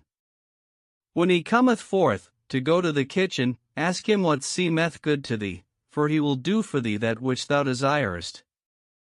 So the vizier repaired to the door of the kitchen and sat there a little while, till up came the black and would have entered the kitchen, but Shimas caught hold of him, and said to him, O my son, I would fain see the king and speak with him of somewhat that nearly concerneth him. So prithee, of thy kindness, when he hath made an end of his morning meal and his soul is refreshed, speak thou for me to him and get leave for me to come into him, so I may bespeak him of that which shall please him. I hear and obey, answered the black, and taking the food, carried it to the king, who ate thereof, and his soul was refreshed. Then said the black to him, Shimas standeth at the door and craveth admission, so he may acquaint thee with matters that particularly concern thee. At this the king was alarmed and disquieted, and commanded to admit the vizier. So the black went forth to Shimas and bade him enter, whereupon he went in, and prostrating himself before God, kissed the king's hands and called down blessings upon him. Then said the king, O Shemas, what hath betided thee that thou seekest admission unto me? And he answered, saying, This long while have I not looked upon the face of my lord the king, and indeed I long sore for thee. So, behold, I have seen thy countenance and come to thee with a word which I would fain say to thee, O king stablished in all prosperity. Quoth the king, Say what seemeth good to thee. And Shemas said, O king, verily God the Most High hath endowed thee, for all the tenderness of thy years, with knowledge and wisdom such as he never vouchsafed unto any of the kings before thee, and hath fulfilled the measure of his bounties to thee with the kingship, and he liveth not that thou depart from that wherewith he hath endowed thee unto other than it, by means of thy disobedience to him, wherefore it behoveth thee not to wage war upon him with thy treasures, but to be mindful of his injunctions and obedient unto his commandments. This I say because I have seen thee, this while past, forget thy father and his injunctions, and forswear his covenant, and neglect his admonition, and renounce his justice and wise governance, remembering not God's bounty to thee, neither requiting it with gratitude to him. How so? Asked the king. And what is the manner of this? The manner of it, replied Shemas, is that thou neglectest to attend to the affairs of the state and that which God hath committed unto thee of the interests of thy subjects, and surrenderest thyself to thine own inclinations, in that which they make fair to thee of the paltry lusts of the world. Verily it is said that the welfare of the state and the faith and the people is of the things over which it behoveth the king to keep watch, wherefore it is my counsel, O king, that thou look well to the issue of thine affair. For thus wilt thou find the manifest road wherein is salvation, and give not thyself up to a trifling evanescent delight that leadeth to the abyss of destruction, lest there befall thee that which befell the fisherman. What was that? Asked the king, and Shemas said, I have heard tell that. The foolish fisherman.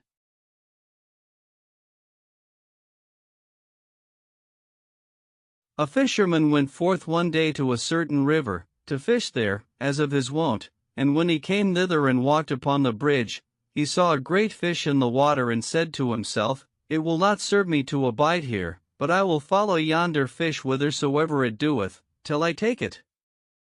For it will dispense me from fishing days and days. So he put off his clothes and plunged into the river after the fish. The current bore him along till he overtook it and laid hold of it, when he turned and found himself far from land. However, he would not loose the fish and return, but ventured himself, and gripping it fast with both hands, let his body float with the current, which carried him on till it cast him into a whirlpool which none might enter and be saved therefrom. With this he fell to crying out and saying, Save a drowning man. And there came to him folk of the keepers of the river, and said to him, What ailed thee to cast thyself into this grievous peril? Quoth he, It was I myself who forsook the plain way wherein was salvation, and gave myself over to coveting and perdition. O fellow, said they, why didst thou leave the way of safety and cast thyself into this destruction, knowing from of old that none may enter herein and be saved? What hindered thee from throwing away what was in thy hand and saving thyself?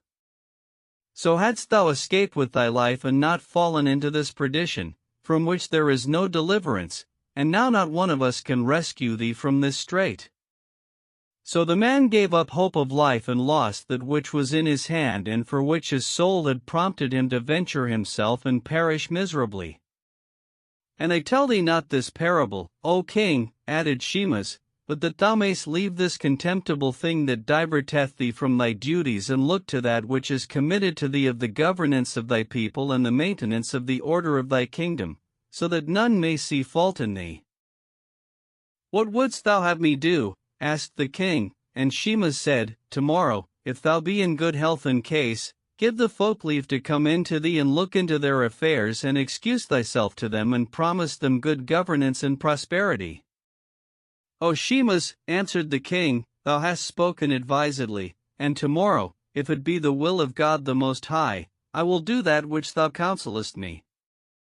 So the vizier went out from him and told the folk what he had said to him, and on the morrow the king came forth of his seclusion and bade admit the people, to whom he excused himself, promising them that thenceforward he would deal with them as they wished, wherewith they were content, and departed each to his dwelling. Then one of the king's women, who was his best beloved of them and most in honor with him, went in to him, and seeing him pale and thoughtful over his affairs, by reason of that which he had heard from his chief vizier, said to him, O king, how comes it that I see thee troubled in mind? Doth aught ail thee? No, answered he, but my pleasures have distracted me from my duties, and I know not what hath possessed me to be thus negligent of my affairs and those of my subjects. If I continue on this wise, ere long the kingdom will pass out of my hand. O king, rejoined she, I see that thou hast been duped by thy viziers and ministers, who wish but to torment and spite thee, so thou mayst have no pleasure of this thy kingship, neither enjoy ease nor delight, and would have thee consume thy life in warding off trouble from them, till thy days be wasted in toil and weariness, and thou be as one who slayeth himself for another's benefit, or like the boy and the thieves. How was that? Asked the king, and she answered, It is said that the boy and the thieves. 7 thieves once went out to steal, according to their wont, and fell in with a poor orphan boy, who besought them for somewhat to eat. Quoth one of them to him, Wilt go with us, O boy, and we will feed thee and clothe thee and entreat thee kindly? And he answered, saying, Needs must I go with you whithersoever ye will, and ye are as my own people. So they took him and fared on with him till they came to a garden, and entering, went round about therein, till they found a walnut tree laden with ripe fruit, and said one to another, Look which is the lightest and smallest of us, and make him climb the tree. And they said, None of us is smaller than this boy. So they sent him up into the tree, and said to him, O boy, touch not aught of the fruit, lest some one see thee and do thee a mischief. How then shall I do? Asked he, and they said, Sit among the boughs and shake them with thy might, so that which is thereon may fall, and we will pick it up. Then, when thou hast made an end of shaking down the fruit, come down and take thy share of that which we have gathered. So he began to shake every bunch at which he could come, so that the nuts fell, and the thieves picked them up and ate, some, and hid, others some, till they were all full, except the boy, who had eaten not. As they were thus engaged, up came the owner of the garden, and said to them, What do ye with this tree? We have taken naught thereof, answered they, but we were passing by, and seeing yonder boy on the tree, concluded that he was the owner thereof, and besought him to give us to eat of the fruit. So he fell to shaking the branches, that the nuts dropped down, and we are not at fault. Quoth the master to the boy, What sayest thou? And he answered, These men lie, but I will tell thee the truth. It is that we all came hither together, and they bade me climb the tree and shake its branches, that the nuts might fall down to them, and I obeyed them. Verily, said the master, thou hast brought thyself into parlous case, but hast thou profited to eat aught of the fruit? And he said, I have eaten naught thereof. Now know I thy stupidity and folly, rejoined the owner of the garden, in that thou hast wroughten to ruin thyself and advantage others. Then said he to the thieves, Go your ways, I have no resort against you. But he laid hands on the boy and punished him.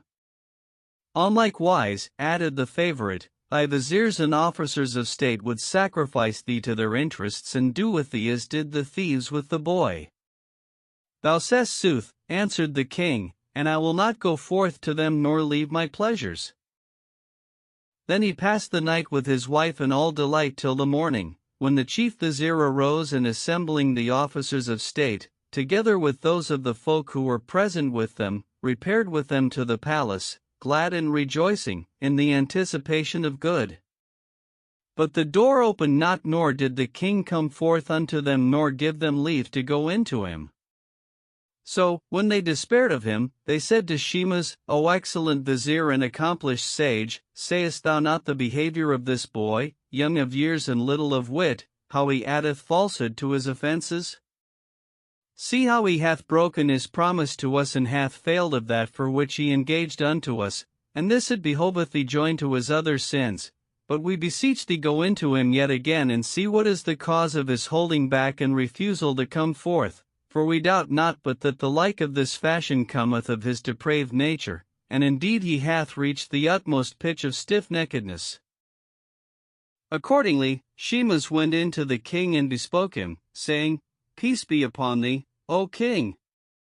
How cometh it that I see thee give thyself up to paltry pleasures and neglect the great affair whereto it behoveth thee apply thyself?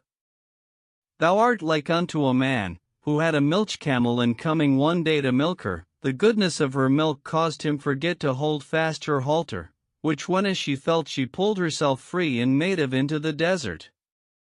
Thus he lost both milk and camel, and the mischief that betided him overpassed his profit. Wherefore do thou look unto that wherein is thy welfare and that of thy subjects, for, even as it behoveth not a man to sit forever at the kitchen door, because he needeth food, so should he not company overmuch with women, by reason of his inclination to them. A man should eat but as much food as will stay his hunger, and drink but what will ward of the pangs of thirst, and in like manner it behoveth the man of understanding to content himself with passing 2 of the 24 hours of his day with women, and spend the rest in ordering his own affairs and those of his people. For to be longer than this in company with women is hateful both to mind and body, seeing that they command not unto good neither direct thereto, wherefore it behoveth a man to accept from them neither speech nor deed. For indeed I have heard tell that many men have come to ruin through their women, and amongst others, I have heard tell of a certain man who perished, for that he obeyed his wife's commandment and had to do with her, at an unseasonable time. How was that? Asked the king, and Shimas answered, saying, They tell that the man and his willful wife. A certain man had a wife whom he loved and honored, giving ear to her speech and doing according to her counsel. Moreover, he had a garden, which he had newly planted with his own hand, and was wont to go thither every day, to tend and water it. One day his wife said to him, What hast thou planted in thy garden? And he answered, All that thou lovest and desirest, and I am assiduous in tending and watering it. Quoth she, Wilt thou not carry me thither and show it to me, so I may see it and offer thee up a prayer, for its prosperity, for that my prayers are effectual? I will well, answered he, but have patience with me till the morrow, when I will come and take thee. So, on the morrow, he carried her to the garden and entered with her therein. Now 2 young men saw them enter from afar and said to each other, Yonder man is an adulterer and yonder woman an adulteress, and they have not entered this garden but to do adultery therein. So they followed them, to see what they would do, and hid themselves in a corner of the garden. The man and his wife abode a while therein, and presently he said to her, Pray me the prayer thou didst promise me. But she answered, saying, I will not pray for thee, until thou fulfill my desire of that which women seek from men. Out on thee, O woman, cried he. Hast thou not thy fill of me in the house? Here I fear scandal, more by token that thou divertest me from my affairs. Fearest thou not that some one will see us? Quoth she, We need have no care for that, seeing that we do neither sin nor lewdness, and as for the watering of the garden, that may wait, for that thou canst water it when as thou wilt. And she would take neither excuse nor reason from him, but was instant with him in seeking dalliance. So he arose and lay with her, which when the young men aforesaid saw, they ran upon them and seized them, saying, We will not let you go. For ye are adulterers, and except we lie with the woman, we will denounce you to the police. Out on you, answered the man. This is my wife and I am the master of the garden. They paid no heed to him, but fell upon the woman, who cried out to him for succor, saying, "Suffer them not to defile me." So he came up to them, calling out for help, but one of them turned on him and smote him with his dagger and slew him. Then they returned to the woman and ravished her. "This I tell thee, O king," continued the vizier, "but that thou mayst know that it behoveth not men to give ear unto a woman's talk, neither obey her in aught nor accept her judgment in counsel. Beware, then, lest thou don the garment of ignorance, after that of knowledge and wisdom, and follow perverse counsel, after knowing that which is true and profitable. Wherefore ensue thou not a paltry pleasure, whose end is corruption and whose inclining is unto sore and uttermost perdition." When the king heard this, he said to Shemas, "Tomorrow I will come forth to them, if it be the will of God the Most High." So Shemas returned to the grandees and notables who were present and told them what the king had said. But this came to the ears of the favorite, so she went in to the king and said to him, "A king's subjects should be his slaves, but thou art become a slave to thy subjects, for that thou standest in awe of them and fearest their mischief. They do but seek to make proof of thy temper, and if they find thee weak they will disdain thee, but if they find thee stout and brave they will stand in awe of thee. On this wise do will viziers with their king, for that their wiles are many, but I will make manifest unto thee the truth of their malice.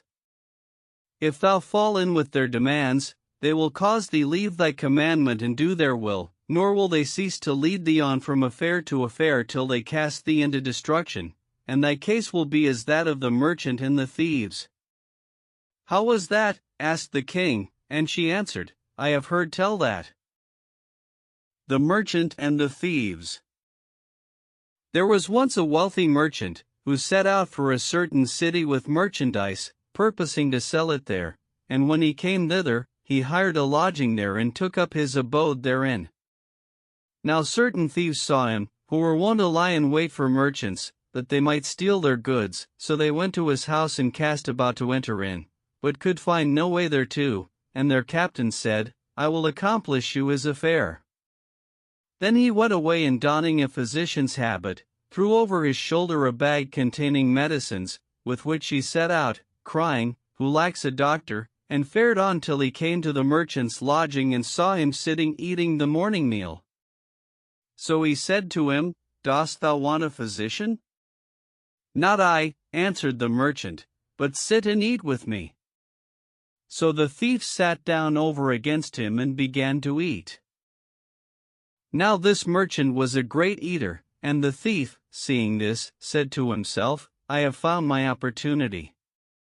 So he turned to his host and said to him, "It behoveth me to give thee an admonition, and after thy kindness to me, I cannot hide it from thee.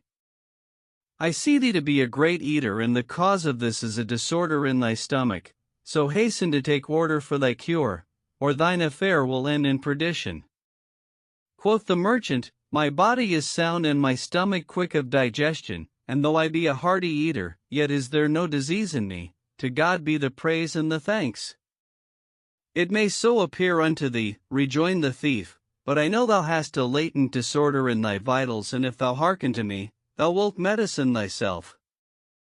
"And where shall I find him who knoweth my remedy?" asked the merchant. "God is the healer," answered the robber, "but a physician like myself tendeth the sick to the best of his power." And the other said, "Show me my remedy and give me thereof." So he gave him a powder, wherein was great plenty of aloes, saying, "Use this tonight." When the night came, the merchant tasted the powder and found it nauseous of taste, nevertheless he misdoubted not of it, but swallowed it all and found ease there from that night. Next night the thief brought him another powder, wherein was yet more aloes, and he took it. It purged him that night, but he bore with this and rejected it not. When the thief saw that he gave ear unto his word and put trust in him, he brought him a deadly drug and gave it to him.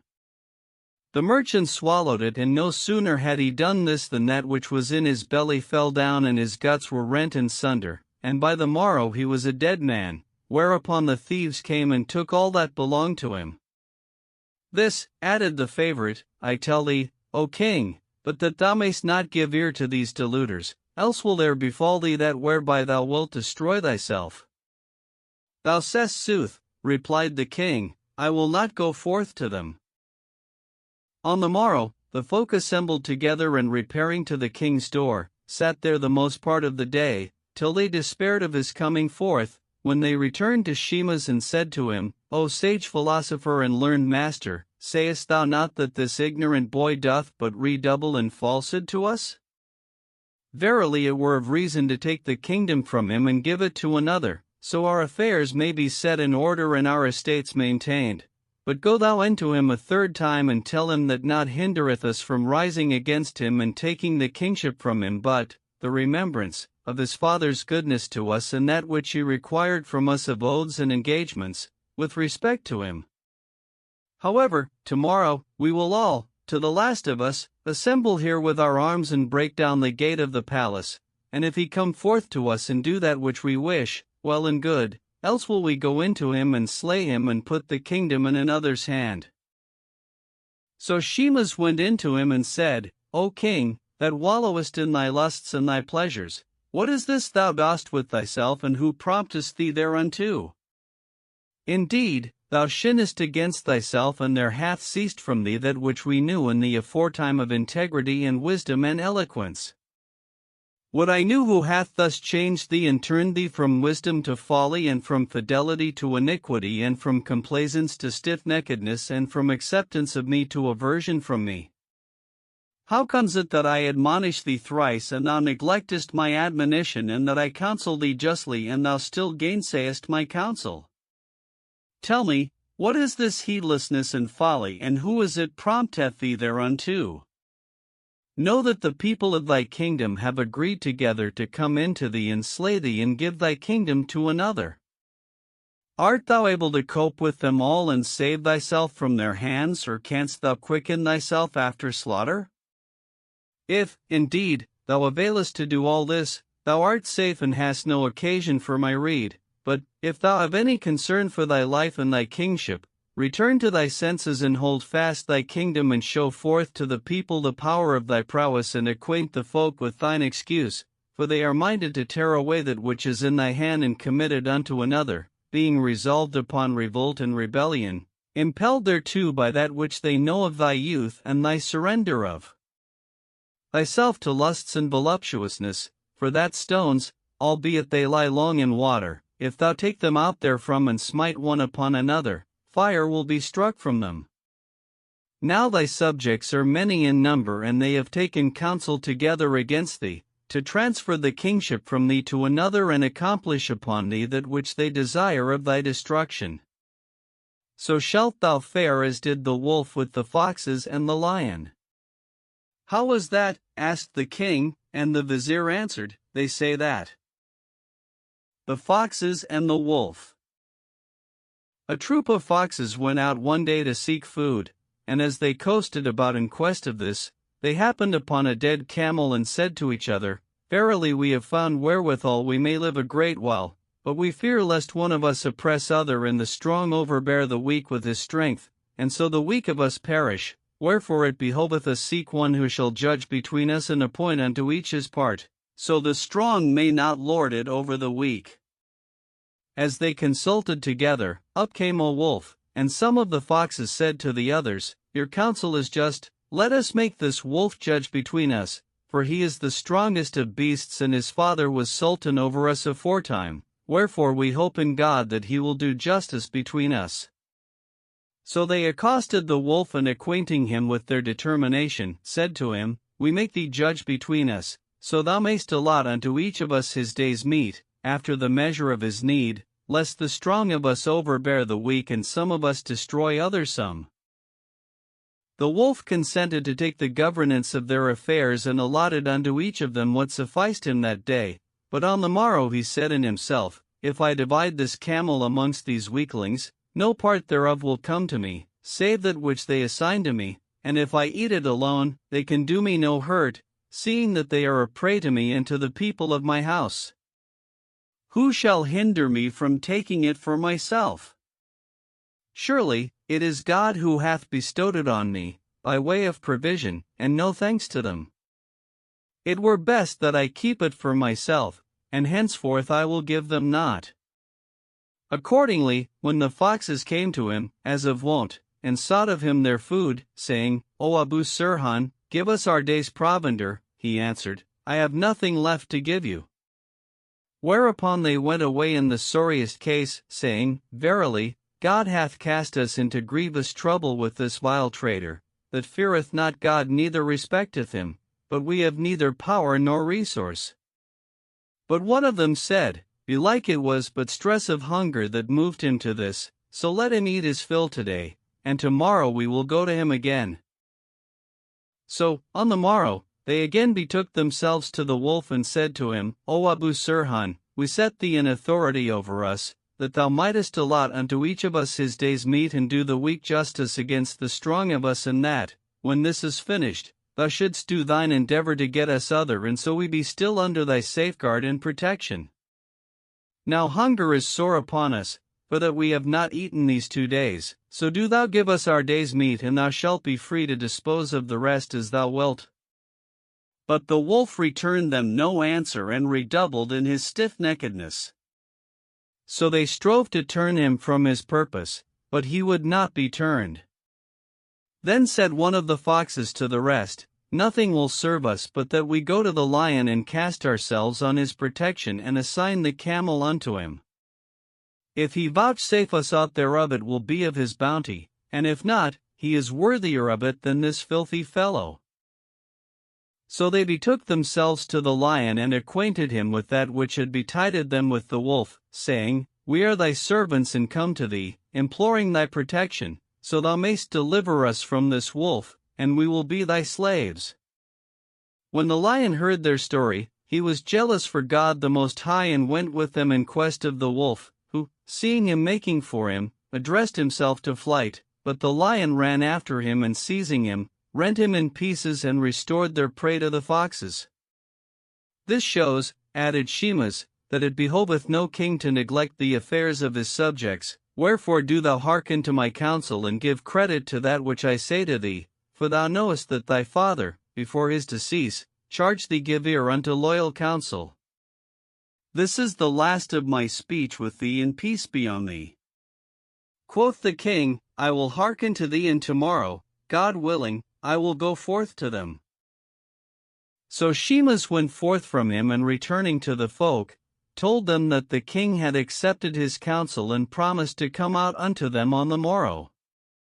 But, when the favorite heard this saying reported of Shimas and knew that needs must the king go forth to his subjects, she betook herself to him and said to him, How great is my wonderment at thy submissiveness and obedience to thy slaves! Knowst thou not that these viziers are thy servants? Why then dost thou exalt them to such a pitch of importance that they conceit them it was they gave thee this kingship and advanced thee to this height, and that it is they who confer favors on thee, albeit they have no power to do thee the least hurt? Indeed, it is they who owe thee submission, not thou who owest it unto them, and it is their duty to carry out thine orders, so how cometh it that thou art so mightily affrighted at them? It is said, Except thy heart be like iron, thou art not fit to be a king. But thy mildness hath deluded these men, so that they presume upon thee and cast off their allegiance to thee, albeit it behoveth that they be constrained unto obedience and enforced to submissiveness unto thee. If therefore, thou hasten to accept their words and leave them in their present case and fulfill to them the least thing against thy will, they will importune thee and presume upon thee, and this will become their wont. But, if thou hearken to me, thou wilt not advance any one of them to power, neither wilt thou accept his word nor encourage him to presume upon thee, else wilt thou fare with them as did the shepherd with the robber. How was that? Asked the king, and she answered, They say that. The shepherd and the thief. There was once a shepherd, who fed a flock of sheep in the desert and kept straight watch over them. One night, there came to him a thief thinking to steal some of his flock, and finding him assiduous in guarding them, sleeping not by night neither relaxing in his vigilance by day, prowled about him all night, but could get nothing of him. So, when he was weary of striving, he betook himself to another part of the desert, and trapping a lion, skinned him and stuffed his hide with straw, after which he carried it to a high place, where the shepherd might see it and be assured thereof, and set it up there. Then he went up to the shepherd and said to him, Yonder lion hath sent me to demand his supper of these sheep. Where is the lion? Asked the shepherd, and the thief answered, Lift thine eyes, there he stands. The shepherd raised his eyes, and seeing the stuffed hide, deemed it a very lion, and was mightily affrighted. So he said to the thief, O my brother, take what thou wilt. I will not anywise gainsay thee. So the thief took what he would of the sheep, and redoubled in avidity by reason of the excess of the shepherd's affright. Accordingly, every little while, he would go to him and frighten him, saying, The lion hath need of this and that, and his intent is to do thus and thus, and take what he would of the sheep, and he stinted not to do thus with him, till he had wasted the most part of his flock. This, O king, added the favourite, I tell thee but that thou suffer not the grandees of thy realm to be deluded by thy mildness and easiness of temper, and presume on thee, and in sound judgment their death were better than that they deal thus with thee. Quoth the king, I accept this thine admonition, and will not go hearken to their counsel, neither go out unto them. On the morrow the viziers and officers of state and heads of the people assembled, and taking each his arms, repaired to the palace of the king, so they might break in upon him and slay him, and make another king in his stead. When they came to the door, they required the doorkeeper to open to them, but he refused, whereupon they sent to fetch fire, wherewith to burn down the doors and enter. The doorkeeper, hearing what was toward amongst them, went in to the king in haste, and told him that the folk were gathered together at the gate. And, quoth he, they required me to open to them, but I refused, and they have sent to fetch fire to burn down the doors withal, so they may come in to thee and slay thee. What dost thou bid me do? Quoth the king in himself, Verily, I am fallen into sheer perdition. Then he sent for the favourite and said to her, Indeed, Shema's never told me aught, but I found it true, and now the folk are come, great and small, purposing to slay me and thee, and for that the doorkeeper would not open to them, they have sent to fetch fire, to burn the doors withal, so will the house be burnt and we therein. What dost thou counsel me to do? Let not thine affair affright thee, answered she, no harm shall betide thee. This is a time in which crackbrains rise against their kings. But what, asked he, dost thou counsel me, and how shall I do in this matter? Quoth she, My advice is that thou bind thy head with a fillet and feign thyself sick, then send for the vizier Shemas, who will come and see the case wherein thou art, and do thou say to him, Verily I purpose to go forth to the folk this day, but this sickness hindered me. So go thou out to them and acquaint them with my case, and tell them that tomorrow I will without fail come forth to them and do their occasions and look into their affairs, so they may be reassured and their anger may subside. Then do thou summon 10 of thy father's stoutest slaves, men of strength and prowess, to whom thou canst entrust thyself, giving ear to thy word and obedient to thy commandment, keeping thy secret and devoted to thy love, and bid them on the morrow stand at thy head, nor suffer any of the folk to enter, save one by one, and all who enter do thou bid them put to death. If they agree with thee upon this, do thou tomorrow set up thy throne in the audience chamber and open thy doors. When the folk see that thou hast opened thy doors, their minds will be set at ease, and they will come to thee with a whole heart, thinking no evil, and seek admission to thee. Then do thou bid admit them, one by one, even as I said to thee, and do thy will with them, but it behoveth thee begin by putting Shemas, their chief and leader, to death, for he is the grand vizier and head of the matter. So slay him first, and after put all the rest to death, one after another, and spare none whom thou knowest to have broken his covenant with thee, and on like wise slay all whose violence thou fearest. If thou deal thus with them, there will be left them no power to make head against thee, so shalt thou be altogether at rest from them, and shalt enjoy thy kingship in peace, and do what thou wilt, and know that there is no device that will advantage thee more than this. Verily, said the king, this thy counsel is just in that which thou biddest me well advised, and I will assuredly do as thou sayest. So he called for a fillet and bound his head therewith and feigned sickness. Then he sent for Shemas and said to him, O Shemas, thou knowest that I love thee and hearken to thy counsel, and thou art to me as brother and father both in one. Moreover, thou knowest that I do all thou biddest me, and indeed thou badest me go forth to the folk and sit to judge between them. Now I was certified that this was loyal counsel on thy part, and purposed to go forth to them yesterday, but this sickness betided me, and I cannot sit up. I hear that the folk are incensed at my failure to come forth to them, and are minded of their malice to do with me that which is not seemly, for that they know not what aileth me. So go thou forth to them and acquaint them with my case, and excuse me to them, for I am obedient to their bidding and will do according to their desire. Wherefore do thou order this affair and engage thyself to them for me of this, for that thou hast been a loyal counselor to me and to my father before me, and it is of thy wont to make peace between the folk. Tomorrow, if it be the will of God the Most High, I will without fail come forth to them, and peradventure my sickness will cease from me this night, by the blessing of the purity of my intent and the good I purpose them in my heart. Shemas prostrated himself to God and called down blessings on the king and kissed his hand, rejoicing. Then he went forth to the folk and told them what he had heard from the king, and forbade them from that which they had a mind to do, acquainting them with the king's excuse for his absence, and that he had promised to come forth to them on the morrow and deal with them according to their wishes, whereupon they dispersed and returned to their houses. Meanwhile the king sent for 10 slaves of gigantic stature, men of stout heart and great prowess, whom he had chosen from amongst his father's bodyguards, and said to them, Ye know the favor and esteem in which my father held you, and all the bounties and honors he bestowed on you, and I will advance you to yet higher rank with me than this. Now I will tell you the reason thereof, and ye are under God's safeguard from me.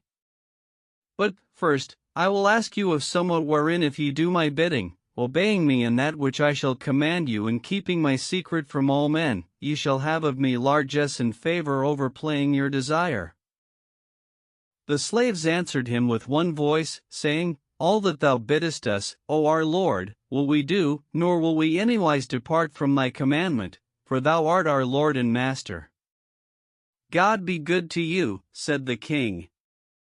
Now will I tell you why I have chosen you out for increase of honor with me. Ye know how generously my father dealt with the people of his dominions, and the oath he took from them on my behalf, and how they promised him that they would not break faith with me nor gainsay my commandment, and ye saw how they did yesterday, when as they came all together about me and would have slain me. Now I am minded to do with them somewhat, to wit, I have considered their fashion of yesterday, and see that naught but exemplary chastisement will restrain them from the like of this, wherefore I charge you privily to put to death whom I shall point out to you, to the intent that, by slaying their leaders and chiefs, I may ward off evil and calamity from my realm, and the manner thereof shall be on this wise. Tomorrow I will sit in this chair in this chamber, and give them leave to enter, one by one, coming in at one door and going out at another, and do ye stand, all 10, before me, and be attentive to my signs, and whoso enters singly, take him and drag him into yonder chamber, and slay him and hide his body. The slaves answered, We hearken to thy word and obey thy commandment. Whereupon he gave them largesse and dismissed them. On the morrow he summoned the slaves and bade set up the throne. Then he donned his royal robes, and taking the book of the law in his hands, posted the 10 slaves before him and commanded to open the doors. So they opened the doors, and the herald proclaimed aloud, saying, Whoso hath authority, let him come to the king's carpet. Whereupon up came the viziers and prefects and chamberlains, and stood, each in his rank. Then the king bade admit them, one by one, and the first to enter was Shemas, after the wont of the chief vizier. But no sooner had he presented himself before the king than the 10 slaves set upon him, ere he could beware, and dragging him into the adjoining chamber, dispatched him. On like wise did they with the rest of the viziers and doctors and notables, slaying them, one after another, till they made an end of them all. Then the king called the headsmen and bade them put to the sword all who remained of the folk of valor and prowess. So they fell on them and left none whom they knew for a man of mettle, but they slew him, sparing only the dregs and refuse of the people. These latter they drove away, and they returned each to his folk, whilst the king secluded himself with his pleasures and surrendered his soul to its lusts, ensuing tyranny and oppression and unright, till he outwent all the men of evil who had foregone him. Now this king's realm was a mine of gold and silver and jacinths and jewels, and the neighboring kings envied him this empire and looked for calamity to betide him. Moreover, one of them, to wit, the king of farther India, said in himself, Now have I gotten my desire of wresting the realm from the hand of yonder crack-brained boy, by reason of that which hath betided of his slaughter of the chiefs of his state and of all the men of valor and mettle that were in his dominions. Now is my occasion to snatch away that which is in his hand, seeing he hath no knowledge of war nor judgment thereto, nor is there any left to counsel him aright or succor him. Wherefore this very day will I open on him the door of mischief by writing him a letter wherein I will flout him and reproach him with that which he hath done, and see what he will answer. So he wrote him a letter to the following effect, In the name of God the compassionate, the merciful. I have heard tell of that which thou hast done with thy viziers and doctors and men of war, and that whereinto thou hast cast thyself of calamity, so that there is neither power nor strength left in thee to repel whoso shall assail thee, more by token that thou transgressest and orderest thyself tyrannously and profligately. Now God hath given me the mastery over thee and hath delivered thee into my hand, wherefore do thou give ear to my word and obey my commandment, and build me an impregnable castle amiddleward the sea. If thou canst not do this, depart thy realm and begone with thy life, for I will send unto thee, from the farthest parts of Hind, 12 squadrons of horse, each 12,000 fighting men strong, who shall enter thy land and spoil thy goods and slay thy men and take thy women prisoners. Moreover, I will make my vizier Bedia captain over them, and bid him lay straight siege to thy capital city, till he master it, and I have commanded the bearer of this letter that he tarry with thee but 3 days. So, if thou do my bidding, thou shalt be saved, else will I send unto thee that which I have said. Then he sealed the letter and gave it to a messenger, who journeyed with it till he came to Werd Khan's capital and delivered it to him. When the young king read it, his heart sank within him and his breast was straitened, and he made sure of destruction, having none to whom he might resort for counsel or succor. So he rose and went in to his favorite, who, seeing him changed of color, said to him, What ails thee, O king? Quoth he, Today I am no king, but slave to the king. And he opened the letter and read it to her, whereupon she fell to weeping and lamenting and tearing her clothes. Then said he to her, Hast thou aught of counsel or resource in this grievous state? But she answered, Women have no resource in time of war, nor have they strength for judgment. It is men alone who have strength and judgment and resource in the like of this affair. When the king heard this, there befell him the utmost grief and repentance and remorse for that wherein he had transgressed against his viziers and officers and the nobles of his people and the chiefs of his state, and he would that he had died ere there came to him the like of this shameful news. Then he said to his women, Verily, there hath betided me from you that which befell the heathcock with the tortoises. What was that? Asked they, and he answered, It is said that the heathcock and the tortoises. A number of tortoises dwelt once in a certain island, abounding in trees and fruits and streams, and it chanced, one day, that a heathcock passing over the island, was overcome with heat and weariness and stayed his flight there. Presently, looking about for a cool place, he espied the resort of the tortoises and lighted down therein. Now they were then abroad in quest of food, and when they returned from their feeding places to their dwelling, they found the heathcock there. His beauty pleased them, and God made him fair in their eyes, so that they extolled their Creator and loved the heathcock with an exceeding love and rejoiced in him, saying one to another, "Assuredly this is of the goodliest of the birds." And they began to caress him and entreat him with kindness. When he saw that they looked on him with eyes of affection, he inclined to them and made friends with them and took up his abode with them, eyeing away in the morning whither he would and returning at eventide to pass the night with them. After a while, the tortoises, seeing that his day-long absence from them desolated them, and finding that they saw him not but by night, for at break of day he still took flight in haste, and they knew not what came of him, for all their love to him, said to each other, "Indeed, we love this heathcock, and he has become our friend, and we cannot brook parting from him. So how shall we do to make him abide with us always? For he flies away at daybreak and is absent from us all day, and we see him not save by night." Quoth one of them, "Be easy, O my sisters. I will bring him not to leave us for the twinkling of an eye." And the rest answered, saying, "An thou do this, we will all be thy slaves." So, when the heathcock came back from his feeding place and sat down amongst them, the wily tortoise drew near unto him and called down blessings on him, giving him joy of his safe return, and saying, "O my lord, know that God hath vouchsafed thee our love, and hath in like manner set in thy heart the love of us, so that thou art become to us a familiar friend and a comrade in this desert place. Now the goodliest of times for those who love each other is when they are in company, and the sorest of afflictions for them is absence and separation. But thou leavest us at peep of day, and returnest not to us till sundown, wherefore there bedetteth us sore desolation.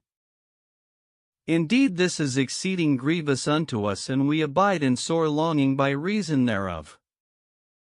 "Indeed," answered the bird, "I love you also, and yearn for you yet more than you for me, nor is it easy for me to leave you, but I have no help for this, seeing that I am a bird with wings and may not abide with you always, because that is not of my nature.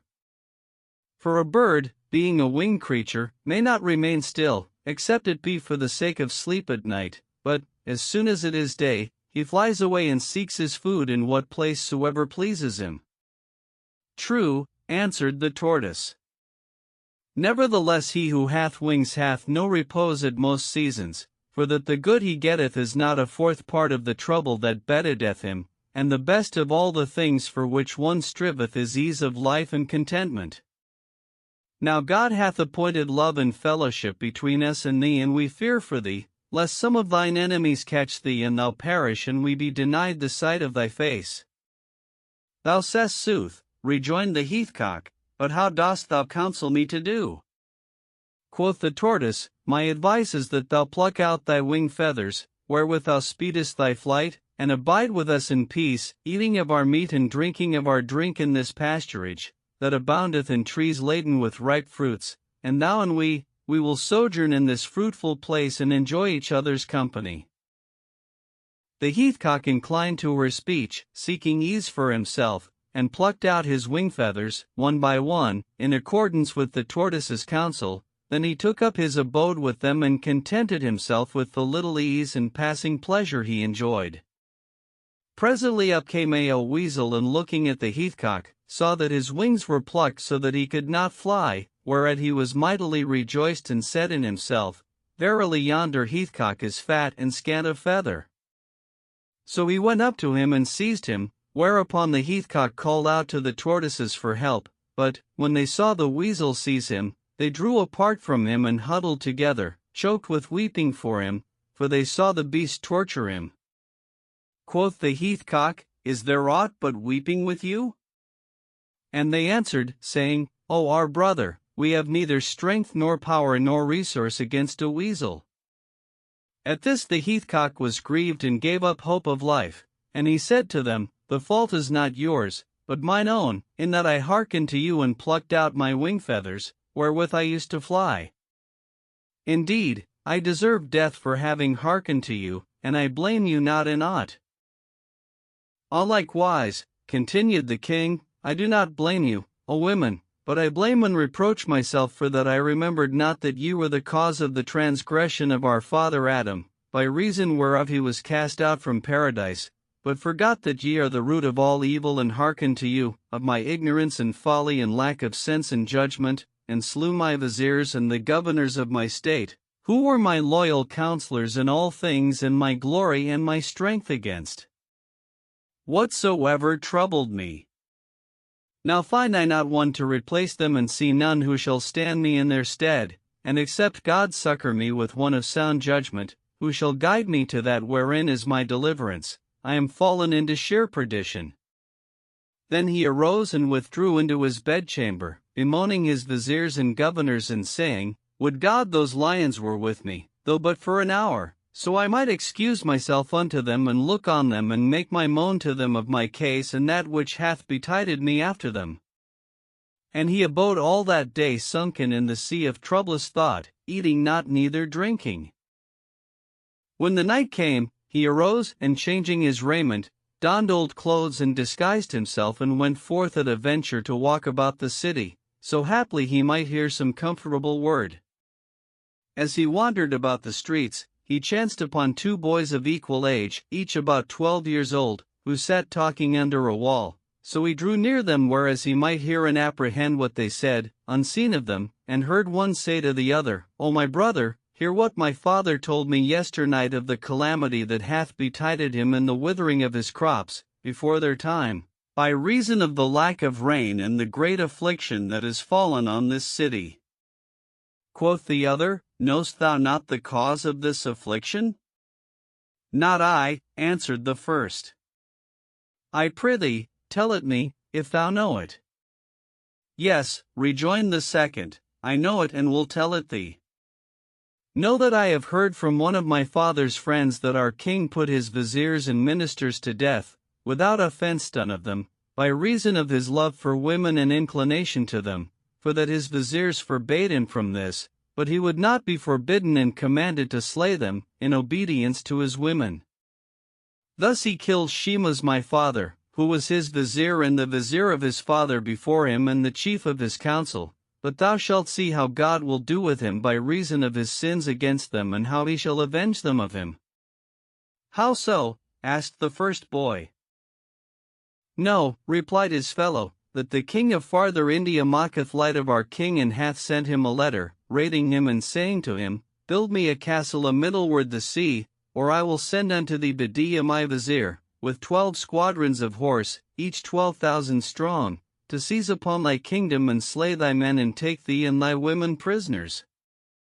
And he hath given him 3 days' time to answer. Now thou must know, O my brother, that this king of farther India is a masterful tyrant, a man of might and exceeding prowess, and in his realm are much people, wherefore, except our king make shift to fend him off from himself, he will fall into perdition, whilst the king of Hind will seize on our possessions, and slay our men, and make prize of our women. When the king heard this talk, his agitation redoubled, and he inclined to the boys, saying, Surely, this boy is a wizard, in that he is acquainted with this thing, for the letter is with me in the secret also, and none hath knowledge of this matter but myself. How then knoweth this boy of it? I will resort unto him and talk with him, and I pray God that our deliverance may be at his hand. Then he approached the boy softly, and said to him, O dear boy, what is this thou sayest of our king, that he did ill to the utterest in slaying his viziers and the chiefs of his state? Indeed, he sinned against himself and his people, and thou art right in that which thou sayest. But tell me, O my son, whence knowest thou that the king of farther India hath written him a letter, berating him and bespeaking him with the grievous speech whereof thou tellest?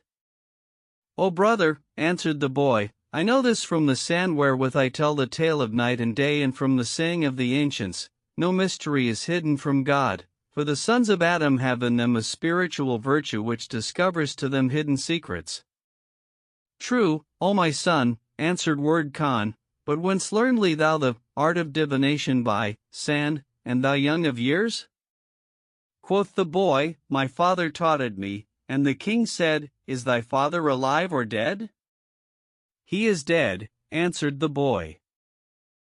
Then said Word Khan, "Is there any resource or device for our king, whereby he may ward off this sore calamity from himself and his kingdom?" And the boy answered, "It befits not that I speak with thee of this, but, if the king send for me and ask me how he shall do to baffle his enemy and win free of his snares, I will acquaint him with that wherein, by the power of God the Most High, shall be his deliverance." "But who shall tell the king of this," asked Word Khan, "that he may send for thee?" Quoth the boy, "If I hear that he seeketh men of experience and good counsel, I will go up with them to him and tell him that wherein shall be his welfare in the warding off of this affliction from him.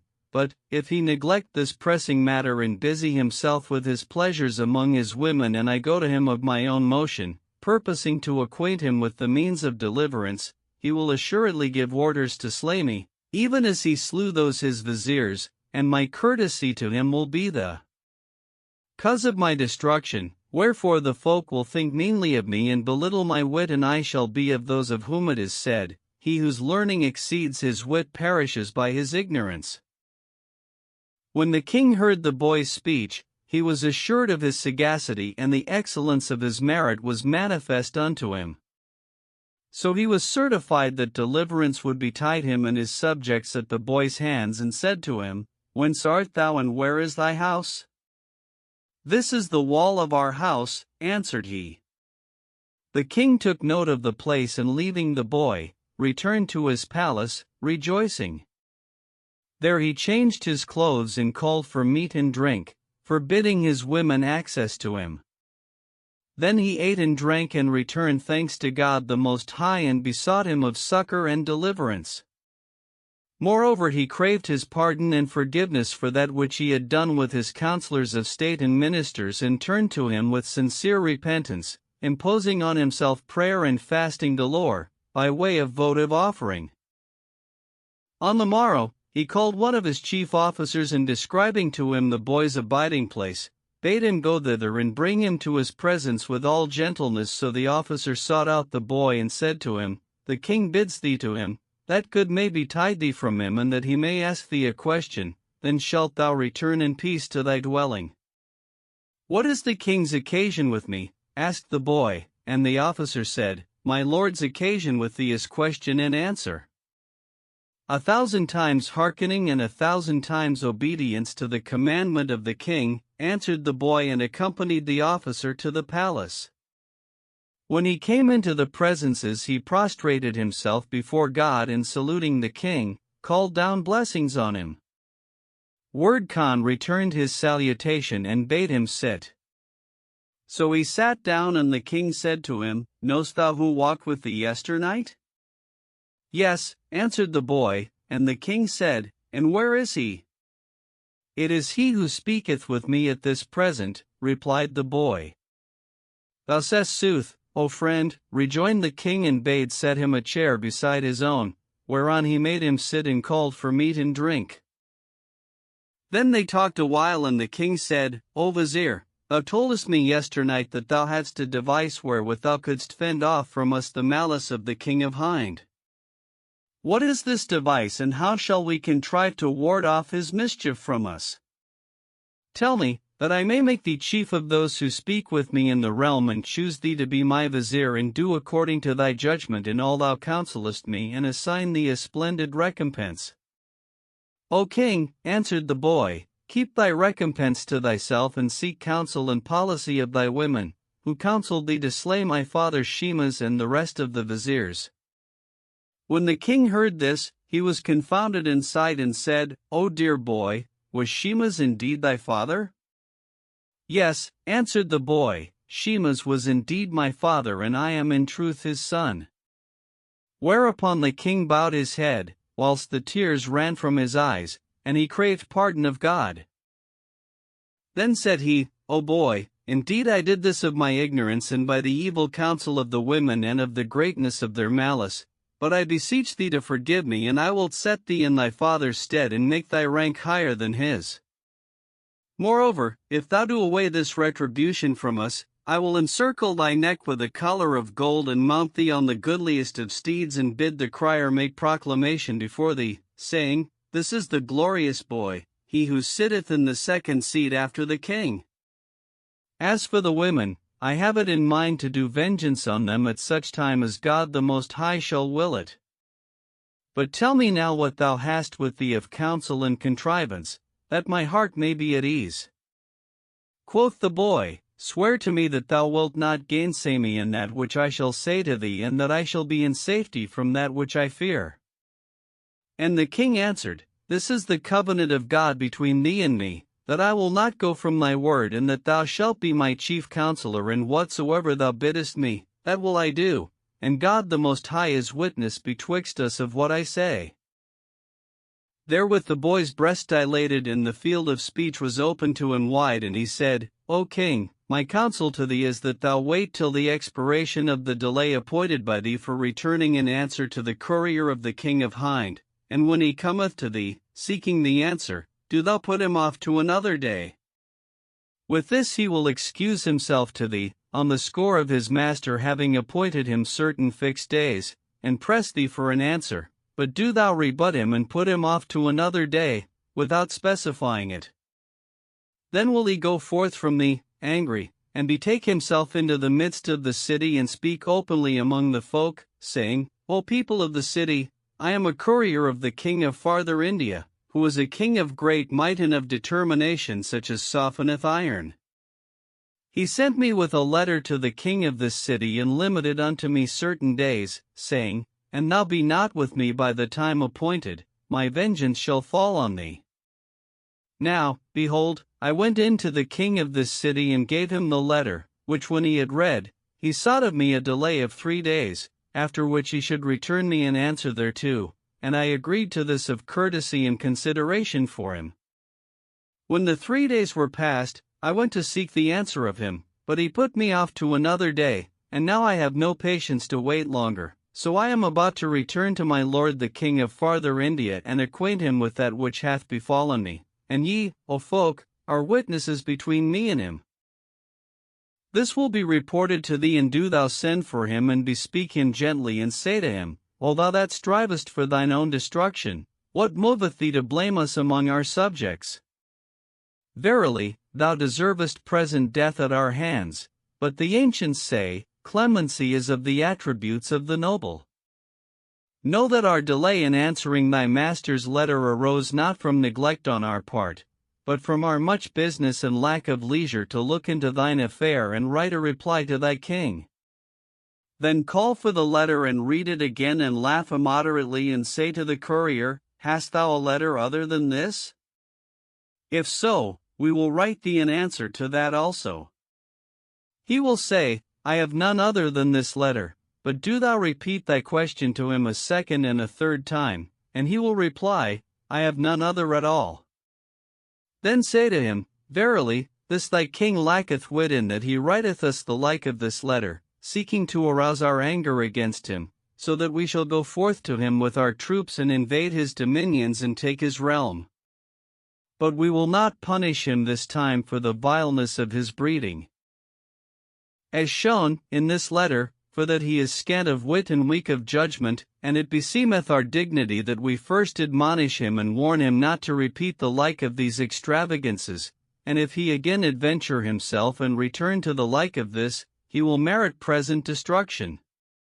Indeed, methinks this king of thine must be an ignorant fool, taking no thought to the issue of that he doth, and having no vizier of sense and good counsel, with whom he may advise. Were he a man of sense, he had taken counsel with a vizier, before sending us the like of this ridiculous letter. But he shall have an answer like unto his letter and overpassing it, for I will give it to one of the boys of the school to answer. Then send for me, and when I come, bid me read the letter and answer it. When the king heard the boy's speech, his breast expanded, and he approved his counsel, and his device pleased him.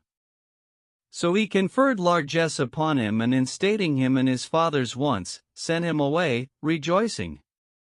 When the 3 days of delay were expired, that he had appointed unto the courier, the latter presented himself, and going in to the king, demanded the answer, but he put him off to another day, whereupon he went to the end of the throne room and spake unseemly, even as the boy had foresaid. Then he betook himself to the bazaar and said, "Ho, people of this city, I came with a message from the king of farther India to your king, and still he putteth me off from an answer. Now the term is past which my master limited unto me, and your king hath no excuse, and ye are witnesses unto this." When this speech was reported to the king, he sent for the courier and said to him, "O thou that seekest thine own destruction, art thou not the bearer of a letter from king to king, between whom are secrets, and how cometh it that thou goest forth among the folk and publishest king's secrets to the common people? Verily, thou meritest punishment from us, but this we will forbear, for the sake of returning an answer by thee to this fool of a king of thine, and it befitteth not that any return him an answer but the least of the boys of the school."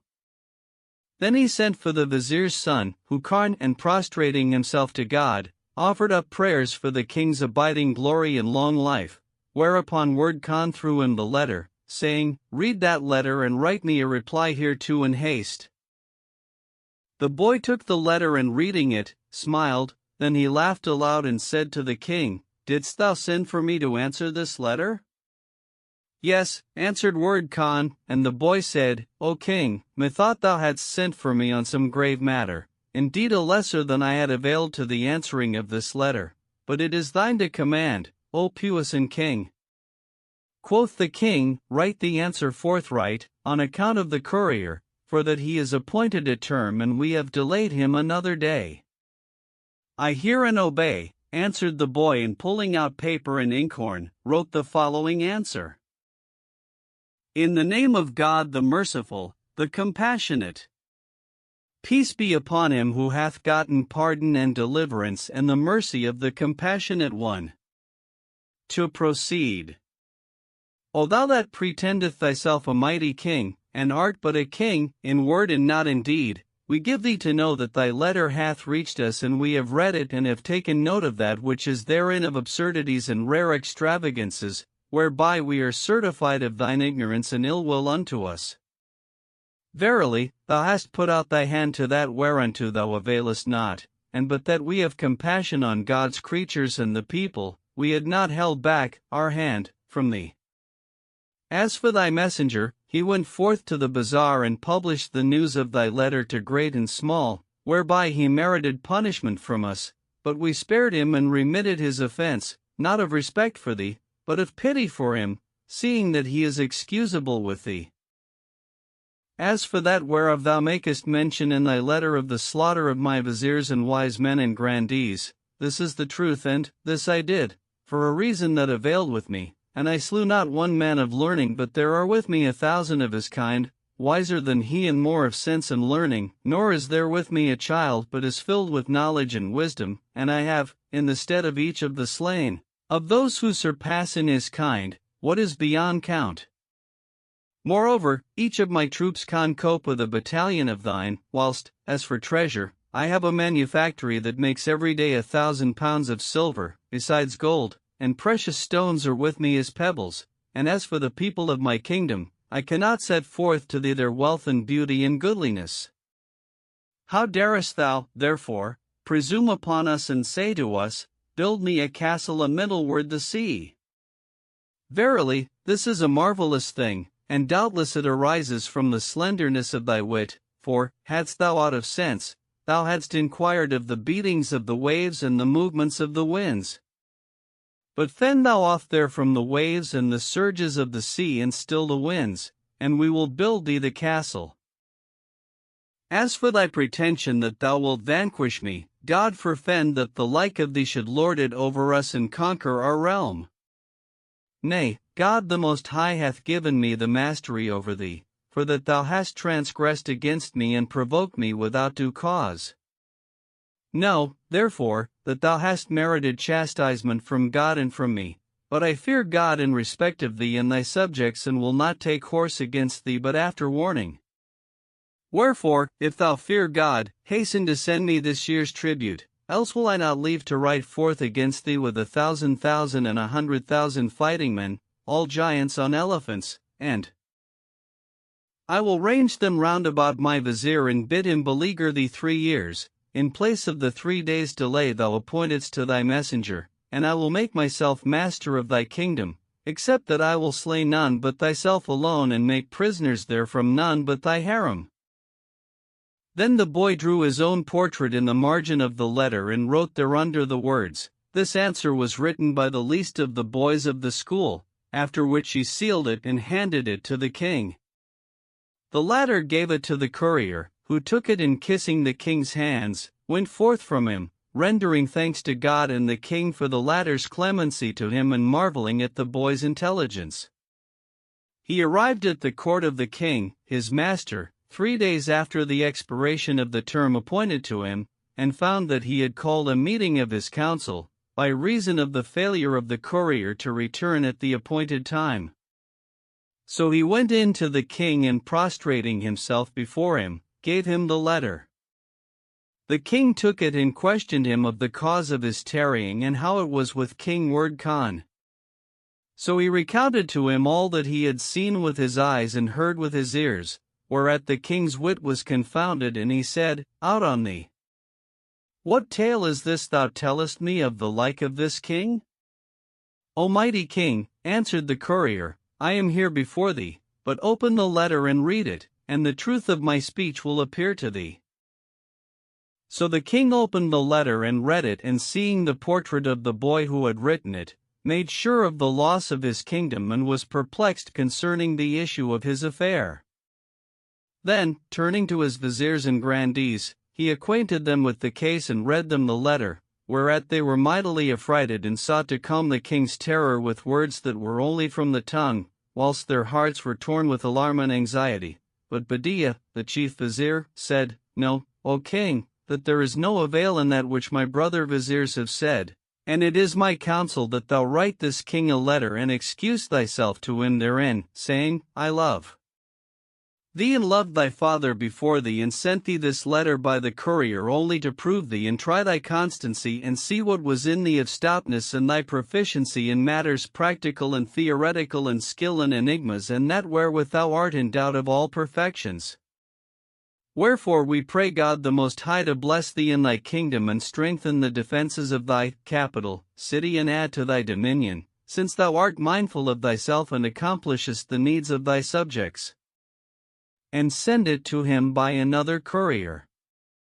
"By the great God," exclaimed the king, "it is a wonder of wonders that this man should be a mighty king and prepared for war, after his slaughter of all the wise men of his kingdom and his counselors and the captains of his host, and that his realm should prosper after this, and there should issue therefrom this vast strength. But the most wonderful of all is that the little ones of its schools should return the like of this answer for its king. Verily, of my ill-omened presumption, I have kindled this fire upon myself, and I know not how I shall quench it, save by acting on the advice of this my vizier." Accordingly he made ready a rich present, with slaves and attendants galore, and wrote the following letter, in answer to that of Werd Khan. "In the name of God, the compassionate, the merciful. To proceed. O glorious King Werd Khan, son of my dear brother Jelied, may God have mercy on thee and continue thee, on life. Thine answer to our letter hath reached us, and we have read it and apprehended its meaning, and see therein that which rejoiceth us, and this is the utmost of that which we sought of God for thee, wherefore we beseech him to exalt thy dignity and stablish the pillars of thy state and give thee the victory over thy foes and those who purpose thee ill. Know, O king, that thy father was my brother, and that there were between us in his lifetime pacts and covenants of friendship, and never had he of me nor I of him other than good, and when he was translated, to the mercy of God, and thou sattest upon the throne of his kingship, there betided us the utmost joy and contentment. But, when the news reached us of that which thou didst with thy viziers and the notables of thy state, we feared lest the report of thee should come to the ears of some king other than ourselves, and he should presume against thee, for that we deemed thee neglectful of thine affairs and of the maintenance of thy defenses, and careless of the interests of thy kingdom. So we wrote unto thee what should arouse thee from thy torpor. But, when we saw that thou returnest us the like of this answer, our heart was set at ease for thee, may God give thee enjoyment of thy kingdom and stablish thee in thy dignity. And so peace be on thee.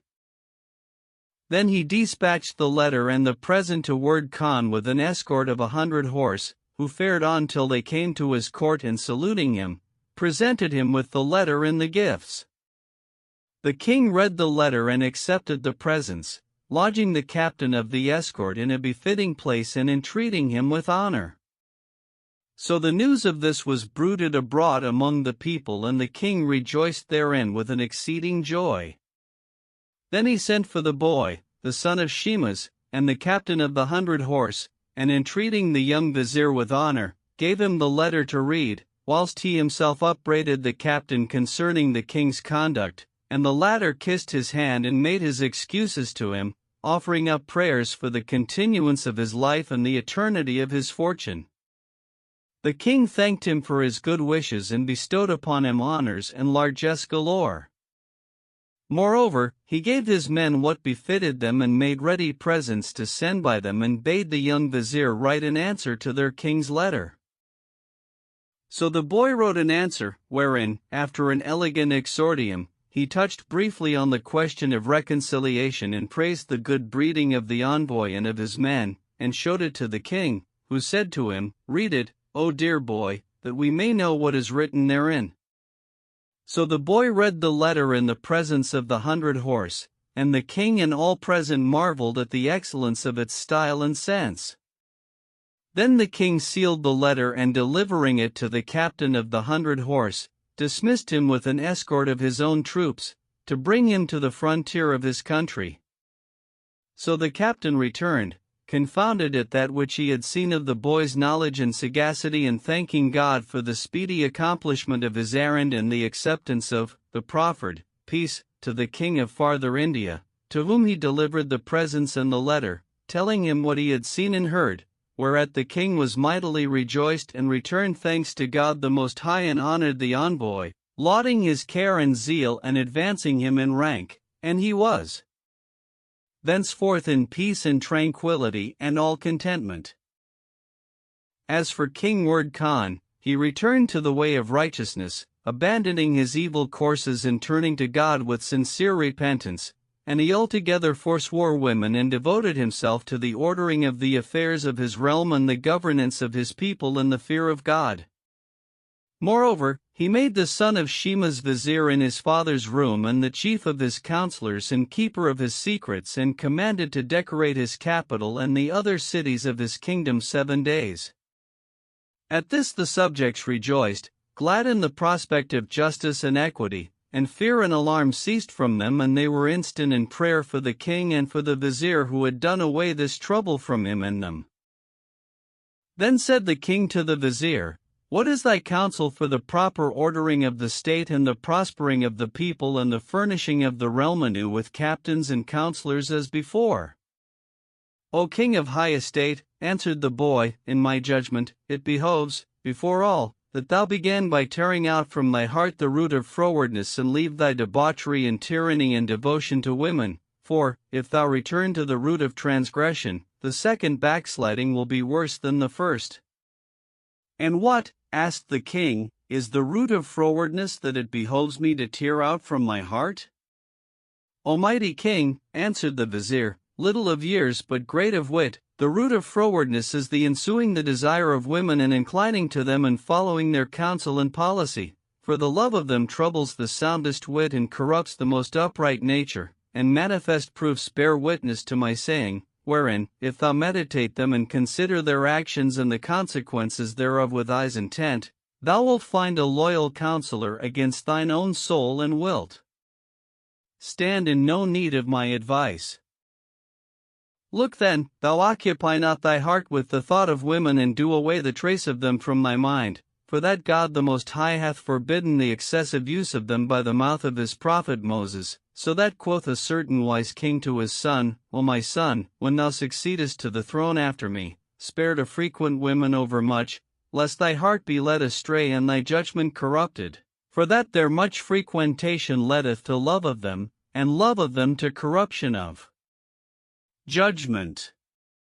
And the proof of this is what befell our Lord Solomon, son of David, peace be upon them both, whom God endowed with knowledge and wisdom and supreme dominion above all men, nor vouchsafed he to any of the kings of old time the like of that which he gave him, and women were the cause of his father's offending. The examples of this are many, O king, and I do but make mention of Solomon to thee, for that thou knowest that to none was given the like of the dominion wherewith he was invested, so that all the kings of the earth obeyed him. Know then, O king, that the love of women is the root of all evil, and none of them hath any judgment, wherefore it behoveth a man to confine his use of them within the limits of necessity, and not incline to them altogether, for that will cause him fall into corruption and perdition. If thou hearken to my rede, all thine affairs will prosper, but, if thou neglect it, thou wilt repent, whenas repentance will not avail thee. Indeed, answered the king, I have left my sometime inclination to women and have altogether renounced my infatuation for them, but how shall I do to punish them for that which they have done? For the slaying of thy father Shemas was of their malice and not of my own will, and I know not what ailed my reason that I fell in with their proposal to kill him. Then he cried out and groaned and lamented, saying, Alas for the loss of my vizier and his just judgment and wise ordinance, and for the loss of his like of the viziers and notables of the state, and of the goodliness of their apt and sagacious counsels. O king, said the young vizier, know that the fault is not with women alone, for that they are like unto a pleasing commodity, whereto the desires of the beholders incline. To whosoever desireth and buyeth, they sell it, but whoso buyeth not, none forceth him thereto, so that the fault is his who buyeth, especially if he know the harmfulness of the commodity. Now, I warn thee, as did my father before me, but thou hearkenest not to his counsel. O vizier, answered the king, indeed thou hast fixed this fault upon me, even as thou hast said, and I have no excuse except the divine ordinances. O king, rejoined the vizier, know that God hath created us and endowed us with ableness and appointed to us will and choice, so, if we will, we do, and if we will, we do not. God commandeth us not to do harm, lest sin attach to us, wherefore it behoveth us to consider that which it is right to do, for that the Most High commandeth us not but good in all cases and forbiddeth us only from evil, but what we do of our free will, be it right or wrong. Quoth the king, Thou sayest truly, and indeed my fault arose from my surrendering myself to my lusts, albeit many a time my reason warned me from this, and thy father Shemas often warned me likewise, but my lusts carried it over my reason. Hast thou then with thee aught that may, in the future, withhold me from committing this error, and whereby my reason may be victorious over the lusts of my soul? Yes, answered the vizier. I can tell thee what will restrain thee from committing this error, and it is that thou put off the garment of ignorance and don that of understanding, disobeying thy passions and obeying thy Lord, and reverting to the policy of the just king thy father, fulfilling thy duties to God the Most High and to thy people, applying thyself to the defense of thy faith and the promotion of thy subjects' welfare, governing thyself aright and forbearing the slaughter of thy people. Look to the issues of things and sever thyself from tyranny and oppression and arrogance and lewdness, practicing justice and equity and humility, and obeying the commandments of God the Most High, applying thyself to gentle dealing with those of his creatures whom he hath committed to thy governance, and being assiduous in fulfilling their prayers unto thee, in accordance with that which is incumbent on thee. If thou be constant in the practice of these virtues, may thy days be serene, and may God of his mercy spare thee and make thee revered of all who look on thee, so shall thine energies be brought to naught, for God the Most High shall put their hosts to the rout, and thou shalt have acceptance with him and be loved and reverenced of his creatures.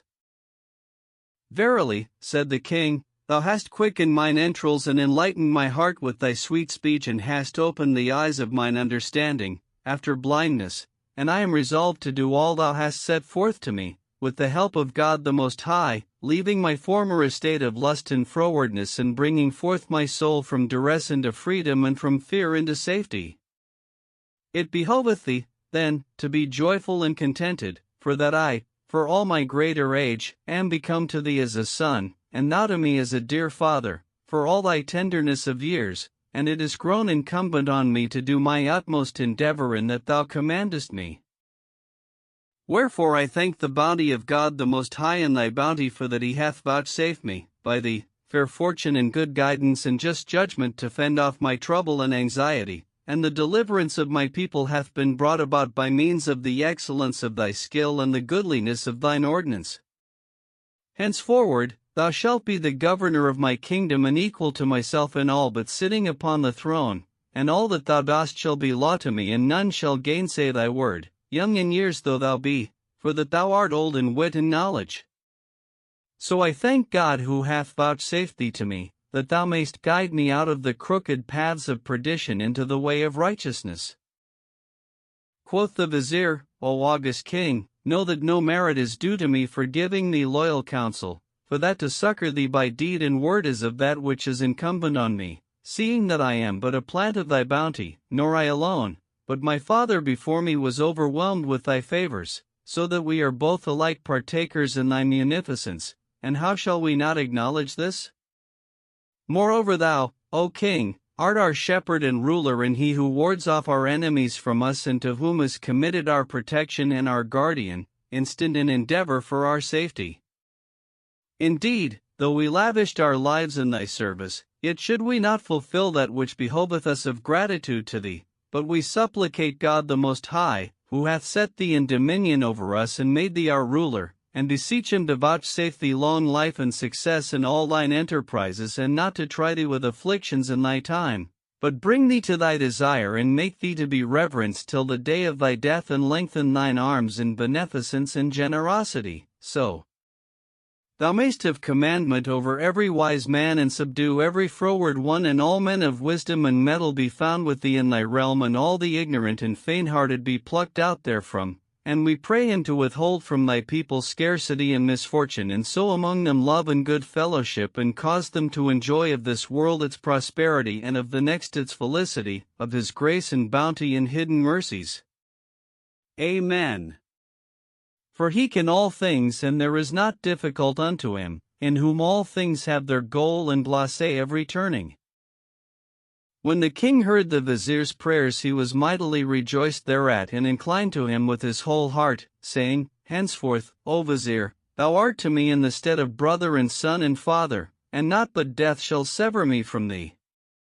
Thou shalt have the disposal of all that my hand possesses, and if I have no child to succeed me, thou shalt sit on my throne in my stead, for thou art the worthiest of all the people of my realm, and I will invest thee with my kingship and appoint thee my heir presumptive to inherit the kingdom after me, if it be the will of God the Most High, in the presence of the grandees of my state, and will them to witness thereof.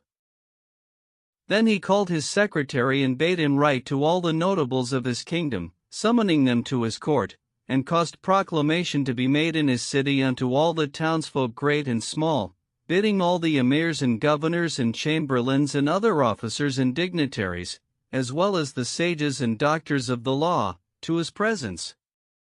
Moreover he held a grand divan and made a banquet, never was its like, and bade all the folks high and low, thereto. So they all assembled and abode in eating and drinking in delight a month's space, after which the king clothed all his household and the poor of his kingdom and bestowed abundant largesse on the men of learning. Then he chose out a number of the sages and wise men, by counsel of the son of Shemas, and caused them go in to him, bidding him choose out 6 of them, that he might make them viziers under his commandment. So he chose out 6 of the oldest of them in years and the most accomplished of them in understanding and knowledge and the speediest of memory and judgment, and presented them to the king, who clad them in the vizier's habit and said to them, Ye are become my viziers, under the commandment of this my chief vizier, the son of Shemas. Whatsoever he saith to you or biddeth you thereto, you shall not in any wise depart from it, albeit he is the youngest of you in years, for he is the eldest of you in wit. Then he seated them upon chairs, adorned with gold, after the usage of viziers, and appointed unto them stipends and allowances, bidding them choose out such of the notables of the kingdom and officers of the troops present at the banquet as were most fit for the service of the state, that he might make them captains of tens and hundreds and thousands, and appoint to them dignities and assign them provision, after the manner of grandees. This they did with all diligence, and he bade them also hansel all who were present with largesse galore, and dismissed them each to his country with honor and worship. Moreover, he charged his governors rule the people with justice, and enjoined them to be tenderly solicitous for rich and poor, and bade succor them from the treasury, according to their several degrees. So the viziers wished him continuance of glory and long life, and he commanded to decorate the city 3 days, in gratitude to God the Most High for his mercies. When the court was dissolved and all the people had departed, each to his own place, after their affairs had been set in order, the king summoned the son of Shimas and the other 6 viziers, and taking them apart privily, said to them, Know, O viziers, that I have been a wanderer from the right way, drowned in ignorance, setting my face against admonition, a breaker of pacts and promises, and a gainsayer of folk of good counsel. And the cause of all this was my befoolment by these women, and the wiles with which they beset me, and the seeming fairness of their speech, wherewith they beguiled me, and my acceptance of this, for that I deemed their words true and loyal counsel, by reason of the sweetness and softness thereof, but behold, they were deadly poison. And now I am certified that they sought but to ruin and destroy me, wherefore they deserve punishment and requital from me, for the sake of justice, that I may make them an admonition to all who will be admonished. But what deem ye advisedly of putting them to death? O mighty king, answered the young vizier, I have already told thee that women are not alone to